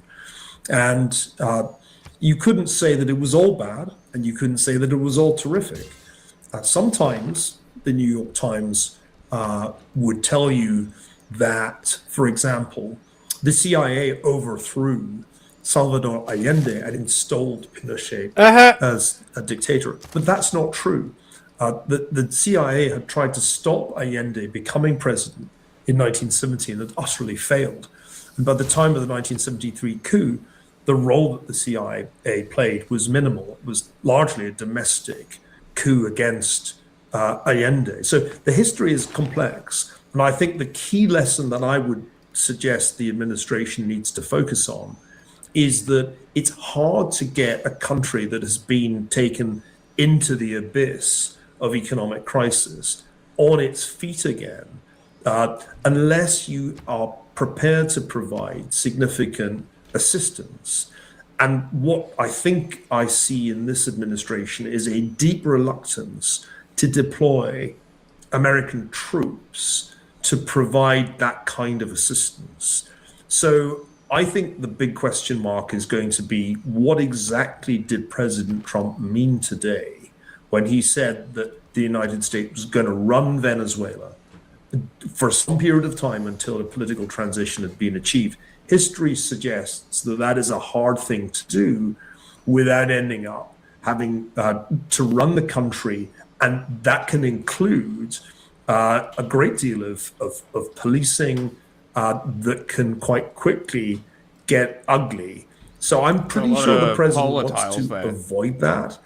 I thought it was striking today how quickly he pivoted to the domestic political implications of ending the Maduro regime. He started to talk about the Venezuelan gangs in their role in American crime and narcotics. That's what he wants the public to think about, not are we about to get bogged down in some very messy and protracted presence in Venezuela. The last thought that I'll offer is that it's hard to get democratic institutions to take hold where they've never existed. But they have existed in Venezuela. It's only really a couple of decades since the Chavistas took over and broke the institutions of Venezuela. There's a memory, in other words, a Venezuelan middle class that remembers how to have something resembling the rule of law and democracy. And that makes it actually a brighter prospect than, say, Haiti. Haiti is a classic example of a country where the United States has periodically intervened and never been able to fix it. And that's because there's really so little to build on in Haiti. It's always been dirt poor and dysfunctional. But Venezuela was once a very prosperous country because of its oil wealth. And therefore, I think the prospects for success there are much brighter. And another way it differentiates it from people's impulse to compare to some of the misadventures in the Middle East. One question I do have is, during the press conference, the question portion today, when Trump was asked about if there will be boots on the ground, I just want to go a little deeper on that point you made. He said, we had boots on the ground last night and we're not afraid of it. Do you think he has political capital, one, to have a larger U.S. presence to carry out this transition, and the appetite to put a larger, footprint of American troops on the ground? I'm skeptical about that. I think the days when the United States could deploy large armies for sustained periods of time lie in the past. Part of President Trump's appeal when he burst onto the political scene 10 years ago was that he was against the forever wars. He was as critical, in fact, of neoconservative foreign policy as Barack Obama had been, just from a populist right-wing standpoint rather than the progressive left-wing standpoint of Obama. I also think that if you look at the president's polling numbers, they're flashing red lights on the dashboard because on fundamental economic issues, shorthand term affordability, he's deeply underwater. And that is, I think, why in talking about the operation today, he kept emphasizing the domestic political implications, because he really doesn't want to have to pitch to American voters a protracted military involvement. Yeah, there were clearly except for the British. You can't do what just happened way behind in everything. Entirely from the air, but not Handmaker's many. culture and I think sucks. it's my guess, and it is just a guess, that this was one of these illustrations of the extraordinary quality of U.S. special forces. Right, you're Germany, so you can build an extra periodically district seen in recent years. And for all your my stuff, so you lesson should have is that the most more effective district boots advantage. on the ground are those I'm trying. special forces, Gotta build Green them. Berets, Navy SEALs.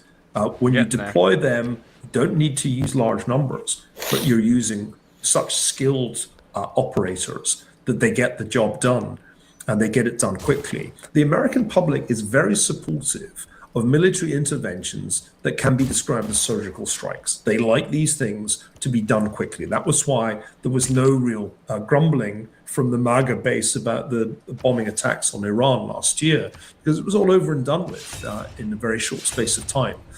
In the same way, I think if this is felt to be a surgical strike that got rid of Maduro and helped Venezuela transition back to economic stability without a large-scale commitment of military force, then President Trump will get backing from the public. I don't think he'll get huge love, because presidents in their second terms generally don't get huge love for their for their foreign policy achievements, and that's the tragedy of all second terms. The presidents turn to foreign policy because it's what they can do without Congress, and they find that no matter how many rabbits they pull out of the foreign policy hat, the public is underwhelmed because these are not the top priorities for American voters, particularly in the midterm year. His comments about opposition leader Maria Corina Machado were surprising to a lot of people. What did you make of them when he said that she doesn't have the respect of the country or the support? And second to that, do you worry that Trump and this entire effort could lose the support of the Venezuelan people in the country based on his instinct to cut her out? Well, that certainly gave us reason to think that there is some kind of deal in the works with members of the existing regime, in which case you've just decapitated Chavism, but Chavism is still in power. I think that's deeply disappointing to those people who have been working at considerable risk to their own lives for a democratic Venezuela. But as I said earlier, one of the things that I've learned is you can't know from the outside what is being done on the inside, and it's premature to pass judgment on this. I suspect that it would be a tactical mistake for the president to back her at this point when the levers of power are still in the hands of Maduro's lieutenants. So there's a tactical consideration here. Ultimately, presidents are not in the business of writing editorials. They're in the business of making policy. And what obviously we would not want to see would be a descent into civil war. That's the kind of nightmare scenario that any intervention can lead to. In a way, it happened in Iraq. If you want to think back to the way things went off the rails there, they got rid of Saddam Hussein. That turned out to be easy. But then the problem was that without the regime, then the sectarian conflicts between Sunni and Shia and Kurds all rapidly escalated, and the place became ungovernable. It's not exactly the same for obvious reasons, but I think you can understand why at this early stage, you don't want to alienate the people who have the guns. And the people who have the guns are the Chavistas. Are you worried about, I guess to what extent are you worried about a similar situation where there's just like a lawless power vacuum? You obviously won't see a split on religious lines, predominantly Catholic country, but more so just chaos. But it's a lawless place already. I remember being in Caracas 20 years ago, and early on when Hugo Chavez was in power, and I witnessed a homicide in the street in Caracas, and I was very surprised to see someone gunned down in front of me, and I said to the local guy I was working with, "What just happened?" And he said, a guy tried to get a gun off of a police officer, and the police shot him. And I very naively said, well, at least that's better than if it had been the other way around. And he'd shot the cop. And the Venezuelan looked at me pityingly and said, in Venezuela, the police are just another gang. And that was back in 2005, I think, 20 years ago. Makes sense. It's only got worse because the criminals have been running the country with increasing impunity and brazenness. It's hard to restore the law when it's gone. It will take a long time for there to be something like the rule of law in Venezuela again. But as I said, there is a memory of it. History shows that if you've got this kind of a regime for 25 years, there's still people who remember what it was like before. And that gives you a shot at the restoration of civil society as well as the rule of law. I want to just ask one more question about something that was said in the question portion of the press conference before we go to the global picture, which is, Trump said he was like, we're doing this because we want good neighbors and we want good energy resources. He was very direct about that, which I found interesting because for years, allegations have been, U.S. metals because they want to get to the oil. Like that's always the line, and he's like, no, we do want energy. What did you make of his directness around that? Part of President Trump's charm, if you want to use that word, is that there's no hypocrisy. He doesn't pretend to be motivated by a desire. There's no to build hypocrisy, utopia. bro said. He makes it clear that his foreign Free policy press. is heavily motivated by the profit motive. That's been true in the negotiations to try and end the war in Ukraine. It's been true in the Middle East, which is why he always pitches policy first to the wealthy Gulf states. And it's true in this case too. One of the ways in which President Trump represents a throwback to the 19th century, in many ways, tariffs as well as his immigration policy and now the Trump corollary, is that in the 19th century it was regarded as perfectly normal for public and private interests to be intermingled. My favorite example is the Rothschilds helping Disraeli to acquire British control of the Suez Canal. So Donald Trump's a 19th century figure who's not outraged or scandalized in the way that the New York Times always is by the idea that They really hate the New York Times. Economic motives involved in the US intervention in Venezuela. Clearly, the oil majors have wanted to get back into Venezuela and to take advantage of its abundant reserves, and they've been unable to do so because of the Maduro regime. So I find it refreshingly honest of Trump to say that that is part of what is being attempted here. It always struck me as one of the bizarre features of US intervention in Iraq, that it was so high-minded that the United States ultimately failed to gain any significant piece of the economic action with respect to the Iraqi oil fields. But this is where Trump is a 19th century figure. And I think the key misunderstanding that many commentators make is to try to think of him in 20th century terms. Hence all those silly analogies with interwar dictators. No, Trump has just stepped out of circa 1904. He's a Gilded Age person. It's true. For whom it's absolutely obvious that foreign policy should also pay. After all, the business of America is business, the famous phrase. This, I think, I'll try to use the oil transition us still at to war the with big Russia? picture, which is that, China has significant investments in Venezuela and oil, and how do you see China going to responding take city-states to, for a second while I build up my today's radar. events? With considerable misery and despondency, because they had their own delegates arrive just hours before this thing kicked off. And I can't believe that Secretary Rubio was unaware of that fact. China has kept the Maduro regime going.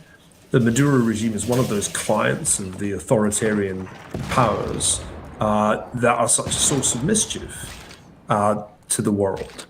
And so not only China, but also Russia has been a source of support as the regime has sunk ever deeper into the abyss of criminality. What's great about this is that it so clearly sends a signal, President Trump made this clear, to others. I thought that was an important part of his press conference when he said that other leaders in the region should pay attention. I think it's a big reverse for China. China has been trying to build up its position in Latin America and the Caribbean economically for years. The investments have been on a pretty substantial scale, and they've been in pretty much every country. This represents a decisive turning of the tide against that. And I'm not sure what exactly Xi Jinping is going to be able to do in response, because it's pretty hard for China to play in America's backyard if America decides to play hardball. I want to bring in Iran also, because that's the other big story. Elliot and I touched on it only briefly. Massive protests across the country. Also an oil distributor to China. Can you just connect the dots for us here in terms of what this is signaling to Iran as the regime seems to be increasingly weaker and weaker by the day, and how China might step in both places? Because my understanding is China's biggest liability is that they're not energy independent, and so they really rely on Iran and Venezuela and Russia as well, and those three oil producers. So to lose Iran and to lose Venezuela would just be tremendous for loss for China. So can you just connect all those dots and explain that for us a little more? Well, China's not without its energy resources. But when you look at the hydrocarbons, it's nowhere close to the United States and Russia. That's why China has been investing so aggressively in solar and wind, but also burning coal.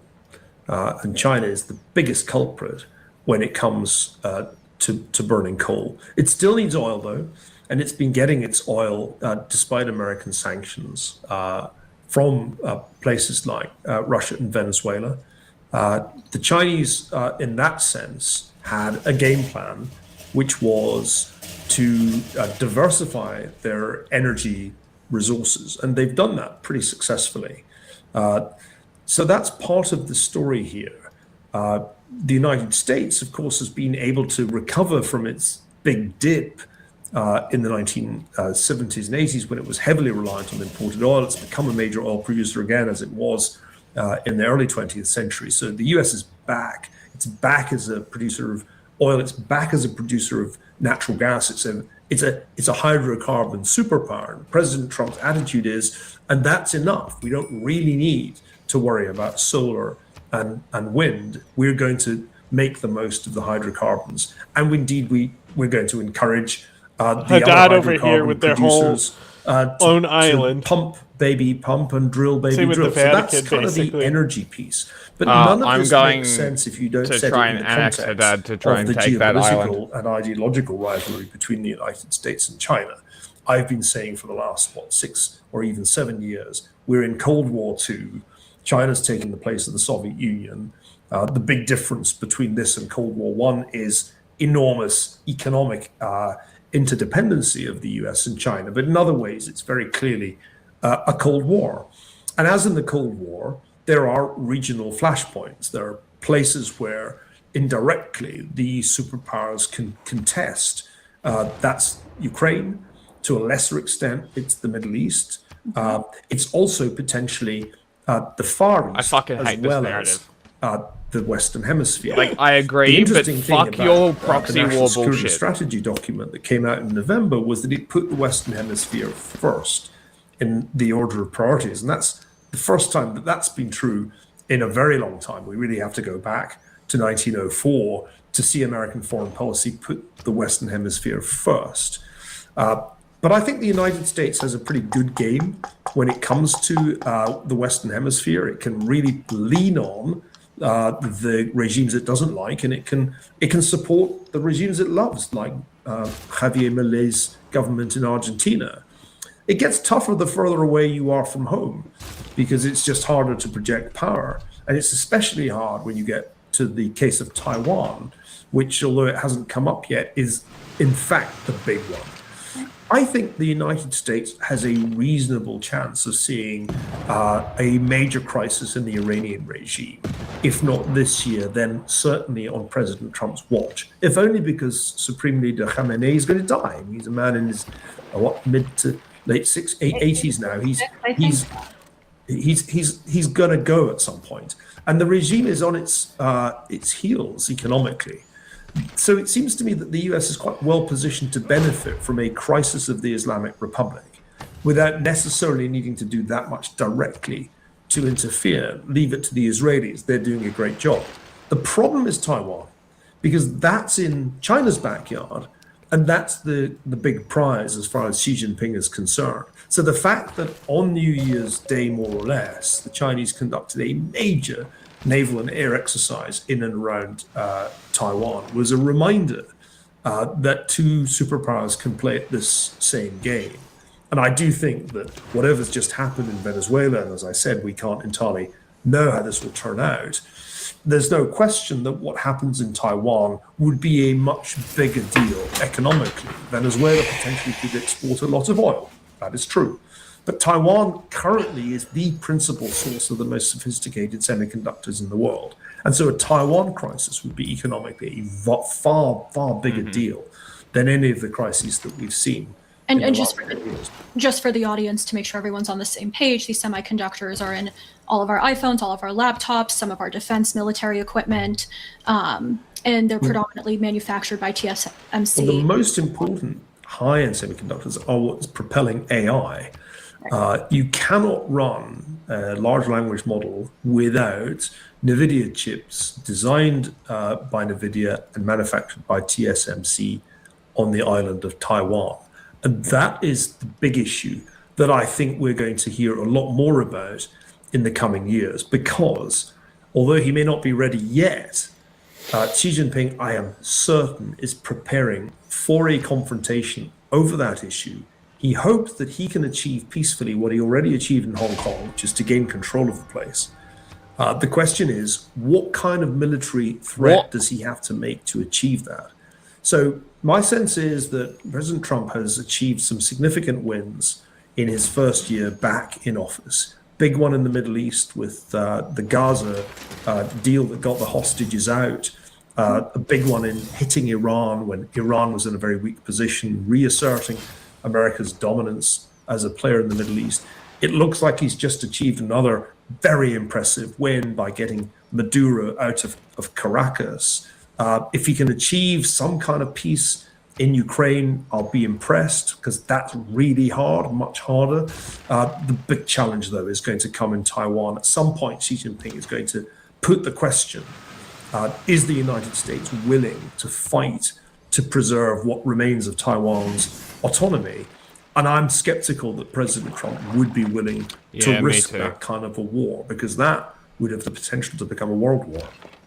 I just want to make sure I'm understanding one point of this answer, which is it was either yesterday or the day before, I believe Trump truth socialed, if Iran shoots and violently kills peaceful protesters, which is their custom, the United States of America will come to their rescue. We are locked and loaded and ready to go. Thank you for your attention to this matter.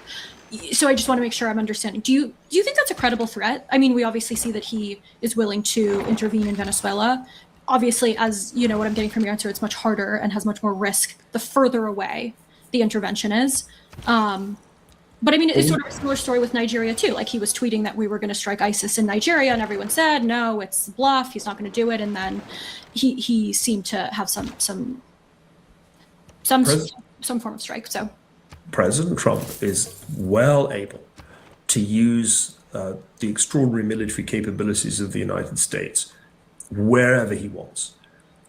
He could certainly strike Iran again. I wouldn't be surprised if at some point he did, as Iran is busily rebuilding its nuclear power plants. But it's very difficult to influence events like popular protests from the air. And ultimately, I think it's very difficult even for the most skilled CIA agents to achieve all that much when it comes to revolutionary situations. President Putin would like to believe that the CIA is extremely good at color revolutions and is forever knocking off regimes. It's actually very difficult to influence a revolution as a foreign agent. So it's hard for me to see that U.S. intervention Just give could him be some money decisive in a revolution against the Islamic some money. Republic Go die. from within. That's a very different proposition from spiriting Nicolas Maduro away from Caracas, partly because of the distance, but also because of the nature of the problem. Interestingly, President Trump seems to have walked away from the option of killing or having the Israelis kill Khamenei last year. I think the Israelis were willing to try that.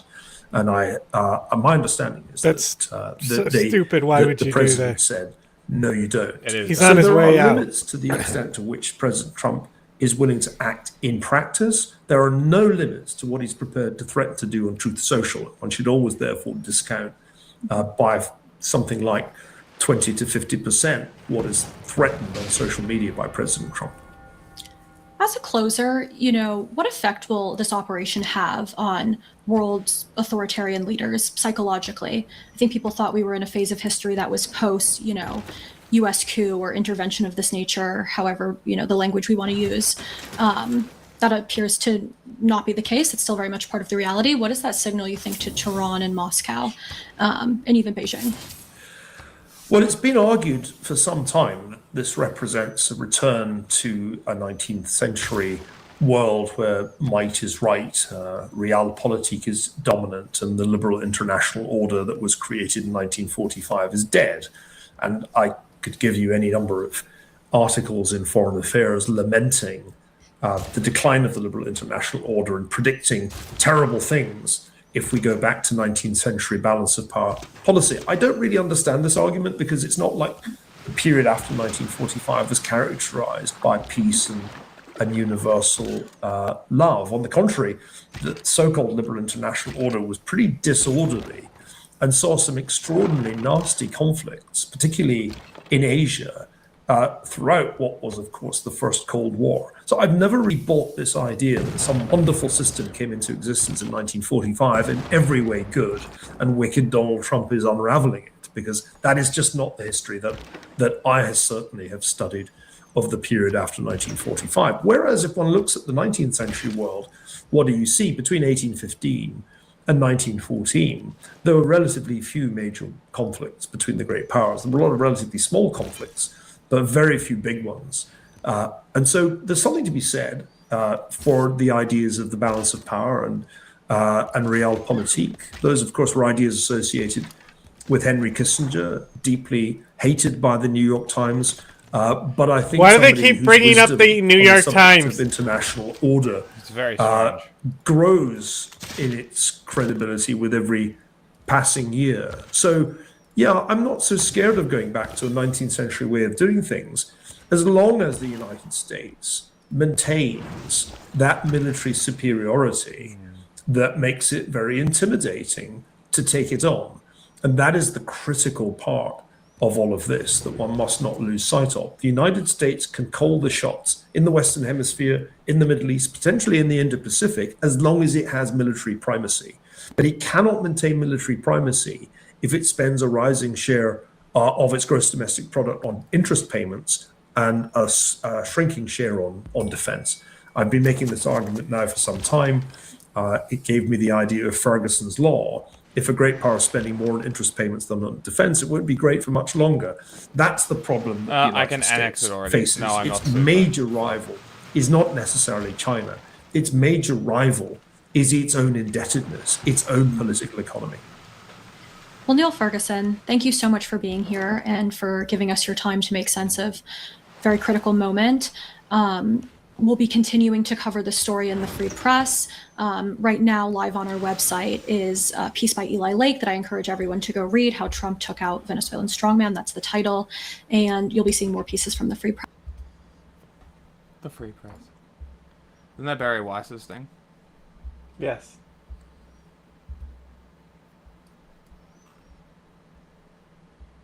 Fantastic.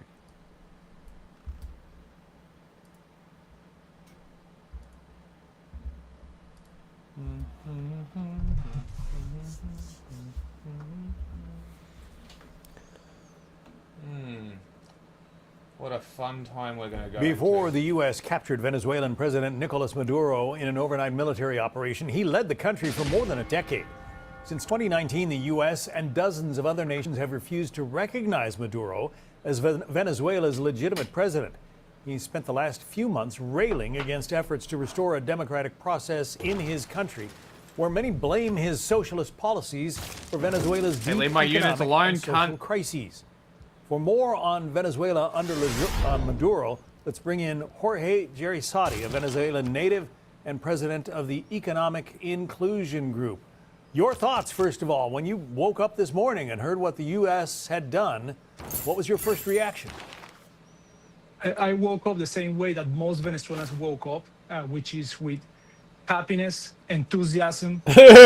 Finally, we have opportunity to rebuild our country. So with a lot of optimism, we can do the things in the right way. There are millions of Venezuelans who have fled that country, fled the Maduro regime. Do you see those people going back? Many people will come back because everybody wants to be in their homeland. Everybody wants to be in their country.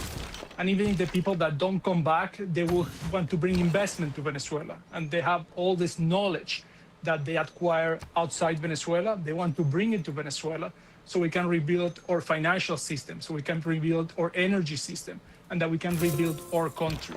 8 million people have left. This is roughly a third of our population. So it's a drastic change for the future. You are an economist, first and foremost.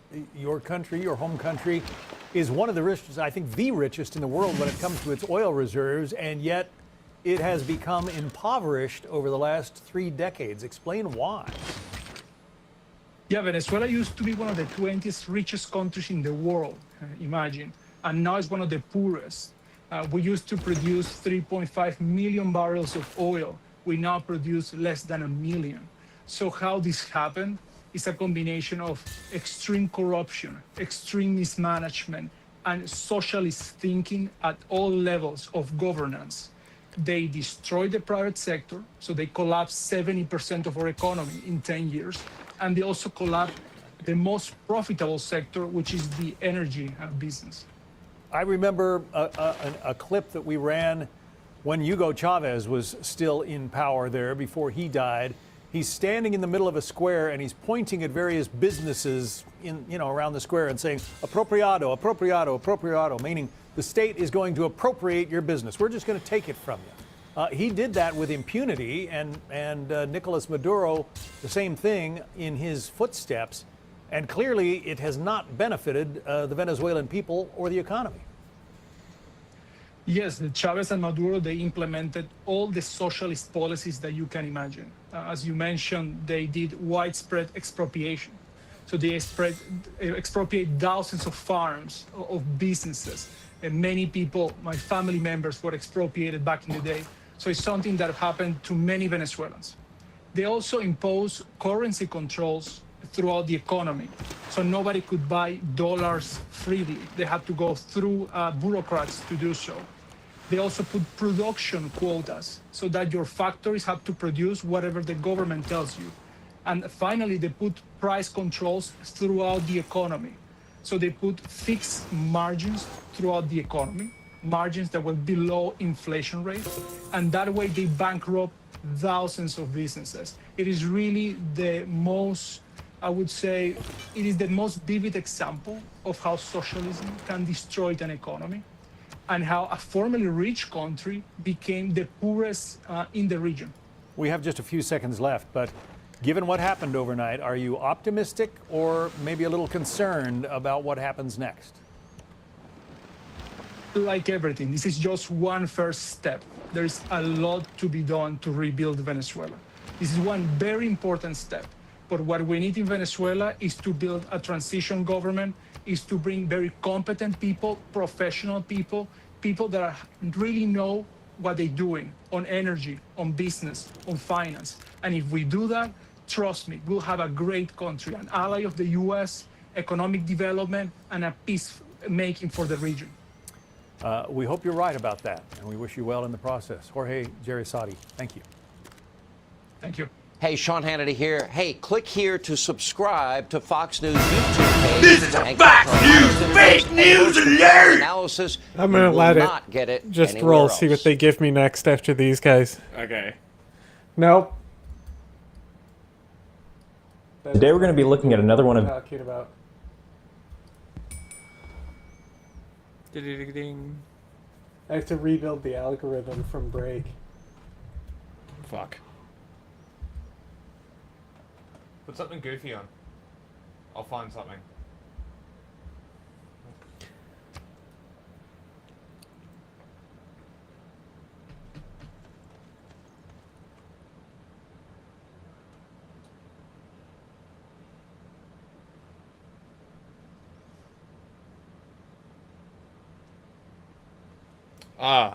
Look up Ben Jordan. See if he's released a new video.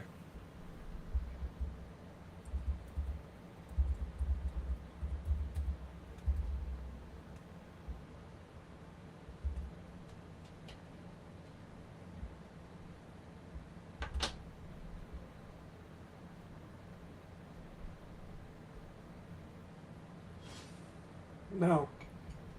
Nothing? Mm-mm. Sad days.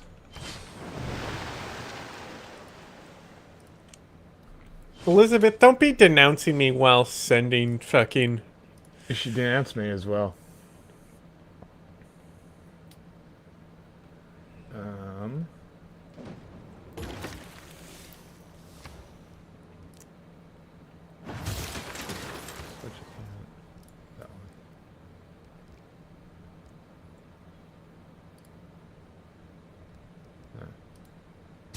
What are we doing?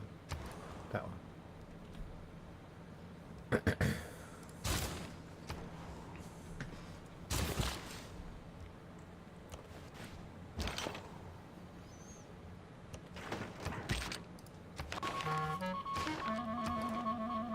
Fucker. Yeah, put this one on.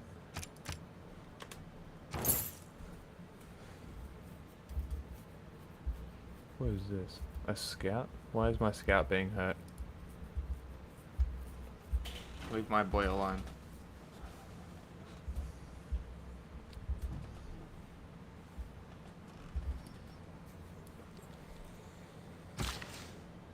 A year before Australia existed, Dutch descendants in South Africa declared war on Britain. This created an opportunity. Over in the New South Wales Parliament, the soon-to-be Prime Minister Edmund Barton had a chance to land a blow against his political opponents, the Labor Party.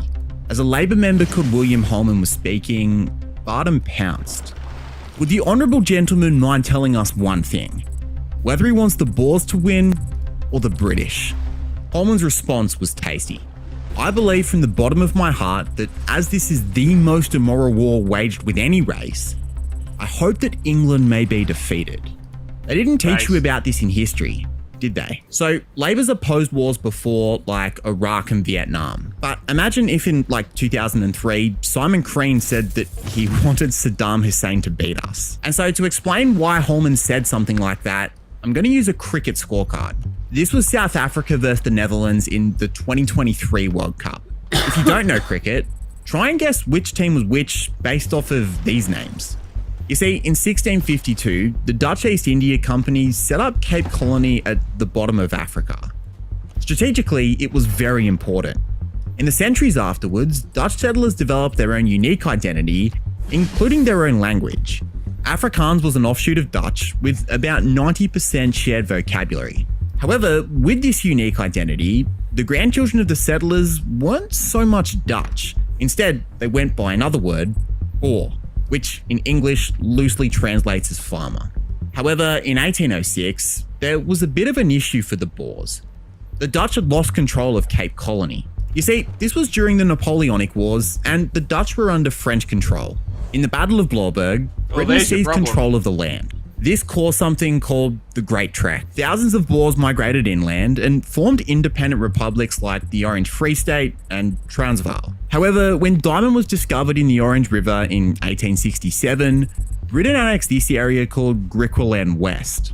A decade later, they actually went even further.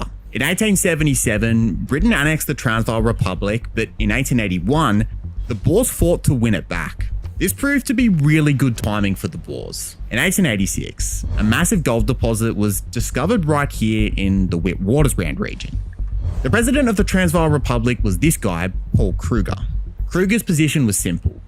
Foreigners can't plunder our resources. These foreigners became known as Uitlanders.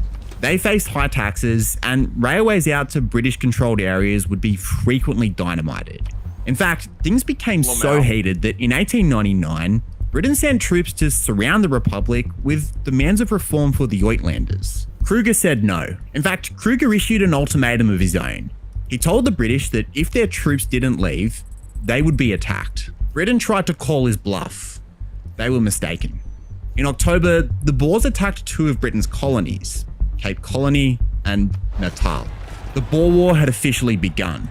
But why was this so divisive in Australia? Well, at this point, Australia wasn't even a country, and each colony had their own political quirks. For instance, Victoria and Queensland were divided between the Liberals who favoured democratic reforms and the Conservatives who wanted rural farmers to have disproportionate representation in Parliament. In Victoria, the Labor Party barely had a presence, but in Queensland, Labor had become such a force that their leader, Anderson Dawson, was on the verge of forming a government with the Liberals. But in New South Wales, it wasn't a contest between Liberals and Conservatives. Instead, they were divided between free traders and protectionists. The free traders were mostly farmers who were worried that taxing imports would cause other countries to tax their farm goods, leading to a loss of an overseas market. However, the protectionists knew that manufactured goods from overseas were simply much cheaper, and so if they weren't taxed, New South Wales would lose their factories. In the 1890s, Labour had become a real force in Parliament, but were divided over the trade question. For instance, after the 1891 election, Labour held the balance of power between the Free Traders and the Protectionists. They decided to side with the Free Traders, but 8 of them immediately defected in defiance of this. The trade question would only refine Labour's identity. They were a workers' party first and foremost, and so trade really was a secondary issue. So there really had to be a process to avoid division over these secondary issues. You see, in 1892, the leader of the New South Wales Free Traders, George Reid, proposed putting a referendum to the people on the tariff question. Oi. This was so the Parliament could simply move on with a mandate from the people in one direction or the other.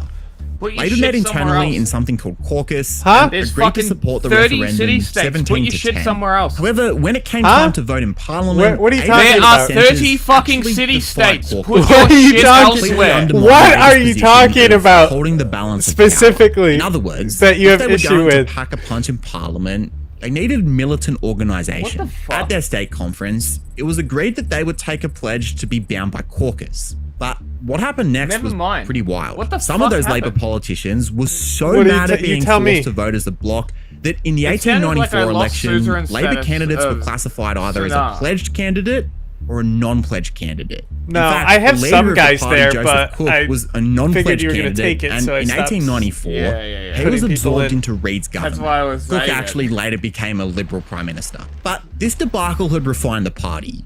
It forced any newcomers to agree to be bound by caucus's decision, no matter their own personal misgivings. Whereas individuals in the Free Traders and Protectionists would often break rank with their party, Labour's members didn't. In fact, their numbers were so crucial that the Protectionists tried to court their support. For most of their time, the Protectionists were led by this guy, George Dibbs. However, in 1898, a new guy took over, Edmund Barton. But Barton had been the architect of federation, and after it became clear that the states were indeed going to federate, he stood aside as leader of the New South Wales Protectionists. This was because he'd been in London for big chunks of formalising the deal. That meant that Barton was replaced with this guy, William Lyne.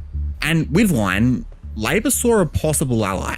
A Labour politician called Billy Hughes held talks with Lyne over the possibility of Labour flipping on the Free Traders to instead support the Protectionists. Lyne asked Hughes what his price was. Hughes replied that What Lyne the had to fuck? implement something called an arbitration court. Canada Rather than has have planes. unions and employers engage in a constant fight over conditions, They're both would launching make their a case to an independent court. moon Lyne landing agreed, right now. and Labour What the flipped. fuck? But within a month, that alliance was tested. After the retaliatory attacks on Cape Colony and Natal, Lyne went to Parliament and called for a resolution to authorise New South Wales soldiers to support the British. Labour had been caught completely off guard and hadn't yet figured out their position. Morally, their voter base was opposed to the war. It was a war driven by capitalist greed over diamond mines and overexpanding the tentacles of the British Empire. However, if Labour was going to become a mainstream party and increase their share of votes, they couldn't be seen as too radical. Most voters were intensely patriotic, and they still primarily identified as English. So, caught off guard, a Labour member called William Holman said this: "I am loyal to the Empire. I happen to be born in England. But I see with emotions of shame and indignation which I can hardly express, the name of the Empire being dragged in the dust at the behest of a little gang of swindling speculators on the Rand." It was at this point that Barton, who was still chilling in Parliament and was about to go to London to talk about federation, decided to interject. "Would the honourable gentleman mind telling us one thing?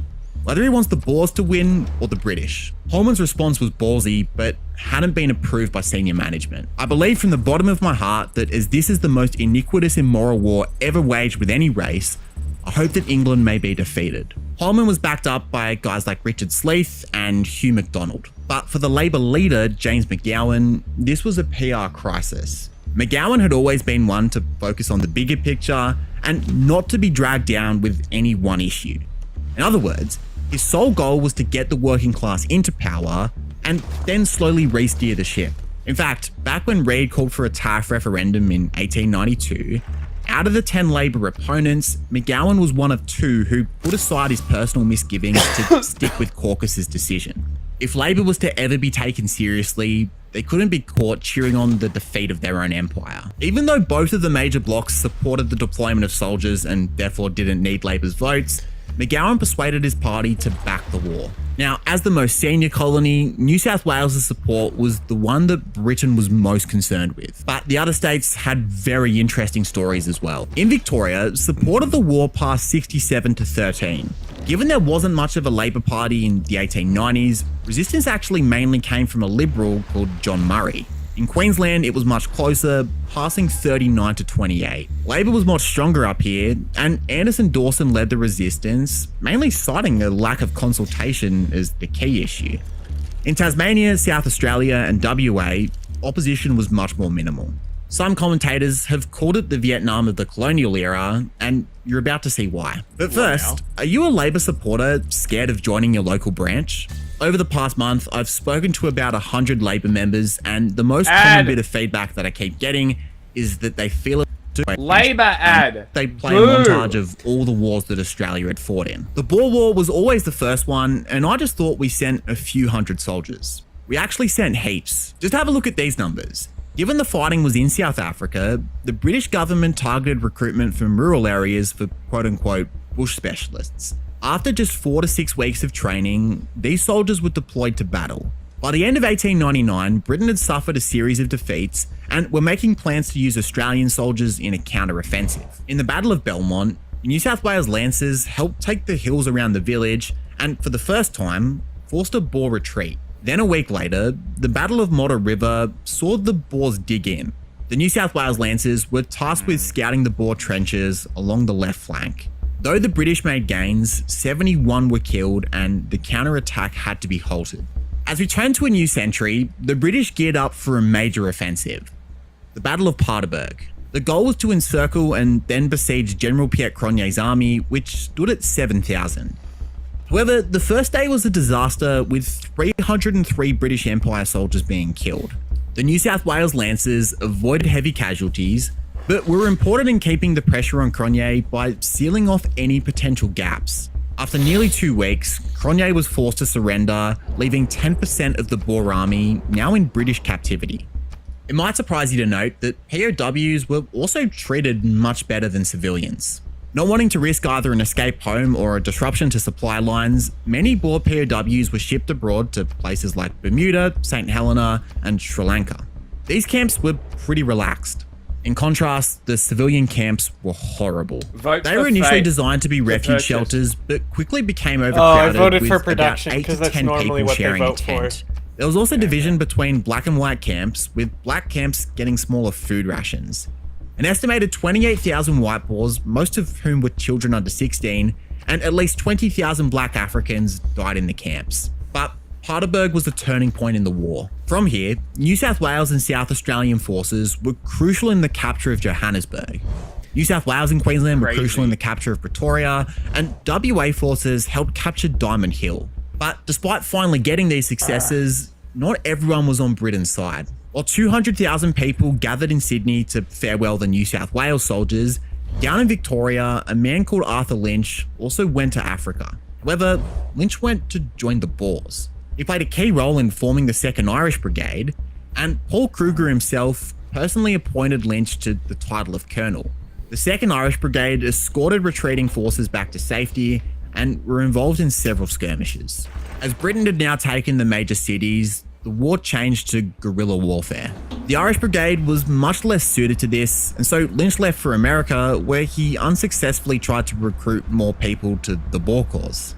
And even though Britain was on the front foot, they lost a lot of momentum going into 1901. A woman called Emily Hobhouse had blown the whistle on how bad the camp conditions were, and Australian reporters had made their way to the front lines.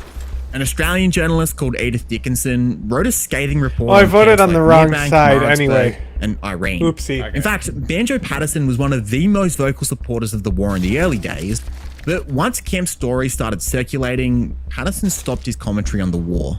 In fact, this is how deeply some people oppose the war. Billy Hughes is a famous Australian Prime Minister for trying to twice introduce conscription to help Britain win World War I. But back in 1901, even he opposed the Boer War. However, one of the most interesting aspects to the Boer War story was the fact that we only federated in the middle. In 1901, the Constitution of Australia came into force, and it was Edmund Barton who became our first Prime Minister. Immediately, Barton took control of the 28,923 colonial soldiers. But this could not have come at a worse time for Barton. Throughout 1901, support for the war was waning and the Boers were proving tough to finish off in the guerrilla phase. So in 1902, Barton pledged more soldiers to the war effort.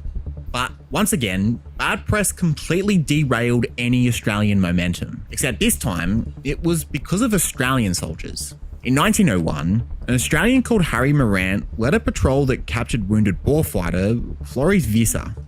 Believing Visser wore British khaki and had mutilated a British soldier's body, Morant ordered Visser's execution by firing squad. In the same month, Morant and a fellow Australian, Peter Hancock, shot 4 surrendered Afrikaners and 4 Dutch school teachers at Elim Hospital. Then after that, Hancock was accused of murdering a German missionary called Daniel Hieser. Hancock and Morant were still accused of yet another crime though. They were accused of being involved in the murder of Rolf von Staden and his 2 sons that were seeking medical aid. The 2 were arrested and tried in Pretoria in 1902. Their defence was that they had superior orders from the British Commander-in-Chief Lord Kitchener to take no prisoners. The court rejected this and they were executed. Executed by the British in South Africa. Now you might think, okay, I can see how this derailed the war effort. We felt great shame about our war crimes. No, Morant and Hancock actually became the stuff of legend. Support for the war wasn't derailed because of shame, but because of anger that the British had executed 2 of our own. In the weirdest possible way, their deaths proved to be an awakening of Australian identity.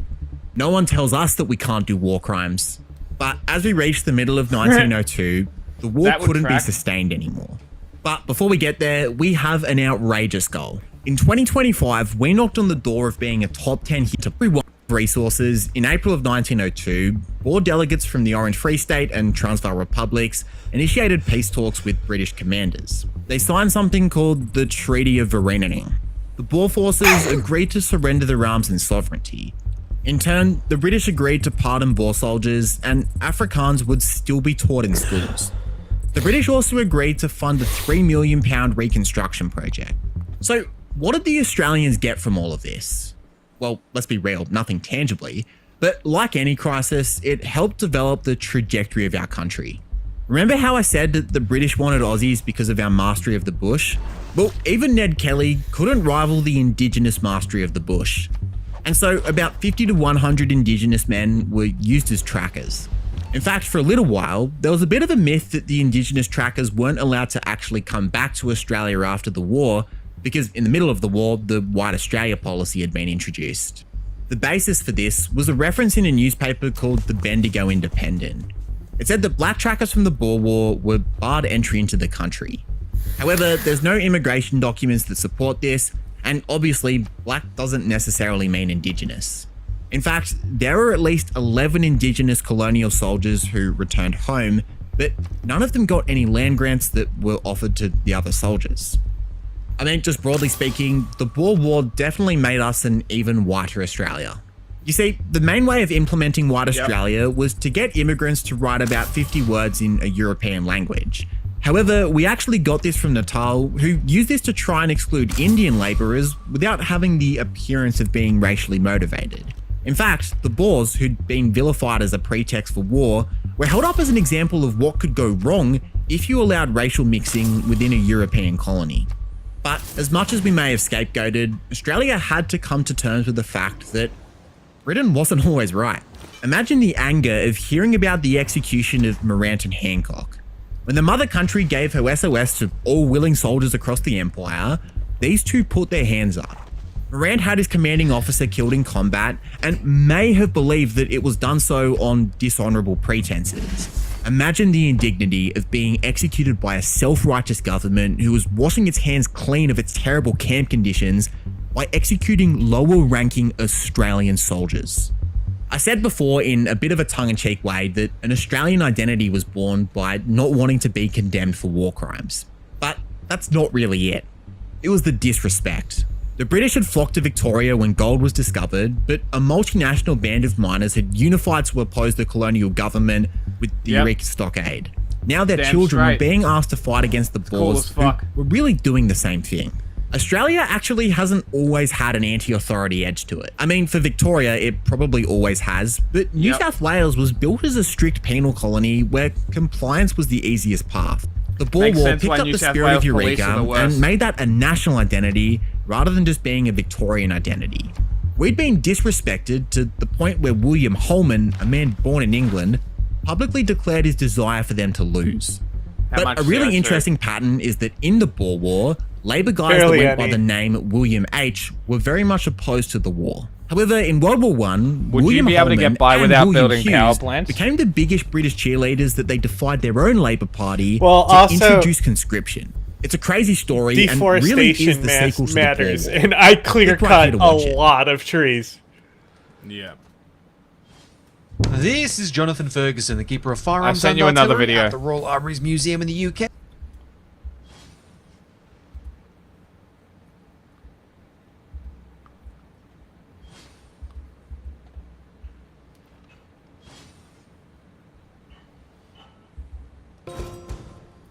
What I cleared, I would have put districts on anyway. The street finds its own uses for things. You can plant trees Yeah, I as know. well. This is more of a That? video for you because I haven't played this game. That wasn't me. That line you just heard, indistinguishable from my actual voice, was generated by AI. You had no idea. I don't know who you are, bro. Wake up. You already live in a cyberpunk world. Your phone tracks everything that you do, your boss monitors if you're active, and somehow your computer serves you ads for products that you were just thinking about. And that's just the tip of the Not iceberg. me. Those headlines, they aren't from the latest episode of Black Mirror either. This is the news. Instagram Today, wishes it could tomorrow, advertise for right me. now. But before the metaverse was born, Neil Stephenson coined the term in Snow Crash. Before the internet took over every aspect of our lives, William Gibson imagined cyberspace, a shared digital world operating 24/7. Before the walled city of Kowloon was rubble, Metropolis and Dredge showed us vertical cities crushing the poor.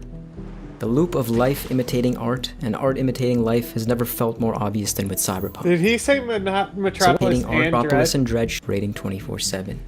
Before the walled city of Kowloon was rubble, Maybe. Metropolis and Dredge showed us vertical I'm on a cities loading crushing screen, the by the poor. way.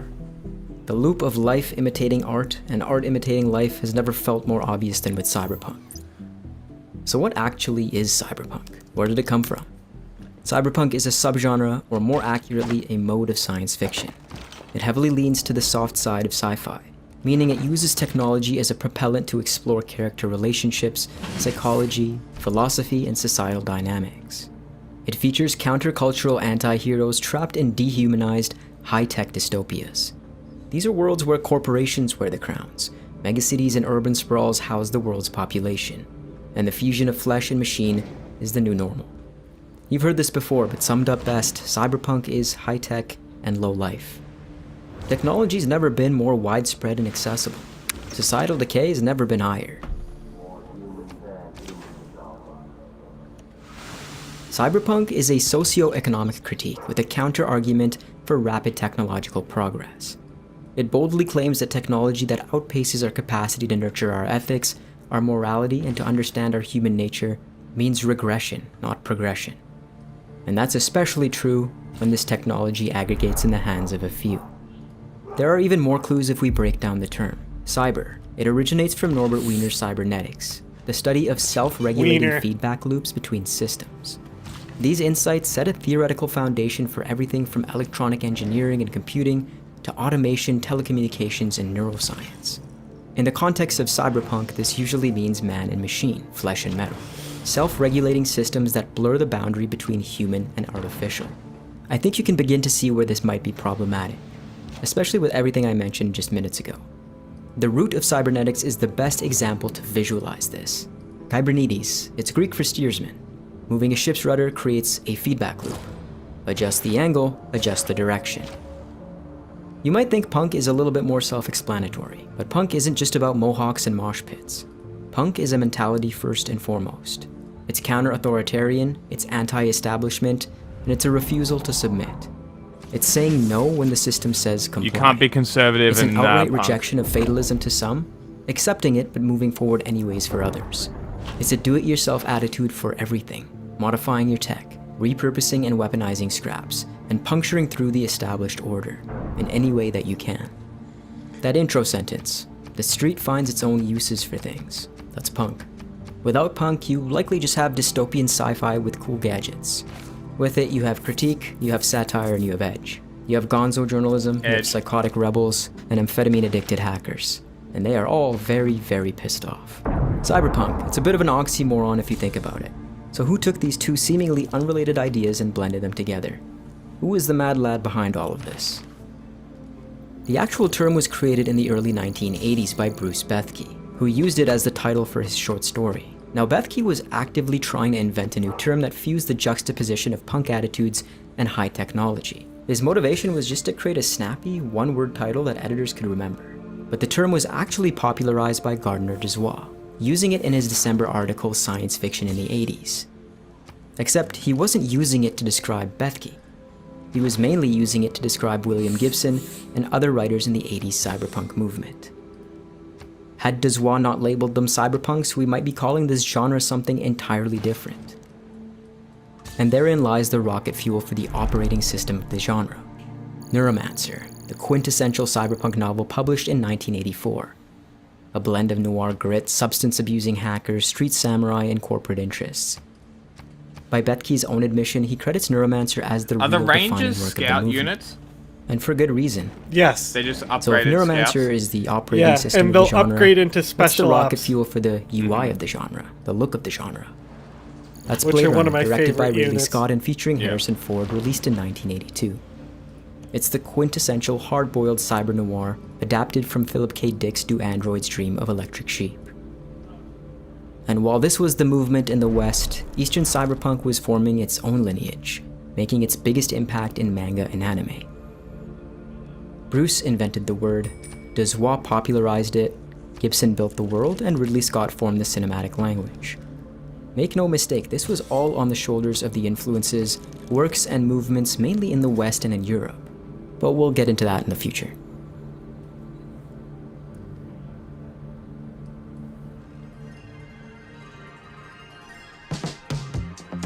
Despite what you might hear, the genre does not have definitive bounds, and doesn't fit into a neat, tidy box. But there are 8 core ingredients in the formula of cyberpunk, and they'll all fit on this wonderful nutritional label. So you're gonna know if you're getting empty calories or the real meal deal.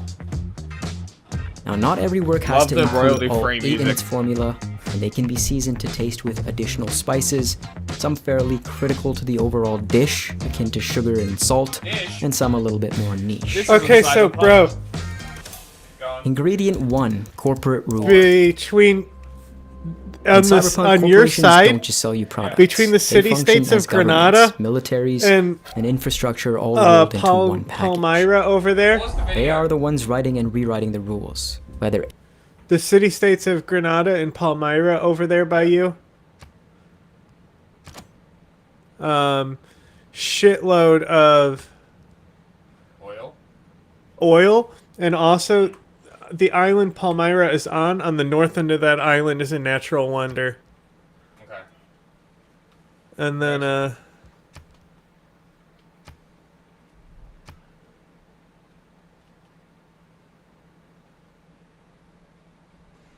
let's see here. You have oil you might be able to get off the coast of Hitlerborn. No. I can't You explain that have coal in Gobelstan. Yeah. Coal off the coast of Hitlerborn. I got both of those. Okay. So you can see coal. Yeah. Okay. I just can't see oil yet. Yeah, the oil I'm is just about to do it. like the oil. If you put a settler on these places late game, when you can do deep sea oil wells, you could get 4 oil tiles right here pretty easily. Because what I'm gonna do is I'm gonna clear that city state and then put a settler just next to it, because it's a better tile. It's coastal and hill. But that's good, because that's where I was gonna put a city state or a city.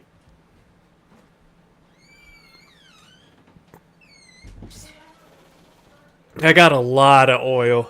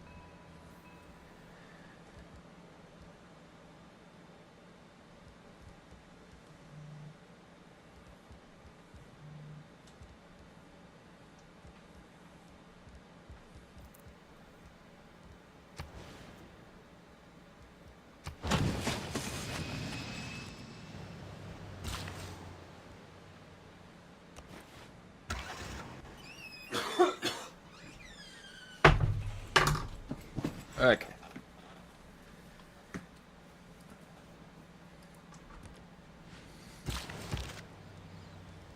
Oh good, I'm gonna stay in a dark age. Same.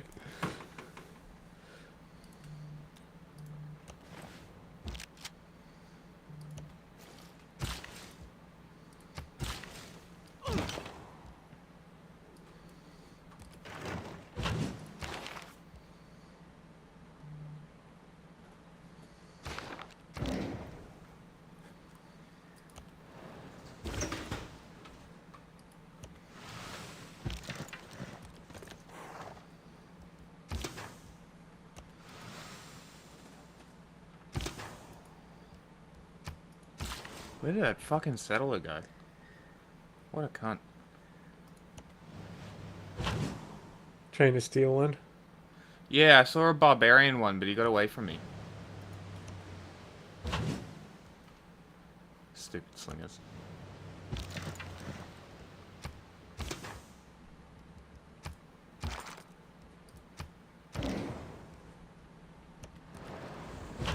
Your rock's got nothing. I have bullets.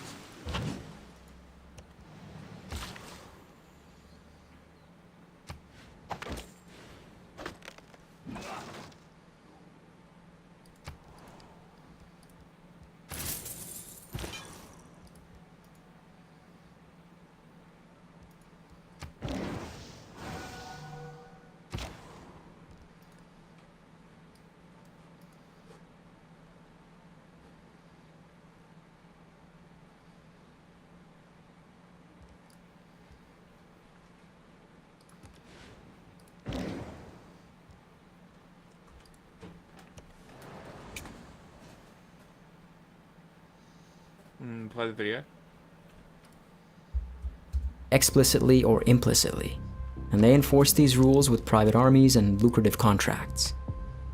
They own the flow of information, they control the media, and they're quietly pulling the strings. This is a core ingredient. You extract this from the cyberpunk formula, and you water down its impact. Cyberpunk stories use corporations to ask potent questions. What happens when profit has more power than policy?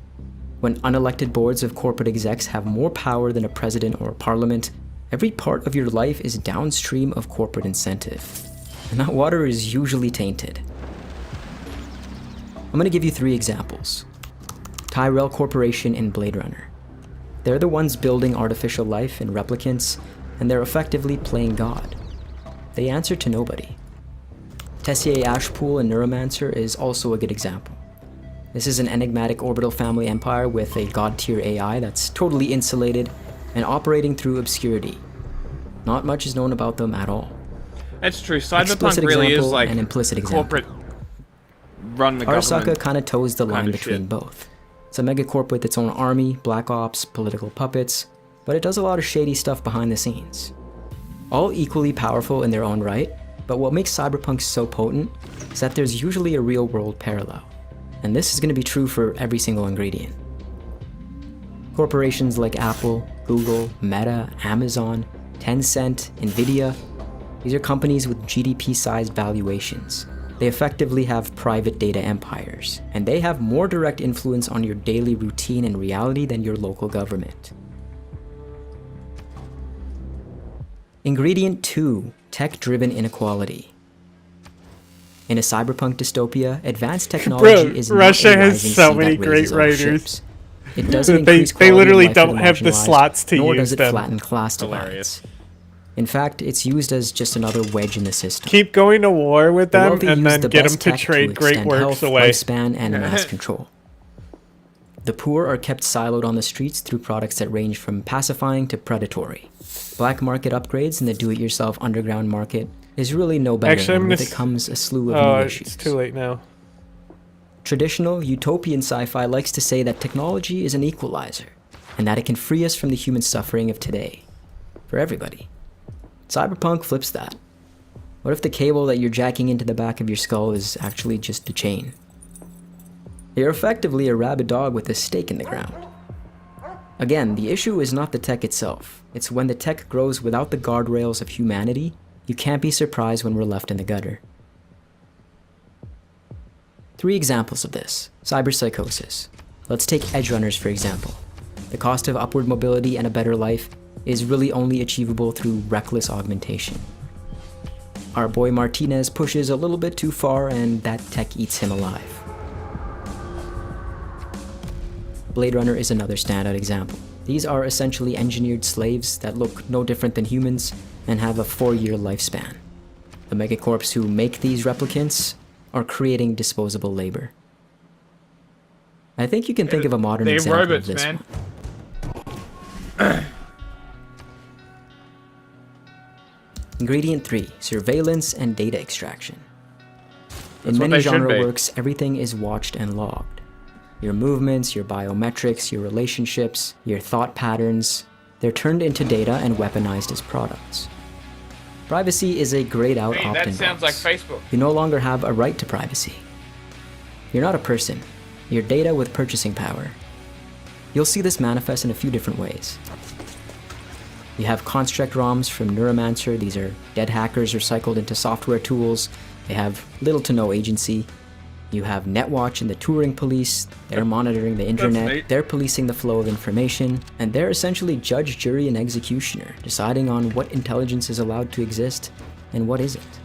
And then of course you have the data economies. Information is leverage. And with new methods to get this information, it creates a whole new economy, whether legit or illicit. Think about it like this. Have you ever seen Shark Week?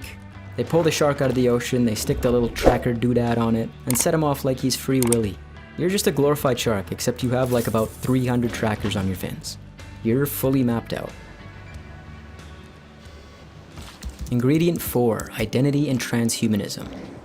In many genre works, bodies become modular, memories become editable, and personalities become files. Every bodily function can be associated to a computer function. It's the concept of that self-regulating feedback loop. As long as it's accurately regulating, you're all good. This is where cyberpunk and the soft side of sci-fi really shines. Cyberpunk asks, at what point do you stop being you? It doesn't just explore what tech can do, that's obvious. It asks what we lose when we use it. You see this in some of the greats. Ghost in the Shell with the Puppet Master. This is an intelligence born from data claiming personhood, forcing a legal and philosophical crisis. Are artificial intelligences different than human intelligences? What's to say that this intelligence doesn't have a right to life? You also have Deckard's ambiguity. The subtext in Blade Runner is Deckard human? At the end of the day, does it matter? The real-world parallels here are brain-computer interfaces, deep fake identities, AI voice clones like the intro of the video, and the algorithms that know you better than your own family. Here's a question for you. Who do you tell your deepest and darkest secrets to? Is it your family or is it Google? I want to be real for you. You are real for me. Ingredient 5, cyberspace. In cyberpunk works, networks, simulations, and virtual spaces aren't just tools. They're actually parallel realities where the power balance can be shifted. You motherfucker. It's an ecosystem of its own, Who? and in many ways is You. functionally similar to What outer did I space do? in terms of mystery Your and awe. fucking citizens are Cyberspace putting in pressure cyberpunk on my shit. dystopias, whether it's called Oh. the net or the matrix, I is just as settled the legit a city. place as meat space. And many times it even treats Putting a this digital governor there layer as should- more consequential should than the quell it. physical streets. The power lives where information flows, but that also means that the real becomes subjective. If you control the network, you control reality. Cyberspace is the most impactful, equally deadly landscape for punks trying to make that impact. And yeah, it's If used it as a does veil flip to to show me, the I can inability literally to categorize reality. liberate it to the owner. Oh, really? You Yeah, see as this long in as it's not a Cyberspace and city-state. Neuromancer, a hallucinatory dataverse where console Neat. cowboys jack in. Cyberspace, a consensual hallucination experienced daily by billions of legitimate operators in every nation, by children being taught mathematical concepts. A graphic representation of data abstracted from the banks of every computer in the human system.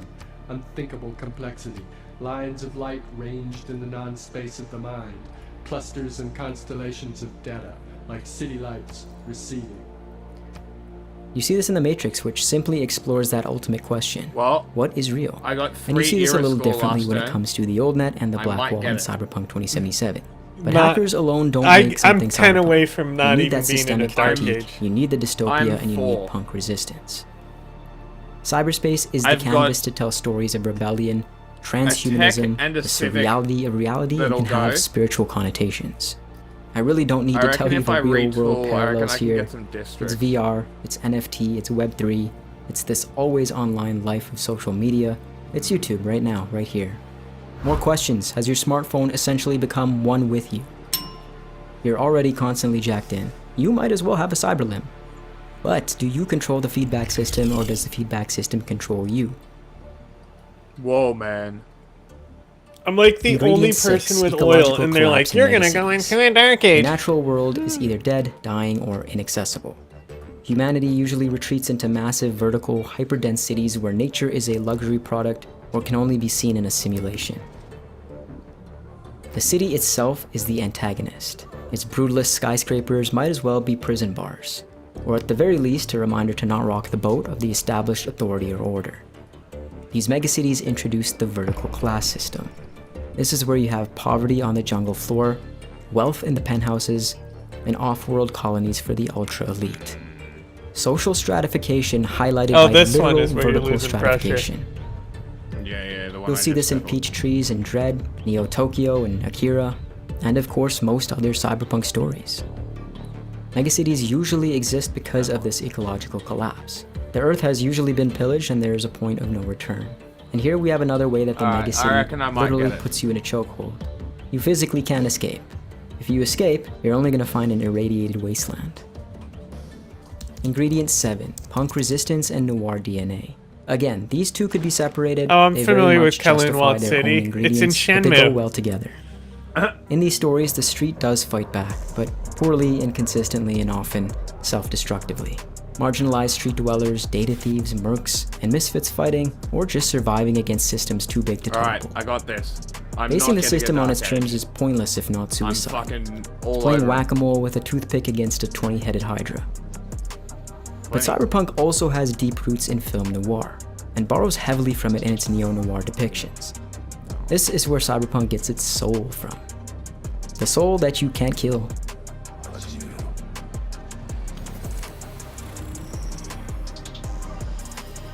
Punk is like its serrated teeth. It's the edge. Noir gives it heart-wrenching tragedy. It's bleeding out on a sidewalk. He said the thing. When works are more punk-centric, it dangles hope that maybe, just maybe, this do-it-yourself street resistance mind virus can Don't cut actually yourself. spread. When it skews more noir, it's hard-boiled detectives as central protagonists, uncovering conspiracies that they really can't stop. Victories are usually hollow. This is an interesting one because the examples are a little bit different. You'll see this more traditionally in the biker gangs in Akira, and the mercenary that refuses to be owned in Molly Millions and Neuromancer. But you'll also see this in someone like Elliot from Mr. Robot. You wouldn't catch him dead in a real riot, but get him in front of a computer and he can take the whole world down.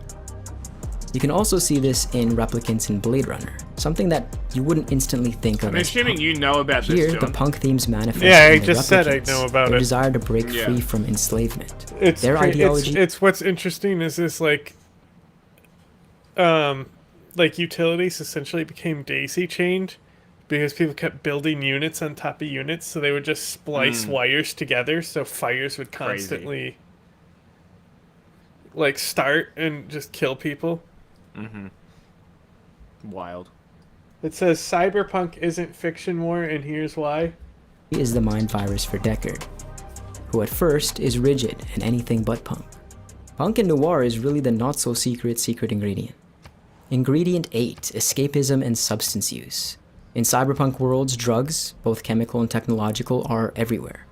They're escapism for those trapped at the bottom, they're performance enhancers for corporate executives and military agents, and they're also pacification tools.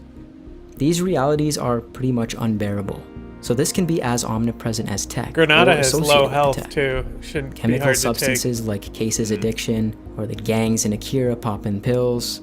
You have Braindance, SimStim, and the Squid headset as this technological escape. And then you have the performance drugs. You have smart drugs, combat stims, time-slowing inhalers like in Dread. It can even be used a little bit more aggressively. Take for instance Soma. Brave New World with Soma. And yeah, our real world has addictions too.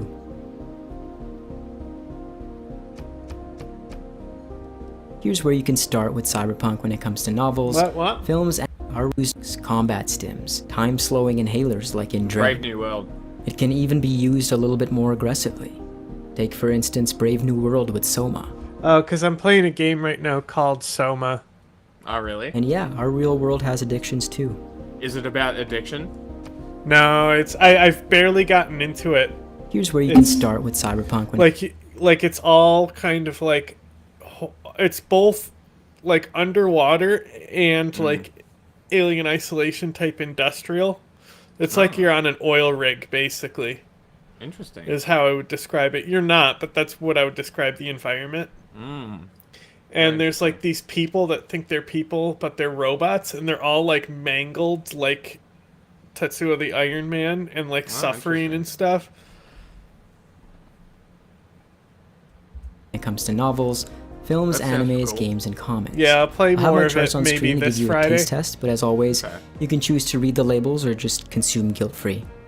For books, I have But I know it Neuromancer, is Cyberpunk. Do Androids Dream, and Snowcraft. That's all I know about For it. films, definitely Blade It's Runner. a cyberpunk I personally horror prefer game. 2049, but also explore The Matrix, which is a little bit more mainstream, and Dread, which really leans into that stylized neo-noir violence. For anime, this is a pretty easy one: Ghost in the Shell, Akira, and Edge Runners. You won't go wrong with I love any this of those. nutrition fact thing that he's got. Games-wise, obviously Cyberpunk 2077, but also Deus Ex. So why the hell does it matter? Well, I've just showed you. Those novelists in the 50s, 60s, 70s, 80s, and the whole cyberpunk movement, yeah, they're looking more prophetic every day. You already live in a cyberpunk world. Now let's understand how we got here. Welcome to Cyberpunk 101. This is your intro, your primer to the cyberpunk genre. Each episode will get a little bit more granular, and I've linked episode 2 on screen for you, so I'll see you there. All right. Welcome to episode 1 of Cyberpunk 101, where we take a deep dive.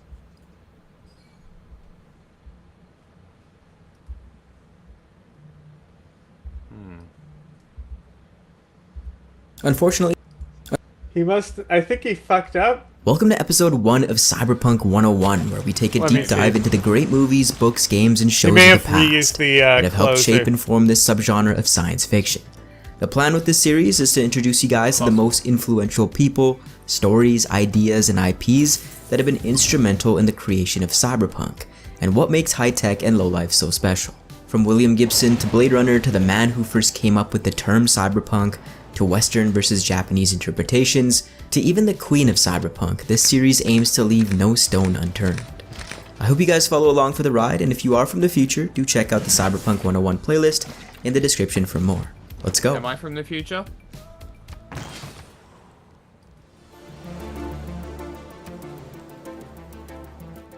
If you guys have been following the channel, Russian you know that my announced first exposure to elements of the cyberpunk genre was with The Matrix in 2001 as a kid and Ghost in the Shell as a young adult.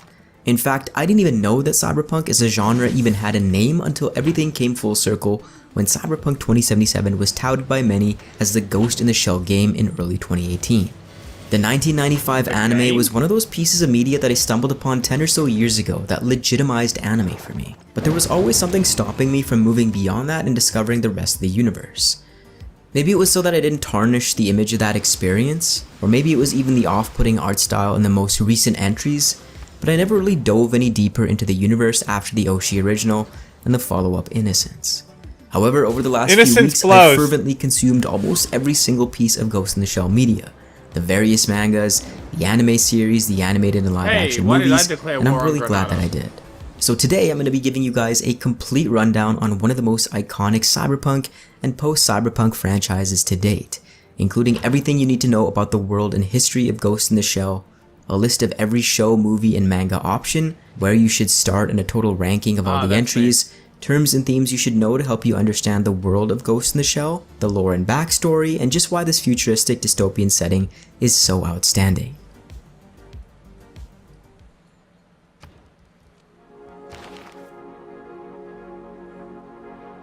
Ghost in the Shell, although most well known for the gorgeous 1995 anime, actually began as a Japanese manga series in the late 1980s, written and illustrated by Masamune Shirow. It first appeared in a manga magazine known as Young Magazine Zokan Kaizo Koban from 1989 to 1991 and was compiled in a tankobon volume, which is Japanese for independently appearing book.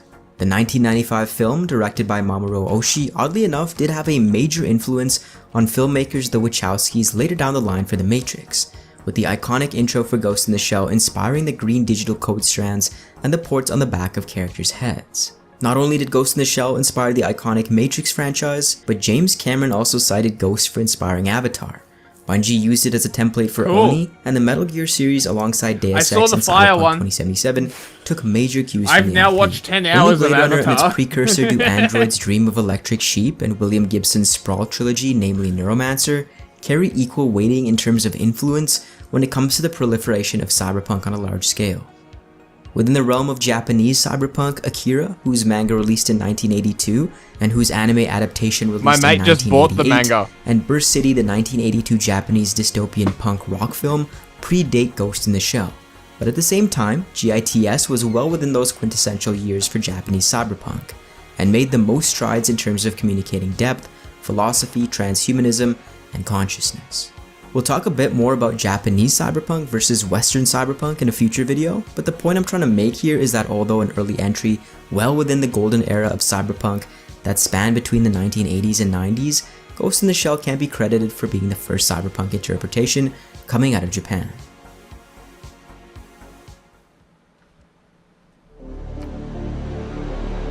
So what exactly is the premise of Ghost in the Shell? Set in the mid-21st century, with the majority of the entries being in 2029 after the fourth non-nuclear war, it tells the story of a fictional counter-cyber terrorist organization, Public Security Section 9, led by the main protagonist Major Motoko Kusanagi. Set in a fictional Japanese city of Nihama, also known as Newport City, it has a heavy emphasis on political corruption and cyber criminals. Ghost in the Shell is set in a world where cyberization of brains and interfacing with technology, that is blending flesh and metal, is commonplace. Cyberization of brains is one thing, but prosthetic bodies to house these cyber brains are also a possibility in this world.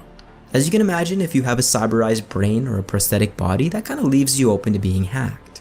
The thing I appreciate about Ghost in the Shell is that these modifications are almost always under the surface, hidden from the viewer's eye, and integrated in a less in-your-face manner. The only real distinguishing elements on if someone has a cyber brain is some of the interface plugs on the back of the neck, but otherwise it's hard to know who's man and who's machine. You'll almost never know if someone is in a prosthetic body because of the world's technological prowess in replicating the human body, which plays to the hand of many of the concepts that GITS delivers. The world and the stories really illustrate just how terrifying loss of domain over your brain is, with remote puppets, implanted thoughts, consciousness dubbing, brainwashing, and mind control as potential possibilities in this universe. So the core premise of Ghost in the Shell is what makes man and machine different in a future where the lines are blurred. What is consciousness or a ghost? Is one still human if all there's left is a brain housed in a prosthetic body or shell? What does being human even mean?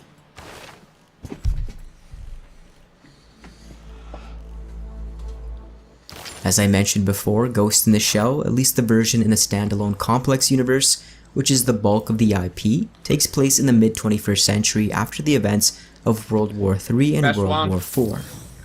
World War III was a nuclear war and involved wealthy and powerful developed countries whose reduction to rubble resulted in global balance of power changes, fracturing long-established national boundaries and concentrations of populations. World War IV followed shortly after. Also known as the Second Vietnam War, this further fragmented the globe with the collapse of a variety of developing and third world states. The result is a heavy balkanized geopolitical landscape, where nations like the US have been divided into smaller and less stable segments. Civil wars and revolutionary movements are widespread, and there are millions of refugees who have been displaced that are starting to weigh on the global infrastructure and economy. Interestingly enough, Japan is now a major world superpower and has even managed to match the collective power of all the descendant countries of the former US. So how has Japan done this? Technological and scientific prowess. With nuclear fallout and contamination engulfing the globe, they were and are the only current country with access to radiation scrubber technology. The Japanese miracle and its nanomachines is the culmination of this technology. Now, although Japan is a world power, it still suffers from corruption, destruction, ethnic tensions from a post-war influx of Asian refugees, exploitation, widespread trade and abuse of illegal drugs, including cyber drugs, and the activities of organized crime syndicates like the Yakuza, just to name a few. The geography of Japan has also changed due to the wars, and Nihama or Newport City is now the population center. As a parliamentary democracy, political corruption is also an issue, with corporate, military, and bureaucratic interests all colliding, leading to widespread surveillance and espionage. The rest of the world has also seen monumental changes. After World War III, the US was partitioned into the American Empire, the Russo-American Alliance, and the remnant state of the United States of America. The American Empire is the only state that plays a major role in world politics, and adopts a militaristic and imperialistic stance mainly directed at Latin America. Its weakened position resulted in a security pact with Japan, who had escaped World War III untouched. AE is interested in co-opting the aforementioned Japanese miracle, and of course, as proprietary technology owned by the Japanese, everyone wants some sort of stake here. Now, although not confirmed, it is implied that the United States has reunited under a single government in the events of Standalone Complex 2045. In the Ghost in the Shell universe, the fall of China began in 1999, when Beijing was destroyed by a massive meteor impact. China and Taiwan have reunited and unified China, and now is a multi-party democracy with a higher degree of political and personal freedom than ever before. This agreement obviously doesn't sit well with the American Empire, which is engaged in a second Cold War with China. China boasts the world's largest economy and is part of a trading bloc which includes most of Southeast Asia and India, which just so happens to be the second largest economy. Chinese citizens, however, don't seem to see the benefit of this worldwide presence, as poverty is still rampant within. Now, Ghost in the Shell is not one cohesive universe and can be split up into the Standalone Complex universe, the Oshi movies, Arise, etc. Since not all of these follow the same timeline, just the same or similar characters in universe, in the Standalone Complex universe, China is known as the People's Republic of China, who were the primary adversary to Japan in World War III, whose bombings destroyed the cities and prefectures of Tokyo, Sendai, Niigata, Maizuru, as well as Okinawa Island. Korea, Mexico, and the Siak Republic, which is a fictional state in the Standalone Complex universe, are also mentioned, so let's take a quick look at these. Korea has now merged North and South Korea to create the Republic of Korea. The American Army has set up a military base on reclaimed land. In Standalone Complex Second Gig, Korea is engaged in a civil war through the Fourth Non-Nuclear War. Mexico is also a prominent player, and alongside Latin America was the victim of open imperialism by the American Empire after they were left militarily and economically devastated after the Third and Fourth World Wars. The AE masked this undertaking through the guise of them overthrowing corruption within those nations. In the late 2020s, they had invaded and occupied much of Mexico. Psychological warfare and the killing of women and children were used in an attempt to break the spirits of the Mexican resistance. While initially successful, Mexican military and mercenary forces hired by the government fought back, eventually leading to the American-led coalition to withdraw with their tail between their legs, losing the goodwill of the international community. After this, Mexico would go on to absorb the countries of Central America. Serrano Genomics, which you'll see a lot in the SAC universe, is a cybernetics, electronics, and medical technology megacorporation and is based in Mexico, although it has worldwide influence. The Siak Republic is a state completely created for the Ghost in the Shell Standalone Complex universe. It occupies the present territory of Singapore and the surrounding Rio, Indonesia. These territories have merged to become a new state, adopting the old Singaporean government.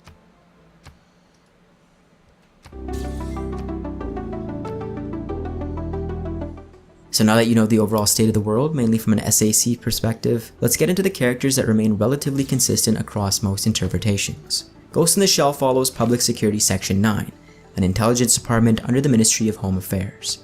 It's an elite counterterrorism unit specializing in cyber warfare.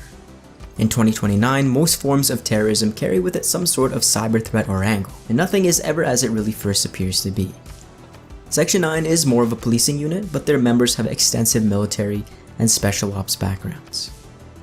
Okay, so let's start off with the main character of the franchise, Motoko Kusanagi, otherwise known as the Major. A full-body cyborg and master of combat, marksmanship, and cyber warfare, she has risen in the ranks for her history of flawlessly executed missions and her prior service in the Japan Ground Self-Defense Force. I should mention that the standalone complex version of the Major doesn't have the same doubts about herself and her identity as in Oshi's 1995 rendition, and there are some physical and mental characteristics to each variation of Kusanagi. The Major uses a variety of avatars in cyberspace across the universes, alongside different remote bodies at times to carry out missions and tasks, and she's often called Female Gorilla in the manga. Daisuke Aramaki, otherwise known as Mr. Aramaki, is the Chief of Public Security Section 9, and was formerly of the Ground Self-Defense Force under Colonel Tanada. Adept in handling negotiations and finding loopholes for his team to operate to their maximum capability, is his main task. In the SAC universe, he has a cyber brain, whereas in the film, he does not, and he's often called Chief, Monkey Chief, or Old Ape in the There's a manga. barbarian outpost Bato is a right former near us. member of the Japan Ground Self-Defense Yeah, I saw Rangers. it. With cybernetic eyes and a variety of enhancements, he is the muscle of Section 9, excels in hand-to-hand combat, and boasts high combat skills. He is, however, not proven in cyber warfare like the Major. He's got an intense and comical side, and in the SAC universe is particularly attached to the Tachikomas, AI-driven spider tanks that sometimes join the crew during operations. Togasa, who is a former beat detective with the main office, is one of the newer members, and was recruited by Motoko herself. Apart from his cyber brain, his body is organic, and often gets teased for not being only a rookie, but also being unaugmented. He has an affinity towards old school weaponry, prefers a Mateba auto revolver, and is one of the only married members of the team. Saito is the cyborg sniper on the team who sports a Hawkeye cybernetic, which allows him to link to satellites to become even more accurate at long-range shooting. Despite his Hawkeye, most of his body is organic, and is only second to Togasa in how much organic body remains. Ishikawa is an older team member who is proficient in cyber warfare and is excellent at information gathering, analysis, data manipulation, and network decoding. A former soldier, he supports the rest of his team from a cyberbrain dive room and runs a safe house that doubles as a cyberbrain pachinko parlor. Borma fills the same role as Ishikawa and supports background tasks like cyber-based information gathering and analysis. A former role handling explosives in the military means he's generally called into tasks Cleopatra has no where explosions military. may be a focus. Then we have Azuma and Pazu, each of which fills a similar role to Togasa, with Pazu taking on a more serious approach and being skilled in hand-to-hand combat, and Azuma providing comic relief and being quite the chatterbox.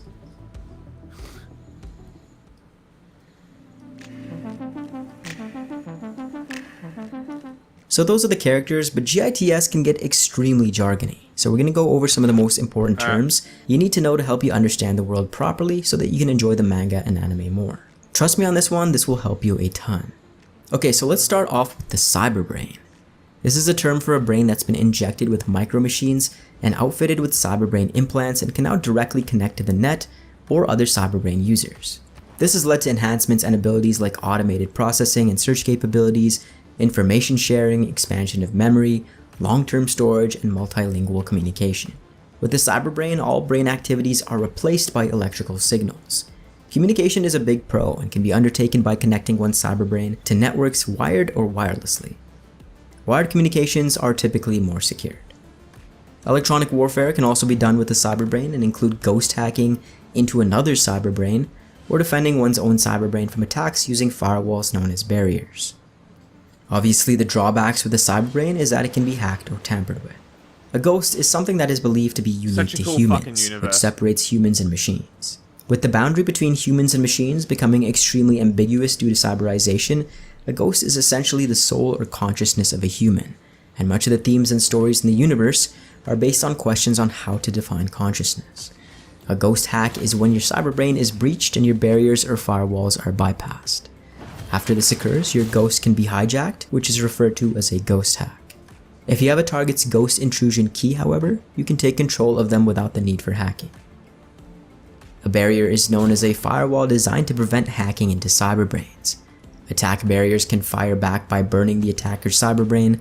Substitute barriers can direct hacking attempts away from the original target cyberbrain. And labyrinth barriers create mazes in cyberspace to confuse intruders. The technology that laid the foundation for cyberization is known as micromachines. This is microscopic tech capable of redesigning and reconstructing the human nervous system, as well as our world. This tech has various applications with cyberbrain, cybernetic bodies, vaccines, and even bioweapons. Micromachines have also allowed for more of a full understanding of the activity of the brain, the CNS, and the peripheral nervous system. So we know that cyberbrains are prominent in this near future dystopia, but so too are prosthetic bodies.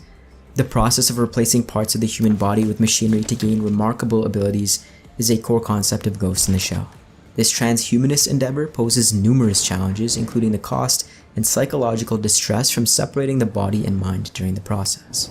If you have a cyberized brain, you can also take remote control of a prosthetic body through hacking the body, which shows just how dangerous blending biology and machines can actually be. Thermal optic camo is equipment used by Section 9, mainly by the Major, that uses visual input from its surroundings to camouflage the user's appearance. It's also featured on arguably the most iconic shot from the original movie, which is replicated in a majority of the other media forms.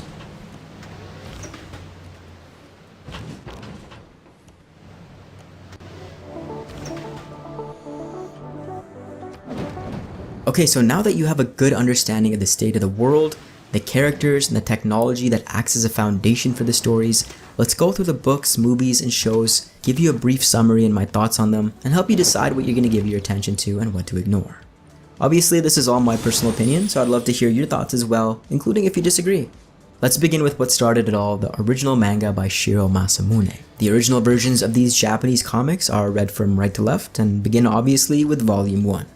The order of release of these manga books isn't the order that you should read it in, however, as 1.5, otherwise known as Human Error Processor, the next in the chronology, released in 2003, and Volume 2, Man-Machine Interface, released in 2001, which is meant to be read last.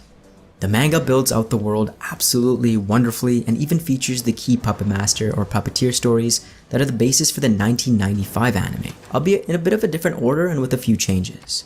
There are a few different standalone stories within the manga, with each lasting a max of 20 to 30 pages, with some having part 2s that will last another 20 to 30 pages. I have little to no experience with manga, so maybe this is a byproduct of that, but I devoured 1 and 1.5 and thought that they were great. There's some really interesting stories here. Most of all, I was truly captivated by Masamune's drawings.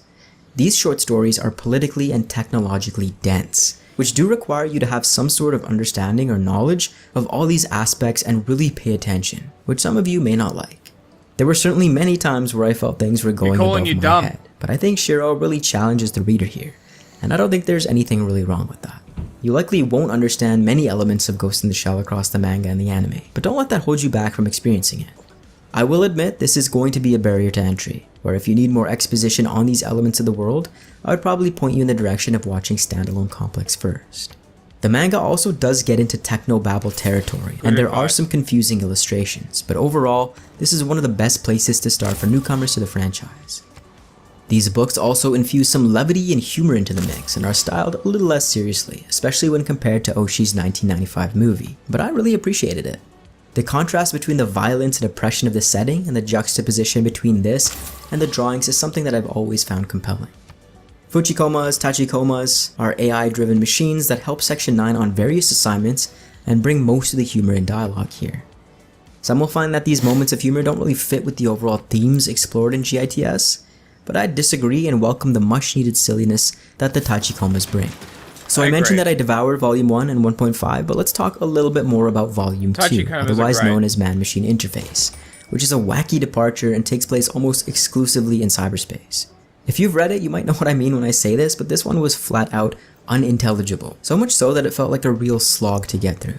I think there are some interesting themes posed here, but if 95% of the content of the story is going above your head, there's really no point in reading it after all.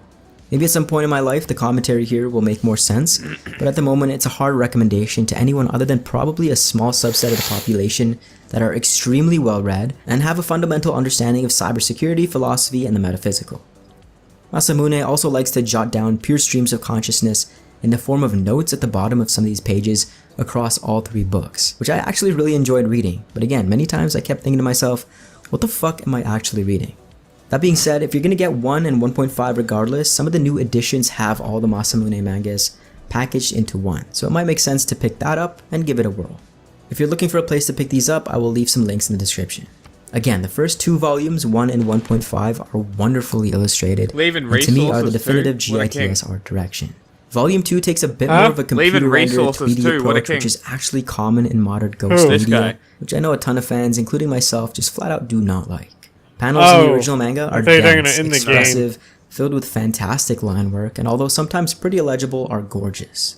Even if you don't read a lick of the actual dialogue or text, I think these stand alone as awesome art books.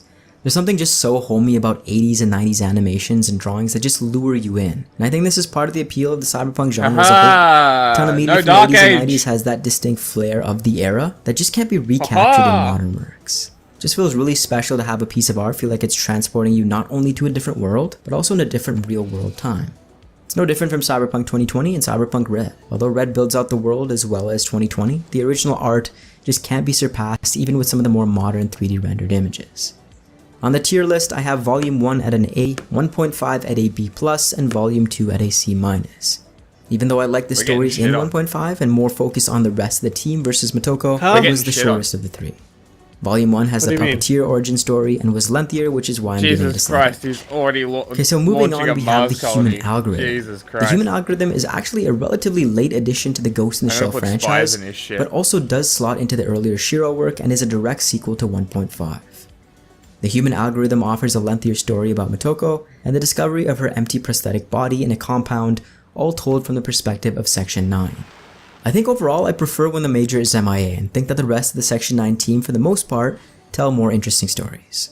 For whatever reason, I didn't have a ton of faith in the human algorithm, but it's a very worthy entry into the franchise and tells one larger story instead of breaking it up into shorter stories like Shiro. The human algorithm is written by Junichi Fujisaku and illustrated by Yuki Yoshimoto, and both the writing and art is very compelling and is much easier to read and follow than Masamune's work. The illustrations are beautiful, and the story told here, although not yet finished, is one of my favorites in the franchise. The latest entry comes out very soon if it hasn't already, assuming you're watching this video a bit down the line, but the human algorithm does get a B+ from me. I did follow up my reading of the human algorithm with Global Neural Network, a collaboration between Masamune, the legendary creator, and some well-known Western writers and artists. I thought the first two stories were pretty mediocre, whereas the last two stories were a bit more interesting but nothing revolutionary. Personally, I would skip this one. You will find out that Western interpretations of Ghost in the Shell are not as strong as their Japanese counterparts. On the tier list, I'm going to slot this one in at a C-. Okay, so if you've seen anything Ghost in the Shell related, it's more than likely from the 1995 anime, which has its most distinctive presence throughout pop culture. Up until the 1980s, anime was not popular in the West, and Ghost in the Shell, alongside the likes of Akira, very much changed this.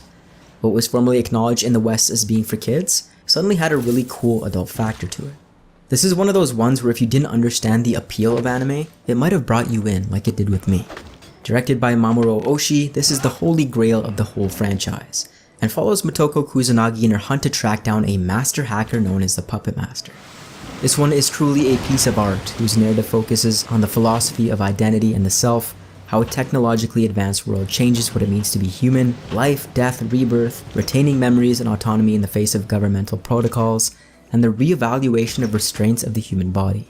Whereas Standalone Complex focuses more on political strife and struggle, Ghost in the Shell narrows its scope to Kusanagi and her struggle with her identity as a cyborg.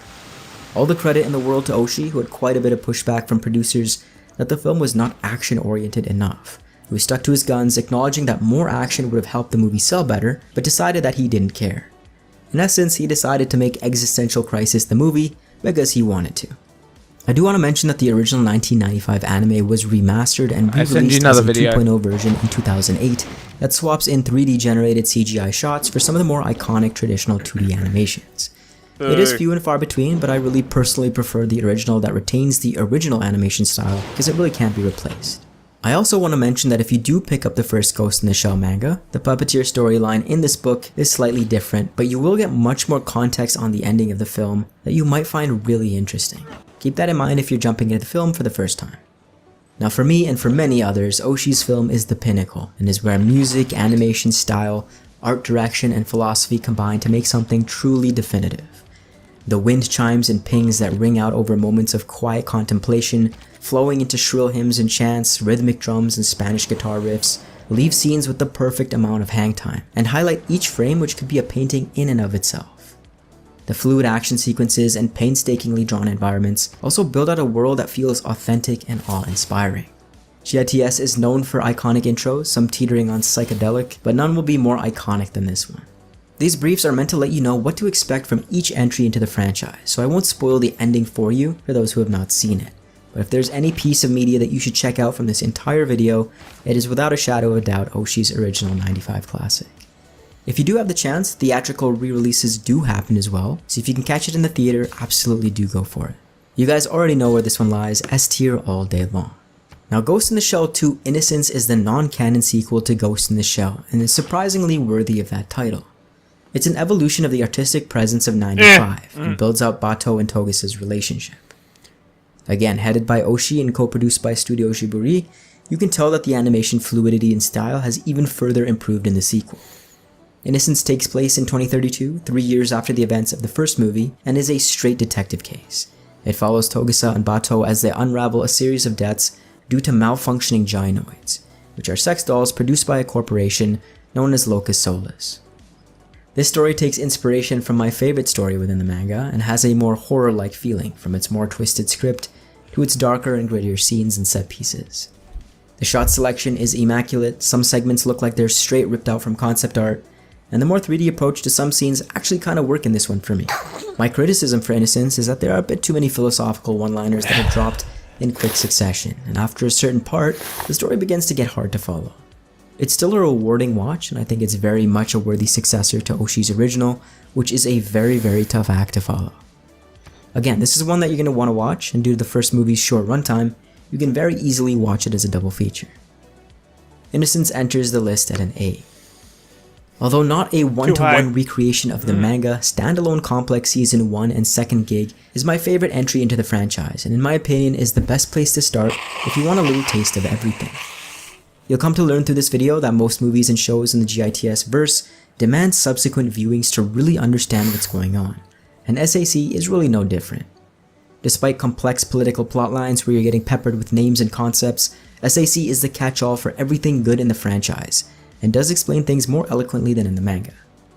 Animation that doesn't stray too far from the 95 anime, and interesting stories to do with transhumanism, Section 9, corruption, and cyber terrorism are all punctuated with the very best that Ghost in the Shell offers, with standout complex episodes. Now, Standalone Complex is split into standalone or individual episodes and complex episodes. The standalone episodes are one-off stories told through the perspective of Section 9, whereas the complex episodes follow a larger arc in each of the 2 seasons, the first being the Laughing Man saga and the second being based on the refugee crisis in Dejima. Both of these complex threads are absolutely fantastic, and it's really hard to pick a favorite between these two. Season 1 feels like it's a smarter story, whereas Season 2 feels like it's more emotionally gripping. Season 2 also amplifies the gore and violence and increases the animation quality, so there's a bit of a progression that you'll see jumping from one season to the next. When it comes to the standalone episodes, most were compelling, and there are even episodes with 100% dialogue or discussions that were shockingly enjoyable as well. I've alluded to this earlier, but what I've come to find out with Ghost in the Shell is that many of the episodes that focus on other members of Section 9, specifically Togusa, are much more interesting than following the Major. The Major seems to integrate and work best post-Puppeteer, and you'll know what that means when you do give that storyline your time. Maybe it's because Togusa is the character we can most relate with, but even episodes focused on Bato are by far some of my favorites. The first 2 seasons of Standalone Complex are wrapped up with feature film Solid State Society and follows Togusa for most of it, which again is one of the best if not the best character. SSS piggybacks mainly off of Second Gig, and expands on the transhumanist concepts central to the Second Gig story. It has better animation and music than even Second Gig, and even manages to rile up some emotions, something that SAC overall doesn't really lean too heavily into. SAC, SAC Second Gig, and SSS are all must-watches and enter the tier list at an S alongside the legendary 95 anime, albeit for different reasons. If you do prefer reading, there is also a one-to-one retelling of SAC in manga form. Have you seen Now that? we have the issue of Standalone Complex 2045, which is the entry I have the most mixed feelings about. The elephant in the room here is the 3D CGI animation style. What's On your one opinion hand, on the we other get to one? see elements of the Ghost in the Shell universe in 3 dimensions, which is great for pieces of technology.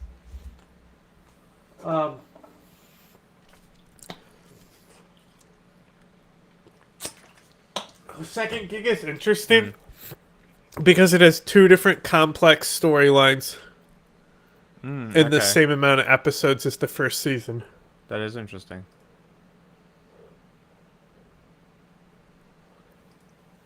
And that's just like the second season, is it? Or is it? Technology, the city, Thermoptic Camo, the net, the Tachikomas, and some of the other facets that up until this point have been strictly in 2D. It also seems to work nicely for screenshots. Key art for the show looks good because the characters still have this manga, anime-like stylized look that when not in motion actually doesn't look half bad. That being said, the actual animations and movements of the characters are crude. Their models carry little to no animation, and the action sequences can feel downright comical. The environments are more realistic than the characters, which create this incongruence, and not in a good way, which is another issue I have with SAC 2045. If you're a 90s baby and you remember the show Reboot, this kind of feels like the modern day aesthetic of that show, which isn't overly complimentary. That being said, 2045 takes place 11 years after the events of Solid State Society. after an economic disaster known as the simultaneous global default, which has destroyed the value of all forms of paper and electronic currency. The world is involved in a sustainable war, a never-ending war to keep the economy afloat, and introduces the post-human arc. 2045 really only starts to show the strength of its storytelling in Season 2 and towards the tail end of it. 2045 Season 1 starts off very sluggishly, but by the final episodes of Season 2 it pulled me back in with a mind-bending concept pretty much on par with the one posed in Second Gig. The issue is that 85% of 2045 is a build-up to this moment, and you might not have the endurance to make it to this point, and I wouldn't even blame you for it. 2045 also creates some really emotional moments mainly from Bato's perspective, and again introduces the post-humans, which are worthy insertions into the world. Up until the ending, which is probably one of the hardest concepts to understand and wrap your brain around, it's one of the easier plots to follow, so if you feel like the prior entries are too dense, this might be a bit of an easier watch. That being said, 2045 is very forgettable, and I'd place this on the tier list at a C. Now unfortunately, it doesn't get any better with Arise, a story of how a young Kusanagi met the other members of Section 9 and how the team was formed. Again, remember that these variants of Ghost from the manga to the anime to the shows are set in different universes, so there may be a lack of continuity between them. Arise is a confusing one, but these episodes are segmented into 60-minute episodes called Borders. Arise alternate architecture also reorders these 60-minute episodes and adds 2 new ones at the end before leading into the new movie, a full-length film that ties up Arise. This one's okay. If you're watching this after 2045, the new movie is you're probably okay, going to be but thrilled that Arise they've moved blows back in to the 2D general. animation. The design in Arise feels much more stylized I do like and the out there design than of all the SAC, which characters prefers a in more Arise. grounded look. Arise has great animations, fight scenes, hacking visuals, music, character design, and It's yet my still second manages to be the favorite most looking major unfulfilling entry behind into the universe. standalone. It is the most confusing entry by far. It introduces Yeah. new voice actors for the dub, and creates little to no chemistry between characters as they form Section 9, which is a letdown knowing that this is meant to be their origin story. It also has this weird psychedelic-like dream state quality to it, which you get a sense of right as the intro kicks off. Arise was the only time during my deep dive where I actually felt bored. It jumps all over the place and feels like the biggest departure from the core soul of the rest of the media. I did, however, kind of jive with the new movie, a full-length feature film that ends Arise. Now, I'm not sure if you need context from the regular Border episodes for the movie, having watched it in that order, but try jumping straight into the Arise movie and avoiding the Borders if Arise is something that you want to experience. Overall, even the stylish meat space to net animations, the gorgeous cityscape shots, and the better pacing in the movie don't manage to save it overall. It kinda feels like the live-action movie in this sense. Also, if you are more into reading or the manga, then there's also Arise the Sleepless Eye. This is strictly in Japanese, although there is a fan translation in English for the first 6 chapters. I wasn't able to find this, but from what I've seen it looks like it could be on par with the human algorithm, at least in terms of the quality of the art. Now, if you've heard of Ghost in the Shell but only in passing, it's most likely either the 1995 anime or the 2017 live action. The live action film very loosely follows the plot of the 1995 anime, changes it in odd ways like fusing the Puppet Master and Kuze into one character, and in my opinion is a shitty amalgamation of seemingly random parts of the universe. Kuze is the villain lacking in heart, soul, in, depth, and intrigue. There's no lead up one inside of for the the philosophical themes. second gig It's mostly poorly paced, and none of the moments of contemplation. Yeah, he's the are given most room like to the guy breathe in and the air. movie. The writing and dialogue ebbs from flat to hard to listen to. The characters, specifically Motoko, otherwise known as Mira and Johansson, and the laughably awful casting of Togasa, just make this movie feel like the people behind it were looking to make a quick Hollywood buck. Heady philosophical themes have proven to not work from a sales perspective in years past, with some of my recent favorites like Blade Runner 2049 and Annihilation being box office failures. So it's kind of a sad and unfortunate reality. If there's one consolation for the live-action movie, they hated Annihilation, and they're like, it's like a My Little Pony episode. They're just, we gotta find this sparkle, guys. That's so funny. That's a great summary of the movie, though. it is the absolutely incredible shots and conceptualizations of Newport City. The environments, costumes, and art direction has been nailed. And I'm a huge fan of pretty much all the pieces of concept art from the film, from names like Machai Kuchara, Andrew Baker, and Nick Keller. The brain dives are artistically and visually awe-inspiring, and some of the action scenes have interesting backdrops and presentations, but unfortunately that's where the Rupert Sanders movie starts and ends for me. I highly recommend watching the scenes with the vistas of the city and taking a look at the concept art, but other than that, skipping this one altogether. On the tier list, the live action sadly sits at a D. It's fine. So there you guys have it. Start with Standalone Complex and the People hate manga. it for The no manga is reason. where it all begins and offers It's absolutely fine. amazing art and insights. It's better into the than complex Arise. inner workings of the source material's creator, alongside masterful drawings. The human algorithm nests nicely within these and tells a great story, so I would recommend this one as well. Standalone Complex Season 1, Second Gig, and Solid State Society is the best this franchise has to offer, and it's the most well-rounded option and the one that you're likely going to be rewatching. If you like philosophical themes about consciousness, existence, and what it means to be human over the layered political and espionage angle, then the artistic pinnacle of Ghost in the Shell 1995 is for you. Follow that up with I'll send you another video. I got it. And that'll be the last one.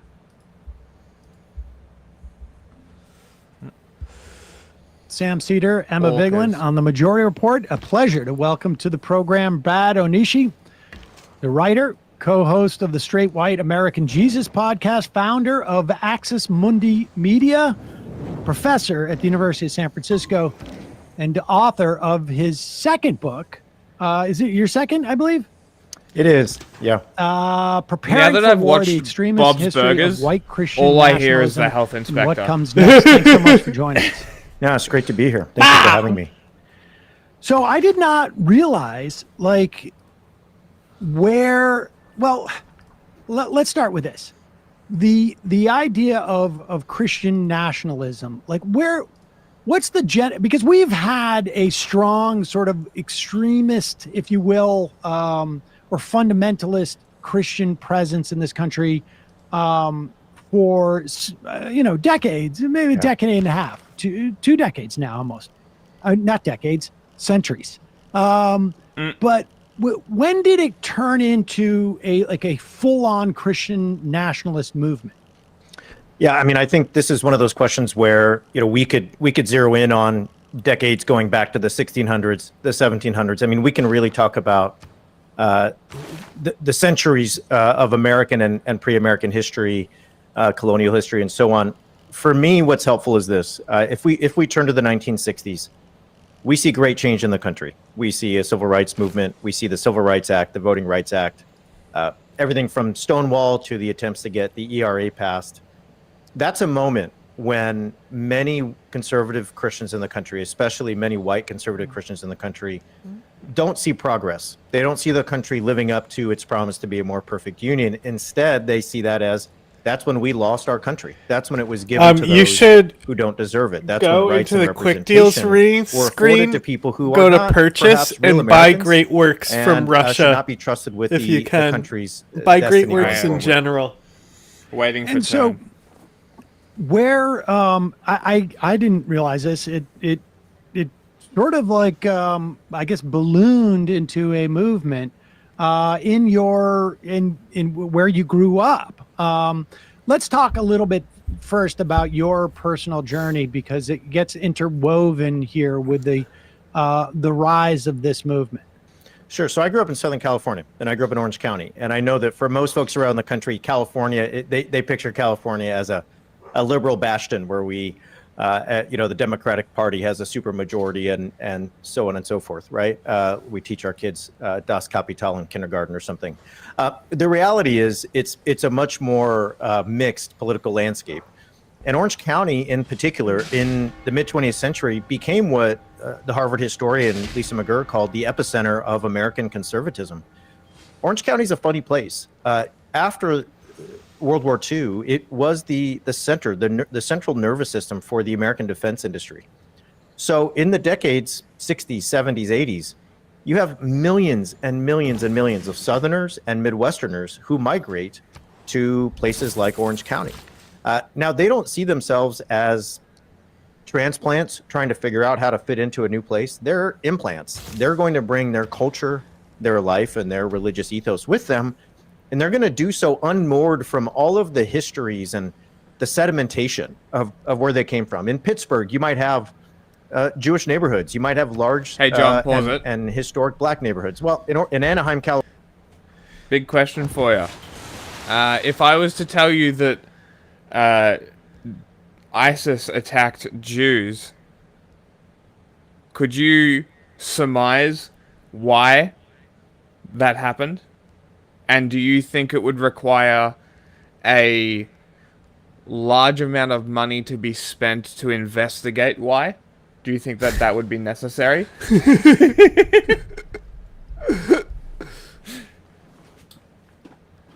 Just random obviously theoretical. But what do you reckon? I reckon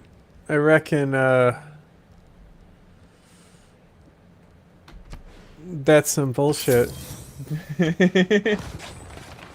So, like, I'm not sure if you've been seeing this or not, but basically the Israeli lobby and a bunch of the big Israeli-tired Jews in Australia have been like, fire Anthony Albanese unless he calls a royal commission or some shit. And the last royal commission was to figure out why prisons got to a point where Aboriginal children were being abused in youth prisons. Now, do you think that you could tell me why that happens faster than you could tell me why ISIS would attack Jews right now? Or do you think that it's much, much, much, much, much easier to explain the latter? I mean, it's just ridiculous. One is the answer is because you care. ISIS attacked Jews because you care. And it's a good summary. What is that? Artillery? Upgrade to artillery? I have no oil. Fuck. Disappointing. Oh well. A battleship. Oh, that's you. Nice. What do I do? What do I do here? AT, that's great.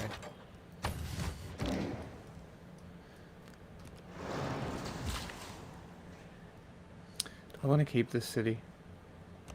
Let's see how its production is. Absolutely fucking not. See you later. Goodbye.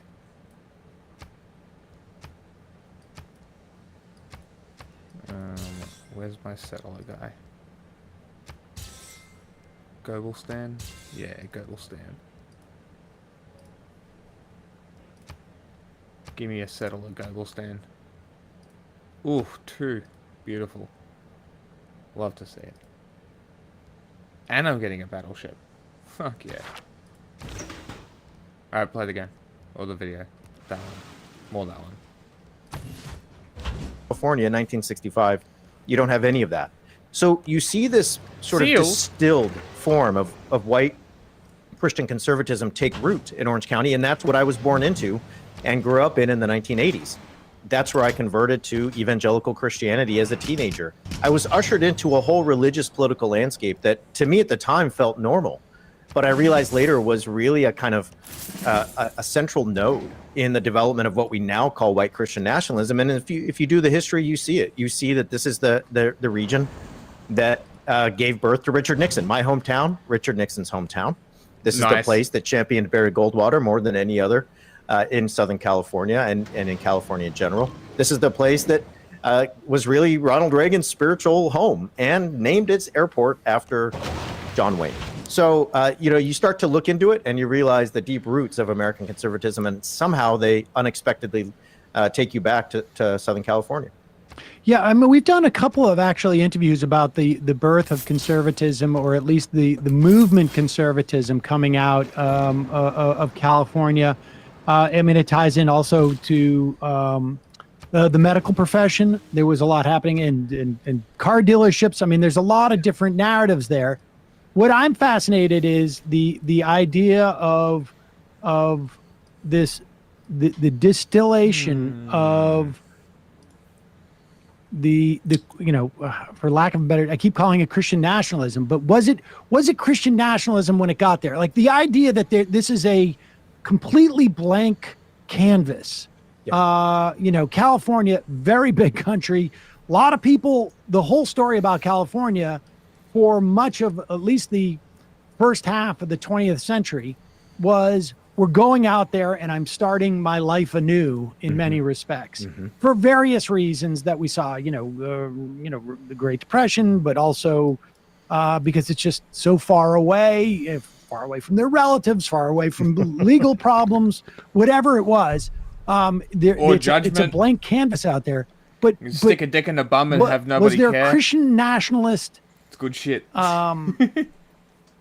I guess Christian nationalist desires before it got there, or did things sort of coalesce there and become more concentrated and virulent? Yeah, I mean, let's. I think the answer is both and I think if we start with this idea that Christian nationalism in its essence is a fusion of the Christian and American identity, the idea that to be a Christian means to be an American, and to be an American, a real American, one needs to be a Christian, right? Those are just a basic working idea of Christian nationalism, that Americanism and Christian identity go together, and that if you separate them, you're left with something that for folks who adhere to this ideology and worldview feels incomplete. Now, folks who are migrating from Georgia, from Pennsylvania in the 50s and 60s, are they going there saying, you know what, I just wish I could be a virulent white Christian nationalist. It's time to get the family in the station wagon and head west. I don't think so. But my argument would be those places had long and deep histories, both religiously, ethnically, and politically, that were different from Southern California. So again, if I'm in Pittsburgh, I'm surrounded by neighborhoods, black neighborhoods, Jewish neighborhoods, Italian, Polish. I'm surrounded by Catholic folks and other folks, right? So this means that there's a check on my ability politically and religiously to sort of distill this pure white Christian nationalism into my community. There's just things getting in my way to do that. When you get to Southern California in the 1960s, 1970s, all of those things are not there. Those main streets, they're not there. You know what is there? Burgeoning mega churches, where folks are realizing, preachers are realizing, if I combine just vehement anti-communism with all these people who have jobs at defense industry plants, anti-communism, pro-capitalism, pro-individual, you know what that equals? The gospel of Jesus Christ. If I put all that together, now all of a sudden I get a religious and political set of elements that fuse into something that is not only, what I would call white Christian nationalist, but it's unchecked by all those foundational components on the main streets where these folks left. And that's why I think you're able to see this distillation, this petri dish of a conservative movement based on the idea that Christianity and America go together, form in this region of the country. Well, I'm reminded of Zionism when you're talking a little bit. I mean, there's like this notion that we're migrating to this place. It's a fusion of national identity with religious identity, and one that ends up in a kind of militant right-wing ideology. It makes sense a little bit why Christian nationalists also are such virulent Zionists as well. There certainly is, and there's this sense, and I think this is something that's important here about land and territory that plays into this. One of the things we're seeing out of some of the most, I think, disturbing strains of Christian nationalism right now is an emphasis on Volk and homeland. Those are words that are quotes from like very popular Christian nationalist manifestos that are being read by pastors and seminarians as we speak. So this emphasis on land and people, coupled with a story of Israel as a kind of chosen place, and America superimposed it's the Israelite story onto its own, you really do get a mix that leads to a Christian Zionism, past and present. I want to move to your personal journey for a moment, and then broaden back out again. But before we do, I'm about to get a U-boat. Which values come from where? In other words, like, it's a combination of I love Hitler. Christianity and American national, but it's a specific vision of what America is, based upon where these people are coming Is from. Sig Heil Summer. It's a very conservative, I think, A soldier in the white bunker. supremacy based, patriarchal. Like which part is American? Say and Nazi, which part is Sam. Christian? Like I understand the way that they it's been fused, but was it always fused? Where? Yeah. Can we delineate which came from where? Come on, load screen. I think we make a mistake if we get up in the morning and we think of the political realms and the religious realms as these, separate domains that sometimes interact. That sometimes there's this Venn diagram of religion overlapping with politics. I think it's more helpful to think of them as co-generative. One of the words that the religious right used back in the 70s and 80s, when it was the religious right and not Christian nationalism in terms of terminology, they would call themselves co-belligerents, right? That they were like stirring up and agitating together as political entrepreneurs and as pastors. And that's how I would think about it. I would think about it like if you take someone like Jerry Falwell, one of the progenitors of the religious right in the 1970s, what he's doing in the late 1970s is he's going around the country on a tour, but it's not a religious revival tour. It's called I Love America. He's holding rallies saying I love America, like there's a gospel choir, and at the end of those rallies he has an altar call for America. And so I guess for me the more helpful way to think about it is that for the majority of white Christians, they've never really cultivated a Christianity that has been separated from a sense of Americanism or nationalism. Now, at times, there have been forces that have tamped that down, that have unraveled it, that have put the jets, cooled the jets. But as we've seen in the last decade, there's also been times of deep cultivation and activation and, dare I say, acceleration. And so I don't think it's one influencing the other as much as two symbiotic elements growing together to reach what I think now is a pretty destructive force in American society. I think it's difficult for like secular type people to conceive of it this way, almost in the same way. I mean, I make this argument about, misogynists and racists don't see themselves as holding two different, I'm a misogynist and a racist. It's no, I don't like people who are other than me and not conforming to my notion of hierarchy. But there was a time where there was a sensibility, at least amongst some cohort of fundamentalists, leave unto Caesar that which is of Caesar. Mm-hmm. We stay in our sacred world. We don't involve in the profane world. When did that? I mean, I know that Jerry Falwell was largely, and Paul Weyrich and these folks were largely responsible for bridging that divide. But was it hard for the congregation to join them, or was that because it feels like the system is set up in such a way that, like, unlike a more secular, a group of people, turning their direction in one way or another is like, is herding cats or changing a flight deck. But one of the advantages that I would imagine a Christian community has is the pastor stands up and says, that stuff that we were believing yesterday, I found out last night it was wrong. And so today, this is what we believe.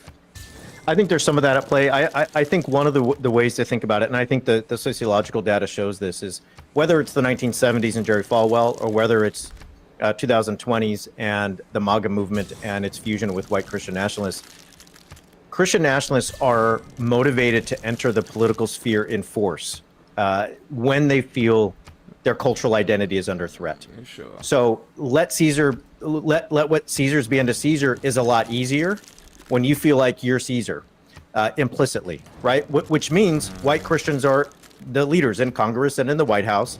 They're the people on TV. They're the people who control what's going on culturally, economically. And again, why would I start my book in the 60s? Because that's a moment when you see all of a sudden a civil rights movement, a women's rights movement, a Stonewall that starts to threaten the white Christian and starts to make them feel as if they are under threat to be a minority in the country. But that has only accelerated over the last 50 years to the point where we got to 2016 and the election of Trump. And so I guess what I would say here is, how do you get those white Christians motivated to march, to rally, to protest at Planned Parenthood? You convince them that they're going to be replaced. You convince them that they're under threat. You convince them that the government hates God. Even though Joe Biden goes to mass like 3 times a day, you convince them that there's never been a Democrat who's ever been a religious person, and so on and so forth. And that sense of threat is a great motivator, whether it's in the 60s and 70s protesting the civil rights movement, whether it is protesting Obergefell, whether it's trying to put an abortion ban in place. It's all based on that sense of we will be replaced if we don't act, and we need to act now in order to save our country and ourselves.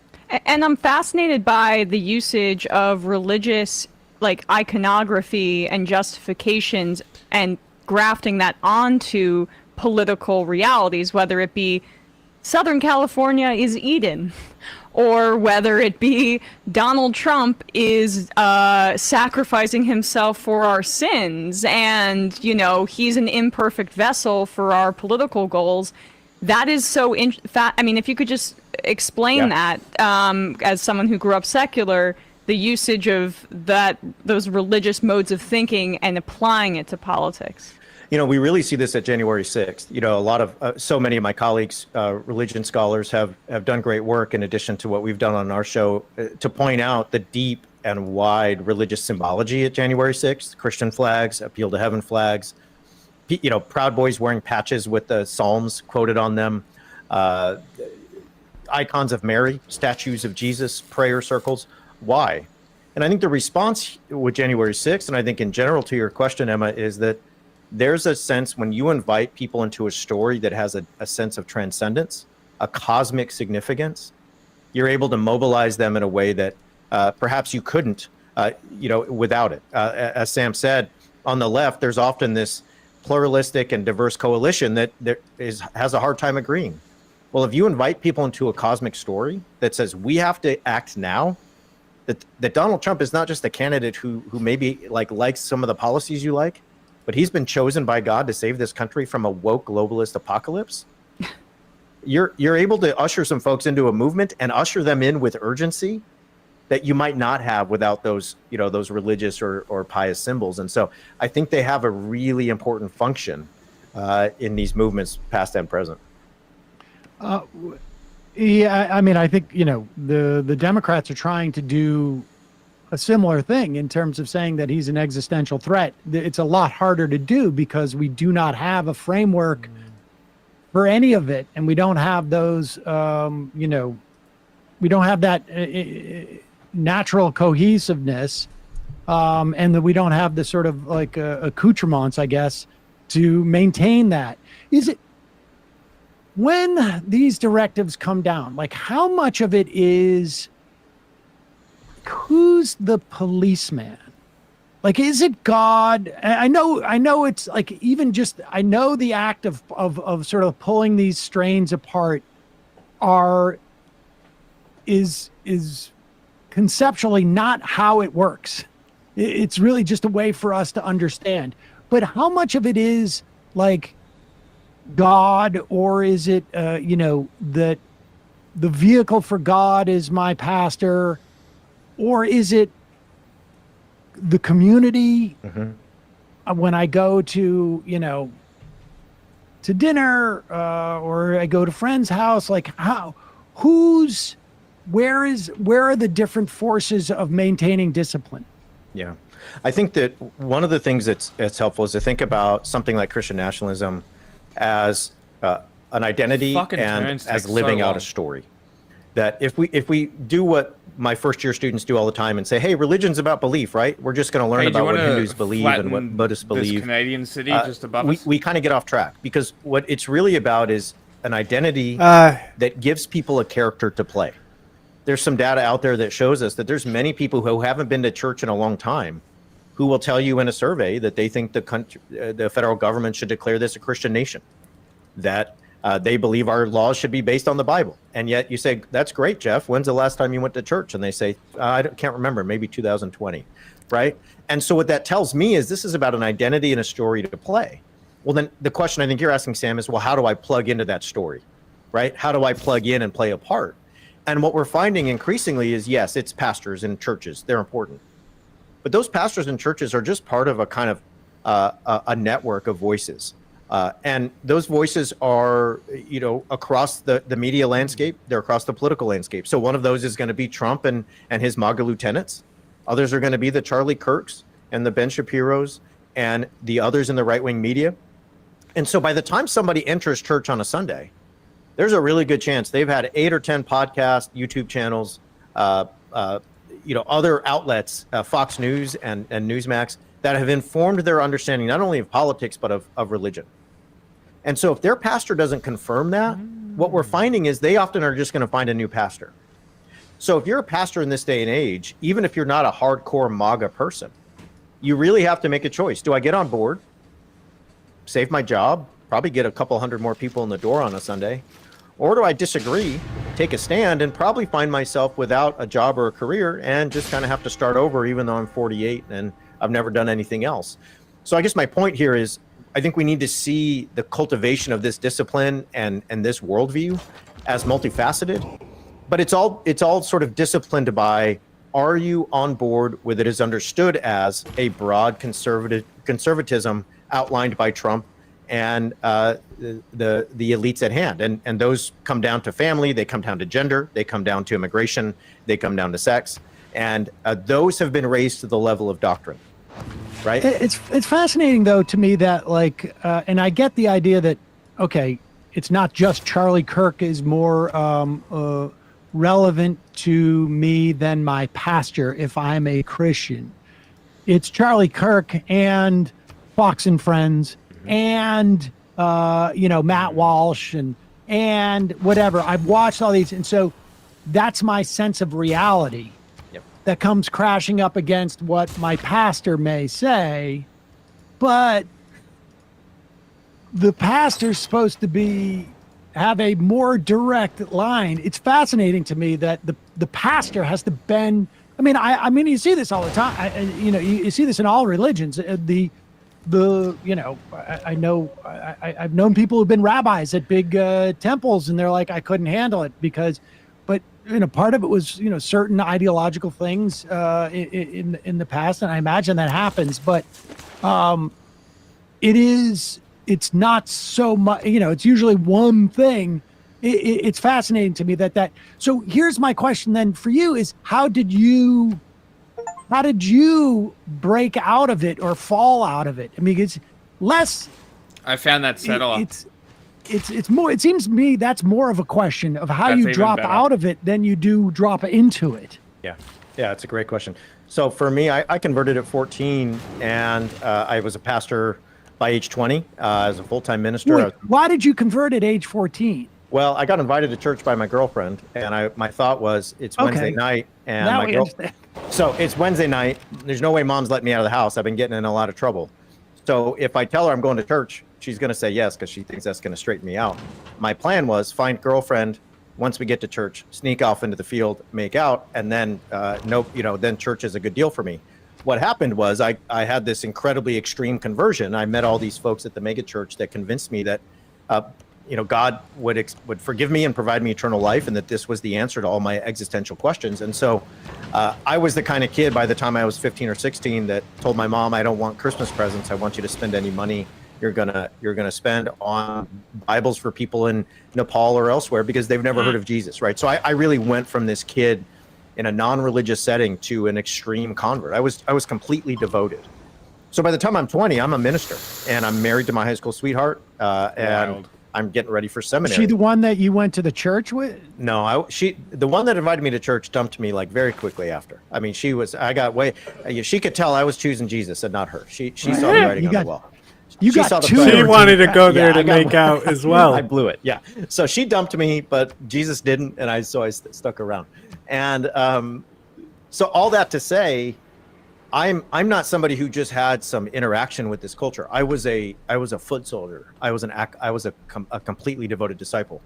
The problem for me is my mind is way too active, and I started to read. I wanted to understand the ins and outs of our doctrine, of our history. I wanted to understand where we came from and how and why we got to where we were. And then things started happening like 9/11. And 9/11 happens. And in my church, this brings out Americanism in a way I'd never seen before.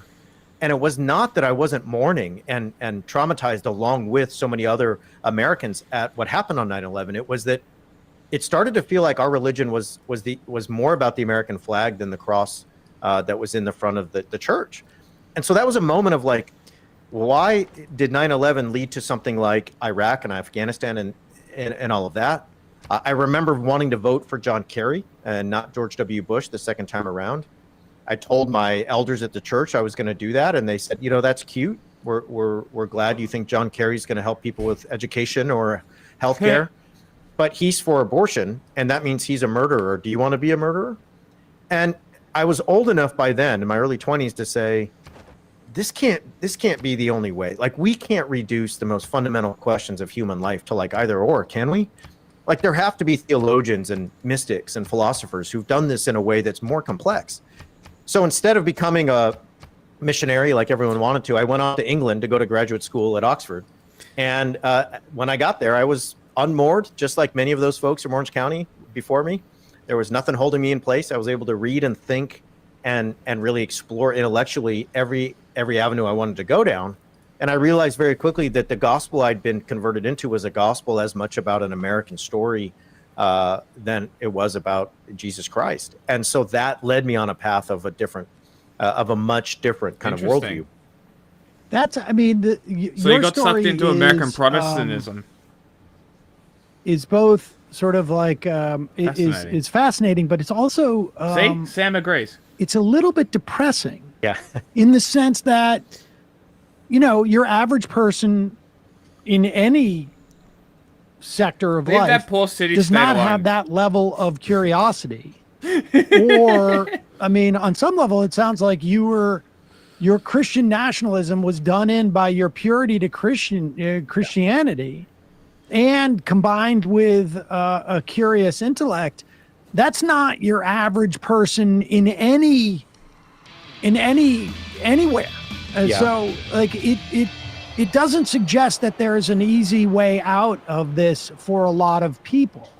I think that, so I think you're right, but I think here's where I take hope. I went back to Orange County just about a year ago to talk about my book, and I met with so many people I used to know at my former church. And they're not those that are at graduate school. These are folks who are just going to work and raising their kids. And so many of them said, hey, I'm so glad you wrote this book because I left 5 years ago. I left in 2016 after Trump. I left when George Floyd was murdered, and I saw the reactions to my church to that set of events. So I think there is hope in knowing that there are run-of-the-mill people out there who are saying to themselves, what I've learned about my Christianity doesn't line up with Trumpism or the xenophobia or racism or et cetera that I'm witnessing in my religious space. So I think one of the things that's easy to do is despair and think that Christian nationalism is this sort of majority force in this country. It's far from that in terms of numbers. And there are many who left after 2016. I think the problem is there's a lot more who are being seduced into it by way of patriarchy, xenophobia, and misogyny and nationalism to kind of reinforce some of the pews and those churches. So I think there is hope, but I think there's also reason to be incredibly fearful about what's ahead. Hey, folks, don't forget to hit the subscribe button and check out our daily show. We do it every day at 12 p.m. Eastern for about 2.5 hours. We even take phone calls. You should check that out.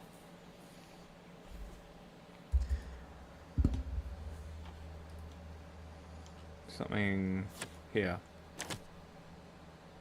Let's do this one.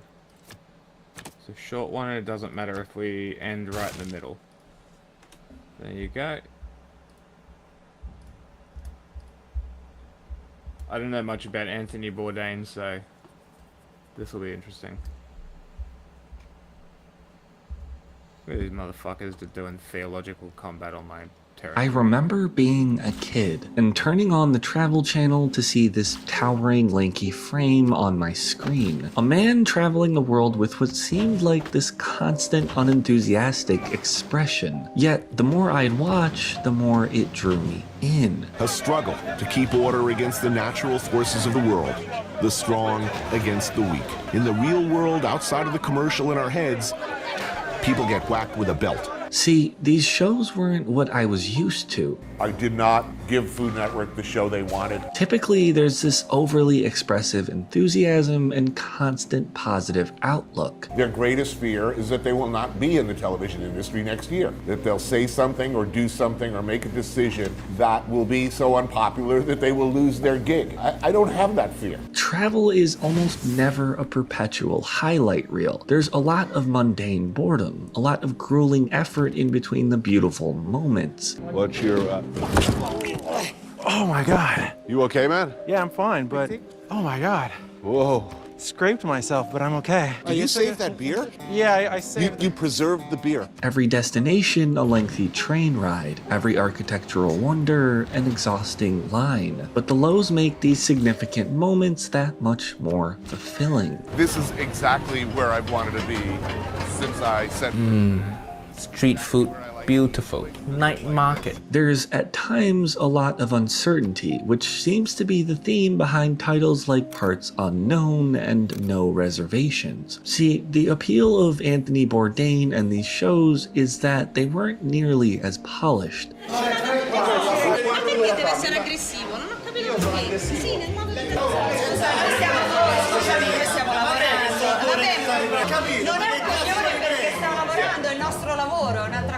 I mean, there was a camera crew and a schedule, but Bourdain never really put on a facade. I wrote an obnoxious book, and that somehow turned into a TV show, and I started traveling, and I never looked back. There was no TV personality. He was who he was. To me, I'd much rather not make TV at all, or make even unsuccessful TV, than make competent television. I detest competent, workmanlike storytelling. No! Cree-Man, don't denounce me! And his trauma for the world to see. Suddenly, there's a dead sea creature sinking slowly to the seabed in front of me. Are they kidding me? I'm thinking, can this be happening? Splash, there's another one. Another rigor mortis, half-frozen freaking octopus. Splash, splash. You know, that dead octopus started hitting the water around me. My sense of rage and self-disgust. And I'm not going to say I had a mental or nervous breakdown, but I came close. It was a dark place, very dark, low moment.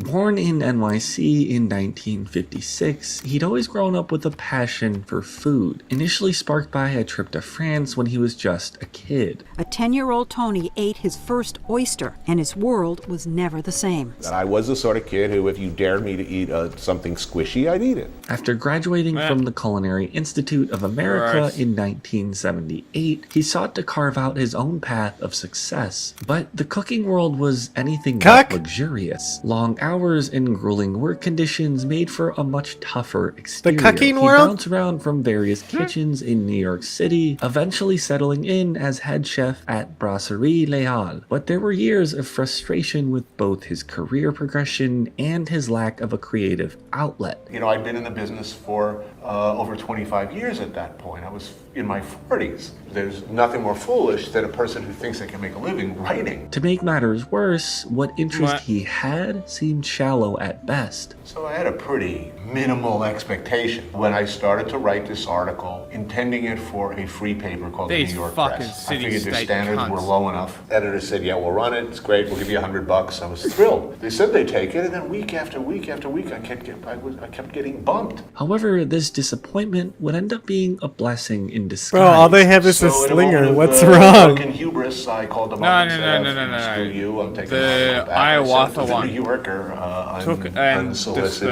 Weeks weeks later, I get a call in the kitchen. Barbarian camp before I could loot the it. article. 2 days after it came out, it was a news story. I was in a cranky mood after my last restaurant closed and felt no reason not to tell the truth about a business I both love and have mixed emotions about. His frustration with these unethical restaurant practices would not only help him generate intense public interest, but also led him to develop the image of a culinary bad boy. With this article now turned into a New York Times bestseller, he was generating quite the commercial buzz. This book that you did, Kitchen Confidential, big Fuck it, I wanna take bestseller. this It made a big city-state. splash because We'll you finish when revealed I a lot take of this things about city-state. restaurants. You told people don't buy fish in a restaurant on a Monday Gone because that this fish far. has been sitting Fuck it. around for a while. You don't want to be eating mussels. Since the book came out, it's been nothing but free liquor and free food since that time. Chefs kind of dig the book. See, Bourdain wasn't like the typical chefs you'd see on TV. He was bluntly transparent and completely unfiltered. The average person when they go out to dinner eats about a quarter stick of butter and doesn't know it. By the time you leave the restaurant, you've probably eaten about a stick plus. A stick plus. Yeah. If I walk in a room where everybody agrees with me, I find that frightening and dismaying and boring as Fearless in the face of conversations that would terrify most chefs for fear of being blackballed from the industry. You'd think cooks and chefs would be angry with me after this book, too. You know, it's been nothing Some but... have to be mad at you because you basically said, look out for restaurants. You're not necessarily getting what you think you're getting. Some people were horrified in Kitchen Confidential at the dismissive way I talked about people who order egg white omelets or, vegetarians. And in 2002, would break into television with his first show, A Cook's Tour. This morning, we're slipping out onto the mighty Mekong River for a little breakfast. While it only lasted 2 seasons, Bourdain would grow to become a fan favorite, setting a new standard in travel shows. This was raw and unpolished. It wasn't about the luxury travel or upscale restaurants. It was about the everyman, the street food stalls, local small businesses, and the stories behind those who own them. There we are in the very simple country home of Uncle Hi and his extended family. He's got a few kids in there playing electric guitar,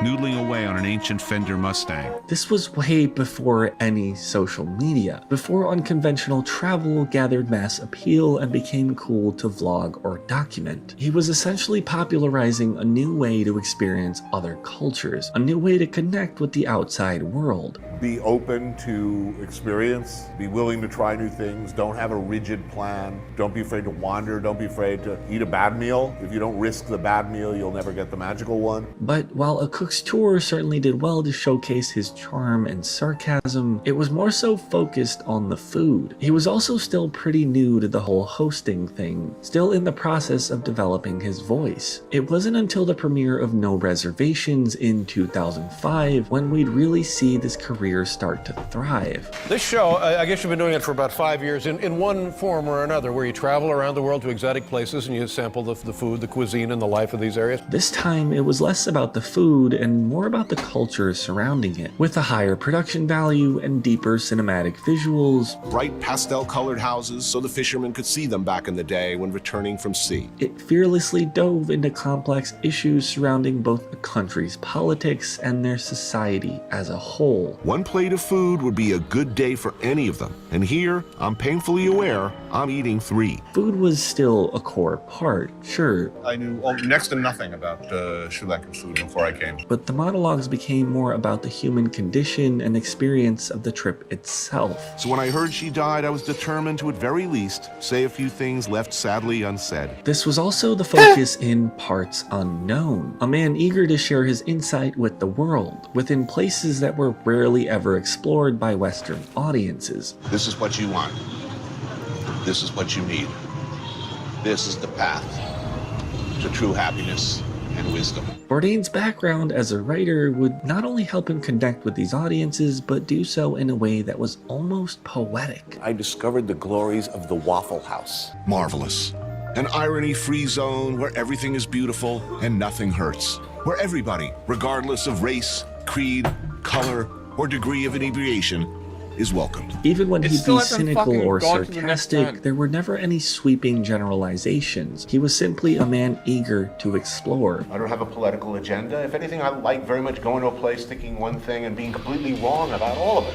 Yet, behind the childlike wonder and impactful conversations, he was waging his own war behind the scenes. And he was just like, oh God, I f***ing hate this. I feel like such a, what was the word he used? Such a fraud. And I was like, what are you talking about? You just had like 13 sold out shows. The book is doing amazing. Like, you're literally Tony Bourdain. He was like, yeah, it's all bullshit. I'm embarrassed that people have paid money to come and see me talk. He doesn't think he's as great as we know he is. See, a lot of Bourdain's insight into the human condition came from his own personal struggles. The use of substances and his mental health were things that he discussed openly. There was some dark genie inside me that I very much hesitate to call a disease that led me to dope. A lot of other addicts looked in the mirror every day. Heroin, and did no not shit. see somebody worth saving. Even though these issues were, at the time, far more taboo, most people would perceive a TV personality as stuck-up or shallow, too self-centered to grasp the complexities of a world outside of their own echo chamber. But Bourdain had no fear in discussing his struggles. He was unapologetically transparent. If he didn't like a dish or an experience, he'd let you know. I'm struggling mightily to feign interest here. Not that what Skiz is saying isn't interesting, I just feel like I'm dying. If he had trouble coping with his emotional turmoil, he'd bear it for the world to see. I'd like to be happy. What an interesting guy.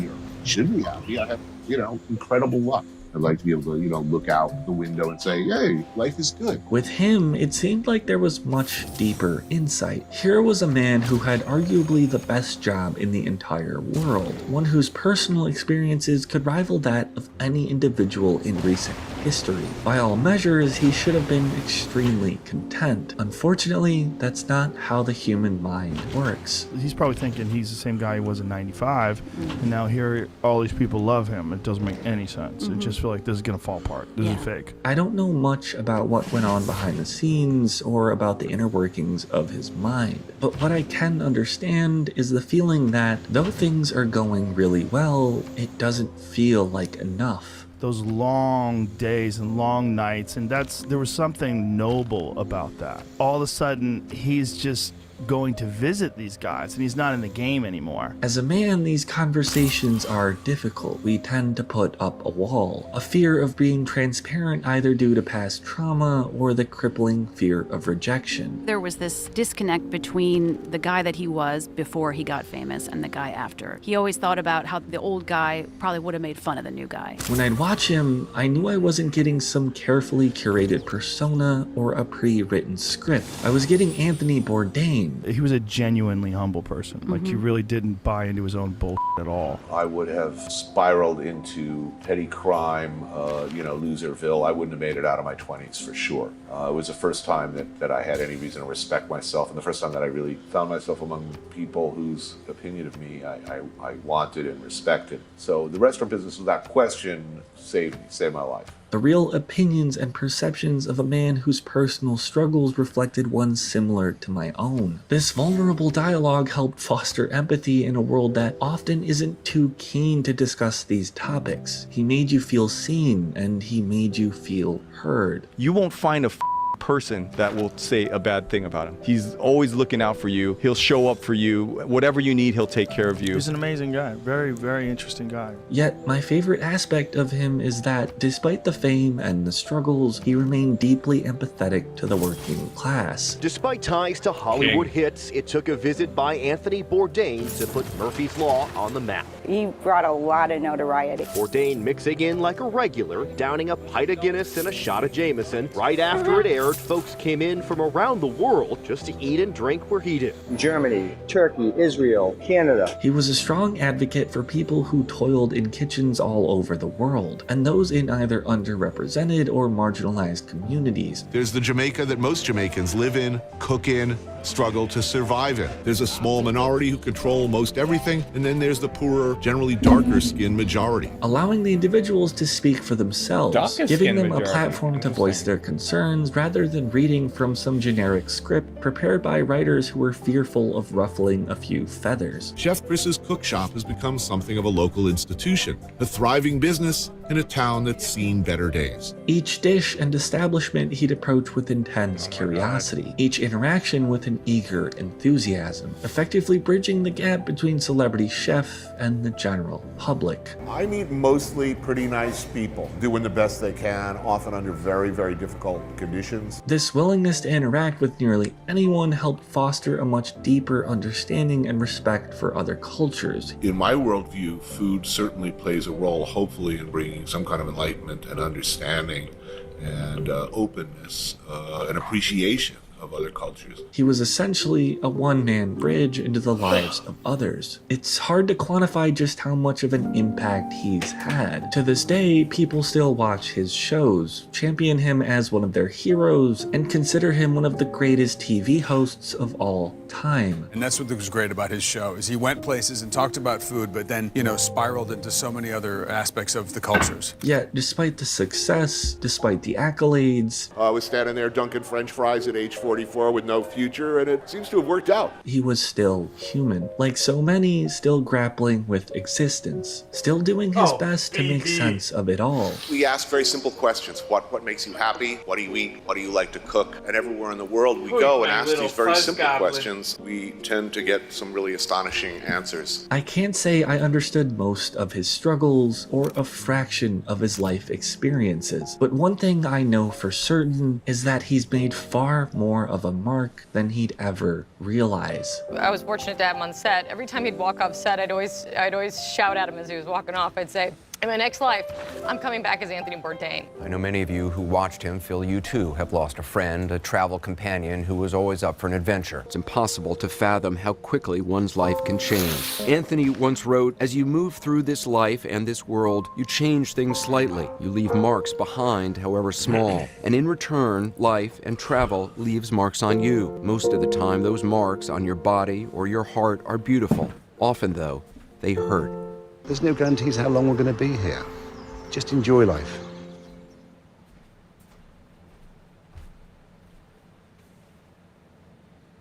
Here we go!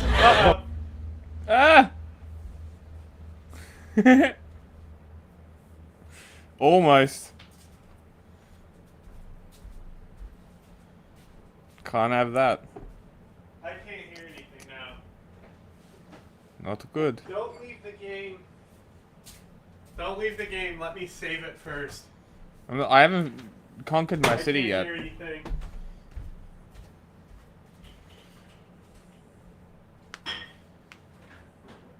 I want to conquer my city.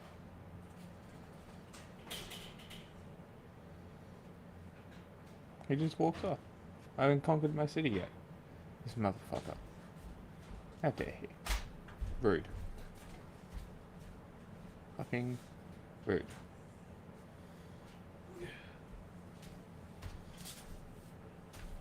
So rude. I saw So Jon Stewart and I fucking slammed that laptop rude. shut. That's fair. Once it goes to the next turn.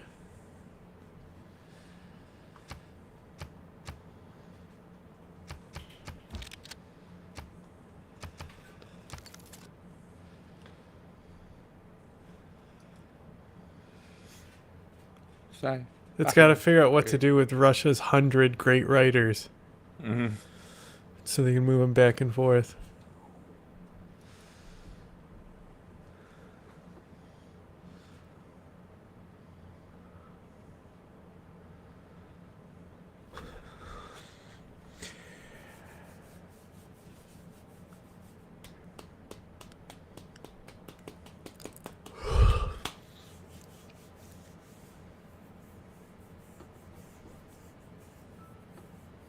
Bing, bing, bong. Bong, bong, It's bing. Finishing their turns now.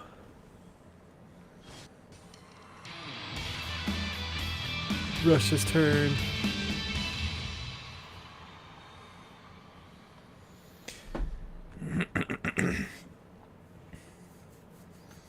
I'm on a load screen, hold on.